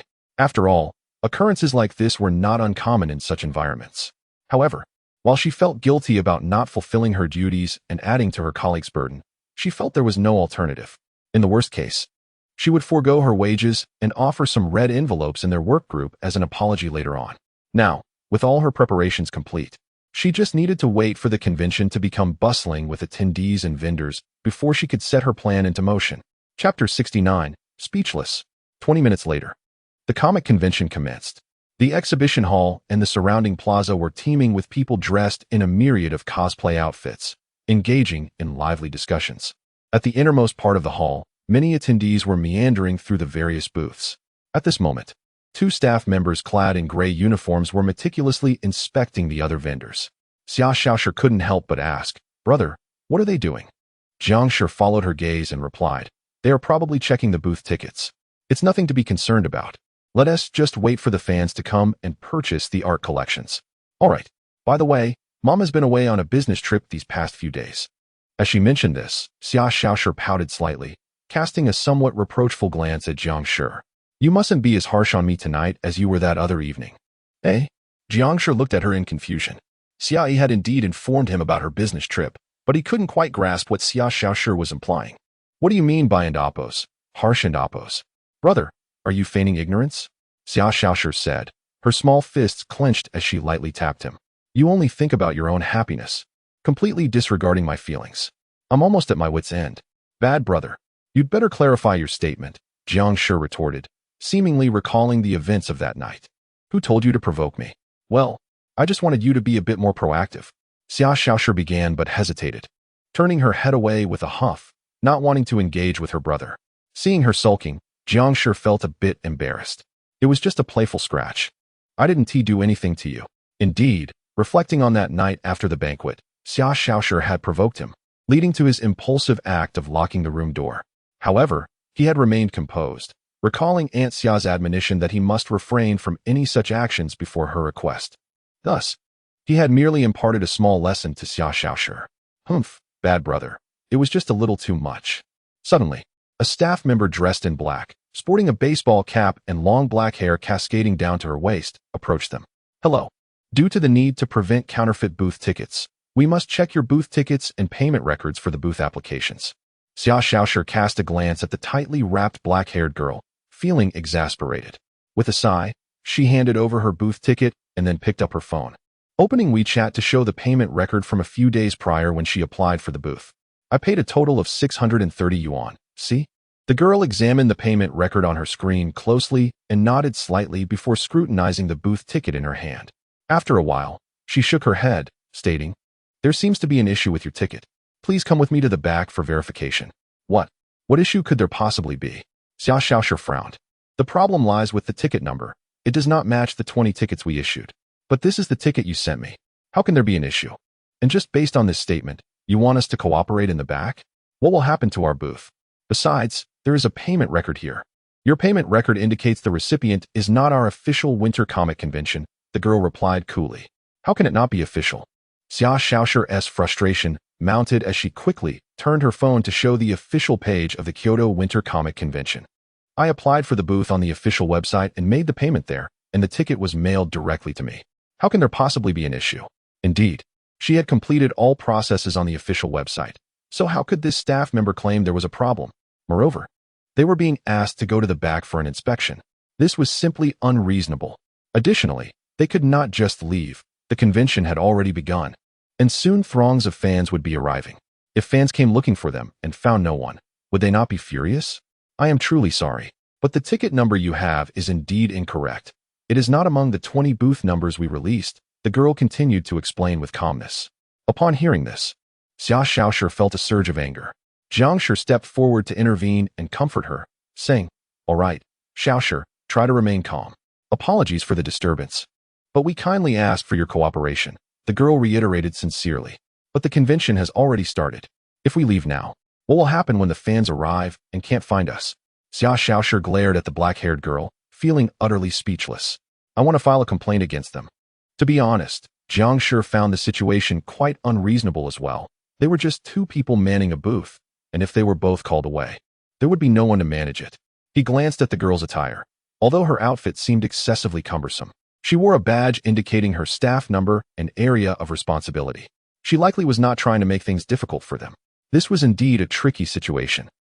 After pondering for a moment, Jiang Shi suggested, How about this? I can accompany you for the verification, while my sister stays here to watch the booth. Since the convention has already started, we need to leave someone to guard the booth, right? The girl hesitated for a moment before nodding in agreement. That is acceptable. Thank you for your understanding. Jiang Shi turned to Xia Xiaoshi. You stay here and watch the booth. I'll go with them for the inspection. Fine. Although somewhat reluctant, Xia Xiaoshi did not want to waste too much time on this issue. She nodded, saying, All right, please help me resolve this problem. There's no need for concern. I'll be back shortly. Okay, tonight, I'll reward you, brother. Ah, that won't be necessary. Stupid brother. Please follow me this way. As long as the backend system has your data, We should be able to resolve this quickly. With that, the girl walked off to the side. Xiaoshi, just manage things here for a bit. I'll be right back, Jiang Shi called out as he followed the girl. Make it quick. Watching the two depart, Xiaoshi felt a twinge of displeasure. As the ticket and payment record were both genuine, she remained unperturbed.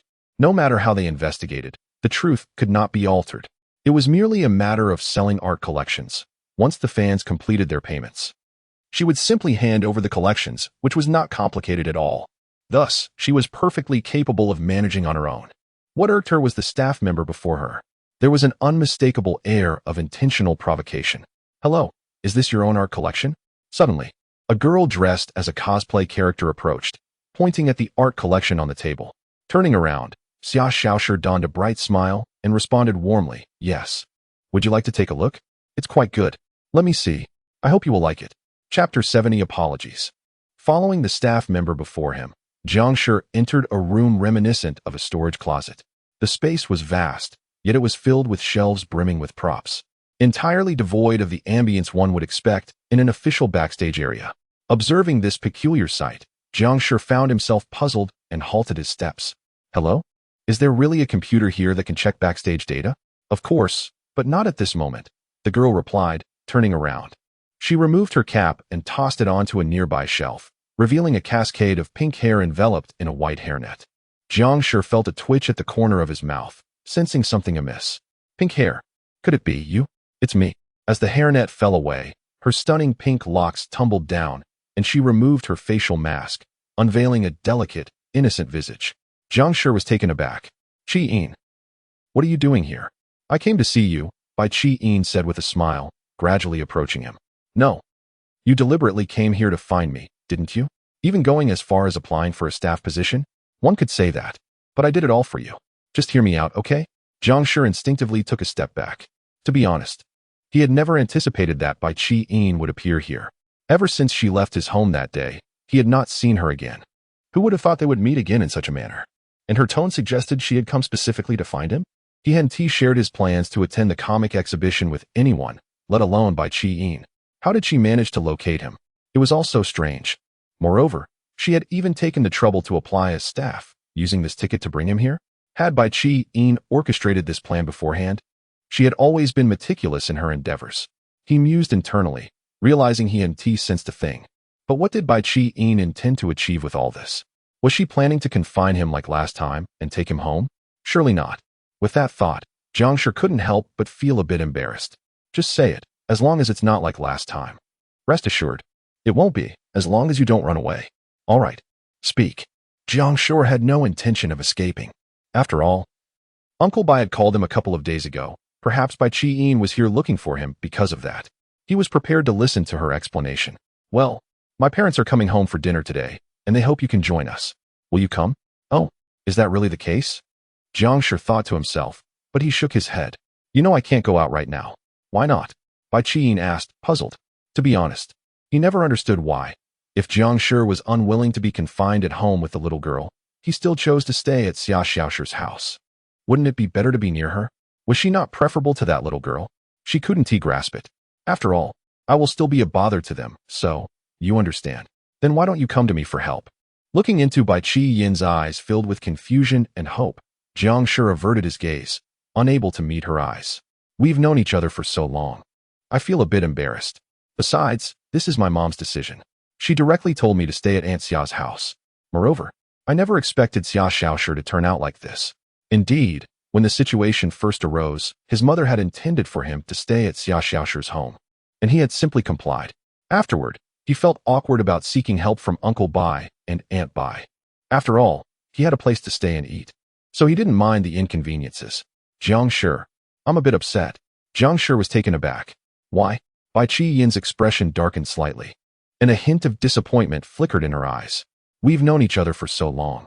You not coming to find me makes me a bit sad. Oh, but it's not too late now.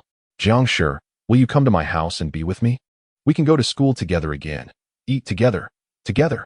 Bai Qi-yin paused, then added, in any case, my dad really wants you to come. If you agree, we don't have to worry about Xia Xiaoshi.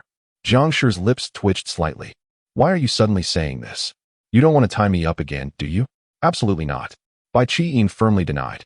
Seeing her earnest expression, Jiang Shi hesitated for a long moment before sighing. I'm sorry, Qi, but I really can't. Xia Xiaoshi will make a scene. Indeed, if it were in the past, he might have considered by Qi Yin's request, but so much time had passed, and he had come to understand Xia Xiaoshi's temperament. If he left now, she would undoubtedly cause a ruckus, even if it was just for dinner at Bai Qi Yin's house. She would likely erupt in fury, and the two would end up clashing again. Is it for that little girl, Xia Xiaoshi? Bai Qi Yin furrowed her brow. Jiang Shi, do you like her? Not at all. It has nothing to do with that. Then come back with me. I've said. I really can't. Qi Yin, please don't put me in a difficult position. Since you want to agree, I have no choice. Let us take action. Take action? What do you mean? Suddenly, two men in black uniforms emerged from behind the shelves and approached Jiang Shi. He was momentarily bewildered. Hey, Qi Yin, what do you mean? Didn't we agree not to do this? I'm sorry, but today I must take you to meet my parents. I promised them, and also to satisfy my own wishes. Hey, this is still in public. Can you tone it down a bit? If I scream for help outside, you'll get caught. Ignoring him, Bai Qi Yin pointed to a costume in a nearby box. Help put this outfit on him. Then gag him when you carry him out. One of you can film it to create the illusion of a shoot. Upon hearing Bai Qi Yin's plan, Jiang Shi's mouth twitched. Wait, Qi Yin, you've already prepared all this, haven't you? So meticulous? Don't say that, Qi Yin. Let us talk this out. We're childhood friends. Please don't put me in such an awkward position. Bai Qi Yin sighed and shook her head. I'm sorry. Since you can't accept it, I'll have to take matters into my own hands. Just wait until we see Mom and Dad. Chapter 71. Still not back? Let's get started. All right, Mississippi, hey, don't do that. Don't do that. Jiang Shi found himself firmly restrained by two professional bodyguards, who proceeded to dress him in a black and purple-themed cosplay outfit, binding him tightly. One of the more robust bodyguards hoisted Jiang Shi over his shoulder. Meanwhile, Bai Qi twisted a towel into a baton-like shape and stuffed it into his mouth. Although Jiang Shi's peculiar outfit was rather absurd, in the context of a comic convention, no one would think it amiss to carry him out like this. Bystanders would merely chuckle and move on. Observing Jiang Shi's discomfort, Bai Qi couldn't help but display a hint of guilt, assuring him, I'll untie you once we get in the car, Qi. A wave of inexplicable grievance washed over Jiang Shi. He never anticipated that his first outing of the winter break would result in being kidnapped by his closest friend. What sins had he committed to deserve this? Another bodyguard, camera in hand, aimed it at Jiang Shi. Miss, we are ready. All right, please use the back exit to avoid the booth area, Bai Qi instructed. Understood. No sooner had she finished speaking than the bodyguard carrying Jiang Shi pushed open the door and stepped outside, despite Jiang Shi's futile struggles and muffled protests. However, this was of little consequence, as the other bodyguard filmed the scene, ensuring that regardless of Jiang Shi's desperate cries, onlookers would interpret it as merely a display of his acting prowess. Bai Qi followed them outside, where the bodyguard swiftly carried Jiang Shi to a waiting car, while the other expertly filmed the entire escapade. Their conspicuous actions drew the attention of passers-by, who couldn't and oppose help but exclaim, wow, this looks like a real kidnapping. Just look at the protagonist's eyes. He seems genuinely abducted. Is this a short film shoot? That guy is even dressed in a cosplay outfit, and his expression fits the character perfectly. Hilarious. Is the young master being caught by his wealthy parents while indulging in the world of anime at the convention? As the surrounding comments echoed, the bodyguard placed Jiang Shi into the back seat, before taking the driver's seat himself. Once Bai Qi and the other bodyguard settled in, the vehicle sped away.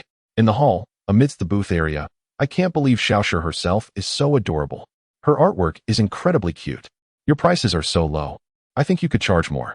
Thank you for your support, but that's not necessary. I never intended to make a profit. Summer Xiaoshi smiled. Glancing at the dwindling pile of art collections on the table, her heart swelling with joy. In less than half an hour since the event began, over half of her collections had already sold, with many fans still queuing up. She thought to herself that within 20 minutes, all the collections would likely be sold out. Yet, she found it peculiar that her brother had been gone for 10 minutes and had yet to return. Was merely checking a ticket truly taking so long? Turning slightly, she gazed with concern towards the spot where Jiang Shi had departed, musing, wasn't it supposed to be a quick trip? Hello? Xiaoshi, I would like one of your collections. The voice of a fan brought her back to reality. Sure, one is 15 yuan. Such beautiful artwork, and only 15 yuan. Thank you. You're welcome. Summer Xiaoshi replied with a smile, watching the long line of fans behind her and sighing inwardly, thinking, once I finish selling, my brother should be back. Then we can pack up and explore together. That would be quite nice.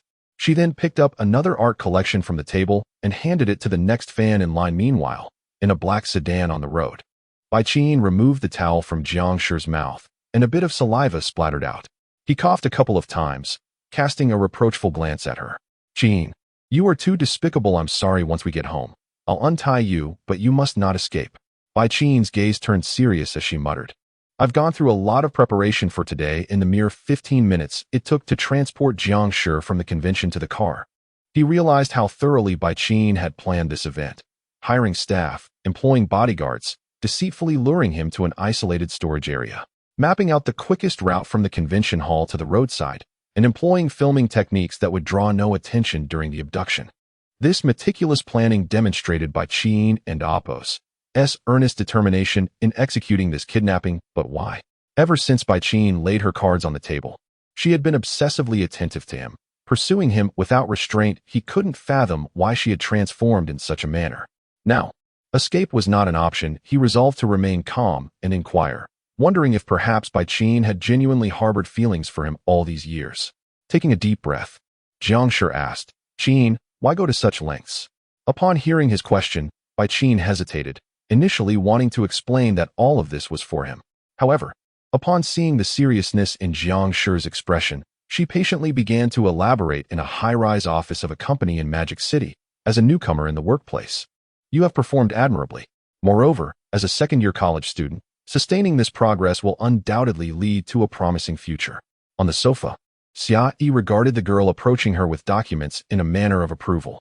Thank you for the compliment. Gu Lingyue organized the documents and placed them on the coffee table before sitting beside Xia Yi.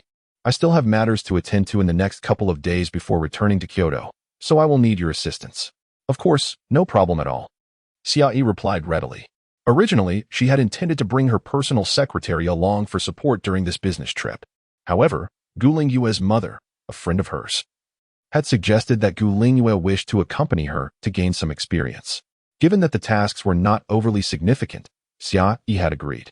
Yet, she was pleasantly surprised to find that this second-year student possessed skills that could rival those of her secretary, who had been by her side for 2 years.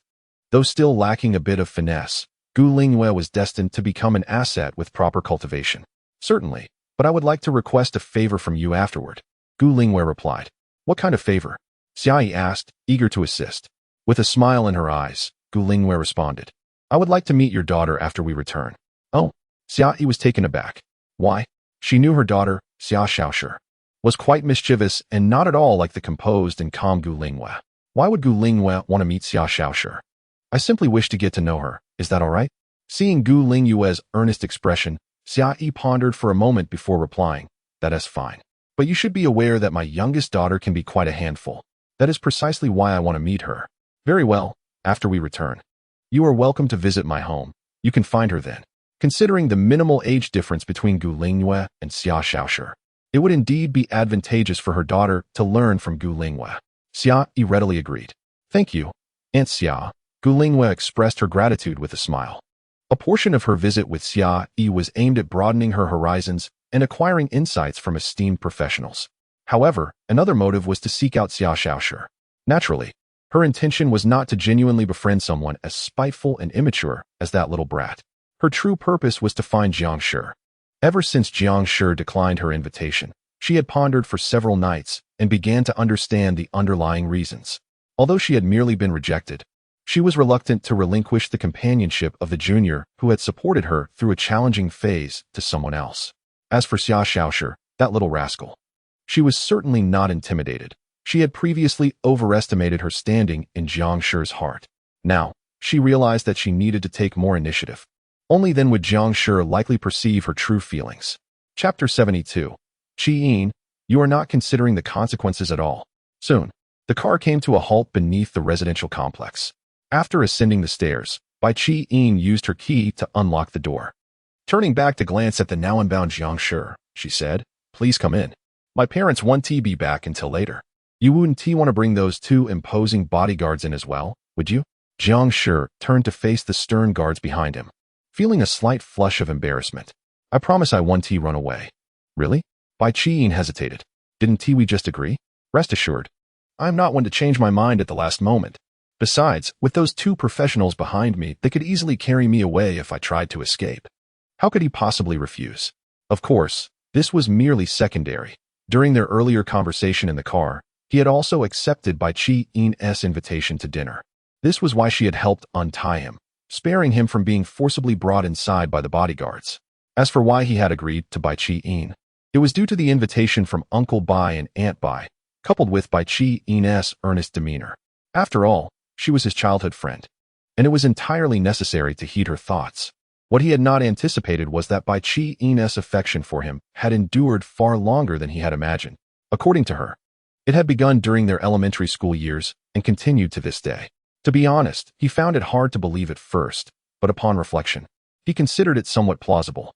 Although Bai Qiyin did not overtly display her feelings, she had always been by his side during the tumultuous years when he had to move frequently due to family changes. This, in itself, spoke volumes. After listening to Bai Qiyin's heartfelt words, he felt a pang of guilt, unsure how to respond. Yet, thinking back on all the things she had done for him over the years, it was somewhat indescribable, indeed rather troubling. He had been completely unaware of it until recently, which left him feeling somewhat imbalanced. His reluctance to accept Bai Qiyin's invitation was primarily due to the fear that Xia Xiaoshi would become upset, leading to stricter restrictions on his freedom upon his return home. Nevertheless, he ultimately acquiesced to Bai Qiyin's dinner invitation, as there was no way for him to return to the comic convention.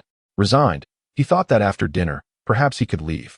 With this thought, Jiang Shi paused for a moment, a sense of foreboding creeping into his mind. Very well, I trust you. Bai Qiyin hesitated for a while, but ultimately chose to believe Jiang Shi. She then turned her gaze toward the two bodyguards behind him, saying, You may return now. Your task here is complete. Understood, Mississippi. If you are satisfied with our performance today, please leave us a positive review on the app. It is very important to us. Of course. Thank you. Then we shall take our leave. Wishing you all the best. With that, the two bodyguards turned and walked downstairs. Now, you must not attempt to escape. Bai Qiyin gestured for Jiang Shi to enter. Rest assured, I have promised you that I will not run away. That is good. Consequently, Jiang Shi followed Bai Qiyin into the room. After changing his shoes, he made his way to the living room. Bai Qiyin's gaze remained fixed on Jiang Shi, as if she feared he might flee. To be honest, her decision to trust Jiang Shi was well-founded. After all, throughout their years of association, Jiang Shi had never broken a promise between them. She did not wish to resort to any underhanded tactics to keep him there. Those were measures of last resort. My parents will be home a bit later. I will go prepare dinner, and you can entertain yourself for a while. The latest comic has been drawn but not yet released. If you wish to see it, it's in my room. Huh. Upon hearing this, Jiang Shi felt an involuntary shiver run down his spine, recalling how Bai Qiyin had used the lure of comics to entice him before, ultimately leading to his being confined in her room for an entire day. It had left him with a psychological scar. Consequently, Jiang Shi shook his head in refusal. Perhaps not. You should cook, and I'll just browse on my phone for a bit. His primary concern at the moment was still Xia Xiaoshi. After all, he had abruptly left without informing her, leaving her alone at the comic convention, which made him feel quite guilty. He intended to explain things to Xia Xiaoshi, but he certainly could not mention that he had come to Bai Qiyin's home. That would be utterly absurd.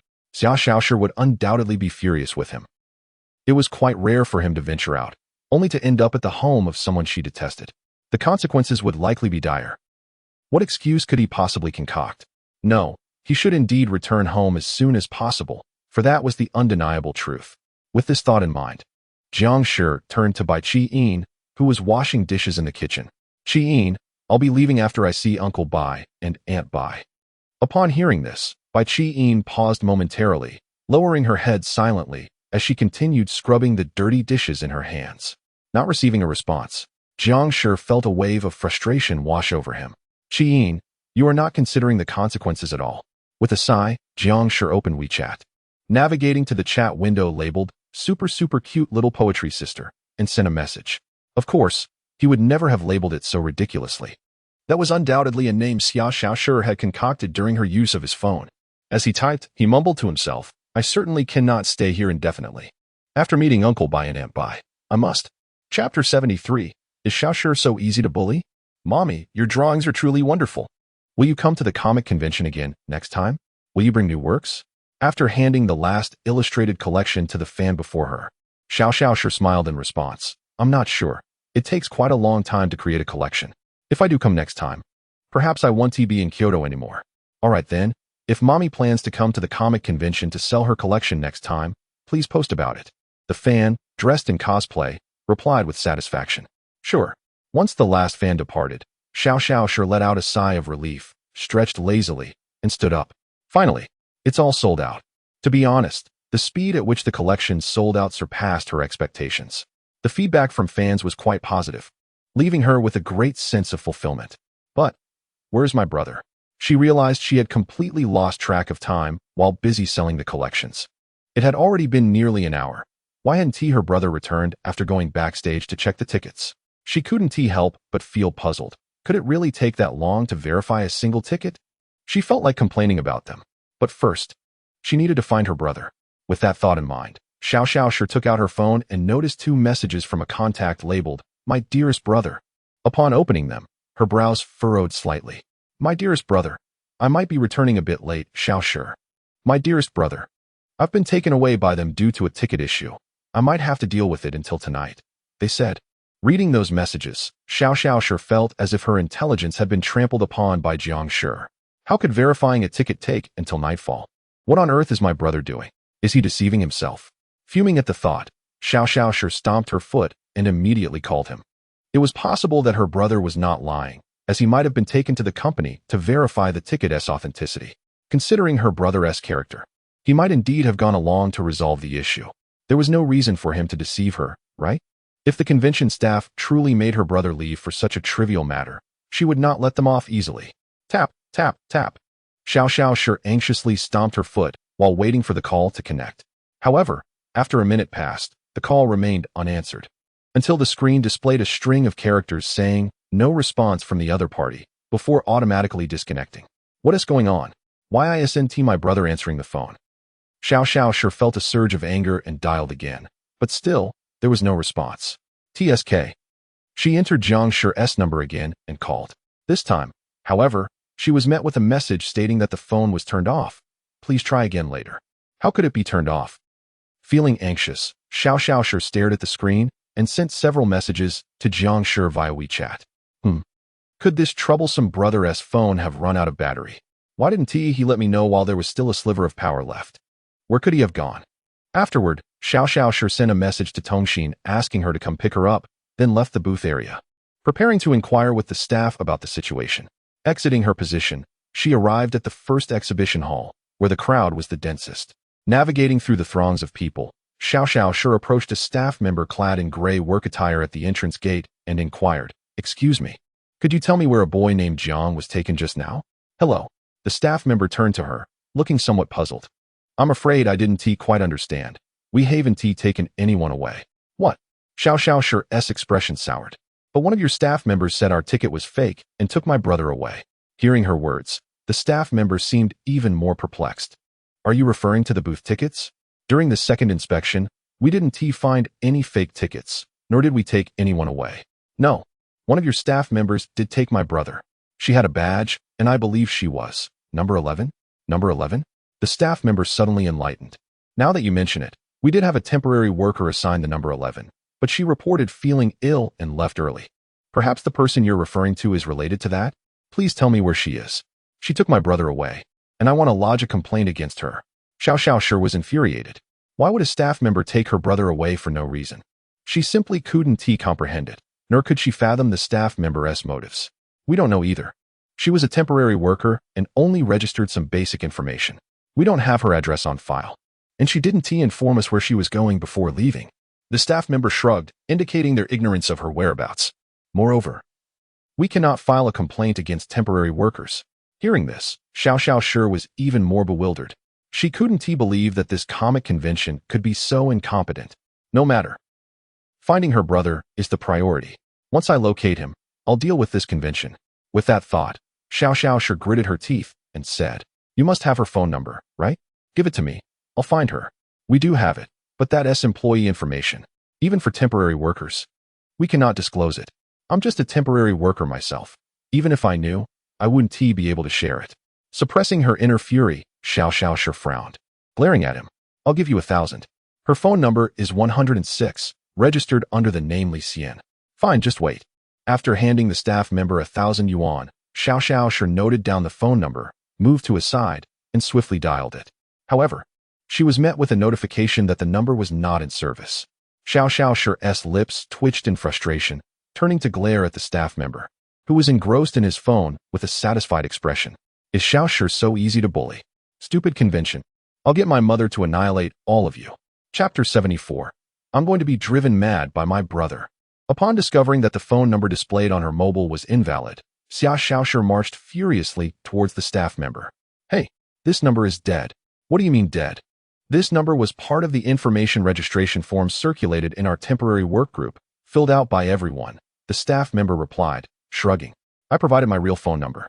But I can't vouch for whether the girl named Li Xian, who has the ID number 11, was truthful.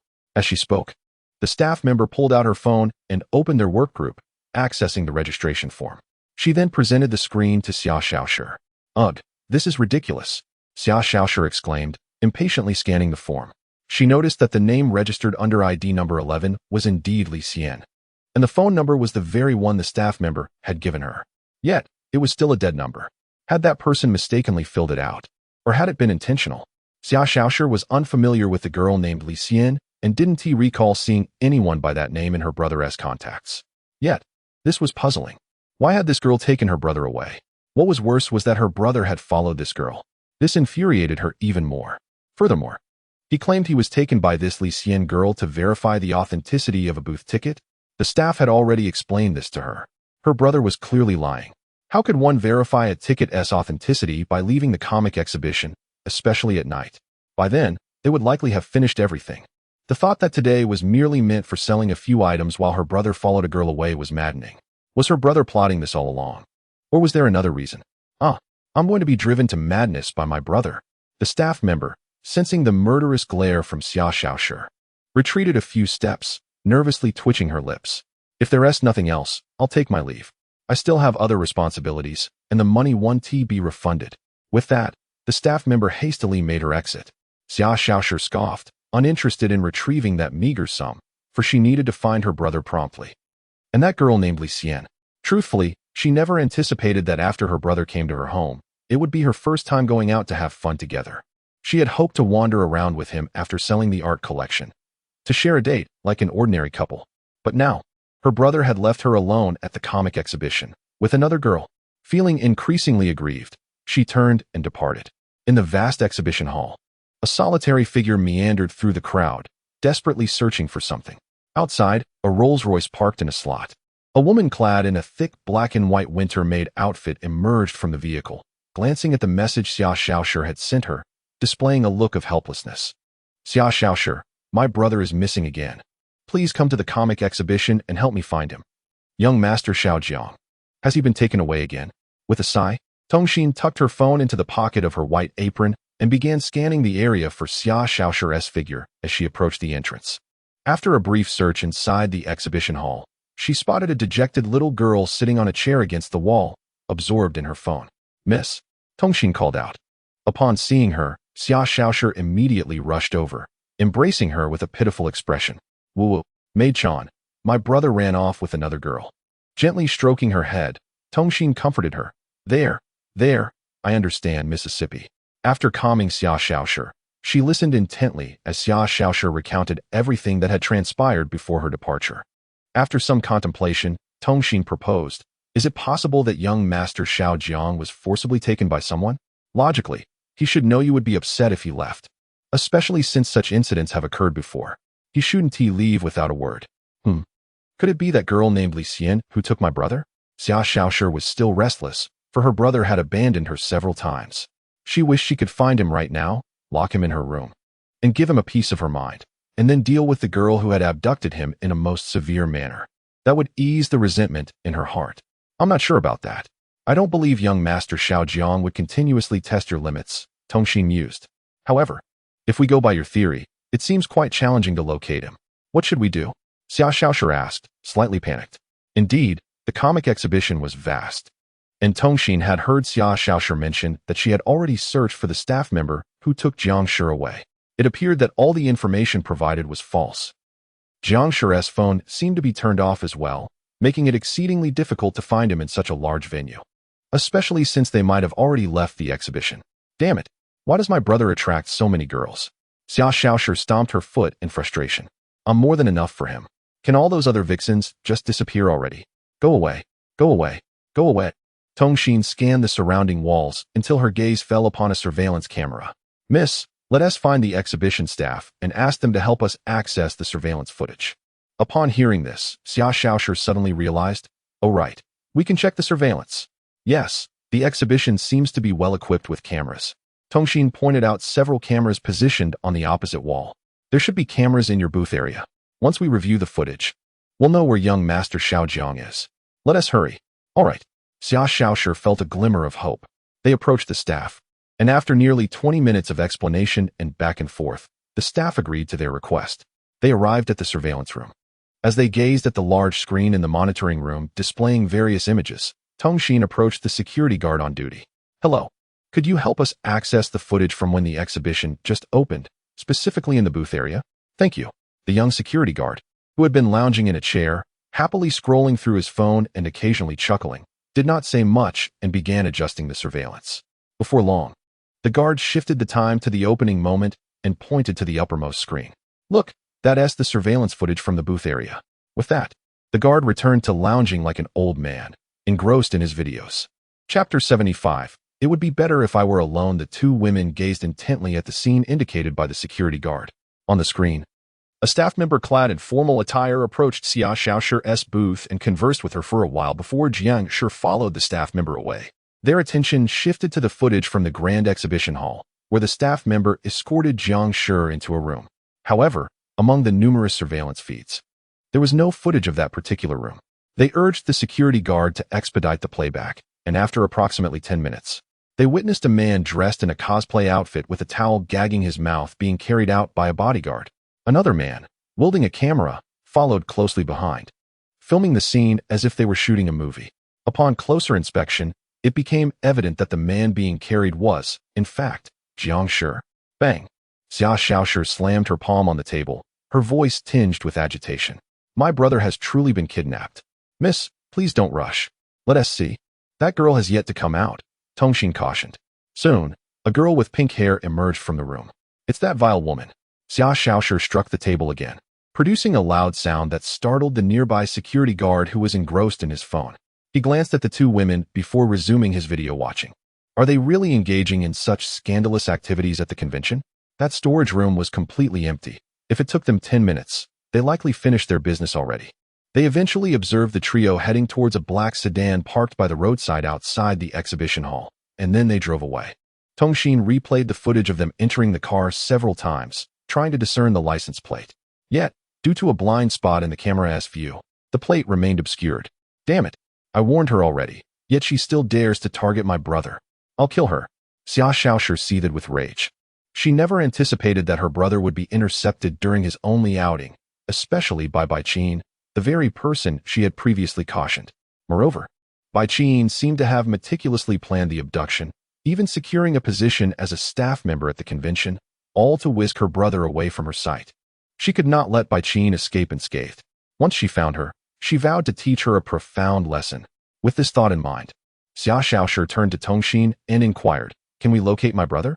It's quite challenging. The license plate is within a blind spot of the surveillance, rendering it impossible to see, Tongxin replied. Indeed, as Tongxin had noted, without the license plate, tracking down Bai Qin would be a daunting task. Although Xia Xiaoshi had encountered Bai Qin several times, she had never learned where she resided, and Jiang Shi had never disclosed such information. Huh! Xia Xiaoshi exclaimed in surprise, pondering deeply in her mind, yet she could not recall Bai Qin ever revealing her residence. A wave of disappointment washed over her, for if they did not locate the two soon, with Bai Qin's devious nature, she would undoubtedly have. Since we currently have no idea where young Master Jiang is, it's best to return home and devise a plan, Tongxin suggested. All right. Reluctantly, Xia Xiaoshi followed Tongxin out of the surveillance room and headed outside. Meanwhile, in another part of the house, Bai Qin entered the living room, carrying 2 cups of water. She placed one in front of Jiang Shi, saying, "You must not let that little girl know you are here." Jiang Shi nodded. "I understand. That's why I turned off my phone, planning to explain everything to her when I return tonight." Bai Qin merely raised an eyebrow, offering no further reply. "Why do you always think about going home?" Jiang Shi gazed at the cup of water Bai Qin had prepared, feeling hesitant to drink. "She hasn't added anything to it, has she?" Perceiving his reluctance, Bai Qin took a small sip from the cup before presenting it to him again, reassuringly stating, "Rest assured, I didn't add anything this time." All right." Jiang Shi accepted the glass, believing her, but his gaze fell to the surface of the glass. Still wary from her previous attempts to drug him, Bai Qin leaned her chin on her hands, her expression hopeful as she urged him, "Go on, drink." "Why aren't you drinking? I didn't add anything, and you saw me drink from it. Just drink, it's safe, truly." Jiang Shi sighed, placing the cup on the coffee table. "I'm not very thirsty. I'll drink it later." Bai Qin displayed a disappointed expression, lowering her head slightly. "Very well then." She understood that Jiang Shi was likely influenced by Xia Xiaoshi, leading him to deliberately distance himself from her. Given that Jiang Shi was staying at Xia Xiaoshi's home, he had been accommodating her whims. Bai Qin recognized this and concluded that if she could persuade Jiang Shi to leave Xia Xiaoshi's house, everything would fall into place. However, this seemed rather challenging, as Jiang Shi had already resided at Xia Xiaoshi's home for over a month, seemingly having acquiesced to her demands. This made Jiang Shi hesitant, even resistant, to her proposal of leaving Xia Xiaoshi's home. If that were the case, she would have to resort to more persuasive means. Contemplating this, Bai Qin asked, "My parents will only arrive for dinner. Are you bored?"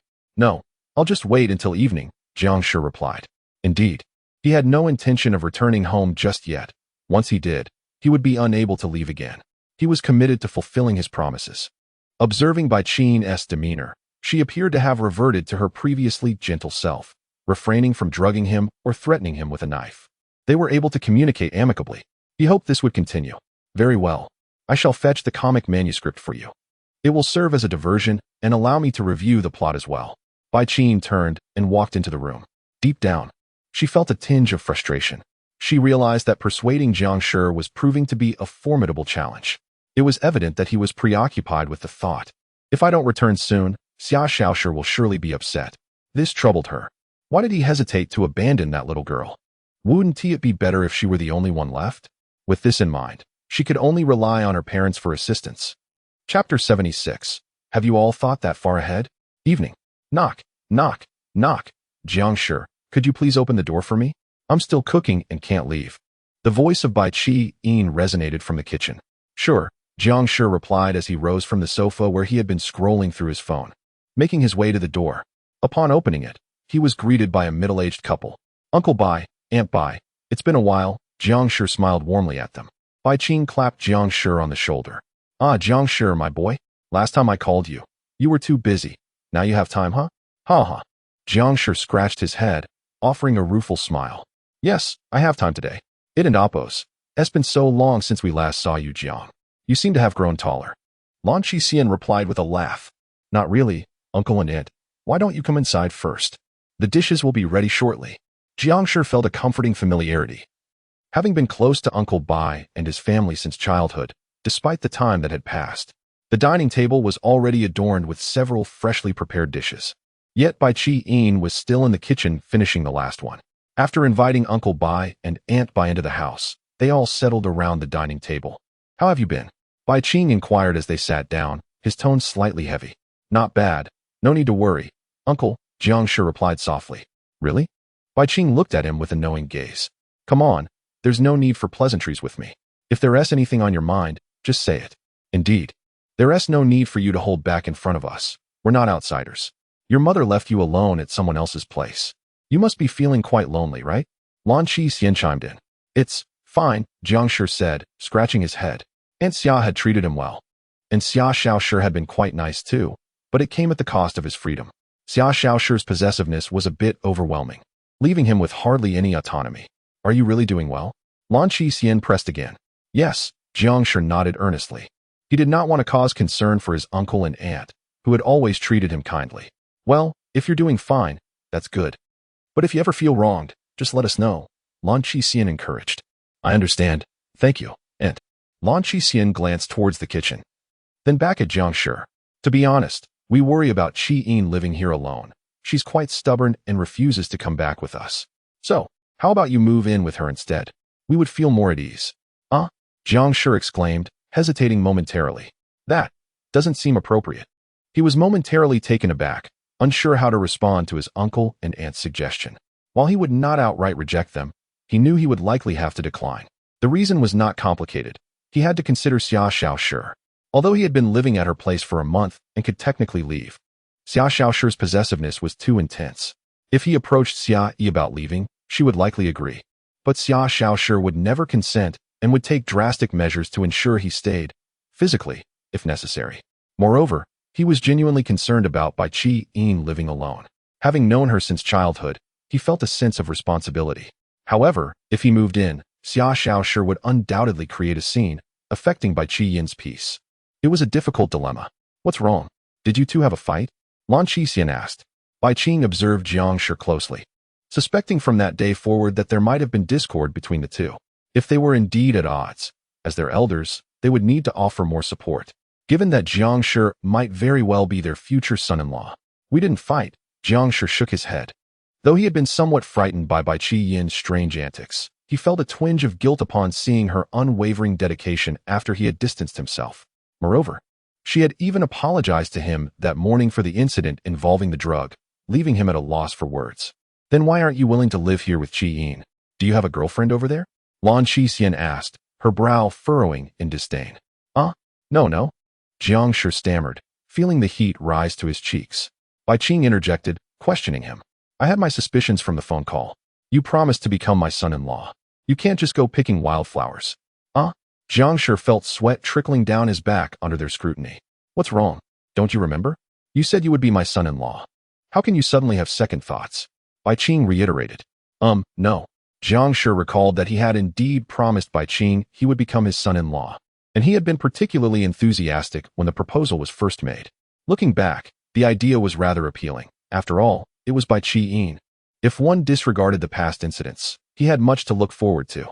He simply hadn't anticipated that Uncle Bai would still remember their agreement. Your mother had also agreed to this, Bai Qing sighed. Though your mother is currently missing, you still have your uncle and aunt. You two need not worry about finances. Our families have already prepared everything for you, housing and vehicles. We intended for you two to marry right after graduation, but I sense you still have some reservations. Uncle and aunt, have you thought that far ahead? Of course. I was hoping that after your marriage, you could venture into a small business. If that doesn't work out, you could always come back and manage the company for me after I retire. That seems a bit much. Jiang Shi was taken aback. Uncle Bai was too generous. Don't feel obligated. After all, your mother played a considerable role in our company's growth. She may have left with the money, but that's behind us now. What matters is that you both are happy. Chapter 77. I no longer wish to part from you, rest assured, uncle and aunt. We are doing well. That's good. Even if there are issues in the future. The two of you must communicate openly. If it becomes too difficult, just reach out to us. All right, I understand. The last dish has arrived. Bai Qing emerged from the kitchen, carrying a plate of exquisitely prepared stir-fried pork with chili. She placed it at the last available spot on the dining table. We can begin our meal now. Allow me to serve you some rice. Jiang Shi quickly stood up, eager to assist in serving them. There was no doubt about the kindness of Uncle Bai and Aunt Bai towards him, but on the other hand, he was still residing at Aunt Xia's place. Moreover, Aunt Xia had expressed similar sentiments to him, urging the two children to get along well and gradually familiarize themselves with inheriting the family business. Yet, at present, he found himself torn between Xia Xiaoshi and Bai Qing, a predicament that left him in a quandary. After serving the rice, Bai Qing quietly ate from her bowl filled with rice. While she was in the kitchen, she had been paying close attention to their conversation. Although she could discern Jiang Shi's discomfort regarding his parents' request, she realized that she alone could not persuade him. So Jiang Shi, since you do not have a girlfriend outside, why not stay here for a while? Faced with Aunt Lan's repeated invitation, Jiang Shi hesitated. Truth be told, if he were to consider it seriously, it was indeed somewhat concerning for Bai Qing to live here alone. His worries were entirely justified. However, if he truly stayed here, what would happen to Xia Xiaoshi? She would undoubtedly create a scene. And Xia Xiaoshi, he felt a pang of reluctance to hurt her feelings. He remained silent, For Uncle Bai and Aunt Lon had already broached the subject to this extent. He was at a loss on how to decline. Our Qin's cooking remains as delightful as ever. Jiang Shi, you should learn from her and cook for us next time, Bai Qing said with a smile, patting Jiang Shi's shoulder. Coming back to his senses, Jiang Shi instinctively nodded, responding, "Ah, of course. Ah, what a good child." Subsequently, amidst casual conversations, they finished their meal. Since Jiang Shi did not drink, Bai Qing merely had a couple of drinks and they did not linger too long. About half an hour later, Bai Qing began to tidy up the table. Bai Qing also stood up, placing his hand on Jiang Shi and Appo's shoulder. It was getting late. So Uncle and Aunt will be heading back now. All right. Promise me, don't keep Qing waiting for too long, okay? Rest assured, I understand. Meeting Bai Qing's earnest gaze, Jiang Shi gently nodded in agreement. That's good. Bai Qing turned to the kitchen, calling out, "Qing, Dad is leaving now. You two have a good chat." "Okay," came Bai Qing's voice from the kitchen. After giving Jiang Shi a nod, Bai Qing turned to lead Lan Qixian towards the door. To be honest, although the two children did not verbally express it, he could still discern that some conflict had likely arisen between them.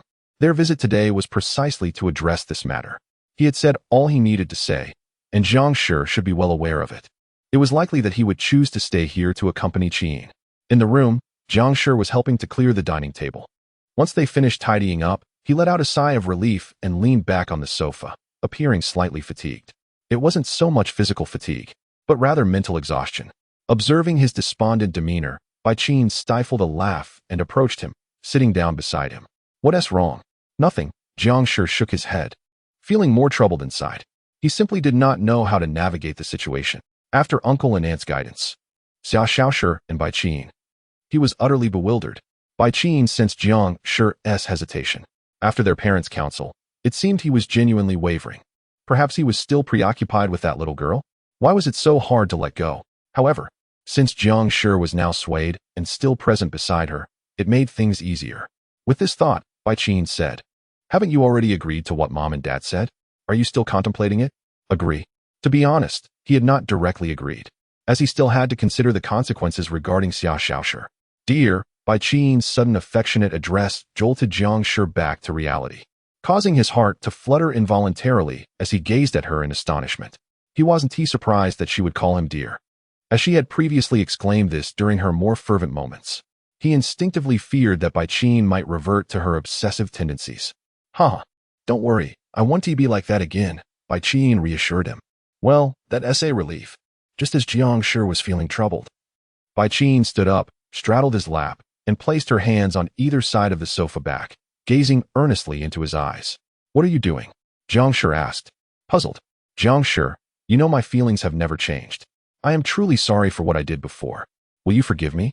After all, Bai Qing had revealed all her thoughts when she first abducted him. However, her current demeanor seemed somewhat unusual, overly proactive. With that in mind, Jiang Shi nodded. "All right, since it's all in the past, just don't do that again. Now, can you please get off me?" "No. You must promise me today," Bai Qing declared, not waiting for Jiang Shi to respond before kissing him. His eyes widened in surprise, filled with astonishment. Bai Qing quickly withdrew her lips, chuckling softly. "Dear, you didn't resist at all, did you?" Jiang Shi managed a wry smile. "So soon? Did you give me a chance to resist?" Although half of his freshman year had passed, it wasn't too late. They could still plan for marriage after graduation. "So dear, please don't resist." Bai Qing's gaze turned resolute as she looked deeply into his eyes. "Let us officially date. I no longer wish to part from you." Chapter 78. The rapidly changing nature of Qi Yining in the villa. Xiao Shi stood at the bedside, her frustration manifesting as she stomped on the large teddy bear beneath her feet. "Ugh, that detestable Qi Yining. Where on earth has she taken my brother?" Her voice was filled with rage. "I will not let you off the hook. I will kill you. I shall also draw your disgraceful illustrations to humiliate you." Suddenly, Tongxin entered the room. "Miss, dinner is ready. Please come down to eat." I don't want to eat. Do you have any leads on my brother?" Xiao Shi halted her outburst, plopping down onto the bed.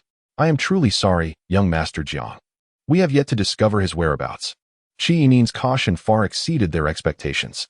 Since returning from the comic convention, they had attempted numerous methods, yet Jiang Shi remained elusive. Just before leaving in the morning, Jiang Shi had sent Xiao Shi a message stating he would return that evening. All they could do was wait for him to uphold his promise. Thinking of this, Tongxin continued, "Why don't you come down for dinner? Perhaps young Master Jiang will return shortly. That woman will never let my brother come back." Xia Xiaoshi's tone turned somber. Indeed, if her brother was truly occupied with something, there was a chance he would return by nightfall. But he had been abducted by Qi Yining. Even if he wished to return, it was simply impossible for Qi Yining to allow him to come back. She had known this all along. That vile woman, Qi Yining, had not contacted her for weeks. Xia Xiaoshi had naively thought that Qi Yining had given up, allowing her to live peacefully with her brother. Gradually, he would agree to her wishes, and they would smoothly transition into a formal couple, ultimately walking together down the aisle. Just the thought brought her joy, but she never anticipated that Qi Yining would return with such vengeance, plotting all this time, merely to snatch her brother away. She was acutely aware that Qi Yining would never release him. Therefore, she had to locate Qi Yining and make her pay. Enough of this, maid. Take me to find my brother now. All right, Mississippi. However, I suggest we eat first. Once we find young Master Jiang, we can return to dine together. Meanwhile, in another room, Jiang Shi stood bewildered at Qi Yining's request for a relationship. Did this girl truly not understand their circumstances? How could they possibly date when Xia Xiaoshi was waiting for him at home? Earlier that day, Xia Xiaoshi had cheerfully invited him to the comic convention, only for him to learn that she had already found someone else in the evening. Qi Yining, no less. If Xia Xiaoshi were to discover this, he feared for his life. With these thoughts, Jiang Shi pushed Qi Yining onto the nearby sofa. No, if we are to date, it will greatly affect Xiaoshi. I believe it is imperative to clarify things with her first. Why must you still consider that little girl? Qi Yining retorted. As long as we are happy, that is all that matters. She understood Jiang Shi's concerns, but felt he was overthinking the situation. First, it had been Gu Lingyue, and now Xia Xiaoshi. How troublesome it was. With a sigh, Qi Yining added, "But since you mention it, you are considering our situation, aren't you?" To be honest, due to the persuasion of Uncle Bai and Aunt Lan, Jiang Shi found himself wavering. Had it not been for the series of events, he would likely have pursued Qi Yining during university, and they would have naturally become a couple. According to Uncle and Aunt's predictions, they would eventually marry. Xia Xiaoshi, on the other hand, was merely a possessive friend from his temporary residence. Although she had made a significant impression on him, it was far less than the companionship Qi Yining had provided over time. It was only natural for him to contemplate Qi Yining's request for a normal relationship. But he also had to consider Xia Xiaoshi. He was at a loss for how to choose. Jiang Shi felt mentally exhausted. Xia Xiaoshi was likely searching for him everywhere now. He decided he needed to return and explain, as well as discuss with Aunt Xia why leaving early would be best, to prevent Xia Xiaoshi from clinging to him. Otherwise, the situation would never resolve. Ultimately, he desired a normal life and a healthy relationship, not one filled with madness that left him imprisoned in his home. Indecision was not his style. He needed to be decisive. With that thought in mind, Jiang Shi stood up, saying, "I shall return home to discuss matters with Aunt Xia." Qi Yining also rose, tightly gripping the hem of his shirt. "No, you cannot leave. Use your phone." How could she allow Jiang Shi to depart? Once he returned home, that little girl would never let him out again. Phone. Jiang Shi pulled out his mobile device, only to find that Xia Xiaoshi's message notifications had reached an alarming 99. He wished to explain, but he didn't know how. To be honest, if he were to reveal that he had come to dine at Qi Yining and Appo's house, Xia Xiaoshi would likely be furious. The next time he returned to the villa, even for obligatory events, she would certainly prevent him from leaving. Thus, Qi Yining's assertion was correct. If he returned, it was highly likely he would not be able to leave again. But then again, Xia Xiaoshi also made him uneasy. He hesitated. "You can only explain by a phone, or not explain at all. Just stay here with me. If you truly need to get your things, I will accompany you later." Qi Yining huffed lightly. "In any case, you cannot go back. You can do anything else. Otherwise, I can only say I'm sorry." "My dear, Qi Yining, what are you plotting?" "No, I merely wish to say, since she needs you. Does that mean I do not need you?" We're a bit estranged now. Can't we be a little more reserved like before?" Indeed, the current Qi Yining was a far cry from her previously gentle and reserved self. The old Qi Yining would never have been this forward or resorted to such tactics to keep him. Now, she bore no resemblance to her former self. Or perhaps, Qi Yining had always been this way, a hidden obsession. With these thoughts, Jiang Shi couldn't help but break into a cold sweat. "I'm sorry." Qi Yining approached him, her delicate hands cupping his face. her expression tinged with melancholy. Because if I don't do this, someone else might take you away. Jiang Shi was momentarily at a loss for words. Had Qi Yining expressed such sentiments earlier, they might have embarked on their relationship sooner, avoiding this difficult crossroads. However, her persistence left him feeling guilty. After much contemplation, he sighed. All right. After all, given Qi Yining's tone earlier, it seemed she had no intention of letting him leave since morning. If he were to reject her, she might very well draw a knife from behind. After all, Qi Yining was indeed far more unpredictable than one could imagine. Chapter 79. Is it Bai Qin? Upon hearing his agreement, Bai Qin's lips curled into a faint smile of satisfaction. How delightful. The rooms at home are all empty. Which one would you like to sleep in? Well, any of them would be fine. To be honest, at home, Xia Xiaoshi had stringent demands that were nearly impossible to refuse. Here, at least, I can choose for myself, which is a slight improvement over Xia Xiaoshi. Bai Qin approached the doorway of the room next to the water bar. Let us go with this one then. Isn't this your room? Jiang Shi felt a bit embarrassed. The bed is quite spacious. So you're joining in on this as well. Jiang Shi's lips twitched slightly. Bai Qin pouted slightly, appearing somewhat displeased, then sighed and said, Come in. It's still early. Help me check out the latest comic. With that, Bai Qin opened the door and walked inside. Very well. Jiang Shi followed closely behind. Once inside the room, he sat down at the desk.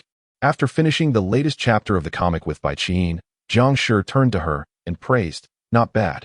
I thought the story would wrap up after their relationship started, but there's a subsequent romance arc, and it's quite sweet too. Bai Qin's comic updates slowly. In the last chapter, the male and female leads had already confessed and become a couple. In this latest installment, while they are in love, they also embark on the next chapter of cohabitation after graduating from university. Moreover, the storyline is quite stable, and the romantic entanglements of the single female lead evoke an involuntary smile from him.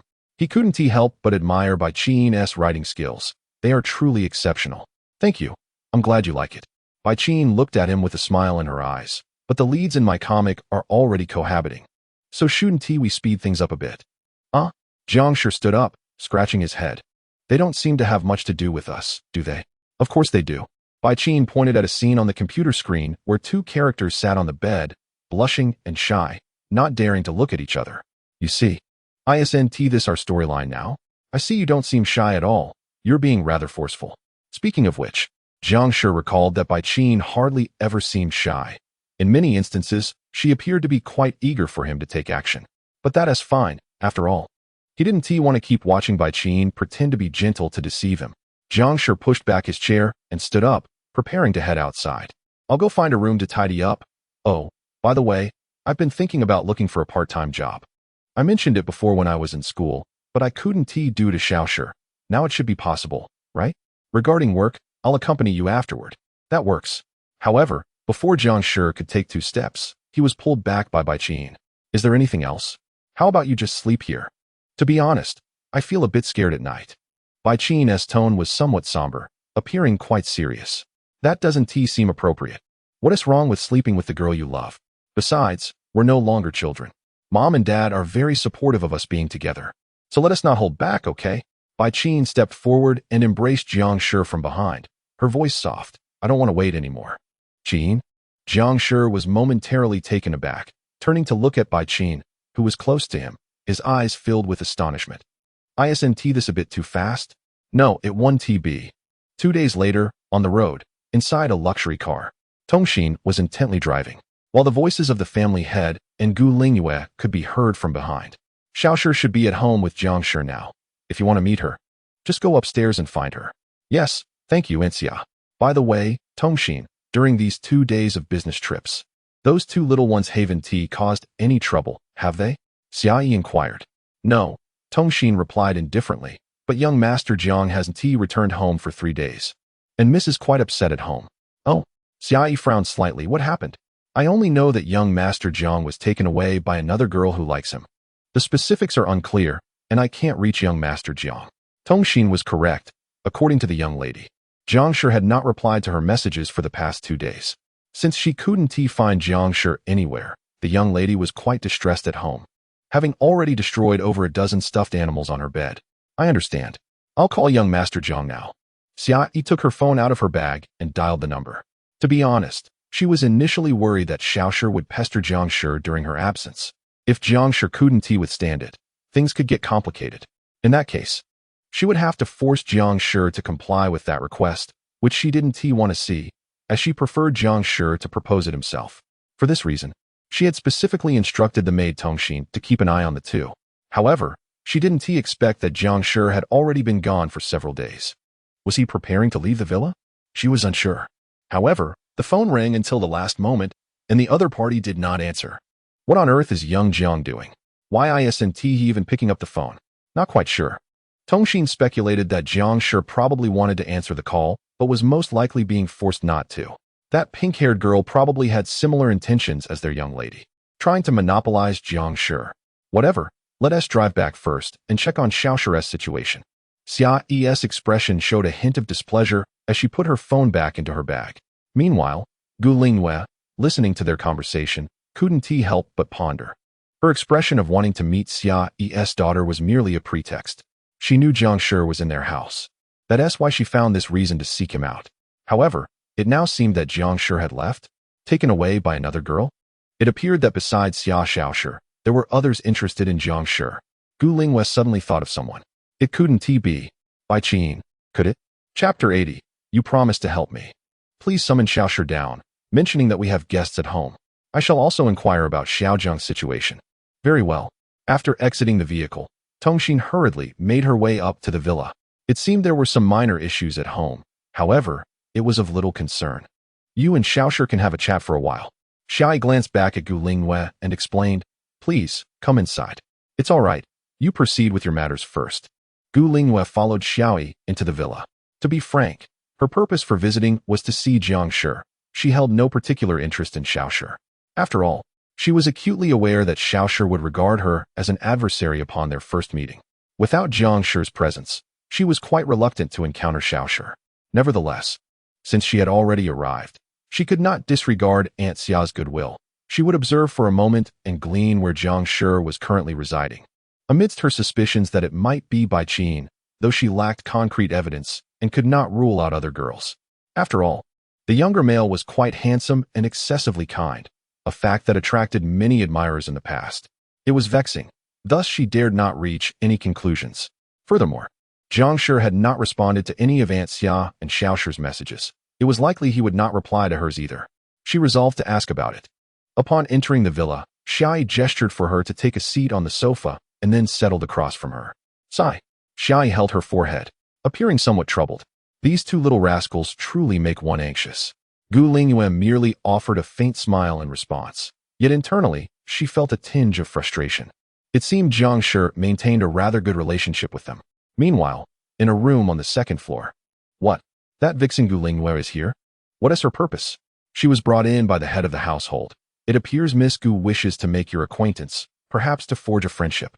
In response to Tongxin's words, Xiao Shi, already in a foul mood, became even more irate. Huh. She must be here to seek out my brother. How infuriating. Why can't she just disappear? My brother should belong to me. Xiao Shi complained. It had been 2 days without a sign of her brother. And now Gu Lingyue was meddling, which only fueled her anger. What does she mean by wanting to know me? She must think that since my mother doesn't recognize her, she can use that to manipulate her into bringing her to our home to find my brother. I know exactly what kind of person Gu Lingyue is. There's no way she genuinely wants to meet me. I utterly despise that woman. Miss, after all, it was the head of the household who summoned you. You should come down. Tongxin urged again. Fine, for my mother's sake. Rest assured, young Master Jiang will surely return. Do not be overly distressed. I know. You may go down first. I will join you shortly. Tongxin nodded and turned to leave. Since it's my mother's request, I cannot refuse. Yet, my brother has been absent for 2 days without a word, which vexes me greatly. I can't help but wonder if Bai Qin has done something to him, or is she monitoring his phone, preventing him from responding to me? Is he being held captive at home? Surely, my brother must miss Xiao Shi, and Xiao Shi misses him dearly. The thought of her brother being abducted by Bai Qin's hired bodyguards at the comic convention filled her with rage. Yet, Bai Qin had concealed herself so well that they had been unable to locate her residence over the past 2 days. With that in mind, Xiao Shi rose from her bed, slipped on her cozy shark-shaped slippers, and prepared to head downstairs. Just as she took a few steps, a sudden thought struck her. since Bai Qin and Jiang Shi attended the same school, and Gu Lingyue did as well. Might Gu Lingyue know Bai Qin? If so, could she possibly know where Bai Qin resides? After all, both women seem to be permanent residents of Kyoto. Desperate measures call for desperate solutions. She resolved to inquire with Gu Lingyue. After all, if she did not hasten to find her brother, it would not be long before they were in a family way. Xiaoshi is about to go insane. My brother is solely mine. If anyone is to have children, it should be with me. Meanwhile, downstairs, Tongxin had just brewed tea for the two of them and was now in the kitchen preparing lunch. Xiaoshi, hurry up. Xiaoyi observed Xiaoshi descending the staircase, her expression stern, clearly harboring a great deal of resentment. When Xiaoshi reached her side, she promptly sat next to Xiaoyi. What is the matter, mother? What is the situation with Xiaojiang? Have you two had a quarrel? Impossible. There is no way my brother would quarrel with me. He truly adores Xiaoshi. Xiaoshi spoke truthfully. She could never quarrel with her brother. Then what is the matter? Xiaojiang did not answer my call just now. Well, my brother has been kidnapped by another girl, Wu Wu. What should I do, mother? Xiaoshi exclaimed, embracing Xiaoyi with a tone tinged with grievance. Witnessing this scene, Gu Lingyue merely watched in silence, not surprised by Xiaoshi's capriciousness at home, but rather astonished that Xiaoshi did not demand her departure upon their first meeting. Very well then. We shall have a brief conversation, and I will extract information about who has abducted Jiang Shi before I take my leave. From what you say, it seems Xiaojiang is quite the catch. The competition is fierce. You have resorted to kidnapping him to keep him at home? Xiaoyi chuckled lightly. Do not laugh. Xiaoshi averted her gaze, pouting in displeasure. My brother doesn't even know where he is right now. What if he ran off with that woman? What will Xiaoshi do? Xiaoyi pondered for a moment, then sighed. All right, I will call Xiaojiang again shortly. You may converse with Lingyue for now. She came specifically to befriend you. You should chat while I rest a bit after a long flight. She had assumed there was some pressing issue at hand, only to discover that Jiang Shi had merely been taken home by another girl. However, she was astonished that Jiang Shi was so popular, and that despite her daughter's possessiveness, there were still others vying for his affection. Nevertheless, she reminded herself that until Jiang Shi agreed to her request, she would refrain from interfering in the matters of these young ones. With that thought, Xiaoyi turned and ascended the stairs, intending to lie down for a while. Alas, mother, help Xiaoshi. Such matters must be resolved by yourself. I am heading upstairs. Seeing her mother ignore her, Xiaoshi crossed her arms in irritation, muttering, Bad mother, you promised to assist Xiaoshi. In her helplessness, she turned to Gu Lingyue, her expression suddenly shifting to one of disdain. Hey, you vile woman, what do you want from me? Chapter 81, Playing a Game. I haven't done much, Gu Lingyue said softly as she placed her teacup gently on its saucer. I was rather surprised that you didn't expel me in front of your mother. Then why are you still here? Xiaoshi pouted, her expression far from amicable. To be honest, if it weren't for her desire to extract information about Bai Qin from Gu Lingyue, she would have indeed shown her the door, as she could see right through Gu Lingyue's intentions. This girl just wouldn't give up. How infuriating. This isn't the time for anger. I need to ask her a few questions before sending her away. Since you've come, at least wait until I've finished my tea before you leave, Gu Lingyue suggested quietly. Indeed, she preferred not to engage in prolonged conversation with Xiaoshi, but it was necessary to inquire about Jiang Shi's whereabouts. It would not be too late to leave once she had obtained the information. Moreover, it seemed that this little devil could discern her purpose. Humph. You heard my conversation with my mother. My brother has already been kidnapped, Xiaoshi remarked. I know, Gu Lingyue replied nonchalantly. Xiaoshi shot her a glance, feeling increasingly vexed. This insufferable woman. How could she remain so composed? Whatever, I won't waste more time arguing with her. I need to find out about my brother first. With that thought, Xiaoshi continued. Hey, you must know my brother's friend, the girl named Bai Qin, right? Oh. Gu Lingyue's lips curled into a subtle smile. So it was indeed Bai Qin who took Jiang Shi away. To be honest, she had anticipated that Xiaoshi would confront Bai Qin. After all, Bai Qin had frequently interrupted her time with Jiang Shi in the past, which had been quite bothersome. She was well aware of that. However, with both Bai Qin and Xiaoshi involved, it was a tricky situation. She needed to devise a plan to keep the junior willingly by her side. Noticing Gu Lingyue's silence, Xiaoshi impatiently pressed on. Hey, do you know her or not? Gu Lingyue feigned a return to the present. I don't know her. Although she had dealt with Bai Qin for years, their interactions had been anything but friendly. Nevertheless, they were quite aware of each other's backgrounds. She knew where Bai Qin lived now, but she certainly could not admit that in front of Xia Xiaoshi. After all, Xia Xiaoshi was undoubtedly frantic to locate Bai Qin. If she acknowledged it, Xia Xiaoshi would cling to her, insisting she take her along. One Bai Qin was manageable, but adding this little devil into the mix could complicate matters. Really? You're lying to me, aren't you? Xia Xiaoshi pressed. Xia Xiaoshi climbed onto the sofa, leaning in closer, her suspicious gaze making Gu Lingyue uncomfortable. She shook her head. I don't know her. I'm quite busy and don't bother learning about people I'm not interested in. Indeed, she had already withdrawn from the student council and spent her days alone in her apartment after classes. Apart from essential matters, she typically avoided socializing. Although she would visit the company on weekends, her time there was limited, and she often returned home early. Yet, upon returning home, she frequently pondered how blissful it would be if her junior were there to keep her company. After all, during their high school days, Jiang Shi often accompanied her for study sessions and discussions, which had been quite enjoyable and comforting. Jiang Shi was knowledgeable and warm-hearted, yet now that they were in university, their relationship seemed to be drifting apart. She was unwilling to accept this, so she had to find Jiang Shi.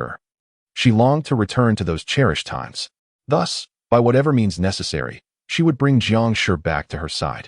Moreover, with the holidays upon them, she had initially planned to immerse herself in work at the company, but after some contemplation, she decided to resolve matters with her junior first. I don't believe you. Tell me where she lives. Xia Xiaoshi demanded once more. There was no way she would trust Gu Lingyue's deceitful words. Knowing that her brother was no longer there, how could Gu Lingyue still linger? It was undoubtedly suspicious. Thus, this wretched woman must know something. I don't know. As I've already said, Gu Lingyue repeated irritably, then stood up. Fine, since you don't want me here, I'll take my leave. With that, Gu Lingyue made to depart. But in the next moment, Xia Xiaoshi pounced on her like a little cat, knocking her off balance onto the sofa. Gu Lingyue frowned at Xia Xiaoshi sprawled across her. What are you doing? I've already told you I don't know. Get off me. I don't believe you. Xia Xiaoshi clung to her tightly, refusing to let her go. You must know that wretched woman. Otherwise, you wouldn't want to leave so soon. Tell me. I don't know. I already said I don't know. Ugh, you little brat. Stop pulling my hair. Gu Lingyue was at a loss, exasperated by Xia Xiaoshi's persistence. This little devil was so sensitive. How annoying. Let go of me. I won't let go until you tell me where my brother is. After a series of struggles, Xia Xiaoshi firmly held onto Gu Lingyue's arm, declaring, I don't believe you. You're definitely trying to sneak away and go behind my back to find my brother. You wicked woman. You're not allowed to go. My brother is mine. Truth be told, she wasn't even sure if Gu Lingyue knew Bai Qin. However, seeing Gu Lingyue's unfazed demeanor only fueled her anger. As if she were hiding her brother away. With no other clues about her brother, she felt compelled to resort to this kind of unreasonable behavior. After all, she had no way of knowing whether Gu Lingyue was lying. No, really, I don't know. Gu Lingyue sighed in exasperation. She would never admit to knowing. Even if Xia Xiaoshi held her in a stalemate for the entire day, she would remain steadfast. What are you two doing? Xia Yi appeared at the top of the stairs, having heard the commotion. Looking at the two seemingly engaged in a scuffle, she inquired, Why are you two fighting? No, Gu Lingyue quickly explained, forcing a smile. We're just playing a game. After all, it was her first time visiting someone else's home, and to have such an incident occur was rather embarrassing. Mom, this person is a bad guy. She knows where my brother is, but won't tell me. She wants to steal my brother away. Xia Xiaoshi cried out, her eyes glistening with a hint of grievance. Gu Lingyue's lips twitched. You little brat. What nonsense are you spouting? Xia Yi, slightly puzzled, turned her gaze to Gu Lingyue's exasperated expression, momentarily bewildered. What exactly is going on between you two? Chapter 82, The Great Challenge. Just help me put the groceries in the refrigerator, and I'll be fine.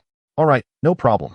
As they pushed the door open, both of them carried 2 large bags filled with fresh produce purchased from the supermarket. Soon after, Jiang Shi assisted in stowing the items away in the fridge. Phew, that should take care of our meals for the upcoming week. Bai Qin sighed in relief, glancing back at Jiang Shi. By the way, are you really not planning to come back to my parents' place with me? While tidying up the vegetables and cleaning up the mess left behind, Jiang Shi replied, Well, I think I should retrieve my belongings first. I'll give Aunt Xia a call shortly. Earlier at the market, Bai Qin had posed this very question to him. Uncle Bai's residence was quite distant, and Jiang Shi could probably guess Bai Qin's reasons for asking, likely out of concern that Xia Xiaoshi might come to pester her again. Truth be told, he had found his time spent with Bai Qin these past few days quite pleasant. Despite being bombarded daily with messages and calls from Xia Xiaoshi, which brought about a touch of anxiety, it was still far more agreeable than being at the villa, where Xia Xiaoshi clung to him incessantly. Bai Qin's possessiveness had certainly intensified, yet their interactions remained largely unchanged from before. To be fair, Xia Xiaoshi was rather nice to him. Yet he remained uncertain how to respond to her affections. Or perhaps he had already conveyed his feelings numerous times. Xia Xiaoshi had reached adulthood, yet under Aunt Xia's protection. Her mentality still seemed quite juvenile, rendering his words ineffective. Though youthful, Xia Xiaoshi was undeniably charming, and at times, her declarations of affection stirred something within him. His feelings for Bai Qin were similarly fervent. Thus, he felt compelled to make a choice. However, he was certain that he could not accompany Bai Qin back to Uncle Bai's home just yet. All his possessions were still at the villa. While they held little monetary value, he needed to inform Aunt Xia before leaving. After all, she had cared for him for over a month, and it would be rather impolite to depart without a word, not to mention Xia Xiaoshi. Well then, suddenly his phone rang, and Bai Qin pulled it from her pocket, smiling at a message from her friend. Noticing her reaction, Jiang Shi inquired with mild curiosity, "What is so funny?" "Oh, nothing much. I just thought that if we head over there sooner, I could start my part-time job at my father's company earlier." Bai Qin continued, her gaze still fixed on the screen. She had a valid point, since Jiang Shi intended to seek part-time work during the winter break. Returning to her father's place sooner would certainly be advantageous. Their current residence was relatively close to the villa where Xia Xiaoshi lived, making it quite difficult for her to track them down if they slipped away. Before the new semester began, Xia Xiaoshi would likely be unable to intrude upon them any longer. And by that time, upon seeing them together, Xia Xiaoshi would probably resign herself to the situation. "No rush. Let me just call Aunt Xia first." "All right, I'll wait for you to finish your call." Jiang Shi moved to a nearby sofa to make the call. Bai Qin approached and gently took his hand, her expression tinged with concern. "Please don't let them know our address. I don't want them to bring you back." "Don't worry, that won't happen." "Good. How about we play a game afterward?" "Huh, what game?" Just then, the call connected, and Jiang Shi quickly pressed the phone to his ear. "Aunt Xia, it's me, Jiang Shi." Seeing this, Bai Qin quieted down, sitting beside him to listen to the conversation while responding to messages on her phone. "Xiao Jiang, why didn't you pick up my call earlier? What happened?" Aunt Xia's voice came through, laced with curiosity. I'm sorry, Aunt Xia. I've been a bit preoccupied these past few days," Jiang Shi replied, a hint of guilt in his tone. He had avoided Aunt Xia's earlier call because he had yet to determine how to explain his situation. "That's all right. But you haven't returned these past few days. Xiaoshi mentioned you went somewhere else. Are you planning to leave the villa?" Yes. Thank you for taking care of me this past month. After considering it for a couple of days, I believe it would be better for me to leave sooner." There was a brief pause on the other end before Aunt Xia responded. "Well, I won't force you, but you know Xiaoshi won't agree. Have you thought it through?" I'm leaving mainly because of Xiaoshi," Jiang Shi admitted, realizing that if he remained there any longer, Xiaoshi's dependence on him would only deepen. It was a necessary decision. Another sigh echoed from the phone. "I can agree, but I'm reluctant to intervene in Xiaoshi's feelings for you. How should I put it? Xiao Jiang, you've been around her for quite some time now, and now you're saying you want to leave? While I still see you both as kids, I don't quite approve of straying." Jiang Shi was momentarily taken aback. Why does Aunt Xia sound so strange? It's as if there's an underlying implication. A chill ran down his spine. "Just to be clear, I won't meddle in your affairs. But if you're leaving, you should come back to collect your belongings, right?" Aunt Xia followed up. "Yes. All right then. Find a time to come back and collect your things. Let us leave it at that for now." After Aunt Xia concluded the call, Jiang Shi felt a knot of anxiety in his throat, still pondering Aunt Xia's earlier words about straying. In truth, he hadn't agreed to anything. How could that be considered straying? Though he sensed that Aunt Xia had acquiesced to his request, her tone had felt rather peculiar, as if she were subtly enticing him to return while plotting something sinister. Even if Aunt Xia wouldn't resort to such tactics, she might collaborate with Xia Xiaoshi. There was no doubt that it was a one-way ticket back. Perhaps it would be wiser to wait a little longer. "What's wrong? What did she say?" Bai Qin asked, observing Jiang Shi's anxious expression. "Nothing much," she agreed, "but I think it's better to wait a while before going back." "All right then." Bai Qin stood up, smiling gently at him. "Since we have some free time, let us play that game I mentioned earlier." What game?" "It's a game my friend introduced to me. Come to my room." Don't worry. It's a perfectly legitimate interactive game. Jiang Shi hesitated for a moment. To be honest, Bai Qin had been acting rather oddly lately, as if some latent quality within her had been awakened, transforming her from her former reserved self into something remarkably proactive. He had certainly noticed this shift over the past few days. It seemed that after their candid discussions, she no longer intended to revert to her previous demeanor when in his presence. At the very least, it was an improvement over her previous methods. After all, when it came to odd behavior, he was not one to fall short either. With that thought in mind, Jiang Shi nodded. All right then. I suppose I have some time to spare. Upon hearing his agreement, Bai Qin's smile brightened even more. Her hands clasped behind her back as she glanced at the chat history with her friend, Wenku. Wenku. So, you mean you want to interact with him? That is easily resolved. What level of interaction are you comfortable with? I'm fine with anything. Wenku, Couples Grand Challenge. Yexi, this game features a spinning wheel. Whatever option it lands on, you must fulfill the corresponding requirement. It is tailored perfectly for the two of you. The accompanying image displays all the demands. Although the gameplay appears quite mundane and unexciting at first glance, there are two tantalizing stipulations. Remove one article of clothing and remove all clothing. Impressive, but it's random, isn't it? That makes it difficult to control. Wenku, random? No. Since it's a couples challenge, it naturally should be exhilarating. The developers have modified the back-end program. Your gameplay consists of alternating spins. The first player will continuously land on the remove one article of clothing option until, after 3 turns. The second player will inevitably draw the remove all clothing option. How thrilling does that sound? Wow. All right then. It's a bit risky. But thank you. Wenku, of course. Just remember to take proper precautions. Chapter 83. All I Want Is You. The Couple and Oppos. Great Challenge?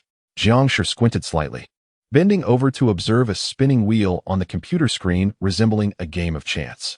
The demands displayed appeared relatively benign, except for 2, removing one article of clothing and completely disrobing. Were those not a tad too extreme? No worries, the heating is on at home. You won't catch a chill, Bai Qin reassured him.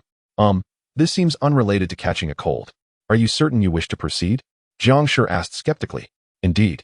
The wheel comprised 13 options, with the other 7 representing more conventional couple challenges, such as complimenting or criticizing each other, provoking one another in 10 minutes, or attempting to win the other over in 3 minutes.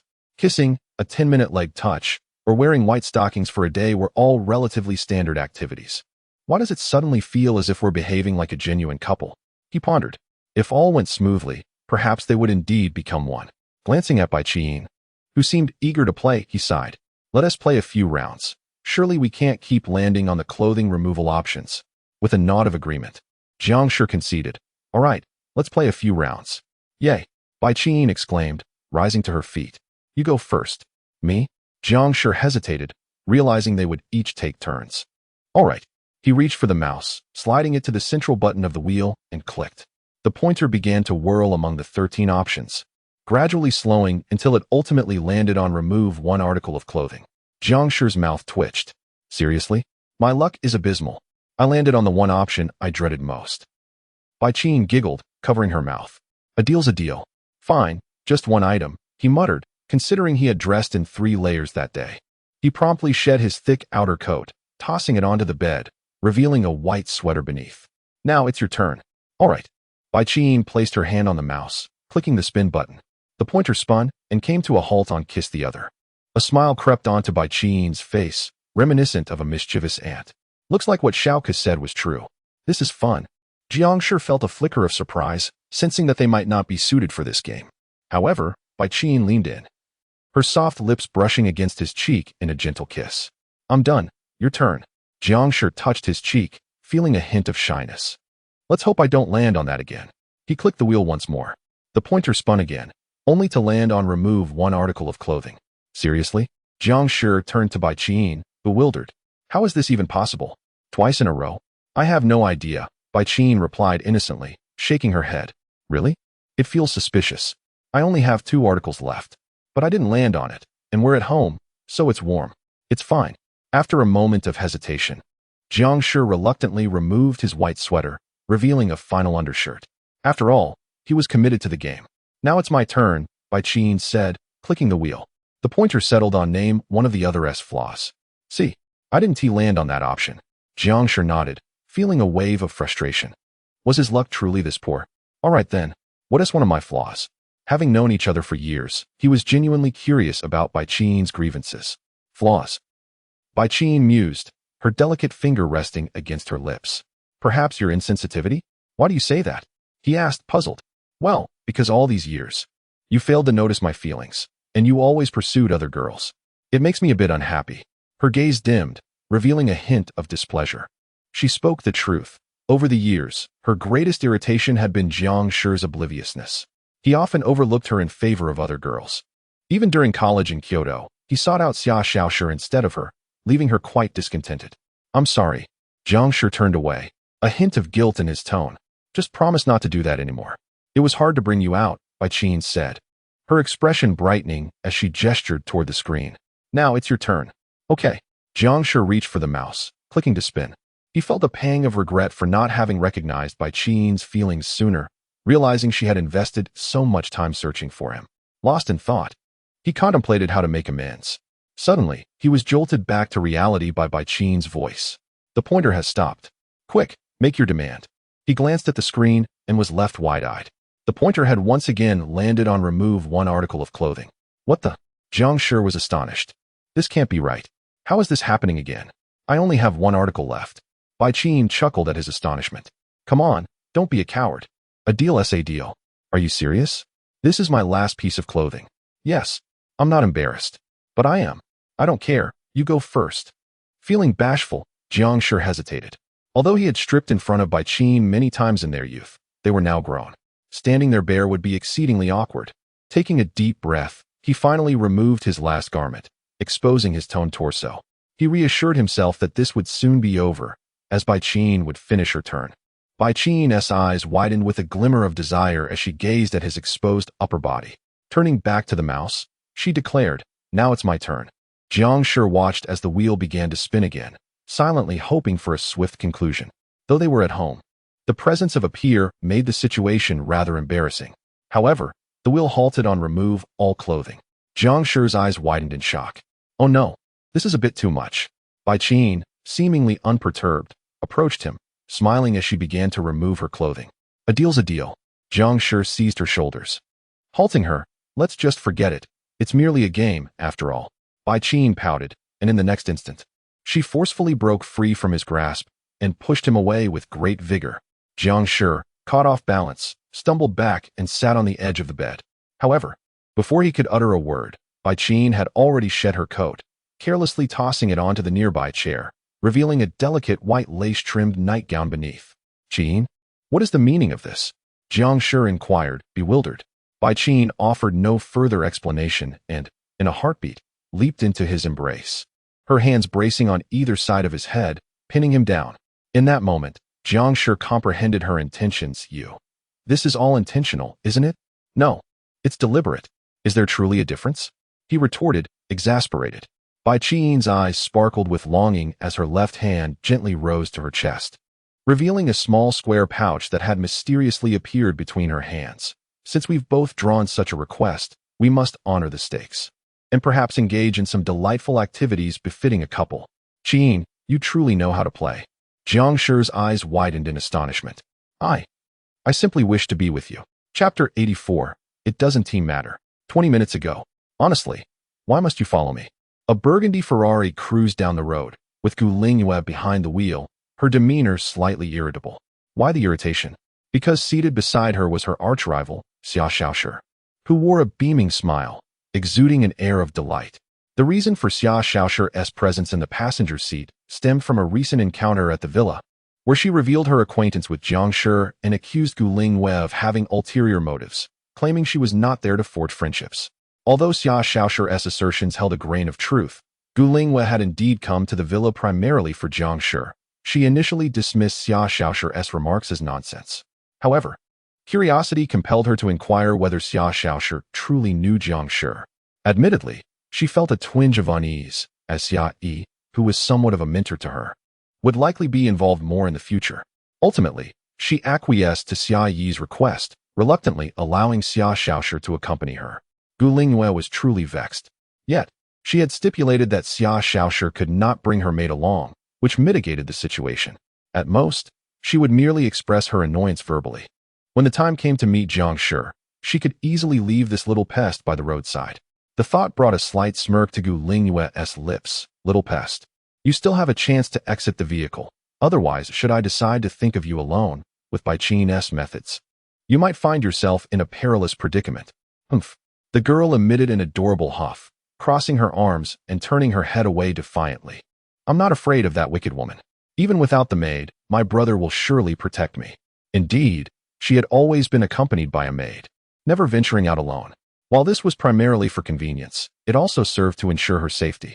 Despite lacking a maid this time, she felt no undue concern. All she needed was to see her brother. He would undoubtedly keep her safe.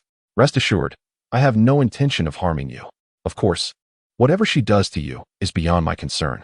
Gu Lingyue cast a glance at her. And remember, I've already brought you along. So don't go back and speak ill of me in front of Annie. Understood. If I had any other choice, I wouldn't cling to you like this. As she spoke, Xia Shaoshi's gaze fell, revealing a flicker of disappointment. If it weren't for her desperate situation, she wouldn't have been so insistent on bringing Gu Lingyue, who had unexpectedly arrived at her home. She missed her brother so dearly, to the extent that sleep had eluded her these past few nights. Messages sent to him went unanswered, and calls were ignored. She felt utterly at a loss. Although her brother was being kept from returning home by that woman, these days had brought her an unprecedented sense of helplessness. Thus, she would disregard Gu Lingyue's words. She was determined to bring her brother back, at any cost. After about 10 minutes of driving, Gu Lingyue parked the car by the roadside. Stepping out, she gazed at the residential buildings before her, pondering whether Bai Qin still resided there. Hurry up. If we don't rescue my brother soon, that wicked woman might. Xia Shaoshi stepped aside to urge her on. Indeed, given Bai Qin's temperament, it is entirely plausible. From previous interactions during high school, Gu Lingyue had gained some insight into Bai Qin's character. She was utterly disinterested in most matters. Yet she would go to great lengths to keep Jiang Shi by her side. Bai Qin had already influenced him many times for Jiang Shi's sake. This made Gu Lingyue feel a surge of anger. However, she would not relinquish her claim simply because Bai Qin was Jiang Shi's childhood friend. After all, Jiang Shi was also her junior. Why should she yield him? And there was Xia Shaoshi beside her. She needed to devise a plan to leave Xia Shaoshi to Bai Qin's devices. After much contemplation, Gu Lingyue decided to take action and stated, "Let us go." Xia Shaoshi followed closely behind. This must be the place. In the hallway, Gu Lingyue's gaze fixed on the door ahead, declaring, "Then hurry up and get my brother out." Without hesitation, Xia Shaoshi rushed forward to press the doorbell. Witnessing this, Gu Lingyue instinctively reached out to grab her. Wait.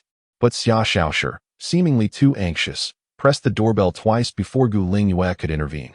Ding dong, what is going on? Xia Shaoshi turned back to look at her, a hint of annoyance in her voice. Why are you so foolish? Bai Qin typically lives alone and must be cautious. How could she possibly open the door for strangers? Gu Lingyue sighed, rubbing her forehead in exasperation. If she peered through the peephole and saw us, would she even consider opening the door? I'm a bit anxious. Xia Shaoshi realized the predicament, turning her head slightly, her tone lowering. But even if she recognizes me, I'll just wait here. I refuse to believe she won't come out. Sigh. Fine. Since you've already pressed it, let us wait and see. Inside the room, on the bed, hearing the doorbell, the two entwined figures slowly released one another. The girl's cheeks flushed with a faint annoyance. Who is it? Wenku just replied to my message. She wouldn't suddenly come over, would she? How irritating. Who could it be? With this thought, Bai Qin looked at the boy beside her. Let us ignore the outside. Darling, continue. Is it really all right? Jiang Shi gazed at the shy girl beneath him, questioning. To be honest, he was no paragon of virtue and was unlikely to embody the gentle and refined demeanor of male leads in anime who would reject advances. Given Bai Qin's overt flirtation, he found it hard to resist. Yet, considering it was their first time, he felt the need to approach the matter with caution. Previously, when Xia Shaoshi had teased him, he had ignored it, mainly because Xia Yi had clearly declined. If he had acted otherwise, it would have contradicted his principles.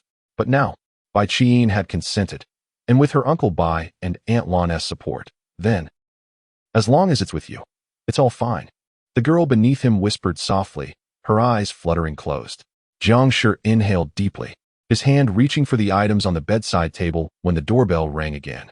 This time, the ringing was more frequent, frantic, and irritating, as if someone were deliberately trying to disrupt them. Who on earth is it? Jiang Shi muttered impatiently. Does Qin have anyone visiting today?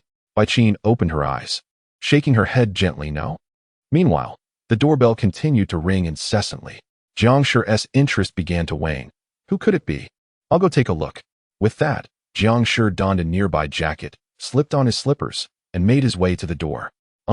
Bai Qin gradually sat up, her cheeks still flushed, her gaze fixed on the door. To be honest, the thought of sharing this moment with her beloved did not fill her with anxiety. Rather, she felt a thrill. However, at that moment, she preferred to let Jiang Shi take the initiative. Although it might seem a bit hard to accept, it would likely bring her greater happiness. But why must someone always interrupt at such crucial moments? Yet, it mattered not. Judging by her darling's proactive approach, he had clearly made his decision. With this in mind, Bai Qin slipped on her slippers and retrieved the clothes she had discarded on the chair, draping them over herself. Chapter 85 How Detestable. Who is it? They're coming. Stop pressing the doorbell. Jiang Shi shouted as he hurried to the door and swung it open. To his surprise, the sight that greeted him was none other than two familiar faces. Xiao Shi, Senior Gu, what brings you here? Brother. The moment she laid eyes on Jiang Shi, Xiao Shi's previously sullen demeanor transformed into sheer excitement as she rushed forward to embrace him, burying her head in his chest. I knew you were here. Xiao Shi.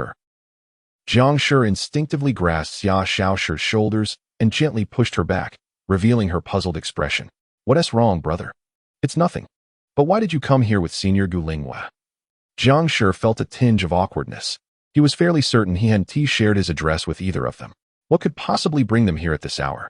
Gu Linghua stepped forward, stating, I heard that the sly cat took you away, so I came to bring you home. Jiang Shi was taken aback. Wait, what? He understood Xiao Shi seeking him out, but why was Senior Gu here as well? What did it mean to bring him home? To the villa? Weren't these two supposed adversaries? Why did it seem they were working together? He found himself utterly bewildered.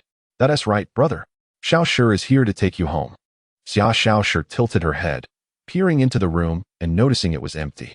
Since that wicked woman isn't home, let us hurry back with Xiao Shi. What do you mean back with you? Gu Linghua, visibly dissatisfied, tugged at Xiao Shi's hood, pulling her aside. I drove here. So Jiang Shi is definitely coming back with me. With that, Gu Linghua grasped Jiang Shi's hand and attempted to lead him outside.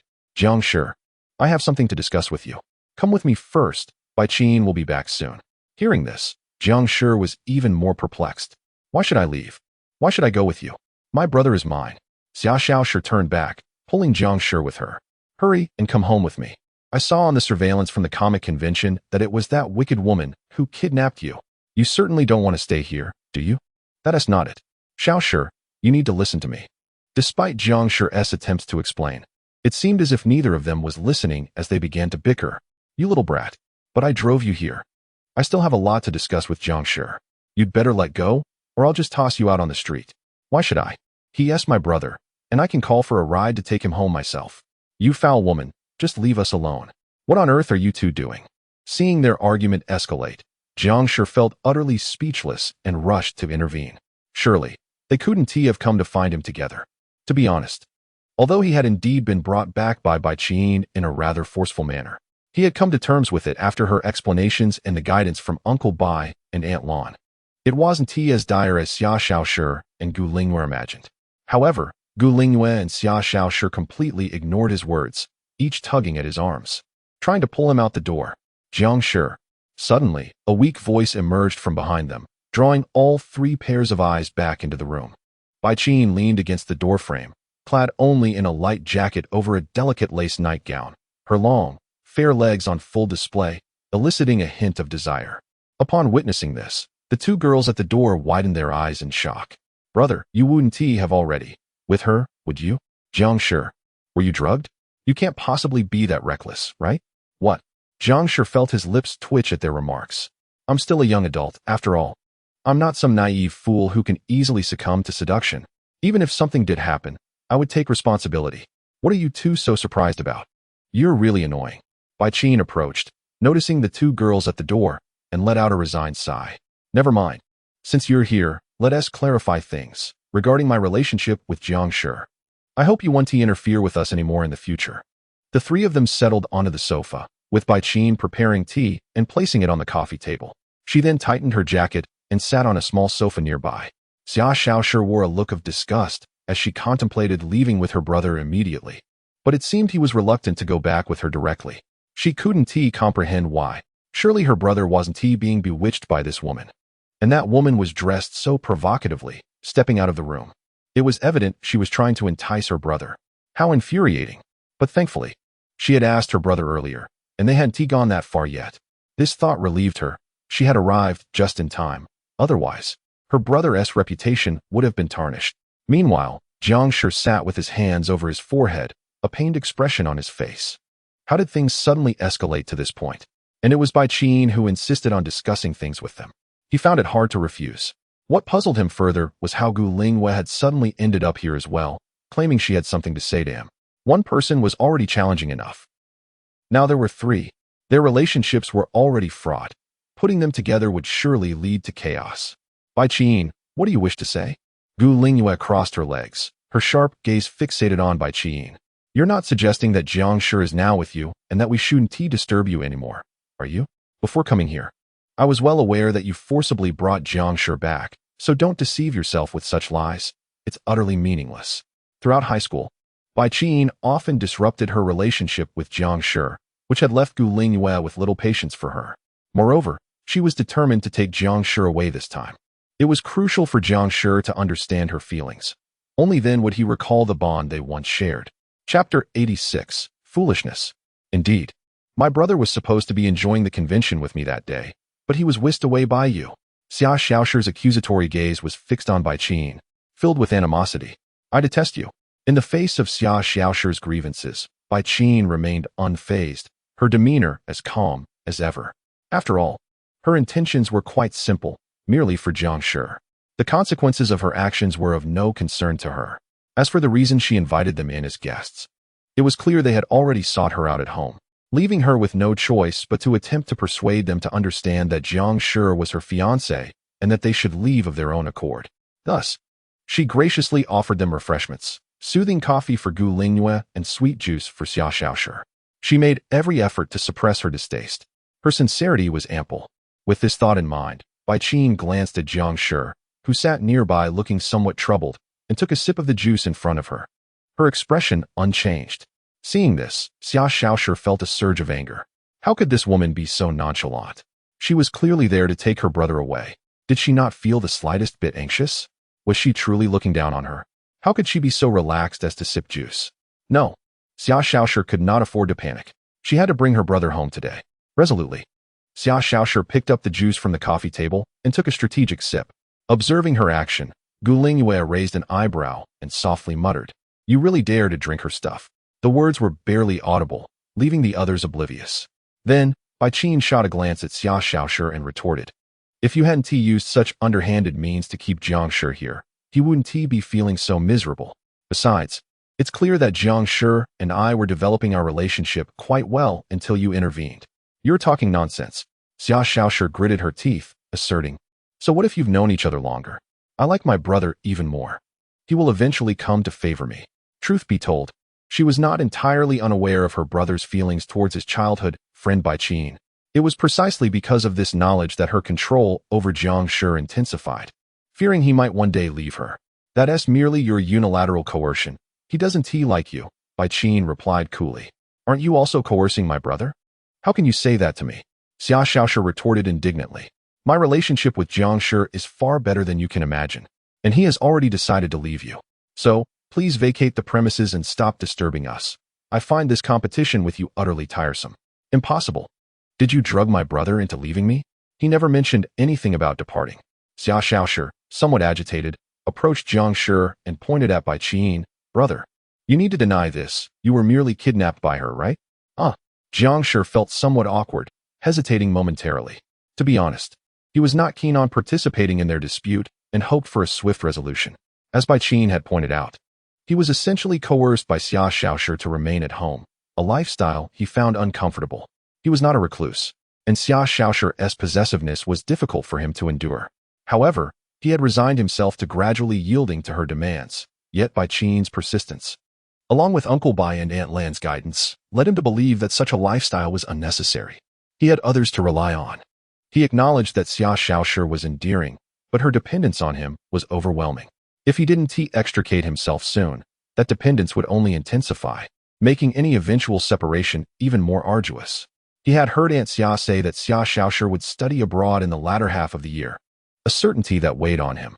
He felt there was no need to prolong their connection, hence he believed it wise to sever ties sooner rather than later.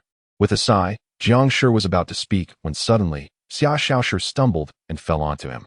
He instinctively caught her as she murmured, "Brother, you must answer me." Xiaoshi. Jiang Shi looked down at the girl nestled against him, her eyes gently closed, his lips twitching in disbelief. He unconsciously glanced at Bai Qing, saying, "No? Qing, did you drug her again? Apologies. But she was being so unreasonable that I didn't wish to argue further with her." Indeed, she had recognized Xia Xiaoshi's unreasonable nature during her previous visit to the villa. Engaging with Xia Xiaoshi felt like a futile endeavor. Better to use a more direct method to send her away. But don't worry, she won't be unconscious for long. Bai Qing chuckled softly.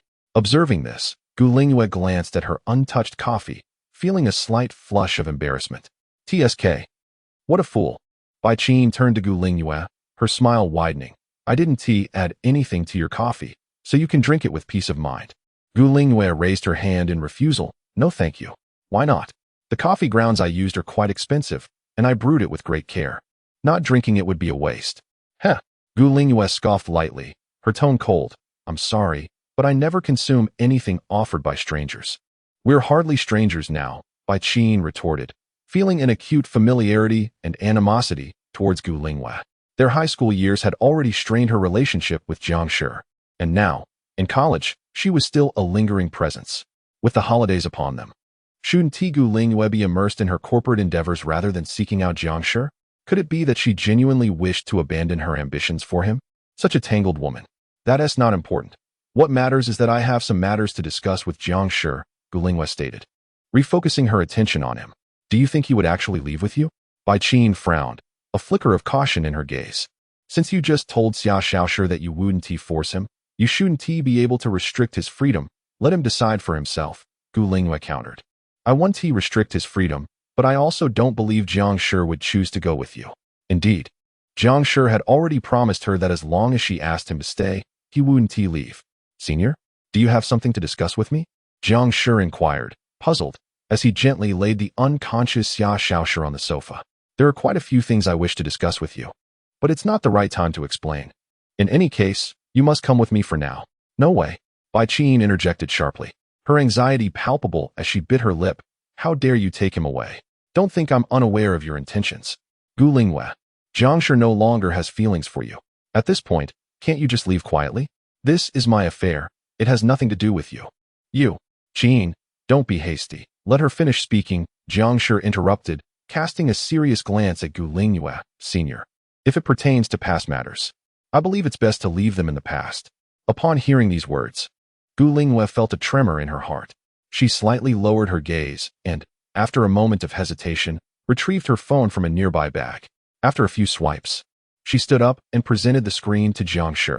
Jiang Shi squinted his eyes, startled by the message displayed before him. Is this a message from my mother? Indeed. It was a recent transfer from your mother, primarily repaying my debt, but she also set aside a portion for you, along with a note addressed to you. Chapter 87. There's no escape. Why is my mother messaging me at this moment? Gu Lingyue glanced at the message on the screen, which was sent by a woman named Jiang Shi, accompanied by a remittance record of over 8 million. Jiang Shi is his mother, and this was the money she had sent him. After a quick look, Gu Lingyue put the phone away, noting that besides repaying my debt, your mother has generously left you nearly 1 million for your upcoming university expenses. Jiang Shi felt an overwhelming sense of disbelief. Although his mother often put him in difficult situations, she had never allowed him to go hungry over the years. Each time he faced hardship, she would come to his aid, mostly through her extensive connections. It had been nearly 2 months since his mother had left, and while he believed she should have returned by now, he found it hard to fathom why she would suddenly transfer such a large sum of money. Sensing his unease, Gu Lingyue sighed and reassured him, rest assured, the company has verified that the funds were sent through legitimate channels. Is that so? But what about my mother's message? Come with me, and I will show you the money when we meet. As she spoke, Gu Lingyue pursed her lips, her tone softening. I have many things I wish to discuss with you as well. At that moment, Bai Qin could no longer contain herself. She turned to Jiang Shi and said, don't trust her. Her intentions are all too clear. Gu Lingyue shot her an exasperated glance. Bai Qin, you seem just as childish as that little brat. How have you become so immature? Bai Qin, taken aback, averted her gaze. She realized she had become overly zealous regarding Jiang Shi, akin to how Xia Xiaoshi behaved. Seeing other girls near Jiang Shi filled her with anxiety. She longed to pull him back to her side, to hide him away, ensuring he belonged solely to her, forbidding anyone else from encroaching upon him. Yet, it appeared she hadn't truly considered Jiang Shi's feelings. Was her anxiety merely a reflection of Xia Xiaoshi's actions? It seemed so. But wasn't it because these two individuals were attempting to steal Jiang Shi away from her? She could concede anything to others. But not Jiang Shi. This was a line she could never cross. With this thought, Bai Qin looked at Jiang Shi again, urging him, Jiang Shi, you mustn't go. Your aunt's matters can wait. She will surely message you later. It's just $1 million. It's not worth it. You really are a stubborn one, Gu Lingyue remarked through gritted teeth, turning her attention back to Jiang Shi. Jiang Shi, don't let her influence you. Come with me. Jiang Shi stood there, unable to meet the eyes of either of them. To be honest, he had no doubts about the authenticity of the senior's message. She had never deceived him before, and he was confident of that. However, he found himself bewildered by the other matters concerning her. But since it was his mother's money, he felt compelled to take it.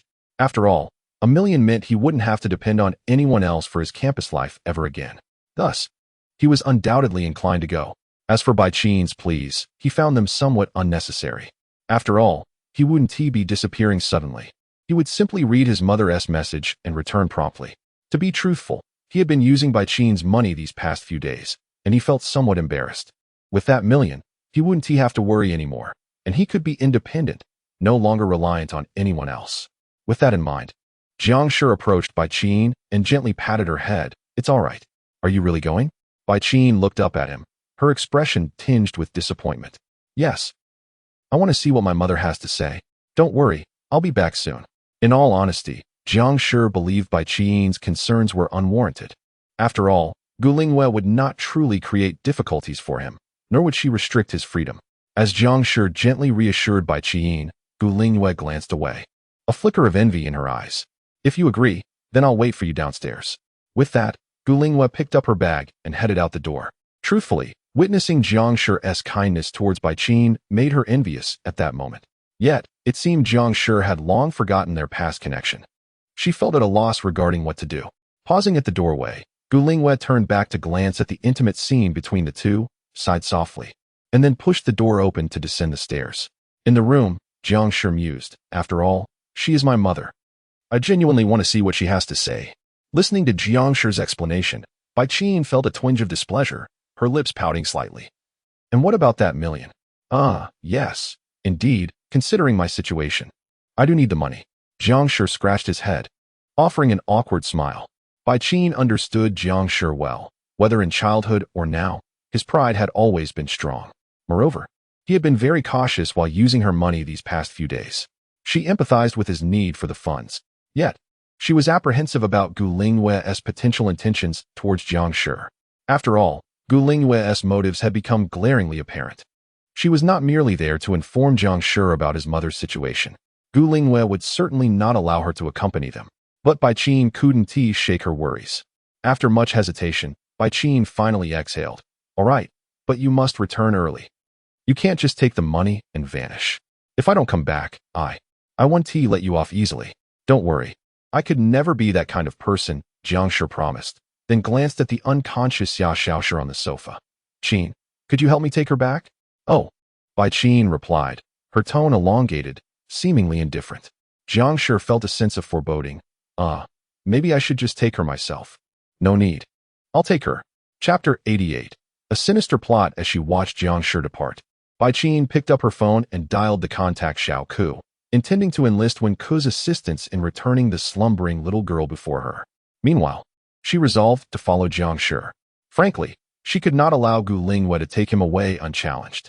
Although Gu Lingyue claimed her purpose was merely to deliver a message to Jiang Shi, Bai Qin suspected there was more to it.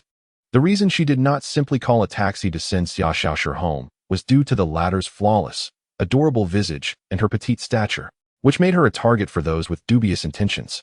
While the likelihood of encountering a pervert was slim, the consequences could be dire if such an encounter occurred. Moreover, considering Xia Xiaoshi would likely remain unconscious for a while, sending her out alone could pose a significant danger. Despite the annoyance Xia Xiaoshi caused her, Bai Qin was not the type to gamble with another girl's safety. However, she lacked the time for a personal delivery. Jiang Shi was her priority. Thus, she decided to ask Wen Ku to help return Xia Xiaoshi. Once Wen Ku answered, she succinctly explained the situation, and her friend quickly agreed to come over. After hanging up, Bai Qin sent Wen Ku the address Xia Xiaoshi had provided through WeChat, accompanied by a note. I've placed the key beneath the doormat. Please take her to this address, and say that Jiang Shi asked you to return her. Thank you.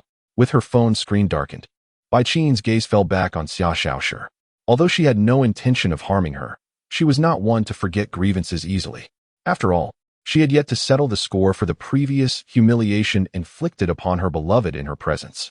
With that thought, Bai Qin returned to her room, donned her clothes, and retrieved a bundle of photographs from her drawer. The bundle was somewhat heavy, containing hundreds of pictures of her and Jiang Shi from childhood through university, including several affectionate snapshots from the past few days. There were far more than 100 images, but she knew Xia Xiaoshi would not be able to carry them all.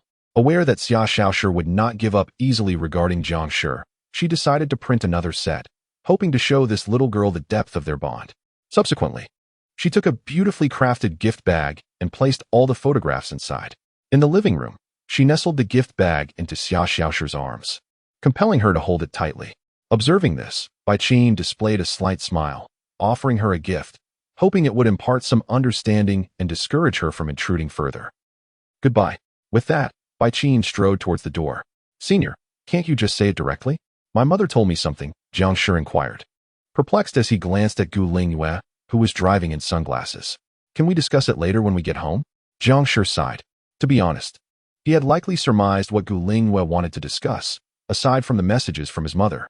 After all, for the past 2 months, Gu Lingyue had sought him primarily regarding that previous agreement. He found it perplexing that someone as composed as Gu Lingyue would remain so fixated on it. Logically, after forgetting the agreement, she should have moved on as well. Yet, recently, she seemed increasingly invested in the matter. With this thought, Jiang Shi turned to her again. Senior Gu. About that agreement.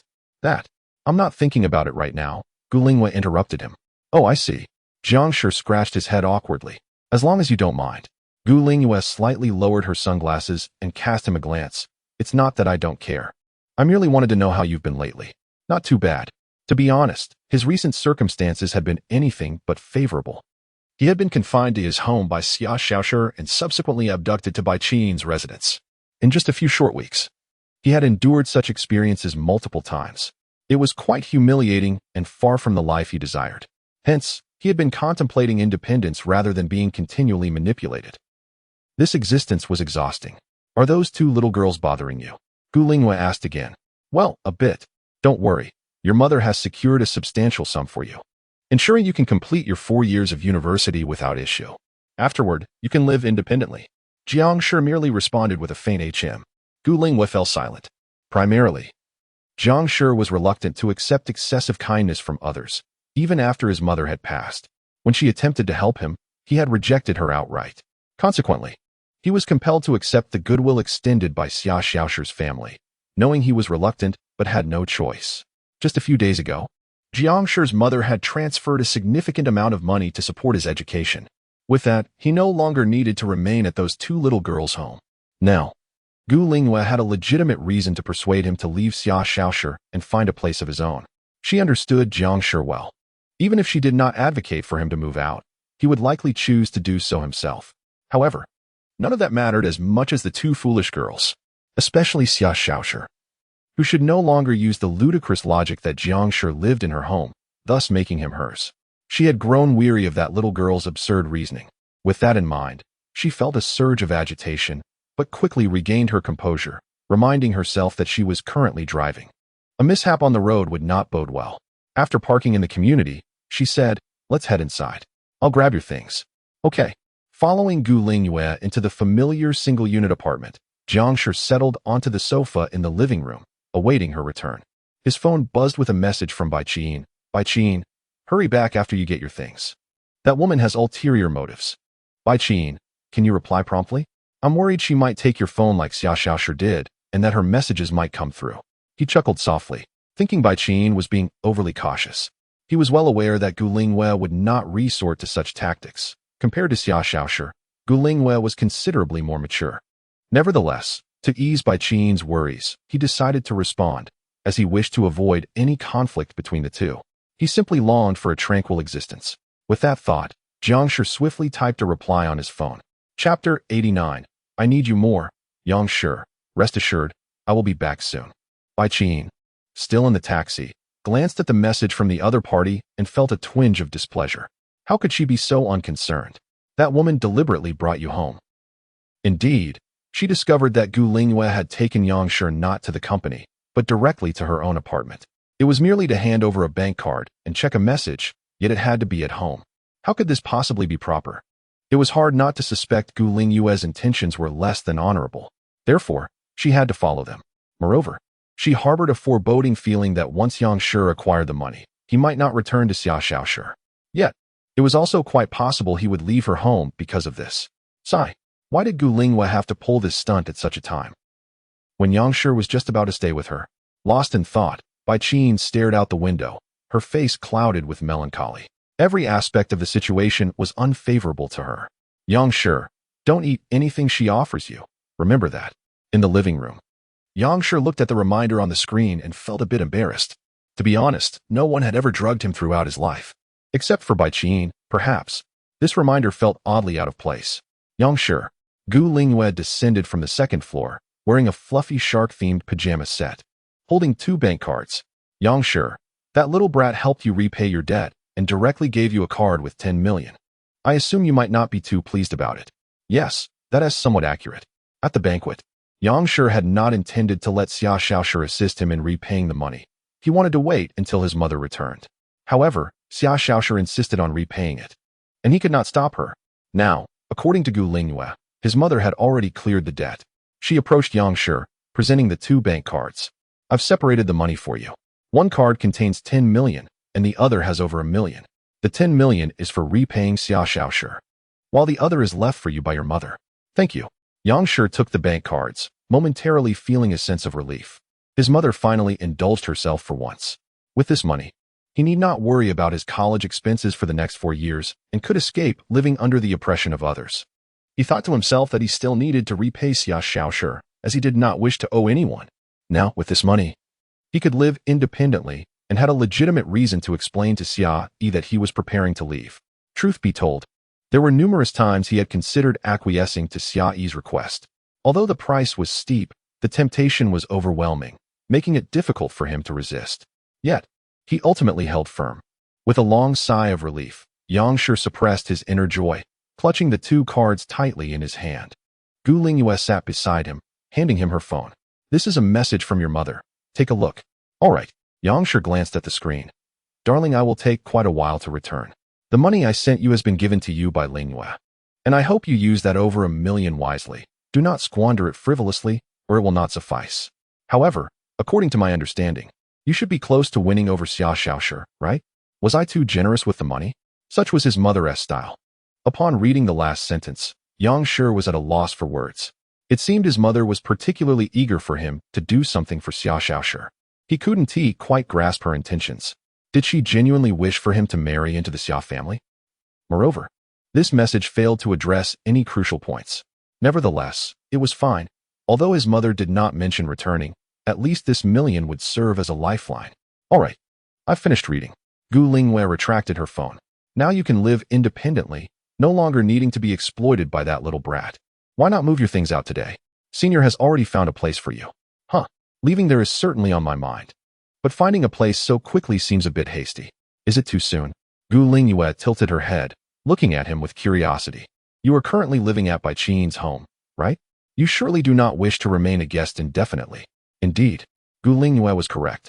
If it were not for necessity, he would never rely on others for sustenance. Not to mention living as a guest in someone else's home. Although they never voiced any complaints, he still felt out of place. Therefore, he would certainly consider leaving. However, before doing so, it was necessary to clarify things, as those were the people who had helped him, and it would be impolite to leave without notice. Gu Lingyue placed her hand on his shoulder, speaking earnestly, "Junior, you could actually stay at my place." "Huh, no need for that." Jiang Shi was puzzled. Why was she still bringing this up? "I knew it." Gu Lingyue sighed. "Although I have mostly gotten used to being alone, I still feel a bit lonely when I return home. Perhaps you could consider getting a pet, a cat or dog. For companionship," Jiang Shi suggested. To be honest, he admired Gu Lingyue, for she had navigated both high school and university largely on her own. Aside from essential matters, she rarely socialized, resulting in few friends with whom to share heartfelt conversations. After entering university, she opted to rent a place alone rather than return home. For the past year and a half, it seemed she had lived in solitude. "No, I don't particularly like that." "Then how about living with your uncle and aunt?" "No need." Gu Lingyue shook her head. "I really don't require that. Just listen to me." "All right, I'm listening."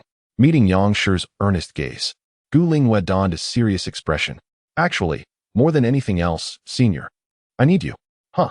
Jiang Shi was momentarily taken aback. "You need me?" Gu Lingyue turned her head slightly, her tone somewhat subdued.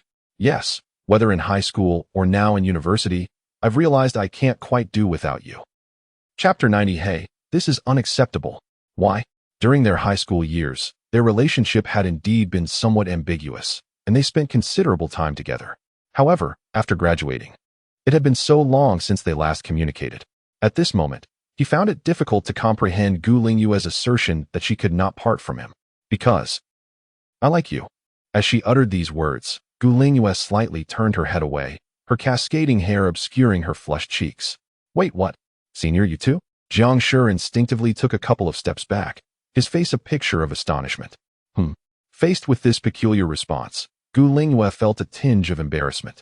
What did she mean by "I too"? "I just struggle to grasp your thoughts, senior." To be honest, with Bai Qin and Xia Xiaoshi already enough to handle, why was Gu Lingyue adding to the mix?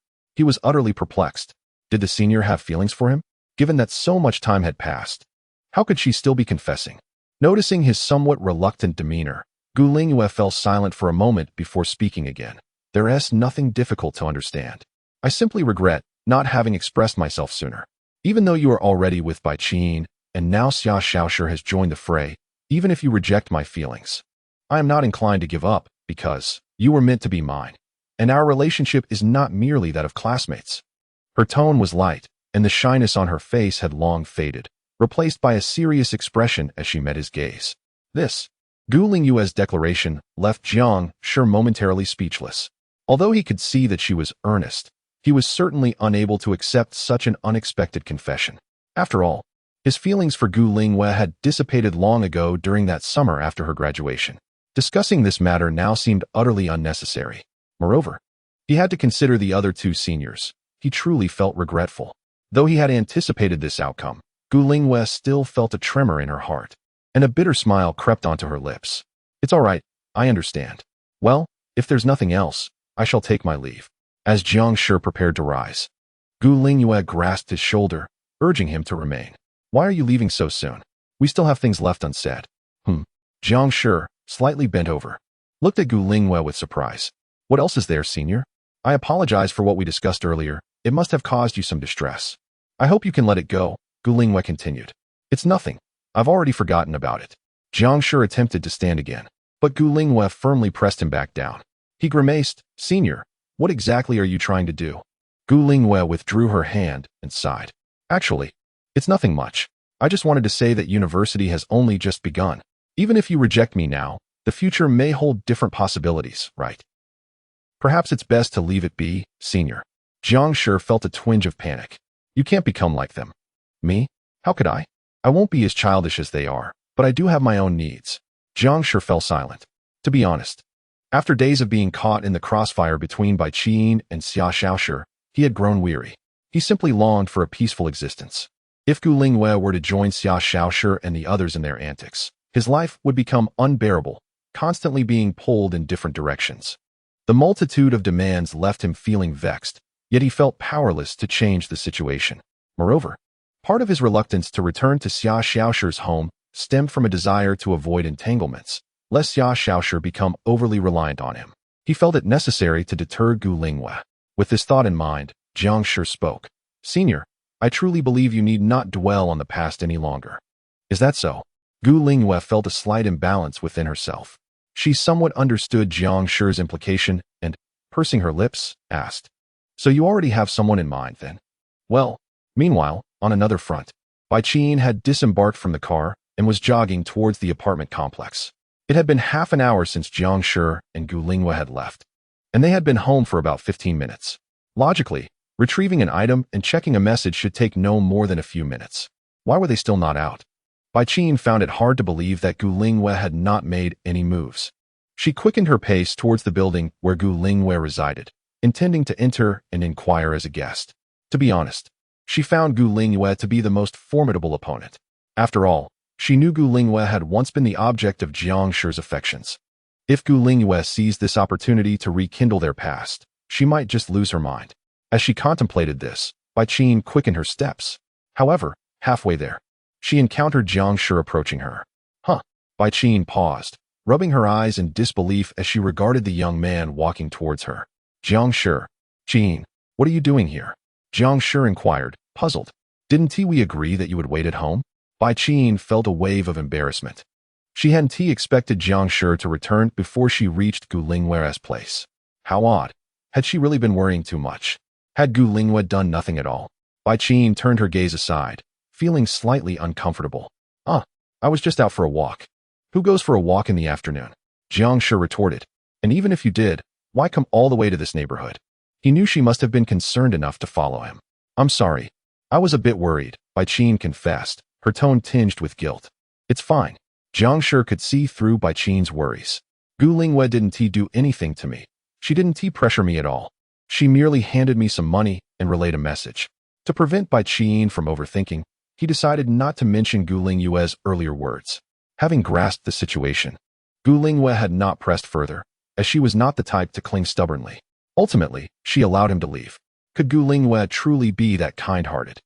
Bai Qin found it hard to believe, but seeing Jiang Shi emerge unscathed reassured her that Gu Lingwei had not overstepped. Let us head home then. I've already asked Wen Ku to take Xia Shaoshi back. Thank you. Seemingly recalling something, Bai Qin looked up at him, biting her lip as she asked. So Gu Lingwei shouldn't bother us anymore, right? She won tea, Jiang Shi replied. After all, he had made himself clear. He felt certain that Gu Lingwei would not bring up that promise again. That is good to hear. However, regarding the money Annie transferred to you, you want to just leave me behind to live on your own, right? Well, hey, this is unacceptable. Chapter 91, The Lovely Xia Shaoshi. Upon receiving a message on her phone, a young girl approached the door and retrieved the key from beneath the mat. After unlocking the door and changing her shoes, she stepped inside. Surely returning home shouldn't pose any difficulty. Could it be that Qin had drugged someone else as well? Wen Ku mused, recalling that she had been out shopping when she received a message from her best friend, Bai Qin, asking her to assist in returning a girl who had fallen asleep at home. She contemplated that, given it was broad daylight, the girl would surely wake up and return home without issue. Thus, the only plausible truth remained. Qin must have drugged others too. The scene must be addressed. Moreover, she needed to warn Qin. This behavior could lead to trouble if it continued. With these thoughts, Wen Ku entered the living room, her gaze sweeping across the space until it landed on a small girl sprawled on the sofa. Her eyes widened in surprise, sparkling with excitement. Wow, so adorable. Under the soft glow of the room, the girl lay peacefully on the sofa, her golden hair cascading around her, her serene and innocent face framed by gently fluttering eyelashes. Her breath soft and even. Wen Ku cautiously approached, extending a finger to poke at Xia Shaoshi's delicate cheek, only to retract it as if shocked, her smile deepening at the sight of the cute little girl. To her astonishment, Qin knew such an adorable child. Why hadn't she introduced her? Hee. Little one, you're lucky to have met me today. If it were another sister, it could be perilous. Thankfully, it was me. Hee. Bai Qin had revealed little about the girl, merely requesting her assistance in bringing her home. Wen Ku scrutinized Xia Shaoshi's figure, gently pinching her cheek and feeling a twinge of confusion. The girl remained unresponsive, indicating she had indeed been drugged. Why would Qin do this to her? It was never explicitly stated. Could it be that? With this thought, Wen Ku abruptly shook her head, dismissing the taboo notion. Qin was not that kind of person. Observing Xia Xiaoshur's adorable, unresponsive state, Wenku considered that Qin was correct. It would indeed be somewhat dangerous to simply toss the girl into a taxi for the driver to return her home. Perhaps it could be said that this child was so cute it bordered on unfair. Ahem. It would be best to complete the task first. After pinching Xia Xiaoshur's cheek once more, Wenku's gaze fell upon a gift box nestled in the girl's arms. What is this? Never mind. It's best not to invade her privacy. With that, Wenku set the gift box aside, and then carefully lifted Xia Xiaoshur in a princess carry. She was so light, reminiscent of a real-life doll, soft and cuddly. If only. Never mind, never mind. Wenku slightly bent down, lifting the gift bag with 2 fingers, and proceeded to carry Xia Xiaoshur downstairs. Upon reaching the roadside, she gently placed Xia Xiaoshur in the front passenger seat, fastening her seatbelt before preparing to drive her home. Approximately 15 minutes later, they arrived at a villa district. What a wealthy little girl. Gazing at the opulent neighborhood, Wenku paused in the car for a moment before stepping out and lifting Xia Xiaoshur once more. Following the address, she arrived at a villa's courtyard. Pressing the doorbell, a woman dressed in a winter maid's outfit swiftly approached the door. Upon seeing Xia Xiaoshur in her arms, she exclaimed with concern, "Miss." Opening the door, she observed the unfamiliar girl cradling Xia Xiaoshur and, with a childlike curiosity, inquired, "What has happened to our young lady?" "She is merely asleep," Wenku replied, slightly embarrassed. Assessing the affluent household before her, she realized it would be unwise to reveal that Qin had drugged the little girl. "All right," the maid sighed, accepting the unconscious Xia Xiaoshur. "Are you a friend of Jiang Shi? He didn't come back with you?" "No, I haven't seen him," Wenku replied. "Is that so?" The maid appeared somewhat surprised, recalling that Xia Xiaoshur was supposed to meet Jiang Shi. How could she have fallen asleep along the way and been brought back by someone else? Was it Gu Lingwei? Or by Qin? She knew that their young lady should not be allowed to go out alone. "Well, if there's nothing else, I shall take my leave," Wenku said, handing the gift bag to the maid. "This seems to be a present from Qin." The maid raised an eyebrow. By Qin? Would she send gifts to the young lady? After a brief hesitation, she accepted the gift bag, thanking Wenku for bringing their young lady back. "Not at all. I'll be on my way now," Wenku replied, watching as the maid turned to carry Xia Xiaoshur inside. Upon reaching the room on the second floor, the maid removed Xia Xiaoshur's outerwear, gently placing her on the bed and tucking her in. As she set the gift bag on the bedside table, she murmured to herself, "I wonder what happened." Standing by the bed, she gazed at Xia Xiaoshur's somewhat aggrieved sleeping face, feeling a surge of sympathy. She was unaware of what the young lady had experienced with Gu Lingwei. All she knew was that Xia Xiaoshur aimed to find Jiang Shi. Yet she returned in such a disheveled state, not even accompanied by him. This likely indicated that Jiang Shi truly would not return to the villa, perhaps having decided to leave for good. However, truth be told, she understood that this might be better for the young lady. After all, since Jiang Shi's last departure, Xia Xiaoshur had begun to care for him. When Jiang Shi returned to the villa, her possessiveness towards him had become increasingly pronounced. The maid was well aware of Xia Xiaoshur's feelings for Jiang Shi, yet it had grown a bit excessive. If this continued, Xia Xiaoshur's dependence on Jiang Shi would only intensify. She was uncertain of Jiang Shi's own thoughts, but she believed that if he were to leave eventually, it would be better to do so sooner rather than later. After all, Xia Xiaoshur's mindset was not yet mature enough. Otherwise, if Jiang Shi's decision were not aligned with hers, it would only lead to more pain for Xia Xiaoshur. With these thoughts, the maid sighed deeply and stepped out, closing the door behind her. Chapter 92. As long as I have my brother. Where is my brother? Startled from a nightmare, the young girl abruptly sat up in bed, her delicate face still bearing a hint of terror. Gradually calming down as she realized she was in her own room, she pondered, how did I return here? Wasn't I just at that wretched woman's house? Suddenly alarmed, Xia Xiaoshur scanned the room. Where's my brother? Did he bring me back? Tossing aside the covers, she slipped on her slippers and prepared to head downstairs. However, upon reaching the lower floor, a childlike intuition informed her that it was not her brother who had returned her. It was other girls who had brought her back. Fuming, she returned to her room, standing at the doorway with an unhappy expression. Recalling the events of the afternoon, she was incensed. I can't believe that vile woman put something strange in the water she gave me. How infuriating. In the end, my brother didn't come back. With a dejected look, Xia Xiaoshur shuffled to her desk, cradling her tablet in her arms as she opened WeChat. She noticed a red dot on the profile picture of her contact labeled "My dearest brother." He had sent her a message. However, her expression stiffened upon reading its contents. "My dearest brother, sorry Xiaoshi. My mom transferred money to me, and I will be moving out soon. Thank you for taking care of me. I'll be back tomorrow to collect my things, so don't try to stop me. I've already spoken to Aunt Xia. My dearest brother, by the way, regarding the money you lent me, I'll pay you back tomorrow. My dearest brother, and let me stress this again, it's not for anyone else. It's for myself. Don't overthink it. Humph. Moving out. More like moving in with that woman. That scoundrel brother of mine. I could just strangle him." Xia Xiaoshi clenched her teeth in fury. How could she not understand what her brother was thinking? Just because he has money. He moves out. It must be to live with that woman. And he doesn't even resist. Why? Am I not cute enough? Or not obedient enough? Sigh. But he must still be at that woman's house. How should I respond to this news? Surely, he wouldn't deceive me. I should first ask if he really intends to live alone. After calming down, Xia Xiaoshi quickly typed a message. "Brother, you aren't planning to abandon Xiaoshi, are you?" A swift reply came. "My dearest brother, what I mentioned earlier is my long-held thought. It's not about abandoning anyone. Please don't overthink it. I've always seen you as my sister.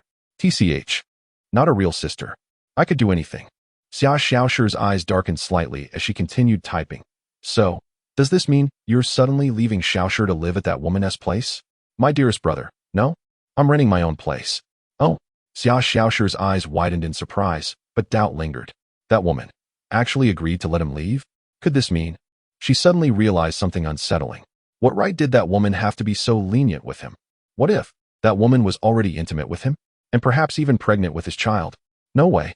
Frantically, she typed, brother, that woman isn't already pregnant with your child, is she? What should Xiaoshi do?" "My dearest brother, no. I told you not to think wildly." Upon reading this, Xia Xiaoshi let out a sigh of relief. Yet another question arose. Why would that woman be so permissive with him? That scoundrel brother of hers had a way with women. Who knew when another girl might come along to challenge her? Just the thought infuriated her. But if that woman was allowing him freedom, it was a good thing, because that meant she had a chance to seek him out. However, her brother seemed to dislike her being too clingy. Xia Xiaoshi murmured, a hint of melancholy flickering in her eyes. She fixed her gaze on the screen, eagerly awaiting her brother's message. Soon, another notification appeared. "My dearest brother, all right, Xiaoshi, don't think too much. I didn't talk to you after leaving the comic convention, and I'm sorry about that." Is that all? "My dearest brother, it's already quite late. Sleep early, good night." No sleeping. Reading his last message, Xia Xiaoshi felt a surge of irritation and quickly typed back, "Sleeping is fine, but you must not sleep with her. Because you've already slept with Xiaoshi. You aren't allowed to sleep with any other girls. That is not acceptable. From now on, you can only sleep with Xiaoshi. My dearest brother, no? Don't overthink it." This infuriated Xia Xiaoshi, her face flushing with anger. He promised he would only sleep with her. Gradually calming down, she tossed her tablet onto the bed behind her and was about to leap onto the bed when she noticed a white gift bag on the nightstand. "What is this?" Approaching, she picked up the bag and reached inside, pulling out a thick stack of photographs. However, her expression froze upon seeing the top photo. It was a picture of that vile woman kissing her brother at home, the very same one she had received earlier. Yet this stack contained at least 100 more. With a darkened expression, she slowly peeled off the tape holding the photos together. Unsurprisingly, most of the photos featured the two of them. Although the figures were much younger, she could easily recognize the pink-haired girl alongside her brother's handsome face. It was evident that Bai Qian had deliberately brought these back while she was asleep. How despicable! Was she trying to make Xiaoshi envious? Fuming, Xia Xiaoshi retrieved a pair of cute pink scissors from the drawer. Selecting one of the photos, she swiftly cut away the part featuring Bai Qian and tossed it into the trash, holding onto the half of the photo with Jiang Shi. She couldn't help but smile at his childhood likeness. Her brother was so adorable back then. She wished she could hold him close and tease him a bit. After admiring it for a while, Xia Xiaoshi glanced at the scattered stack of hundreds of photos, her expression darkening again. Surely, they were all pictures of that woman and her brother together. But it didn't matter. As long as she had her brother, it would be enough. With that thought, she picked up the photos again, excitedly snipping away at the parts that only showed Jiang Shi, murmuring to herself, "It's perfect. We don't have any photos together. I'll just piece together my own, and then take pictures with my brother. Sigh, if only it were just the two of us in this world. Then no one could stop us." Chapter 93. Is it possible? Inside the apartment. Me. Do not succumb to Bai Qin's allure. Since you wish to be independent, it is best to leave there sooner rather than later. Here is a property you might consider. Leveraging your seniority could significantly lower the rent. Jiang Shi. Thank you for your kind offer, but I think I will pass. I have already scheduled viewings with several landlords. Mio? Very well then. Once you are settled, I shall bring you a gift. Jiang Shi. Thank you, senior. Me? No need. The gift will surely please you. As I glanced at the messages exchanged with Jiang Shi, I exhaled deeply and set my phone aside. Jiang Shi, you truly tug at my heartstrings. I could discern that Jiang Shi's eagerness to distance himself from both me and Xia Xiaoshi was not solely due to Bai Qin. It seemed he yearned for solitude and tranquility, perhaps overwhelmed by the presence of Xia Xiaoshi and Bai Qin, thus preventing me from interfering, to avoid any potential conflicts among the three of us that could lead to unpleasant outcomes. I was uncertain, yet Jiang Shi's words imparted that impression. To be honest, being rejected twice for this reason left me feeling somewhat disheartened. Nevertheless, it was not insurmountable. I figured things would improve once Jiang Shi began living alone. With that thought in mind, I ascended the stairs and changed out of my shark pajamas. The mirror reflected my upper body clad in a white blouse, while my lower half was adorned with a pleated skirt and slightly sheer black stockings. Black stockings over white. I had initially intended to tease this junior of mine. Everything was prepared. With that in mind, I sighed again, gazing wistfully at my reflection. I was well aware of Jiang Shi's preferences, sheer black stockings or a collegiate-style pleated skirt paired with a blouse. Hence, when Jiang Shi visited my home today, I quickly changed into a full-body nightgown, underneath which were 30D plush, slightly sheer black stockings, along with a pleated skirt and blouse. I had planned to subtly entice Jiang Shi after our discussion. If he were interested, progressing swiftly would not pose an issue. After all, there was no one else at home.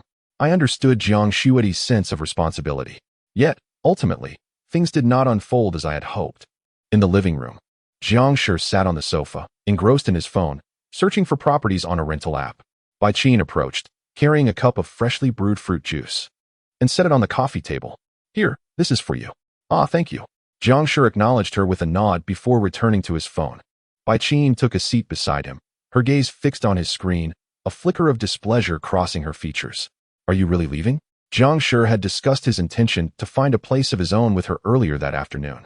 His reasoning stemmed from a desire to spare her the burden of excessive sacrifice, which she found difficult to comprehend. They were childhood friends, and such sacrifices were of no consequence. Their parents were already quite familiar with one another, even having agreed to their marriage. Although Jiang Shi's mother was currently abroad and had not yet responded to her messages, she believed it would not pose a significant problem. Moreover, Jiang Shi seemed to overlook the contributions he had made to their relationship, which vexed her. Yet, Jiang Shi appeared to dislike the notion of being compelled to stay. Frankly, she did not wish to resort to such tactics, yet Xia Xiaoshi and Gu Lingwei were exceedingly troublesome. This happiness, which should belong to them, was being intruded upon by those two. Ultimately, she refrained from excessive opposition, merely attempting to persuade him to stay, out of respect for Jiang Shi's wishes. However, she harbored a certain fear of those two. I'm sorry, Qin, but I think it's best for me to leave now. Jiang Shi stated calmly, but rest assured, I won't be too far away. To be candid, he had considered remaining here, but staying would inevitably affect Bai Qin, as Xia Xiaoshi was already aware of this address. Given his understanding of Xia Xiaoshi, it was certain she would continue to visit frequently. And then there was Senior Gu Lingwei. Following their previous conversation, she intended to visit him as well, which was not an issue in itself. However, the main concern remained Xia Xiaoshi. If they were to argue, it would be endless. Should he continue to linger here, the household would undoubtedly descend into chaos daily. It was far better for him to live alone. This would also serve to dissuade Xia Xiaoshi from her intentions, allowing the young girl to focus on her studies. Then how about this? Bai Qin leaned closer, glancing at his phone. Why not stay in our community? I noticed there are rental options available. Then what would be the point of moving out? Jiang Shi replied, feeling slightly exasperated. Indeed, his intention in leaving was to prevent any further discord among the three of them. If he remained in this community, Xia Xiaoshi would likely misinterpret Bai Qin's influence in his decision to stay, igniting further disputes. He would be powerless to intervene. Furthermore, he would ultimately be the one to suffer. This left him quite troubled. Hence, he was determined to move out of this community, though not too far away. Bai Bai Qin responded softly, glancing at the freshly made juice on the table, biting her lip. It's all right. Jiang Shi noticed her tone was somewhat despondent and followed her gaze to the juice on the table, his lips twitching slightly. Qin, you didn't put anything in this juice, did you? Are you afraid? Bai Qin grasped the glass containing the juice and took a sip before offering it to him. You drink. Jiang Shi accepted the glass, gazing at the spot where her lips had just touched, his mind wandering. Bai Qin, in front of him, exhibited no shyness whatsoever. Surely, it should be acceptable. Chapter 94, What gift? The comfort of a weekend slumber is truly delightful. At noon, as she pushed open the door, Xia Yi, clad in her raccoon pajamas, lazily emerged, yawning as she made her way to the bathroom. Suddenly, from the corner of her eye, she noticed her daughter, Xia Shaoshi, deep in thought, seated on the sofa, engrossed in her tablet. Xia Yi halted her steps, for she knew that at this hour, Xia Shaoshi typically would not venture downstairs to the living room, whether it was during holidays or when a tutor visited. She usually slept soundly until around 10 in the morning. Yet, here was Xia Shaoshi, dressed and quietly sitting on the sofa, as if transformed into a different person. Xia Yi approached and inquired, "What are you doing?" "I'm waiting for brother," came the reply. Xia Yi recalled that last night, Jiang Shi had informed her that Jiang Shi had transferred him a sum substantial enough to sustain his living expenses for the next 4 years of university. Thus, he was preparing to leave the villa and embark on a solitary life. She understood the boy's sentiments. He was somewhat reluctant to accept assistance from others and possessed a strong sense of pride. Had it not been for Jiang Shi's dire circumstances, he likely wouldn't have sought her help at the villa. Therefore, she had only briefly persuaded him before ultimately acquiescing to his request. He mentioned he would return today to collect his belongings. It had only been a day since Jiang Shi had contacted him, and yet Jiang Shi was already contemplating departure. She felt this was rather hasty. Nevertheless, once settled, he would likely seek employment, and she thought it prudent to discuss company matters with him later. However, it appeared that Xia Shaoshi was still struggling to accept the reality of Jiang Shi's impending departure. With this in mind, Xia Yi gently reminded her, "You needn't wait. Jiang Shi is resolute in his decision to leave." "I know." Xia Shaoshi pouted, her head slightly bowed. She was aware of her brother's intention to leave the villa and live independently. Initially, she had been reluctant to agree, but as her brother insisted on leaving, she feared that if she attempted to hinder him, he might grow resentful. After contemplating throughout the night, she resolved to allow her brother to move out. While she could visit him frequently, a lingering concern gnawed at her. Would he distance himself from her? Would he prioritize the company of other girls? If that were to happen, what would she do? That naughty brother, why can't he pay more attention to me? Seeing her despondent demeanor, Xia Yi couldn't help but sigh. "It's all right. I will speak with Jiang Shi shortly." "Okay," Xia Shaoshi nodded lightly, her gaze returning to the chat window. Upon receiving a new message, she quickly began typing. Xia Yi refrained from further admonishing her, understanding that Xia Shaoshi and Appo's feelings for Jiang Shi were complex and better resolved between them. She then turned and proceeded to the bathroom. "Me, brother, how long will you be at home?" "My dearest brother, around noon. But don't you dare pull any tricks. Annie has already agreed with me." "Me, I want tea. Hurry home. Shaoshi is waiting for you." "My dearest brother." This mischievous brother, why is he so wary of me?" Xia Shaoshi felt a twinge of urgency. She had agreed. Yet he remained so suspicious. She hadn't done anything wrong, had she? Perhaps just a little persuasion to satisfy her own small desires. After all, wasn't he her brother simply too tempting? Yawning again, Xia Shaoshi pondered for a moment before typing once more. "Perhaps I should go too." At the dining table, Bai Qin paused mid-action, her chopsticks hovering over the dish. Jiang Shi, seated beside her, shook his head. "You should stay home. I don't think Shaoshi will want you to come. It might lead to arguments." He understood Bai Qin's concerns, worried that Xia Shaoshi might put Jiang Shi in a difficult position upon returning to the villa. Bai Qin pursed her lips, a hint of worry flickering in her eyes. "I'm aware, but I fear Shaoshi may make things difficult for you, preventing you from leaving." "It's all right. With Aunt Xiao around, Shaoshi won't say much," Jiang Shi reassured her confidently. He had already secured Aunt Xiao's consent the day before. With her support, Shaoshi would likely refrain from protest, for she was quite obedient to her mother. Moreover, in their prior conversation, Xia Shaoshi had already agreed to his request to leave. Though he was uncertain why this girl could comprehend his intentions so swiftly within a day, he was grateful that they could communicate amicably. He just hoped she wouldn't suddenly produce a weapon mid-conversation that he truly could not handle. To be honest, he felt a flicker of anticipation for his upcoming solitary life. Surely, it would bring a sense of tranquility. All right, I want to go, but I must accompany you to view the house this afternoon. Otherwise, I will. Bai-Chin began, her gaze shifting slightly, her tone carrying a hint of playful defiance, as if to say she might sulk if he refused her. That's perfectly fine, it's just a house viewing. He responded softly, agreeing with a gentle nod. Bai-Chin remained hesitant. She felt it necessary to hasten her progress with Jiang Shi, lest she worry about the interference of the other two. She had realized that solely relying on herself, whether through spoken words or actions, could not deter Xia Xiaoshi and Gu Lingwei. By the way, don't concern yourself too much with my affairs. You have your own matters to attend to, such as your comic, Jiang Shi suggested. Ah, yes. Bai-Chin snapped back to reality. I know. I'll work on it once you leave. Jiang Shi was right. She had become overly preoccupied with him in recent days, neglecting her comic work.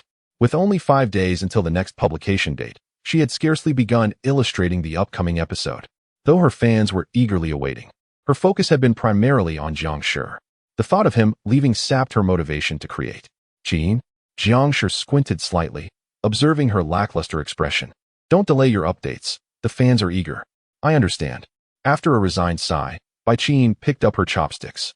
Jiang Shi noticed her spirits were low and, after some contemplation, suggested, how about this? I see you have quite a bit left to illustrate for your next episode.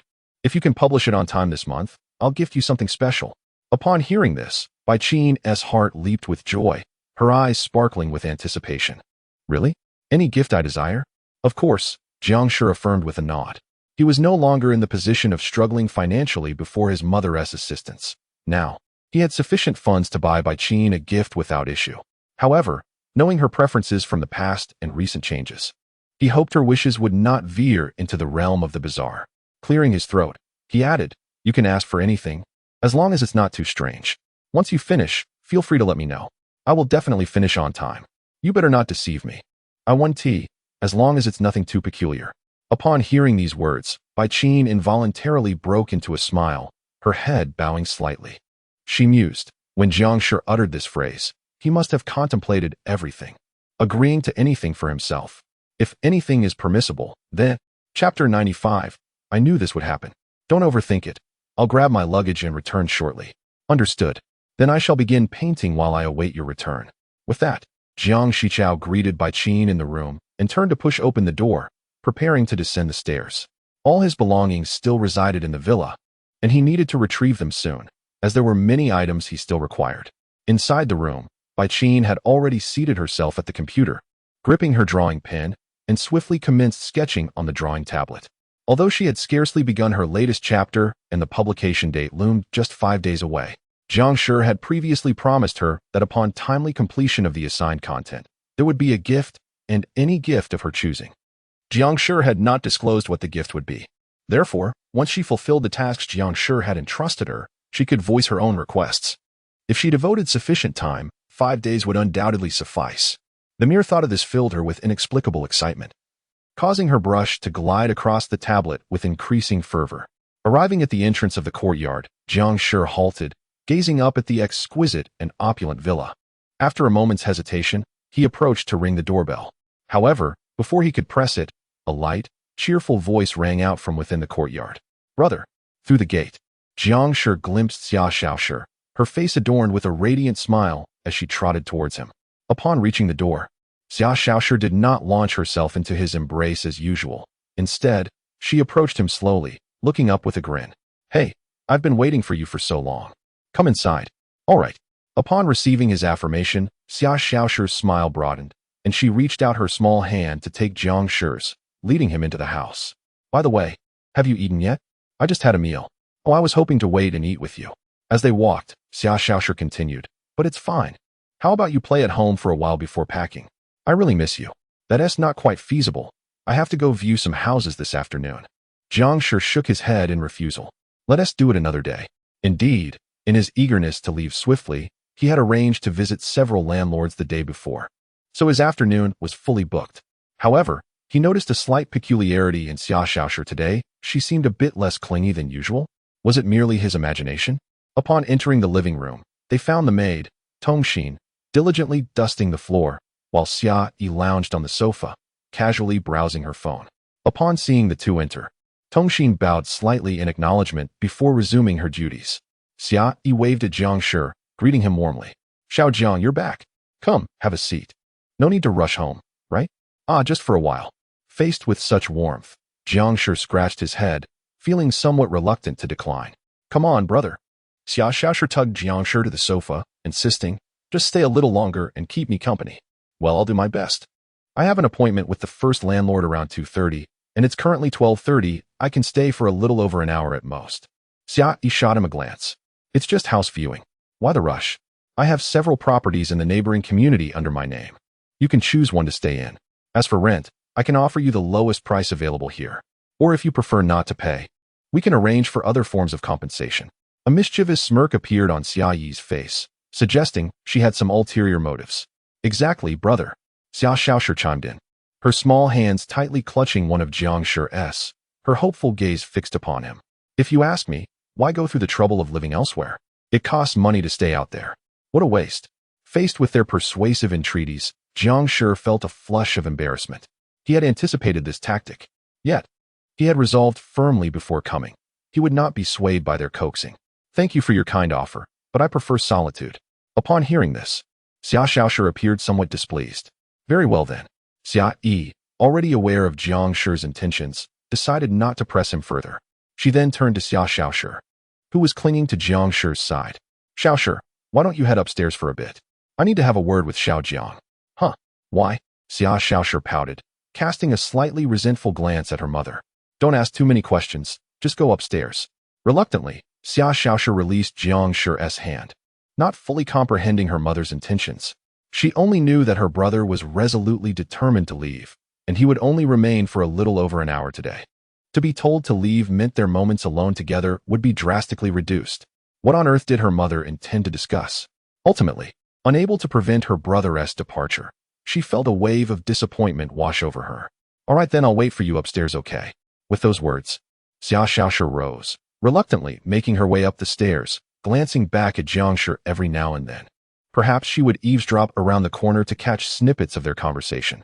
Chapter 96. Are you deliberately avoiding? As Jiang Shi turned his gaze back after watching Xia Xiaoshi ascend the staircase, he asked with a hint of confusion, Aunt Xia, what is it that you wish to discuss? It wouldn't be about persuading me to stay here again, would it? Since you seem keen on leaving. I have no reason to insist you remain. Xia Yi placed her phone on the table, crossing her legs and gazing at him with a playful smile. But you aren't in such a hurry to leave for another girl, are you? Being fickle is not commendable. I am leaving for my own reasons. Jiang Shi promptly clarified. That's acceptable, she replied. Yet, despite her words, Xia Yi felt a twinge of puzzlement. She could comprehend Jiang Shi's desire to depart, but she suspected that his eagerness to leave was not rooted in a quest for independence, but rather to distance himself from her daughter for the sake of other girls. After all, she had heard whispers of several wealthy girls from Kyoto who had taken a liking to Jiang Shi. She was uncertain of his true intentions, but she sensed a lack of genuine interest in her daughter. Otherwise, he would not be so inclined to leave. Very well then. Xia Yi tucked a stray strand of hair behind her ear and sipped from her teacup. Once you have settled down, you should consider seeking a part-time job, correct? Well, that is indeed on my mind, he admitted. While his mother had sent him a substantial sum sufficient to sustain him through his 4 years of university, he wanted to be prepared for unforeseen circumstances. However, he preferred to pursue work aligned with his field of study, akin to his senior, Gulingwe, and wanted to start an internship sooner rather than later. Thus, he was not particularly anxious. There was also Uncle Bai's branch office nearby, and he planned to inquire there once he was more settled. How about this? Didn't you discuss working at my company with me before? Once you are settled, you can join us, starting with a minor position. When school commences, you can retain your original role. What do you think? Jiang Shi appeared somewhat hesitant. While Aunt Xia's offer was undoubtedly beneficial, he had his own plans and was preparing to leave the villa to prevent Xia Xiaoshi from becoming too attached. If he continued to rely on Aunt Xia after his departure, it would only exacerbate Xia Xiaoshi's dependency on him, which might not diminish but rather increase. Scratching his head, he contemplated for a moment before replying. Actually, I have some ideas already. I plan to settle down first, and if things don't pan out, I will come to you for help. What ideas? Are you thinking of becoming a waiter? Observing Jiang Shi's somewhat unwilling expression, Xia Yi's gaze turned scornful. Xiao Jiang, are you intentionally trying to avoid us? No, I find your suggestion quite appealing. It's just that I already have something in mind. After scrutinizing him for a while, Xia Yi sighed deeply, pressing her forehead as if feeling a headache. Xiao Jiang, how can I commend you when you are so oblivious? Do I need to physically place my daughter in your arms for you to understand? Her frustration with Jiang Shi's lack of awareness left her feeling exasperated. She thought, Dear daughter, I am doing my best here. What's wrong, Aunt? Jiang Shi asked, slightly puzzled. Nothing much, Xia Yi replied, regaining her composure. By the way, your mother contacted me yesterday. She hopes you can stay here, so I can look after you more closely. Therefore, working at my place wouldn't be inappropriate. Jiang Shi hesitated, pondering why his mother was so eager for him to stay at Aunt Xia's home. Why is she so insistent? Noticing his indecision, Xia Yi stood up. I'm not quite sure what you're thinking, but seeing your hesitation, I won't pressure you. You can choose for yourself. If you ever find yourself without a place to go, feel free to come and find Aunt. Thank you, Aunt. Also, regarding Xiao Shi, I believe you should understand her feelings. I won't elaborate further. You two can figure it out yourselves. With that, Xia Yi picked up her phone from the table, yawned, and announced, I'm going to take a nap now. You can do as you wish. Xiao Shi is probably still eavesdropping upstairs. You should go and keep her company. Oh. At her words, Jiang Shi instinctively glanced towards the staircase, where a shadow abruptly vanished around the corner. Meanwhile, Xiao Shi, hidden behind the corner, leaned against the wall, pouting slightly. She knows I'm here. Why expose me like that? Mom can be so frustrating. With a sigh, she stood up and headed back to her room. After all, she had heard her brother mention coming upstairs, so there was no need to wait around. It would be better to be in her room when he arrived. She had no interest in the conversation about work and felt a pang of sadness when her mother overlooked her relationship with Jiang Shi. Deep down, she realized that it would be difficult for her to keep her brother close on her own. In the living room, Jiang Shi turned back, well aware that Xiao Shi had a penchant for eavesdropping. Very well, I will head upstairs now. I should spend more time with Xiao Shi. She has been rather restless at home these past few days. With that, Xia Yi turned and walked into her room. As she had mentioned, during Jiang Shi's absence, Xiao Shi had indeed been listless, even complaining about other girls who were interested in him during meals. Truth be told, she had no control over who liked Jiang Shi or who he liked. However, she hoped that he could spend these precious 6 months accompanying Xiao Shi, regardless of the outcome, as she did not want her daughter to harbor any regrets. Seated on the sofa, Jiang Shi nodded, saying, I will do my best, and then rose to ascend the stairs. To be honest, he had anticipated Xiao Shi's restlessness at home. During the comic convention, he had intended to return earlier, but a series of events had compelled him to realize something. He could not remain by Xiao Shi's side indefinitely, otherwise, her attachment to him would only deepen. This was detrimental to Xiao Shi, who would be leaving in the latter half of the year. Consequently, he had decided to distance himself from her view while he still had the opportunity. Chapter 97, Xiao Shi. Upon reaching the second floor, Jiang Shi intended to head straight to his own room. However, he was intercepted midway by Xiao Shi, who pulled him into her room. Feeling guilty about the previous comic convention and adhering to Aunt Xia's request, Jiang Shi did not resist much, deciding to spend some time playing with Xiao Shi in her room. Once inside, Jiang Shi promptly reminded her that he needed to view a property later and could not linger too long. You better not threaten me with an electric baton later. He jested. I know. Xiao Shi won't do that, she replied. Xiao Shi approached the desk and opened a drawer, rummaging through it for something she had secretly prepared without her mother's knowledge. Am I really that kind of person in your eyes, brother? Sigh. Where could it possibly be? I hope you aren't, Jiang Shi replied, feeling a slight unease. After spending nearly 2 months with Xiao Shi, he was somewhat hesitant to trust her words. Could she really change in such a short time? Perhaps it was possible. Nonetheless, since he was there, he chose to place his trust in her. Noticing Xiao Shi's slightly anxious demeanor, Jiang Shi could not help but inquire, What are you looking for? Brother, please sit on the bed for a moment. I'll be right with you. Don't get any strange ideas, or I won't be polite today, she warned playfully. I prefer you not to be polite. Actually, Jiang Shi replied awkwardly. But I am being polite. You can say anything, but I just like to avoid it. Always finding excuses, saying it's not the right time, or that mother wouldn't approve. Can't you be a little bolder? Despite her fierce demeanor, she ultimately hesitated to act, which left her feeling distressed. After listening to Xia Shaoshi's rapid-fire admonitions, Jiang Shi felt a wave of frustration. He understood her intentions but remained unfazed by her words. After all, Aunt Xia had always disallowed such behavior, and he would not engage in anything inappropriate with Xia Shaoshi. This girl truly needed a lesson. He thought to himself, choosing not to respond further and instead sitting on the soft edge of the bed. As he observed Xia Shaoshi still searching, he took out his phone, noticing several unread messages, including inquiries from the landlord about the viewing time and a reminder from Bai Qiyin. After replying to Qiyin, he was about to respond to the landlord's when a sudden shout startled him.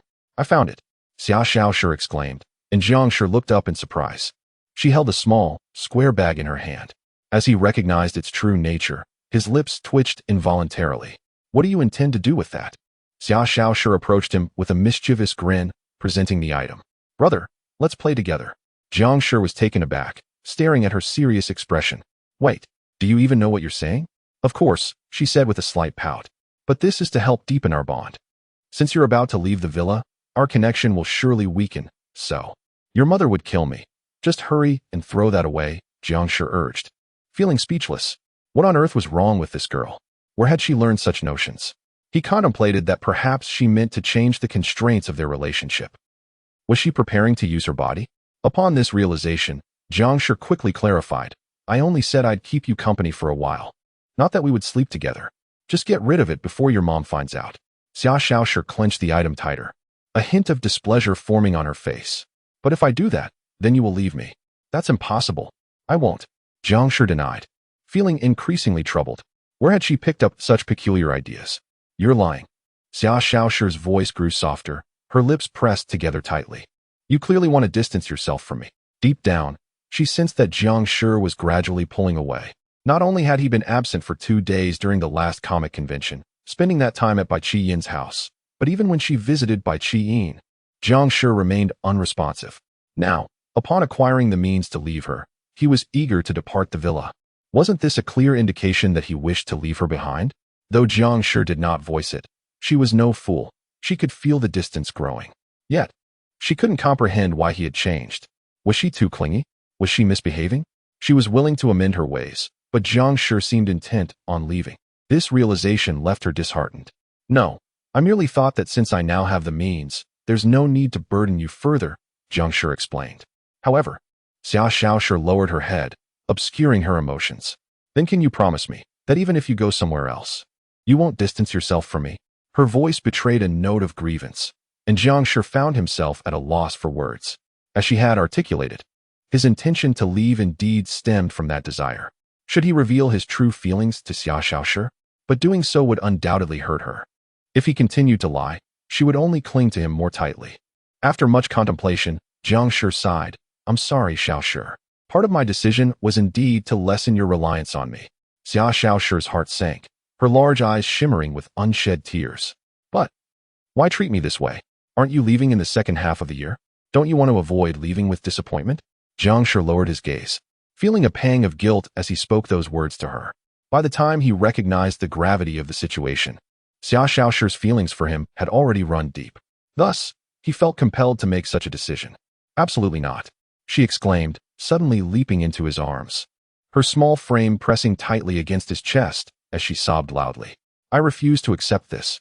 Why should you distance yourself from me for that reason? I can stay in. You can't make that decision unilaterally. Don't leave me." Faced with Xia Shaoshi's heartfelt pleas, Jiang Shi lowered his gaze, feeling a sense of compassion wash over him. Shaoshi, Chapter 98. You rascal. Gazing at the girl in his arms, who was tearfully lamenting, Jiang Shi merely lowered his eyes, raising a hand to gently stroke her head, remaining silent. The room fell into a prolonged silence. Gradually, the girl nestled against him seemed to regain her composure, feeling the warmth and security of his touch. She lifted her head slightly to look at Jiang Shi, biting her lip in distress, tears still glistening at the corners of her eyes. "Brother, I'm here," Jiang Shi replied softly. "You have to leave, don't you?" He turned his head slightly, unable to meet her gaze. "Yes, I'm sorry." Seemingly understanding, Xia Shaoshi dejectedly murmured, "All right." Although Jiang Shi had known Xia Shaoshi for a relatively short time, her presence had left a profound impression on him. Aunt Xia's household had never treated him poorly. To be honest, he felt a pang of reluctance to treat Xia Shaoshi in this manner. After much hesitation, Jiang Shi sighed and said, "You can come over to play any time. Just don't go overboard in that regard." Upon hearing this, Xia Xiaoshi's eyes widened slowly, though her tone remained feeble. Really? Indeed. Jiang Shi had never intended to discourage Xia Xiaoshi from visiting. He only feared that she would behave as she did in the villa, which would render his move pointless. Really? You don't need to ask a second time. It's true. A smile gradually spread across the distressed face of the girl, who then tightly embraced him around the chest, exclaiming, "Great. I like you the most." Honestly, Jiang Shi gazed at the girl, who seemed intent on burying her head in his chest, feeling a mix of helplessness. "You're such a child. If you don't mature soon, what will you do in the future?" Suddenly, Xia Xiaoshi lifted her head to look at him. The tears at the corners of her eyes seemingly dried by his clothing. She raised something tightly clutched in her hand to show him, murmuring, "Then, do you want you again?" Jiang Shi was momentarily speechless as he snatched the item from her hand. After hesitating for a moment while glancing at the nearby trash can, he stuffed it into his pocket. Why not simply toss it in the trash? Because the maid at home routinely cleans the trash cans at specific times, regardless of whether they are full or not, taking everything out in one go. He feared that if this item were discovered during the cleaning, misunderstandings would arise. Thus, he chose to discreetly tuck it away. "Well, if you don't want it, then don't have it." Xia Xiaoshi pouted, her hands still gripping Jiang Shi tightly. "Brother, don't dislike me." "No, it's not about disliking." Jiang Shi was right. He couldn't betray his conscience. Until he received Aunt Xia's permission, he wouldn't engage in such actions with the daughter of his benefactor. I know. Xia Xiaoshi understood that Jiang Shi was always considering her mother's feelings. Though it was said that if Jiang Shi agreed to that request, everything would be permissible. The price was to stay in their home and be with her until they fell in love and eventually married. Her figure was merely a bit more juvenile, but it should possess some allure, right? Of course, she could sense it. During her playful teasing, Jiang Shi was clearly tempted. Yet, he ultimately restrained himself, primarily because he did not wish to comply with her mother's request. This implied that Jiang Shi did not have enough affection for her. Reflecting on this, she sighed, pouting slightly. "All right, I suppose my underdeveloped figure cannot satisfy my brother's desires." Jiang Shi's lips twitched. "You'd better not showcase that little girl attribute of yours right now." Brother is just weak." Fine. I'm weak. I'll take my leave then." "No, don't go." Xia Xiaoshi clung to him tighter, gazing at him with her pitiful eyes. Xiaoshi was wrong. "I won't say any more. You truly are a handful." Jiang Shi sighed, picking up his phone to check the time. "In just about an hour, I'll be heading out to look at houses." "So soon?" A flicker of disappointment crossed Xia Xiaoshi's eyes. "Then, brother, can I go with you to look at the houses?" "No. Someone else is already joining this afternoon." Jiang Shi shook his head firmly. If the invited guest were anyone other than Bai Qian, he might have taken Xia Xiaoshi along. But since it was Bai Qian, their time together would surely lead to arguments. To avoid that, he could not bring Xia Xiaoshi along. "Is it that woman?" Xia Xiaoshi pouted slightly, feeling a tinge of displeasure. "Ugh. Looks like Xiaoshi was a step too late." "It's just a house viewing," Jiang Shi said with a hint of sweat on his brow. "Is it really just a house viewing?" To be honest, Xia Xiaoshi, though reluctant to admit it, often wondered if Jiang Shi's lack of affection for her stemmed from his feelings for that woman. If so, what should she do? How infuriating. According to the narrative arc of most light novels, childhood friends should prevail over unexpected arrivals. Why was her situation any different? "Ugh. No, brother never said. I cannot give up." Just as she was about to voice her thoughts, Jiang Shi gently ruffled her hair. "All right, don't overthink it. And don't sneakily follow behind later. Once things settle down, I'll invite you over, okay? But that feels a bit unfair to me. This is to prevent you two from arguing." "All right then." Xia Xiaoshi's tone softened. "Brother, for the next hour, stay with me. But I still have to pack my things. You don't have much luggage. I've seen it. You only have 3 undershirts, 3 jackets, 2 sweaters, 3 pairs of underwear, and 5 pairs of socks." Hey, how do you know all that?" Jiang Shi's lips twitched. "You didn't rummage through my room, did you? You're a weirdo." However, Xia Xiaoshi did not respond, merely smiling at him, as if using her adorable face to mask her eccentricity. "You rascal." Jiang Shi felt an unsettling premonition. "You haven't done anything strange with them, have you?" "No. I just missed you, so I went to your room. I was being completely open about it." "What? How am I supposed to respond to that?" Jiang Shi held his forehead, feeling a headache coming on. Xia Xiaoshi had done this with his clothing before. Surely, she wasn't he truly a weirdo? Keeping track of his clothes so meticulously, not missing a single piece? It was rather unsettling. It's all right, Xia Xiaoshi giggled. Sigh, you rascal. Chapter 99. Until evening, that brother. Please remember to reply to my messages promptly after you settle in. I want to visit your home. At the entrance of the villa, Summer Xiaoshi waved farewell to the young man before her, who was pulling a large suitcase and carrying a black backpack. Her heart heavy with reluctance. Rest assured, I will inform you at the earliest opportunity, Jiang Shi assured her.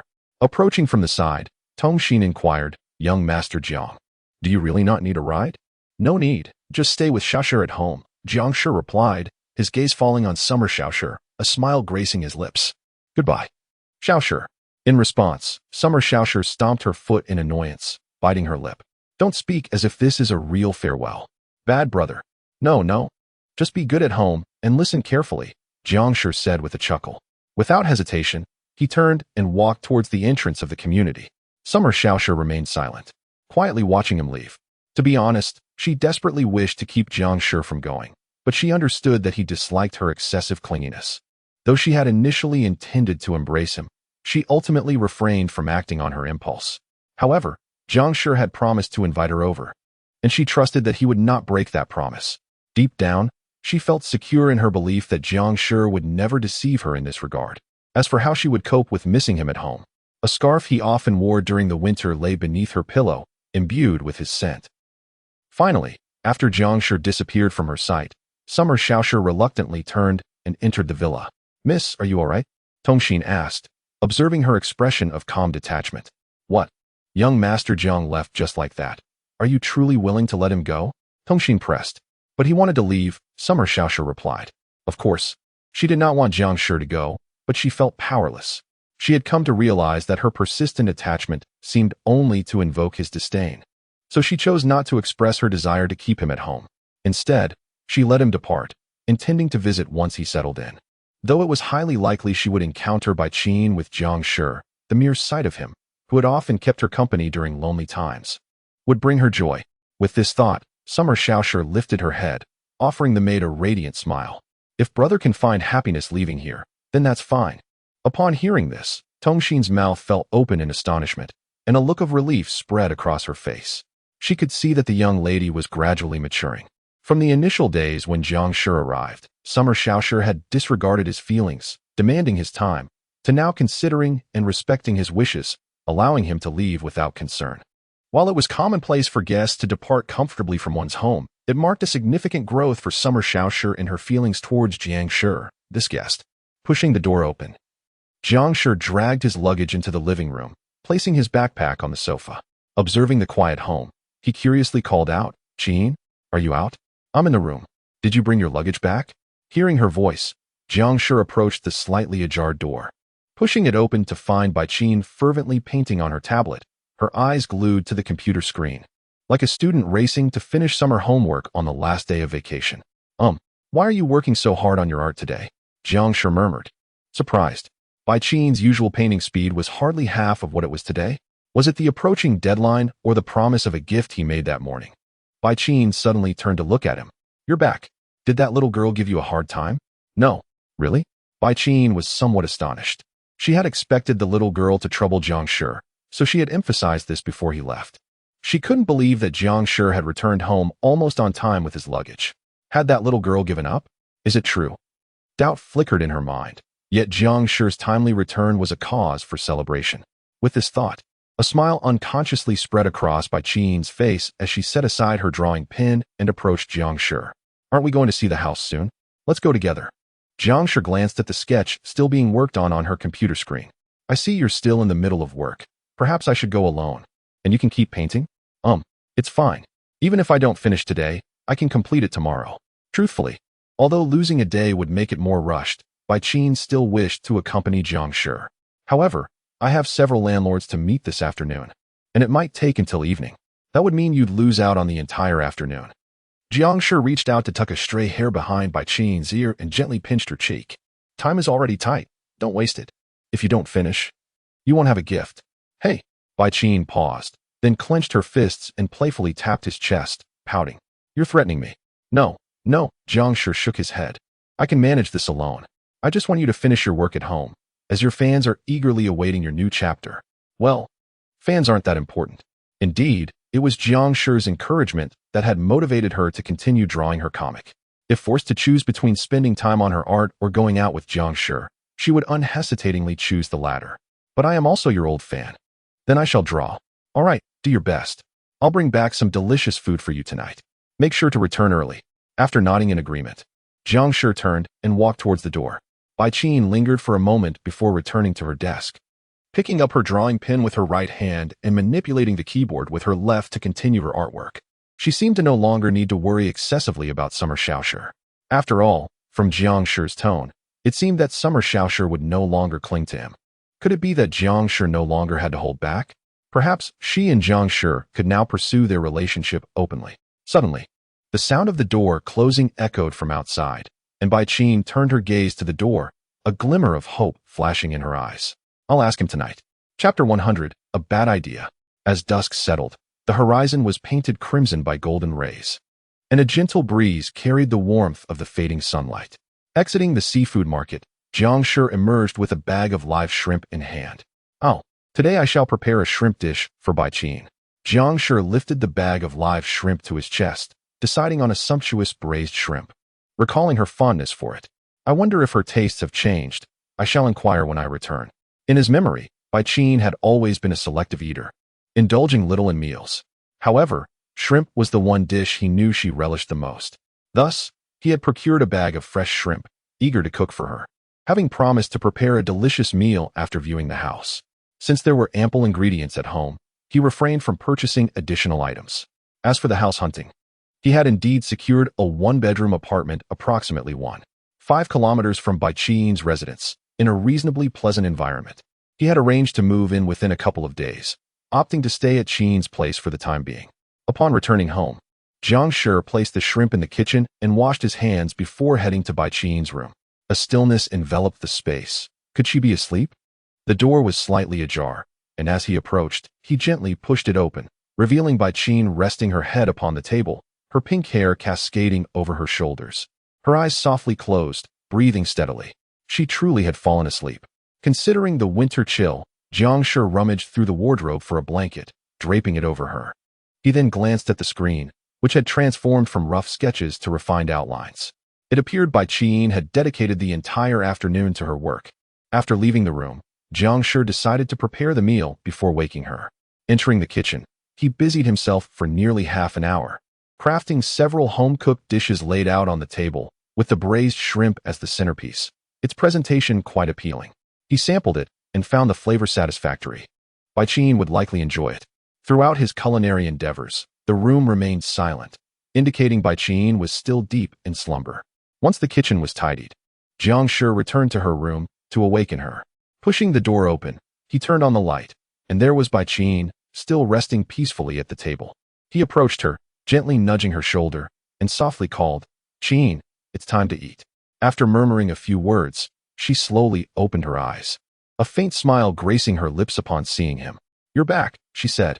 "Yes," Jiang Shi replied quietly. "I've prepared dinner. Would you like to eat now?" Bai Qin rubbed her eyes, rising slowly, appearing still drowsy. "Is it already evening?" "Indeed," Jiang Shi confirmed. "How did the house viewing go?" After yawning, Bai Qin inquired further. "I found a place nearby, a one-bedroom apartment. We can move in a couple of days." So soon?" A flicker of disappointment crossed Bai Qin's eyes. Wouldn't it be better to stay a few more days? Truthfully, renting a place had been a long-considered decision for Jiang Shi, and she would not actively hinder him. However, his actions felt rather hasty. She had expected that finding a place would take at least a week, yet here he was, having settled on it on the very first day. "That's fine, but let us eat first. The food will get cold," Jiang Shi replied. As he turned to leave, she grasped the hem of his shirt. "What's wrong?" Bai Qin stood, pulling him closer, her hands around his neck as she gazed into his eyes, her voice low. "Right now, I don't really want to eat." "What do you want then?" he asked, the subtle fragrance of her presence creating a slightly intimate atmosphere. Jiang Shi sensed an undercurrent of urgency in her demeanor. Bai Qin offered no further explanation, firmly pushing him down onto the bed, settling herself atop his legs. "Xiaoshi and Lingyue seem to have finally given up. All I want now is to devour you. After tonight, You shall belong to me entirely." Her eyes glimmered with excitement. She harbored a profound disdain for those two, wishing for their disappearance from the world. Now that they could finally find some peace, it affirmed that her efforts had borne fruit. Thus, she could now openly indulge in her feelings with the one she loved. Embarking on a series of plans with Jiang Shi. "Are you certain it's not the other way around? That I would devour you?" Her face flushed with a rosy hue, yet her eyes sparkled with desire, as if she felt no shyness about such sentiments, but rather an eagerness towards him. Jiang Shi felt undeterred. Despite knowing of Bai Qian's obsessive tendencies, she remained an inherently delicate girl. Without her tools of mischief, she posed no real threat. Furthermore, her actions stirred something within him. Reflecting on this, Jiang Shi swallowed hard. "You're worrying too much about Xiaoshi. Otherwise, we could have been together long ago. But it's all right. Today, you can finally agree to me, right?"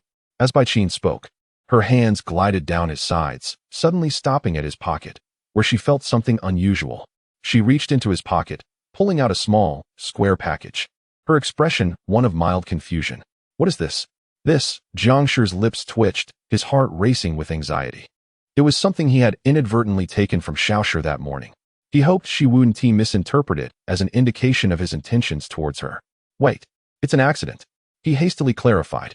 Suddenly recalling something, Bai Qian's cheeks flushed even deeper, her lips biting down in a shy manner. "It's fine. I understand you're a boy, with needs too. I was actually thinking about today. It's no problem. What are you implying?" "It's a mistake," Jiang Shi exclaimed, exasperated, and proceeded to explain himself.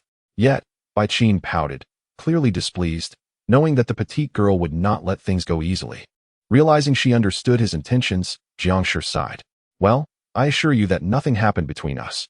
A mischievous smile played at the corners of Bai Qian and Appo's mouth as a devious thought crossed her mind. "All right, since she won't relent, let us make use of what she gave us." Jiang Shi's lips twitched again, pondering whether this might be a tad too devious. Chapter 101. Shall we eat shrimp? 17. Is it truly possible? The thought that after tonight you will belong to me fills me with joy. With a soft rustle, Jiang Shi turned over, his hands supporting the girl's head on either side. His gaze laced with a hint of desire and conflict as he locked eyes with her. It is possible. Bai Qian had long awaited this moment. For once it transpires, she would genuinely possess Jiang Shi. Yet, being a novice in such matters, she felt a tinge of shyness, her cheeks blooming with an involuntary blush. She placed the item given to her by Xiaoshi against her chest and whispered, "If you prefer not to use this, there are others prepared in the drawer by the bedside, or you may choose to forego it altogether. Just use this one." Jiang Shi interrupted her, unable to withstand her teasing. Since Bai Qian had taken the initiative, he was more than willing to indulge her. "Well, as long as you like it, that is enough."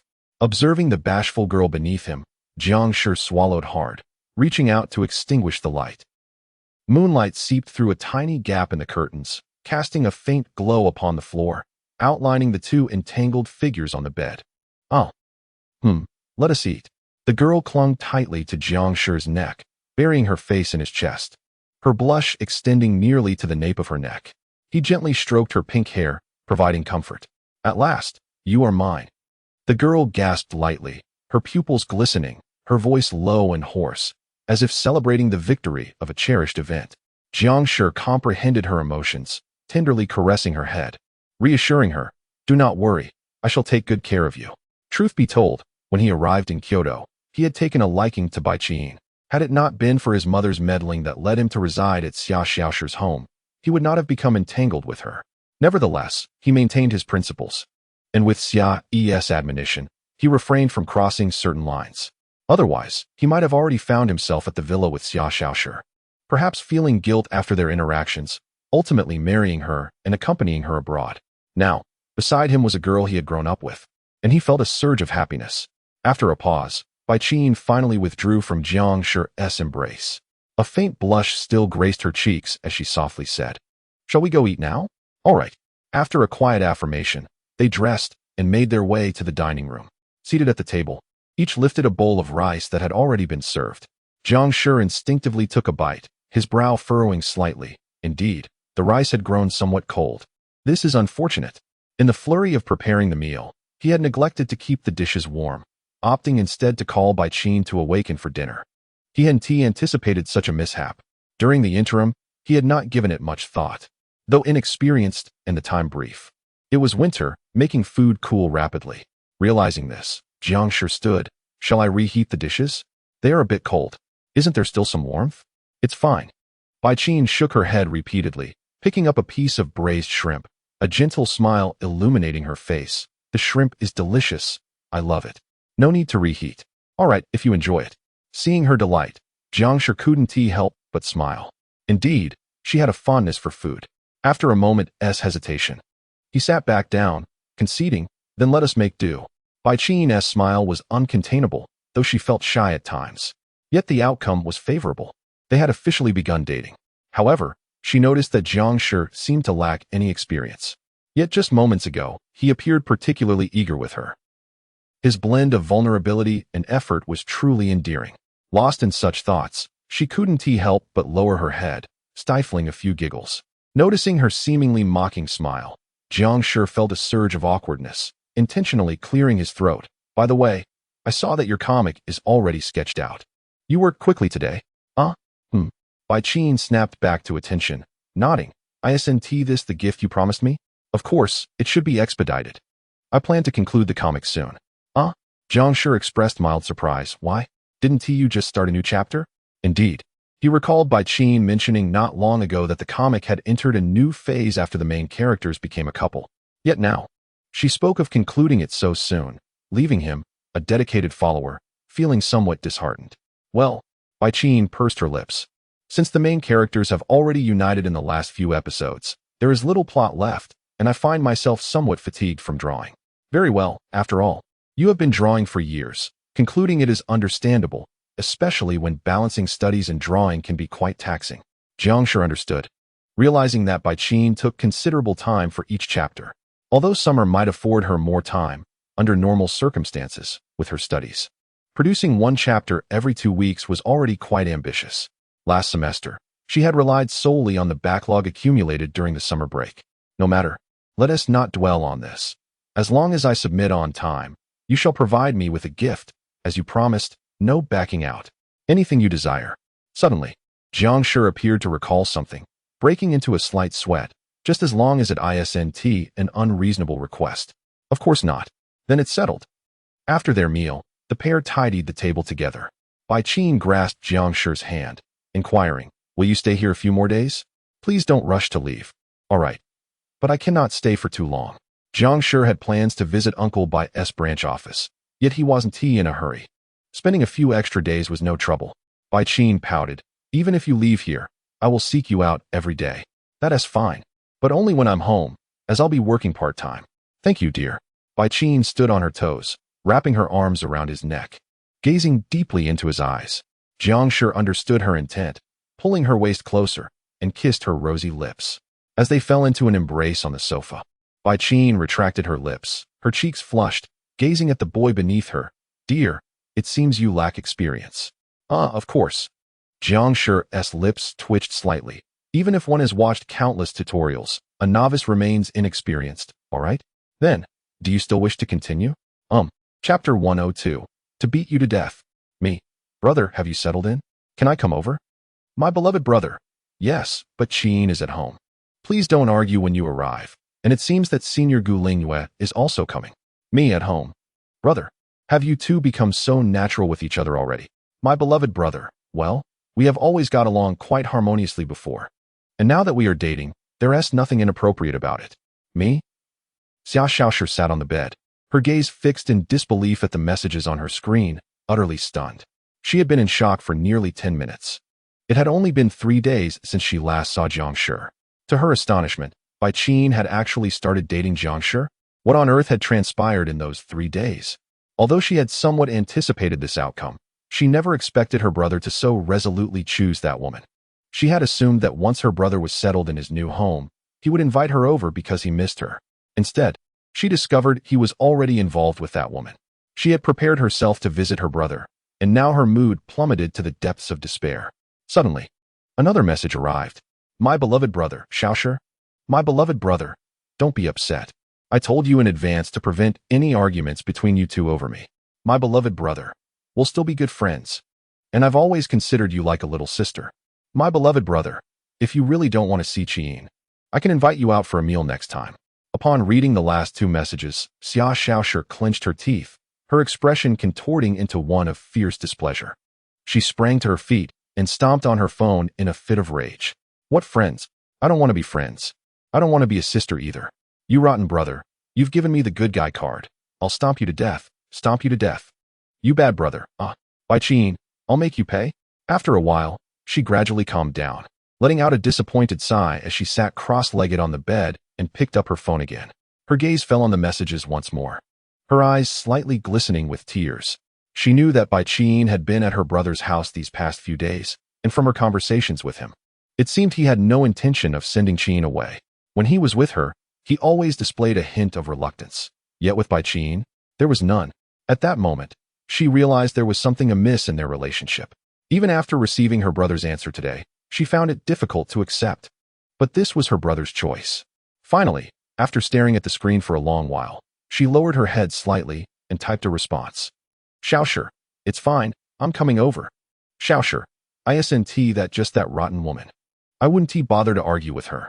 As long as I can see my brother, that's all that matters. Upon reading Xia Xiaoshi's messages, Jiang Shi replied, all right. I'll have Tongxin send you the address. He then tossed his phone aside, finally breathing a sigh of relief. It seemed Xiaoshi would be all right. Meanwhile, Bai Qiyin, dressed in an apron and wielding a spatula, had been glaring at him intently since earlier. She had already known about their relationship, yet she was genuinely preparing to come over. A mischievous smile crept across Bai Qiyin's face, since she had been taking care of him for so long. She should indeed prepare something delicious to welcome her. Oh, Jiang Shi's lips twitched slightly. Just don't put anything strange in the food. I want tea. I'm serious. I want to treat her well. And Senior Gu Lingyue will also be coming over. Jiang Shi scratched his head, hoping she wouldn't mind. In response, Bai Qiyin huffed and turned her head away, clearly displeased. Of course, she minded. Why should her beloved be out mingling with others? As long as he didn't get too close to them, she would be fine, or else she would be upset. Don't worry, it's just a meal. Jiang Shi felt somewhat reassured. Ever since that kidnapping incident, Bai Qiyin had changed. Although she retained her previous gentleness, she no longer concealed her emotions. Now, she expressed her feelings directly, making their interactions more harmonious than before. They no longer felt any embarrassment over their new relationship. All right, I'll head to the kitchen to cook then. Today, it's my turn to cook. Seeing the smile on Bai Qiyin's face, Jiang Shi still felt a twinge of concern. Considering that cooking alone might be tiring for her, he stood up and wrapped his arms around her slender waist from behind. I'll help you. Sensing his concern, Bai Qiyin explained, you need to trust me. I won't do anything funny with the food. Jiang Shi shook his head. It's all right. You'll be tired alone. Let me help you. Bai Qiyin pouted slightly. You're clearly worried about them. Yet, seeing that Jiang Shi didn't respond, she slowly leaned closer, and a smile unconsciously broke across her face as she pecked him on the cheek.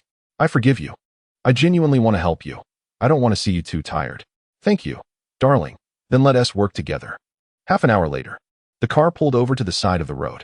Opening the door, Xia Xiaoshi stepped out and looked at Tongxin, saying, just drop me off here. Suddenly, a wine-red sports car pulled up beside them, and a tall girl emerged.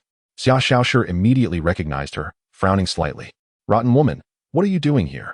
Gu Lingyue walked up to her, glancing down. Jiang Shi really invited you over. Of course, my brother would think of me first. Xia Xiaoshi placed her hands on her hips, snorting in disdain. Anyway, my brother must have invited me over first. You were second. Seeing her self-absorbed demeanor, Gu Lingyue couldn't be bothered to waste words with her. She walked past Xia Xiaoshi and headed upstairs, saying, just keep on with your self-adoration, little brat. I'm going upstairs first. Xia Xiaoshi turned to Tongxin. I'm going to find my brother. Hearing this, Tongxin hesitated slightly. Are you sure you can manage alone? It's fine, my brother is home. To be honest, after witnessing Xia Xiaoshi being carried home unconscious last time, Tongxin had been somewhat worried about her. This time, hearing that Bai Qiyin would also be at home, and seeing Gu Lingyue head upstairs made her even more concerned. As it seemed both women were somewhat disdainful of Xia Xiaoshi. She truly felt uneasy.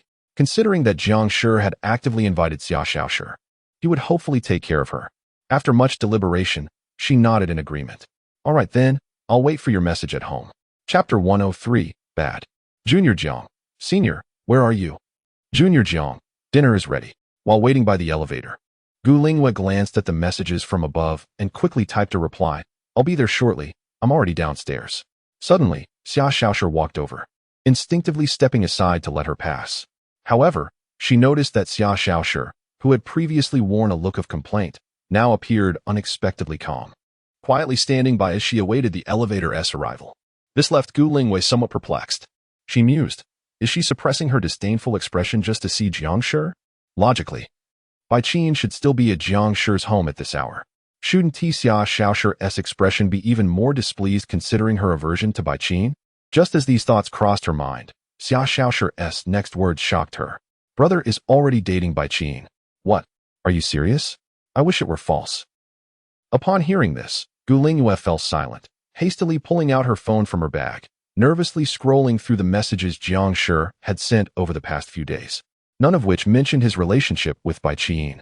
To be honest, she found it hard to believe. If Xia Xiaoshi were lying to deceive her, she wouldn't buy it. Yet, when it came to Jiang Shi and Bai Qin, she had no choice but to accept it as truth. Xia Xiaoshi had a deep affection for Jiang Shi. She knew very well that Xia Xiaoshi would never joke about Jiang Shi being involved with another girl. What puzzled her was that Xia Xiaoshi seemed unfazed by the revelation. Instead, it was Gu Lingwei who felt a tremor of anxiety at the news. At that moment, the elevator doors opened. Xia Xiaoshi stepped inside first, casting a slightly doubtful glance at Gu Lingwei. If you don't come in, I'll leave on my own. Regaining her senses, Gu Lingwei also entered the elevator. Xia Xiaoshi pressed the button for the 7th floor, and then the closed door button. Are you not upset? Your brother Jiang has been taken by another girl, Gu Lingwei asked, perplexed. Of course I'm upset. Xia Xiaoshi replied softly. How could she not be distressed? The person she loved dearly had been taken away by another girl. She was not just sad, she was furious. Despite all she had done, did her brother still not sense her affection? After much contemplation, she ultimately realized that her brother did not love her. No matter how hard she tried to win him back, it seemed he would not return to her. Thus, she resolved not to cling to him any longer, nor to cause any more disturbances, for such behavior would only deepen his disdain for her. Yet, a flicker of unwillingness lingered in her heart. With that thought, Xia Xiaoshi clenched her teeth. I want to take my brother back. I want to possess him for a lifetime. Hearing her words, Gu Lingwei chuckled. If it were you, that might just be achievable, right? Why not call more people over? But brother is unwilling. Xia Xiaoshi retorted, irritated. Gu Lingwei sighed deeply. Truthfully, she felt the same unwillingness as Xia Xiaoshi, but given the circumstances, she had no choice but to accept it. After all, Jiang Shi's affection for her was now a thing of the past. No amount of her current likings seemed to matter. Nevertheless, today Jiang Shi had invited her to dinner, and it was necessary for her to attend. Sigh. Can't you at least see Xiaoshi a bit more? Xia Xiaoshi murmured softly. That might be difficult, Gu Lingwei shrugged, in my impression. Jiang Shi is quite a responsible person. If you disturb him and Bai Qin gets jealous, he will surely prioritize her feelings and leave you behind. You might as well move on. Xia Xiaoshi shot her a glare. Humph. Don't act like you're any better. I'm merely reminding you. You should really listen. Knowing that Jiang Shi was a responsible person, Gu Lingwei chose to let go immediately. The Xia family's corporation had dealings with their own, and Xia's mother had a good relationship with her. Xia Xiaoshi was practically like a younger sister to her, which is why she felt compelled to offer some advice. Listen to your big head. I want to listen to you. Little brat, you better speak properly. I don't want to. You're the one I dislike the most. I'm going to find my brother. 10 minutes earlier. In the living room. Finally done. I wonder where those two have gone. The two of them removed their aprons and emerged from the kitchen, sitting on the sofa. Jiang Shi took his phone from his pocket and sent a message to both of them. Soon, replies came in. Gu Lingwei, I'll be there shortly. I'm already downstairs. Xiaoshi, I'm downstairs, brother. I'll be up soon. Seeing their responses, Jiang Shi felt an ominous premonition. The messages arrived almost simultaneously. Surely, these two would not be arguing downstairs. Are they really coming up now? Bai Qin, seated nearby, leaned in to inquire. They said they're downstairs. Oh, in that case, I'll go open the door. Bai Qin's lips curled into a mischievous smile as she walked to the door and opened it, then returned. What are you scheming now?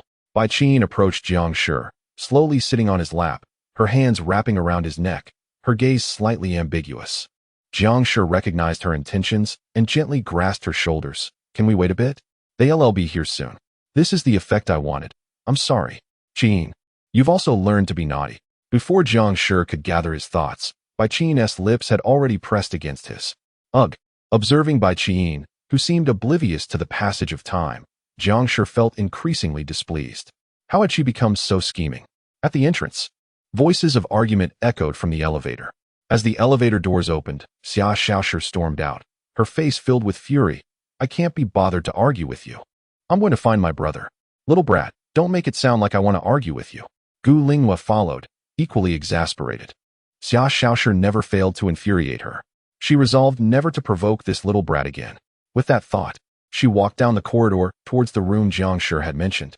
However, she found Xia Xiaoshi standing dumbfounded at the door, gazing vacantly into the room. Slightly puzzled, Gu Linghua followed her line of sight.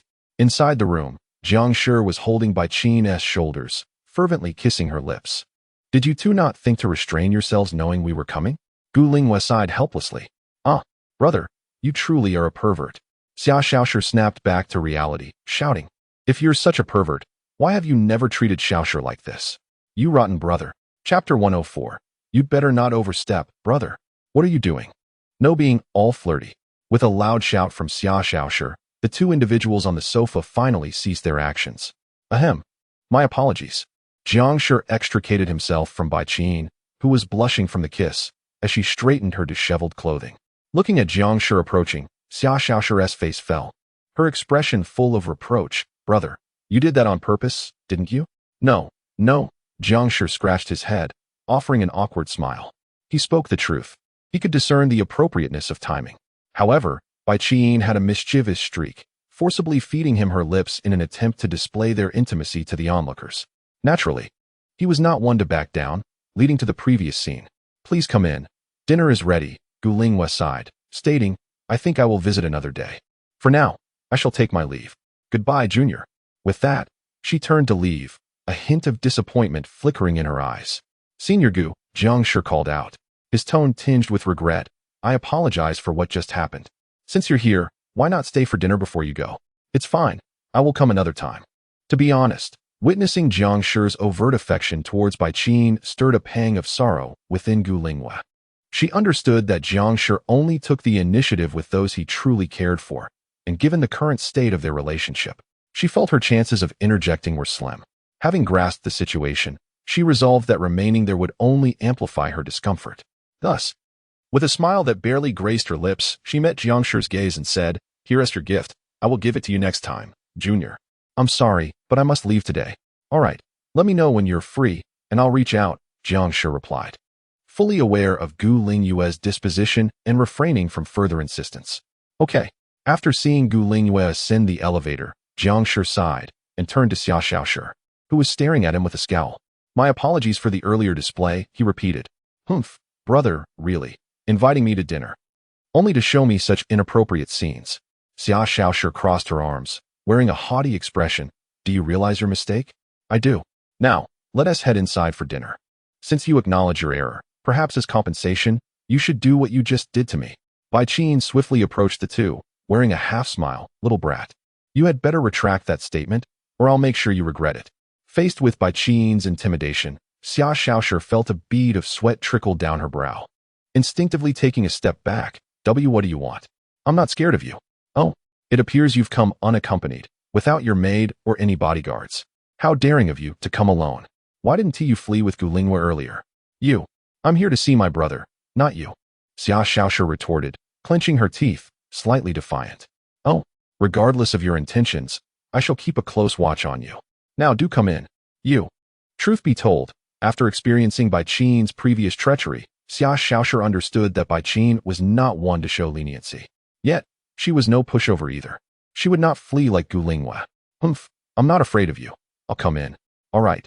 Qin, stop scaring her, Jiang Shi reassured Xia Xiaoshi.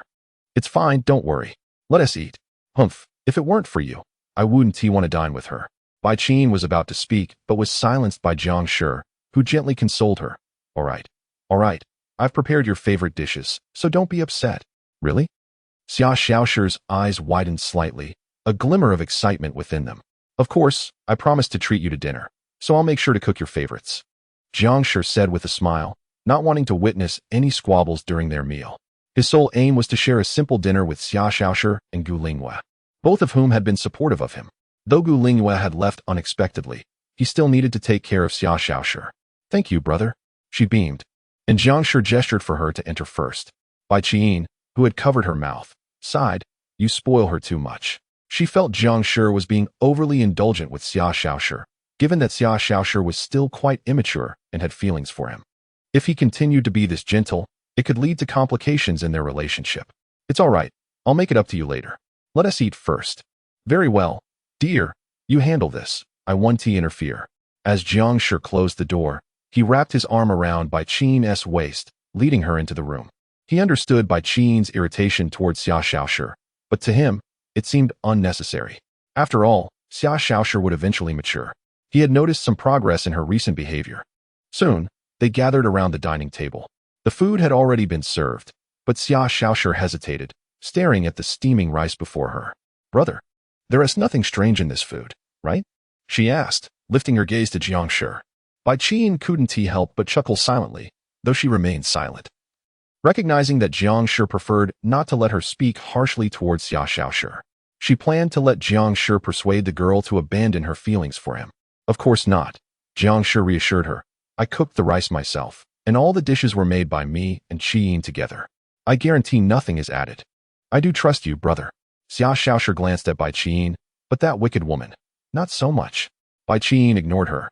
"Seriously, you can relax," Jiang Shi reiterated. "Well," Xia Xiaoshi picked up her chopsticks, pursing her lips before continuing. "But even if you did put something in it, if you wanted to make me faint, you could. After all, I know you have feelings for me." Crack, the wooden chopstick snapped in her hand. And Bai Qian glared at her with a murderous expression. "Little brat, you'd better not overstep your bounds." Chapter 105. Farewell, take care. "So what?" Xia Xiaoshi huffed disdainfully. "If it weren't for you stealing my brother away, he would have been mine. You little homewrecker." Hey, let's not argue over trivial matters." Jiang Shi sighed, feeling increasingly vexed.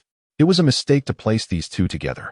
Fortunately, Senior Gu Lingyue had left earlier, otherwise, who knows how heated the argument would have become. With this thought, Jiang Shi served Bai Qian a piece of meat and signaled her with his eyes. Seeing this, Bai Qian sighed and gradually calmed down. Although a bit angry, she understood that quarreling excessively with Xia Xiaoshi was meaningless. Under Jiang Shi's gentle persuasion, she chose to remain silent. As for how to release her pent-up frustration, she could always vent it on her beloved later. "All right, Xiaoshi, eat your meal and stop causing a scene," Jiang Shi reminded her. "I prepared several dishes you like, so enjoy your meal." During their meals at Xia Xiaoshi's home, every dish was prepared by the maid, Tongxin, with 6 to 10 dishes served daily. While the meals were lavish and seldom repeated, there were always 2 or 3 fixed dishes. Having cooked for Xia Xiaoshi for a few days, Jiang Shi had inquired with Tongxin and learned which dishes were her favorites. Thus, when hosting Xia Xiaoshi, he had gone to the market to purchase the necessary ingredients to prepare these dishes.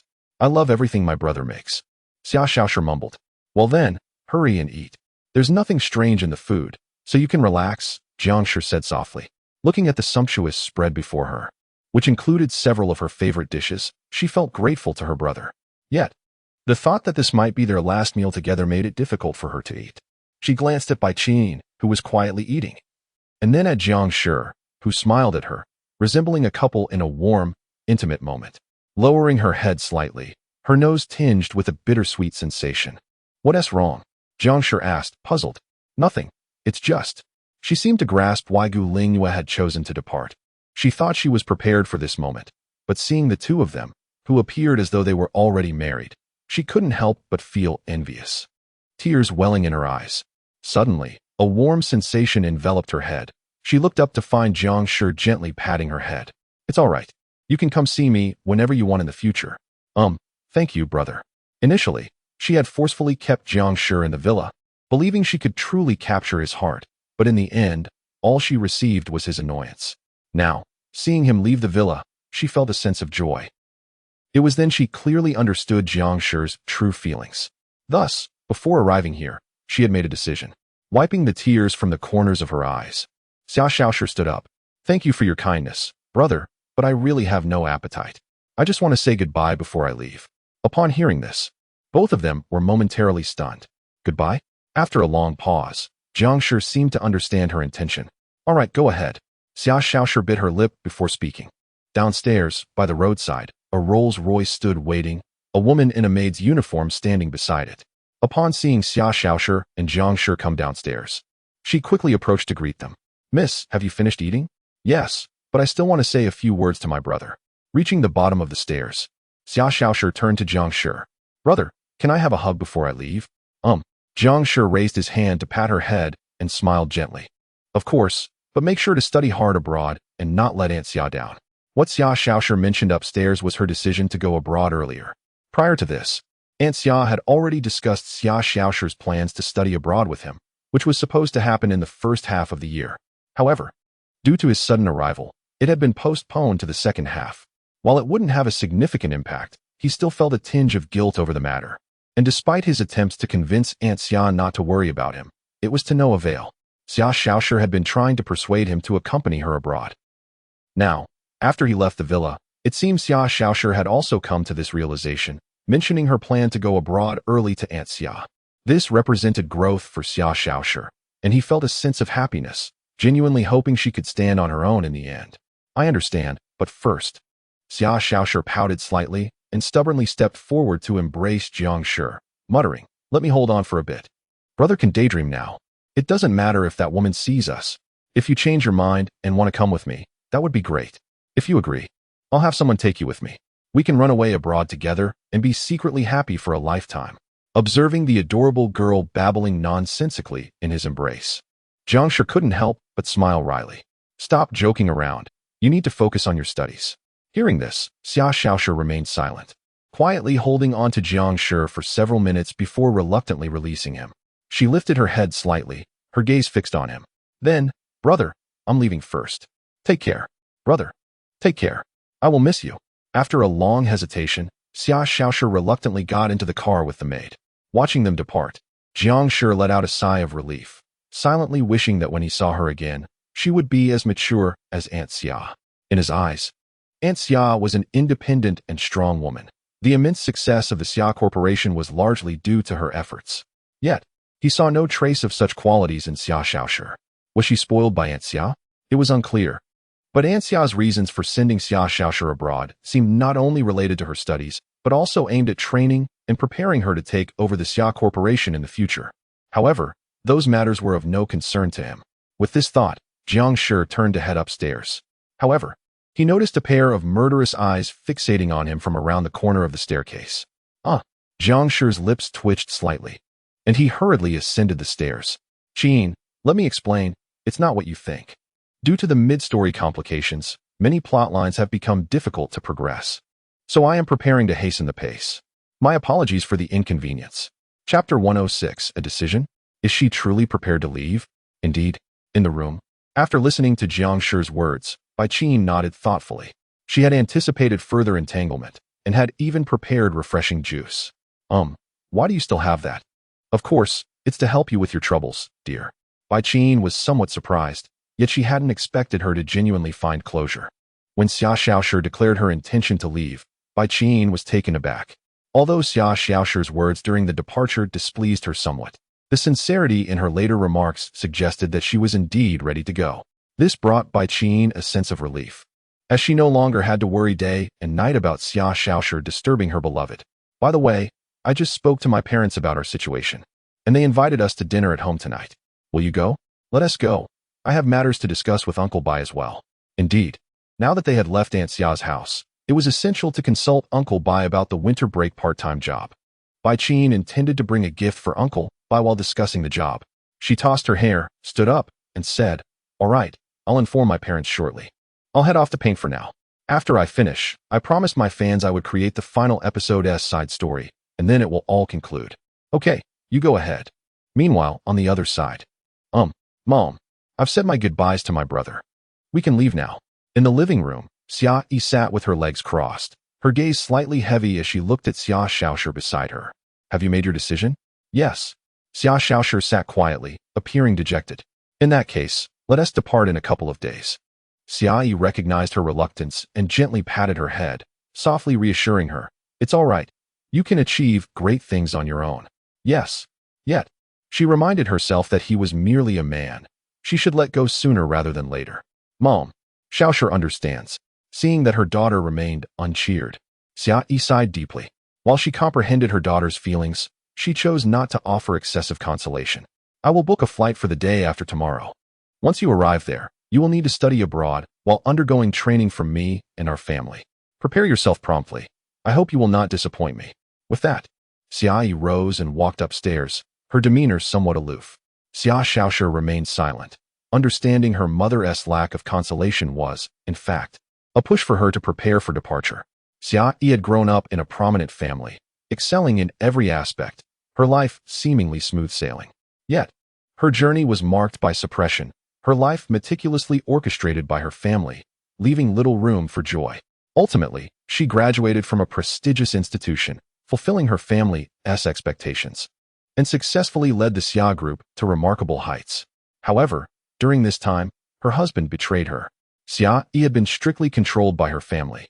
Forbidden from any romantic entanglements, her every action aimed solely at enhancing her capabilities. Love and marriage? She had no authority to choose, ultimately being compelled to forge alliances with other families. Fortunately, after Xia entered university, the constraints began to ease. It was during her junior year that she met her first love. Due to family disapproval, they engaged in a secret relationship for nearly a year until their romance was discovered. Naturally, her family forbade her from dating. Yet Xia refused to relinquish the man she loved. This was the first instance in her life, meticulously planned by others, where she experienced true happiness and affection. For him, she defied her family's advice, even severing ties with the Xia family. However, the Xia family's influence was too formidable, no matter where they fled. They were quickly tracked down. Eventually, Xia became pregnant and used the child to coerce the Xia family into keeping the man. To her surprise, the response from her family was beyond her imagination. He took the money given by the Xia family and abandoned both her and their child without a word. For the sake of money, he betrayed Xia, leaving her, pregnant, in utter despair. This incident instilled in Xia an intense hatred for betrayal. Thus, she remained single all these years, showing no compassion for men who sought her favor. Later, Xia Xiaoshi was born. Determined to spare her daughter from the life she had endured, Xia took over the Xia group after graduation, elevating it to heights never achieved by previous leaders. Ultimately, she ascended to the pinnacle of the Xia family, gaining the highest authority. Subsequently, Xia amended the family rules, taking Xia Xiaoshi and leaving the Xia household to live independently. In doing so, Xia ensured that Xia Xiaoshi experienced a childhood starkly different from her own. From her early years, Xia Xiaoshi enjoyed the freedom to pursue her desires, determining her own path in life, resulting in the lively and joyful person she is today. Xia Xiaoshi was aware of these circumstances. As for how she came to know, it was due to Jiang Shi's mother sharing these stories since her early memories, which led her to be more obedient, rarely defying her mother's commands, perhaps only muttering a few complaints. However, the pain of losing a beloved person was something Xia Xiaoshi could not easily dismiss, nor did she intend to forget. Unlike her mother, though she had been cherished and coddled, she had never known hardship. Yet, she had devoted her heart solely to her brother. After reflecting on this, Xia Xiaoshi pondered for a long while on the sofa. Finally resolved, she stood up and slowly made her way upstairs. As a side note, the man who abandoned Xia and Xia Xiaoshi fled abroad with the money. Upon learning of this, Jiang Shi, Jiang Shi's mother, a colleague of Xia, traveled to confront him, employing extraordinary measures to eliminate him. Chapter 107. Courtesy and politeness. How delightful. It appears you've finally come to your senses. Now that I see you two together, I can rest easy. Focus on nurturing your relationship, and after graduation, you shall wed. I'll ensure a grand wedding for you, with a car, a house, and all the arrangements taken care of by your uncle. Haraha. Thank you, uncle. But I would prefer to strive for those on my own. Within the opulent single-family villa, at the dining table, Bai Qing smiled with satisfaction as he patted the shoulder of the youth beside him. It's all right. I know you have a strong sense of pride. There's no problem with working at the company. You can start whenever you like. Thank you, uncle. Jiang Shi, feeling somewhat shy from the affection, scratched the back of his head awkwardly. Bai Qing, sitting beside him, merely chuckled softly, leisurely picking at her food while observing them. We are family. There's no need for such formality. Lan Shixian interjected, However, balancing your studies with an internship can be quite exhausting.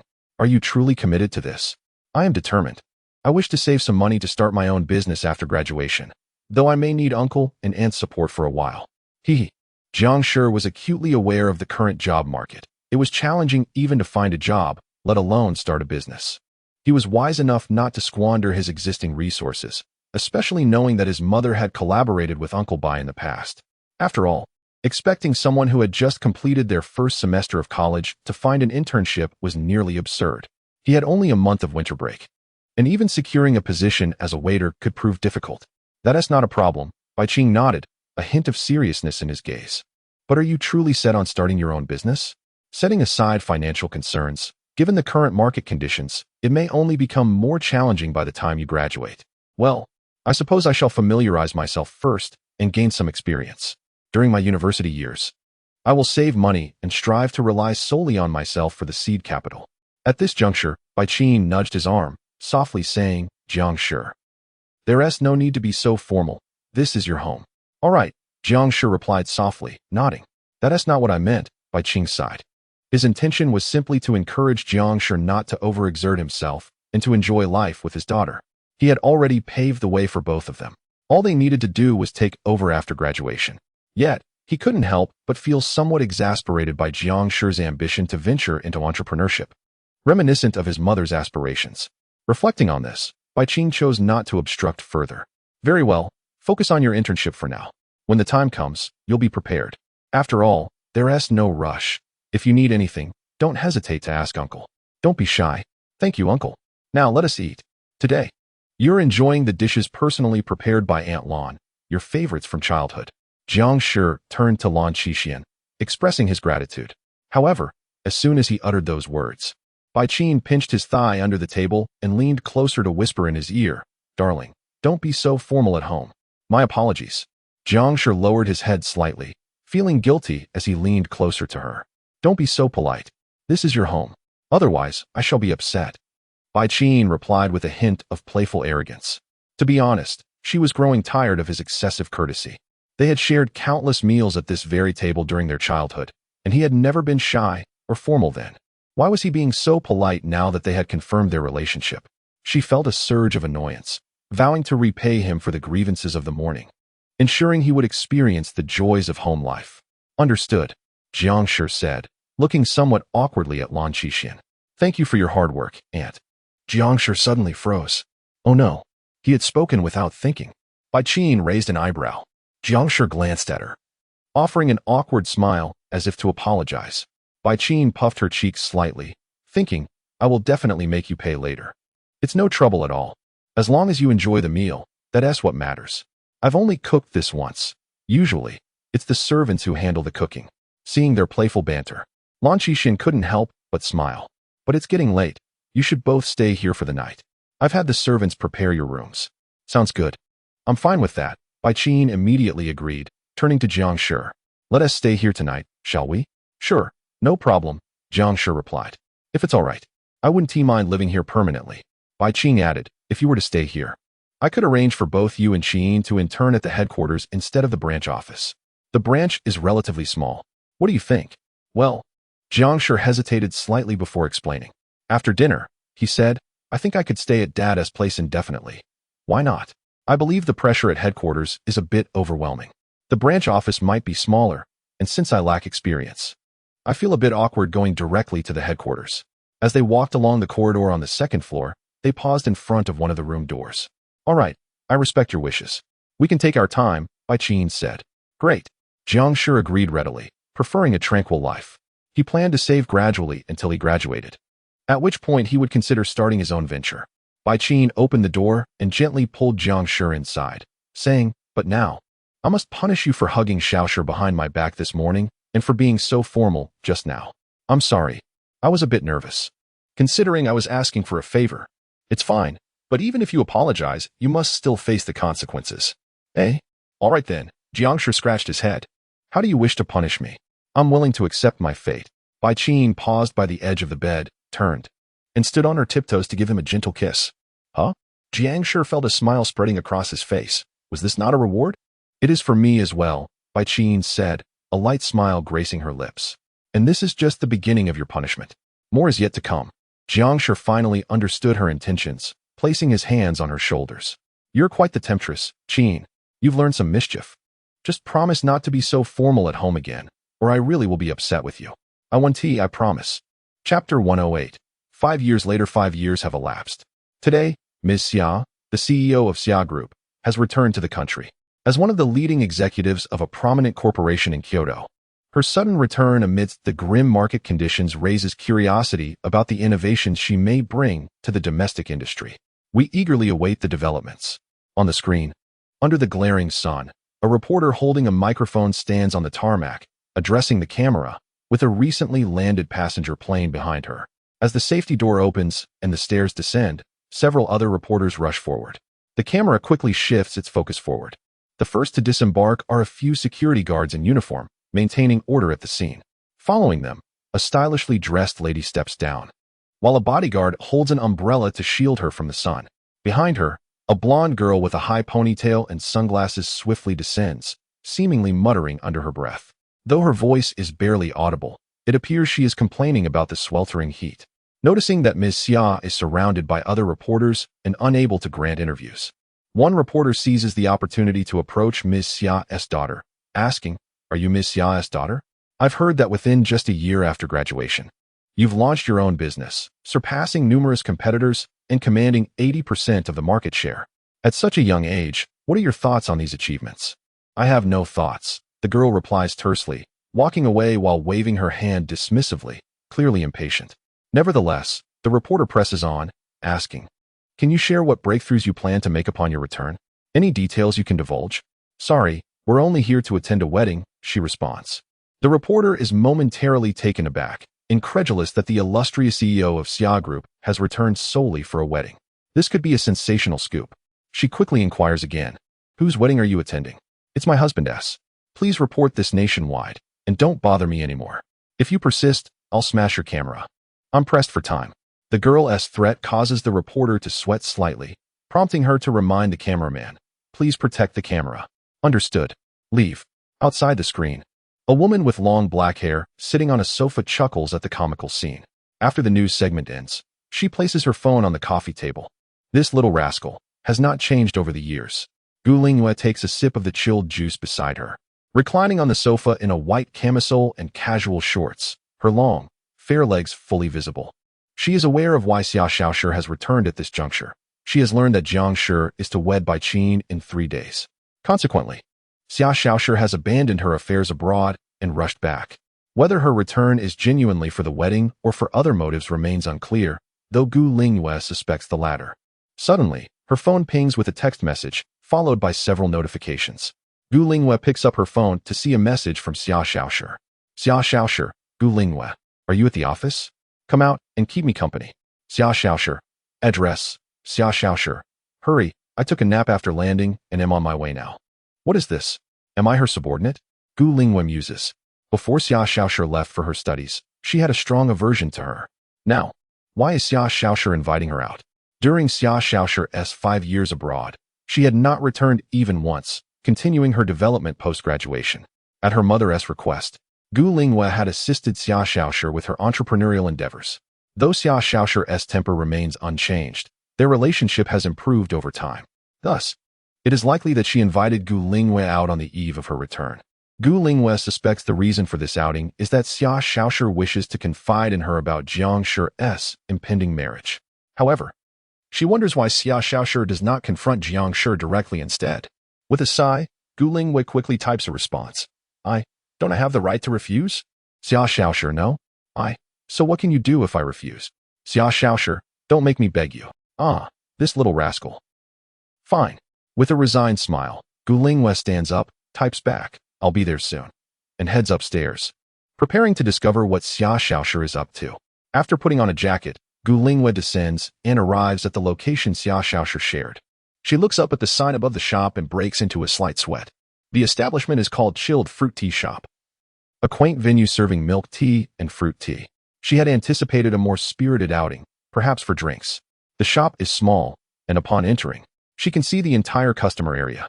After surveying the surroundings, Her gaze lands on a blonde girl in the corner. Xia Xiaoshi, sporting a high ponytail and wearing an oversized white t-shirt that nearly reaches her knees, is expressionlessly sipping fruit tea from her lap. Compared to the past, Xia Xiaoshi seems to have matured, yet Gu Lingwen notices a hint of youthful playfulness as she watches her bite down on the straw. Approaching her, Gu Lingwen prepares to greet her. I thought you were inviting me out for drinks, but here we are for milk tea instead. If you wish to vent, you might as well choose a better location. Xia Xiaoshi turns around, scoffing lightly. This isn't good, I prefer this instead. Although Xia Yi had informed her that socializing often involves alcohol, Xia Xiaoshi still finds it hard to adapt. However, thanks to her mother's guidance, she has thrived in her career without being beholden to the drinking culture. Then let us have this, Gu Lingyue says as she pulls out a chair and sits beside her. You need not conform to such expectations. And neither do you, Xia Xiaoshi retorts, waving her hand dismissively. Now that we're out, let us not talk about work. What do you want to drink? I'll order for you. Since you insist on treating, I shall not hold back.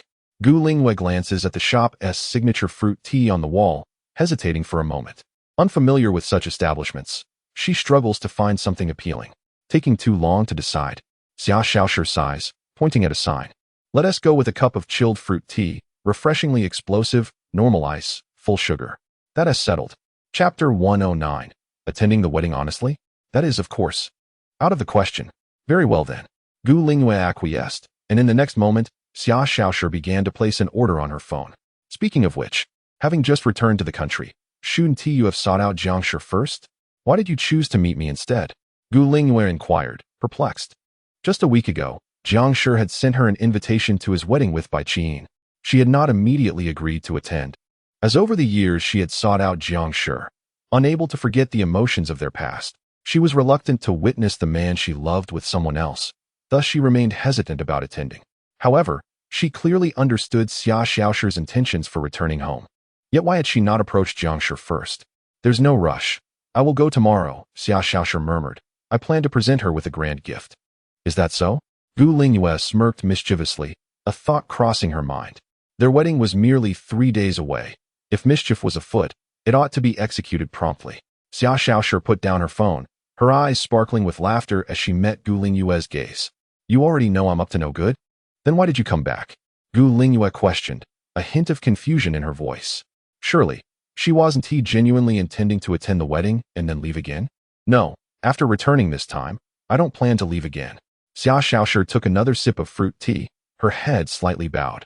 A trace of melancholy evident in her eyes. But I still can't let go of brother Jiang Shi. At that moment, a waiter approached, delivering the fruit tea to Gu Lingyue. Hello, your fruit tea is ready. Enjoy. Thank you. After expressing her gratitude, Gu Lingyue turned back, inserting a straw into her cup while saying, I feel the same way. But what are your plans? Are you going to catch him off guard? Gu Lingyue's lips twitched slightly. Are you serious? Don't you want to? Xia Xiaoshi sighed, propping her cheek in her hand. He promised to chat with me more often, yet his responses have been increasingly delayed lately. Sigh, perhaps it's because he is preparing for marriage? I hope he doesn't delete me from his friends list then. I think not. Gu Lingyue was well aware of what Jiang Shi had been occupied with lately. He was currently engrossed in a promising project, seeking investors.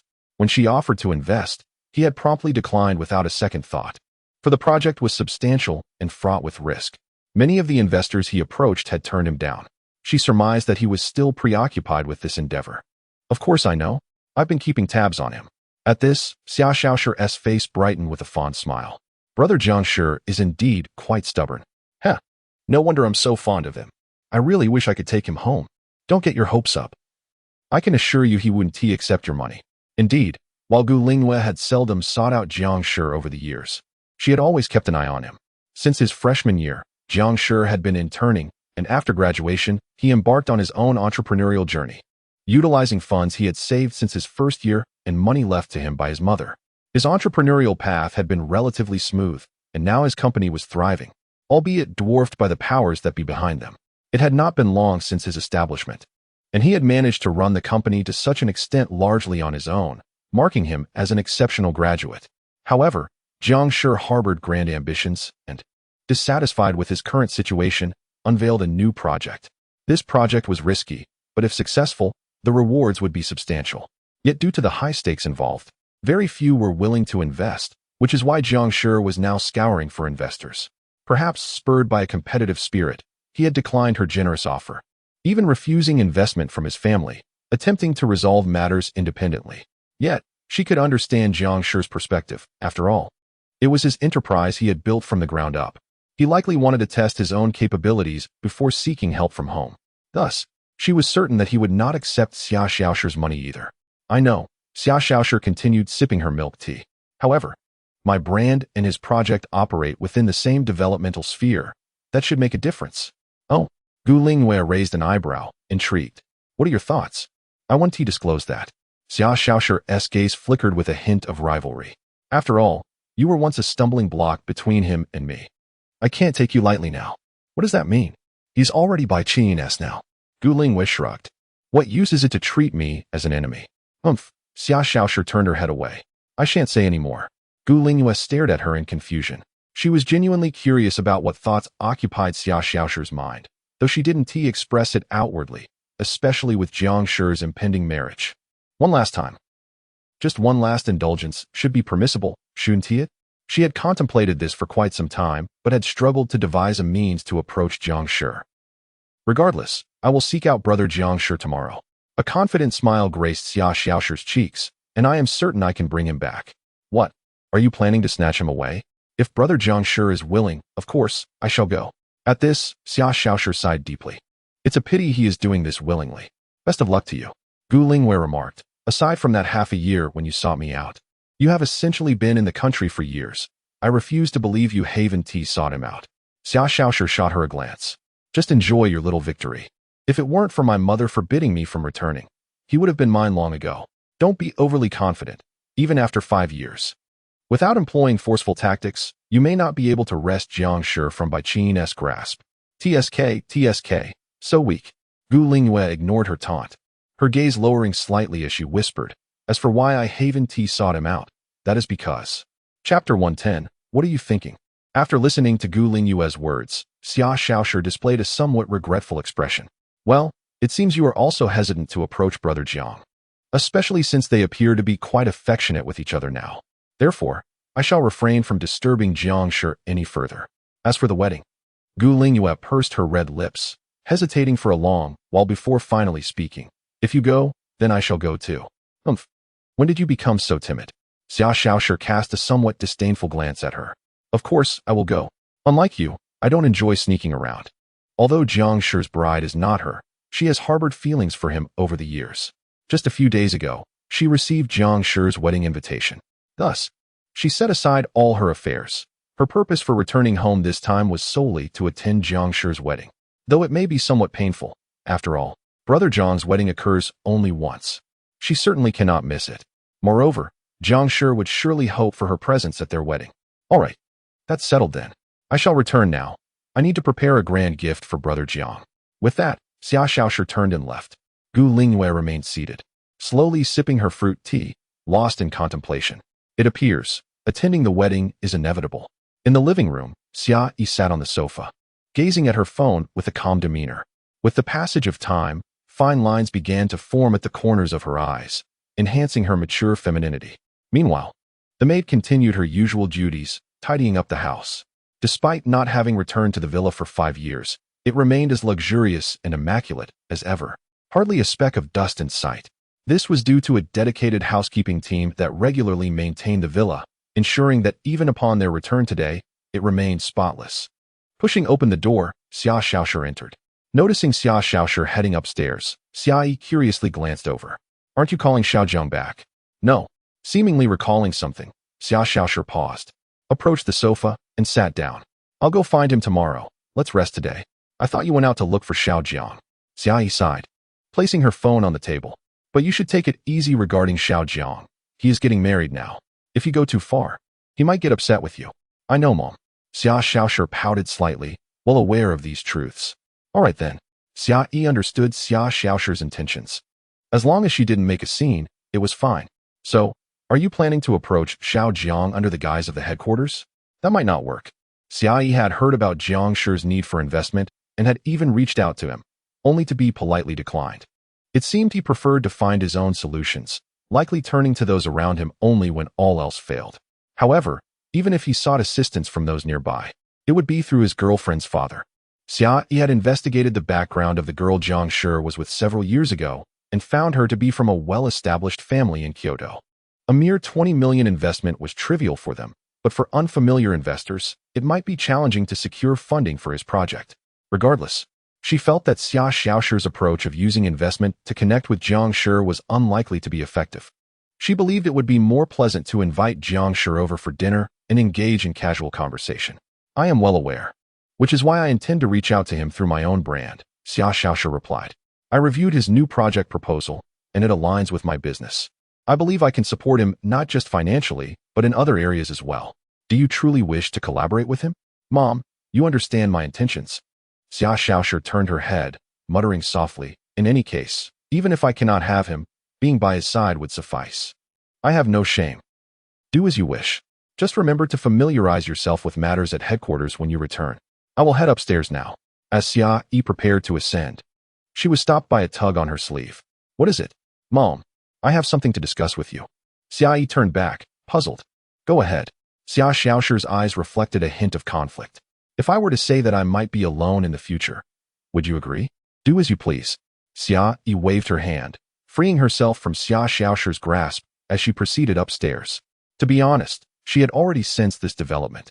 During Xia Xiaoshi's university years, numerous boys had pursued her, yet she paid them no mind, disregarding their advances. After each of Xia Xiaoshi's complaints about such matters, she would often hear, I miss Jiang Shi. Can we bring him over? She had grown weary of such sentiments. Even as Xia Xiaoshi matured and ceased to vocalize such childish wishes, her feelings for Jiang Shi remained unresolved, a fact that left Xia Yi feeling helpless. Nevertheless, it was of little consequence. After all, Xia Xiaoshi had always walked her path alone, so she held no objections to her daughter's request. Thank you, Mom. Upon hearing this, Xia Yi smiled warmly and continued up the stairs. Just don't let me down when it comes time to take over the headquarters. Rest assured, I will not disappoint you. Xia Xiaoshi confidently patted her chest. Oh, by the way, Xia Yi paused at the corner of the staircase. If you have the time, invite Jiang Shi over for dinner. His career seems to be going well, much like he promised back then. It would be nice to catch up, as it has been quite a while. Sure, I'll ask Brother Jiang tomorrow. Seemingly reminded of something, Xia Xiaoshi sighed. But Brother Jiang seems quite busy lately. Not just with work, but also the wedding. I wonder if he'll have time. There will be plenty of time in the future. That is true. I don't plan on going back after this. With no further words exchanged, Xia Yi ascended to her room. Meanwhile, Xia Xiaoshi, still seated on the sofa, turned her gaze toward Tong Xian, the maid, who was tidying up. Maid-chan, please take me to find Brother Jiang at 10 tomorrow morning. I have a gift to bring him. Understood. Tong Xian replied, promptly resuming her cleaning duties. Chapter 111. My husband Xiao Jiang. How are things going? Have you found an investor yet? Not yet. A man, whose expression bore a hint of melancholy, sat on the sofa, slowly scrolling through the contacts on his phone, attempting to find an investor he had yet to reach out to. But it's all right. Tomorrow I have a meeting with a senior executive from a foreign company. If that doesn't pan out, I may have to trouble you again. Not a problem. Bai Qing patted his shoulder reassuringly. There will always be bumps along the road. You've already accomplished far more than your peers. Accepting help from us is nothing to be ashamed of. Once you and Shi Yin are married in a few days, we will all be family. I know, Dad. After all this time, Jiang Shi had long come to regard this place as home. 2 years ago, after his mother returned to the country and spoke with Bai Qing, he began addressing them as Mom and Dad. Following Qi Yin's fervent insistence, he had grown accustomed to it. Yet, after spending over 2 years in the country, his mother had gone abroad again at the beginning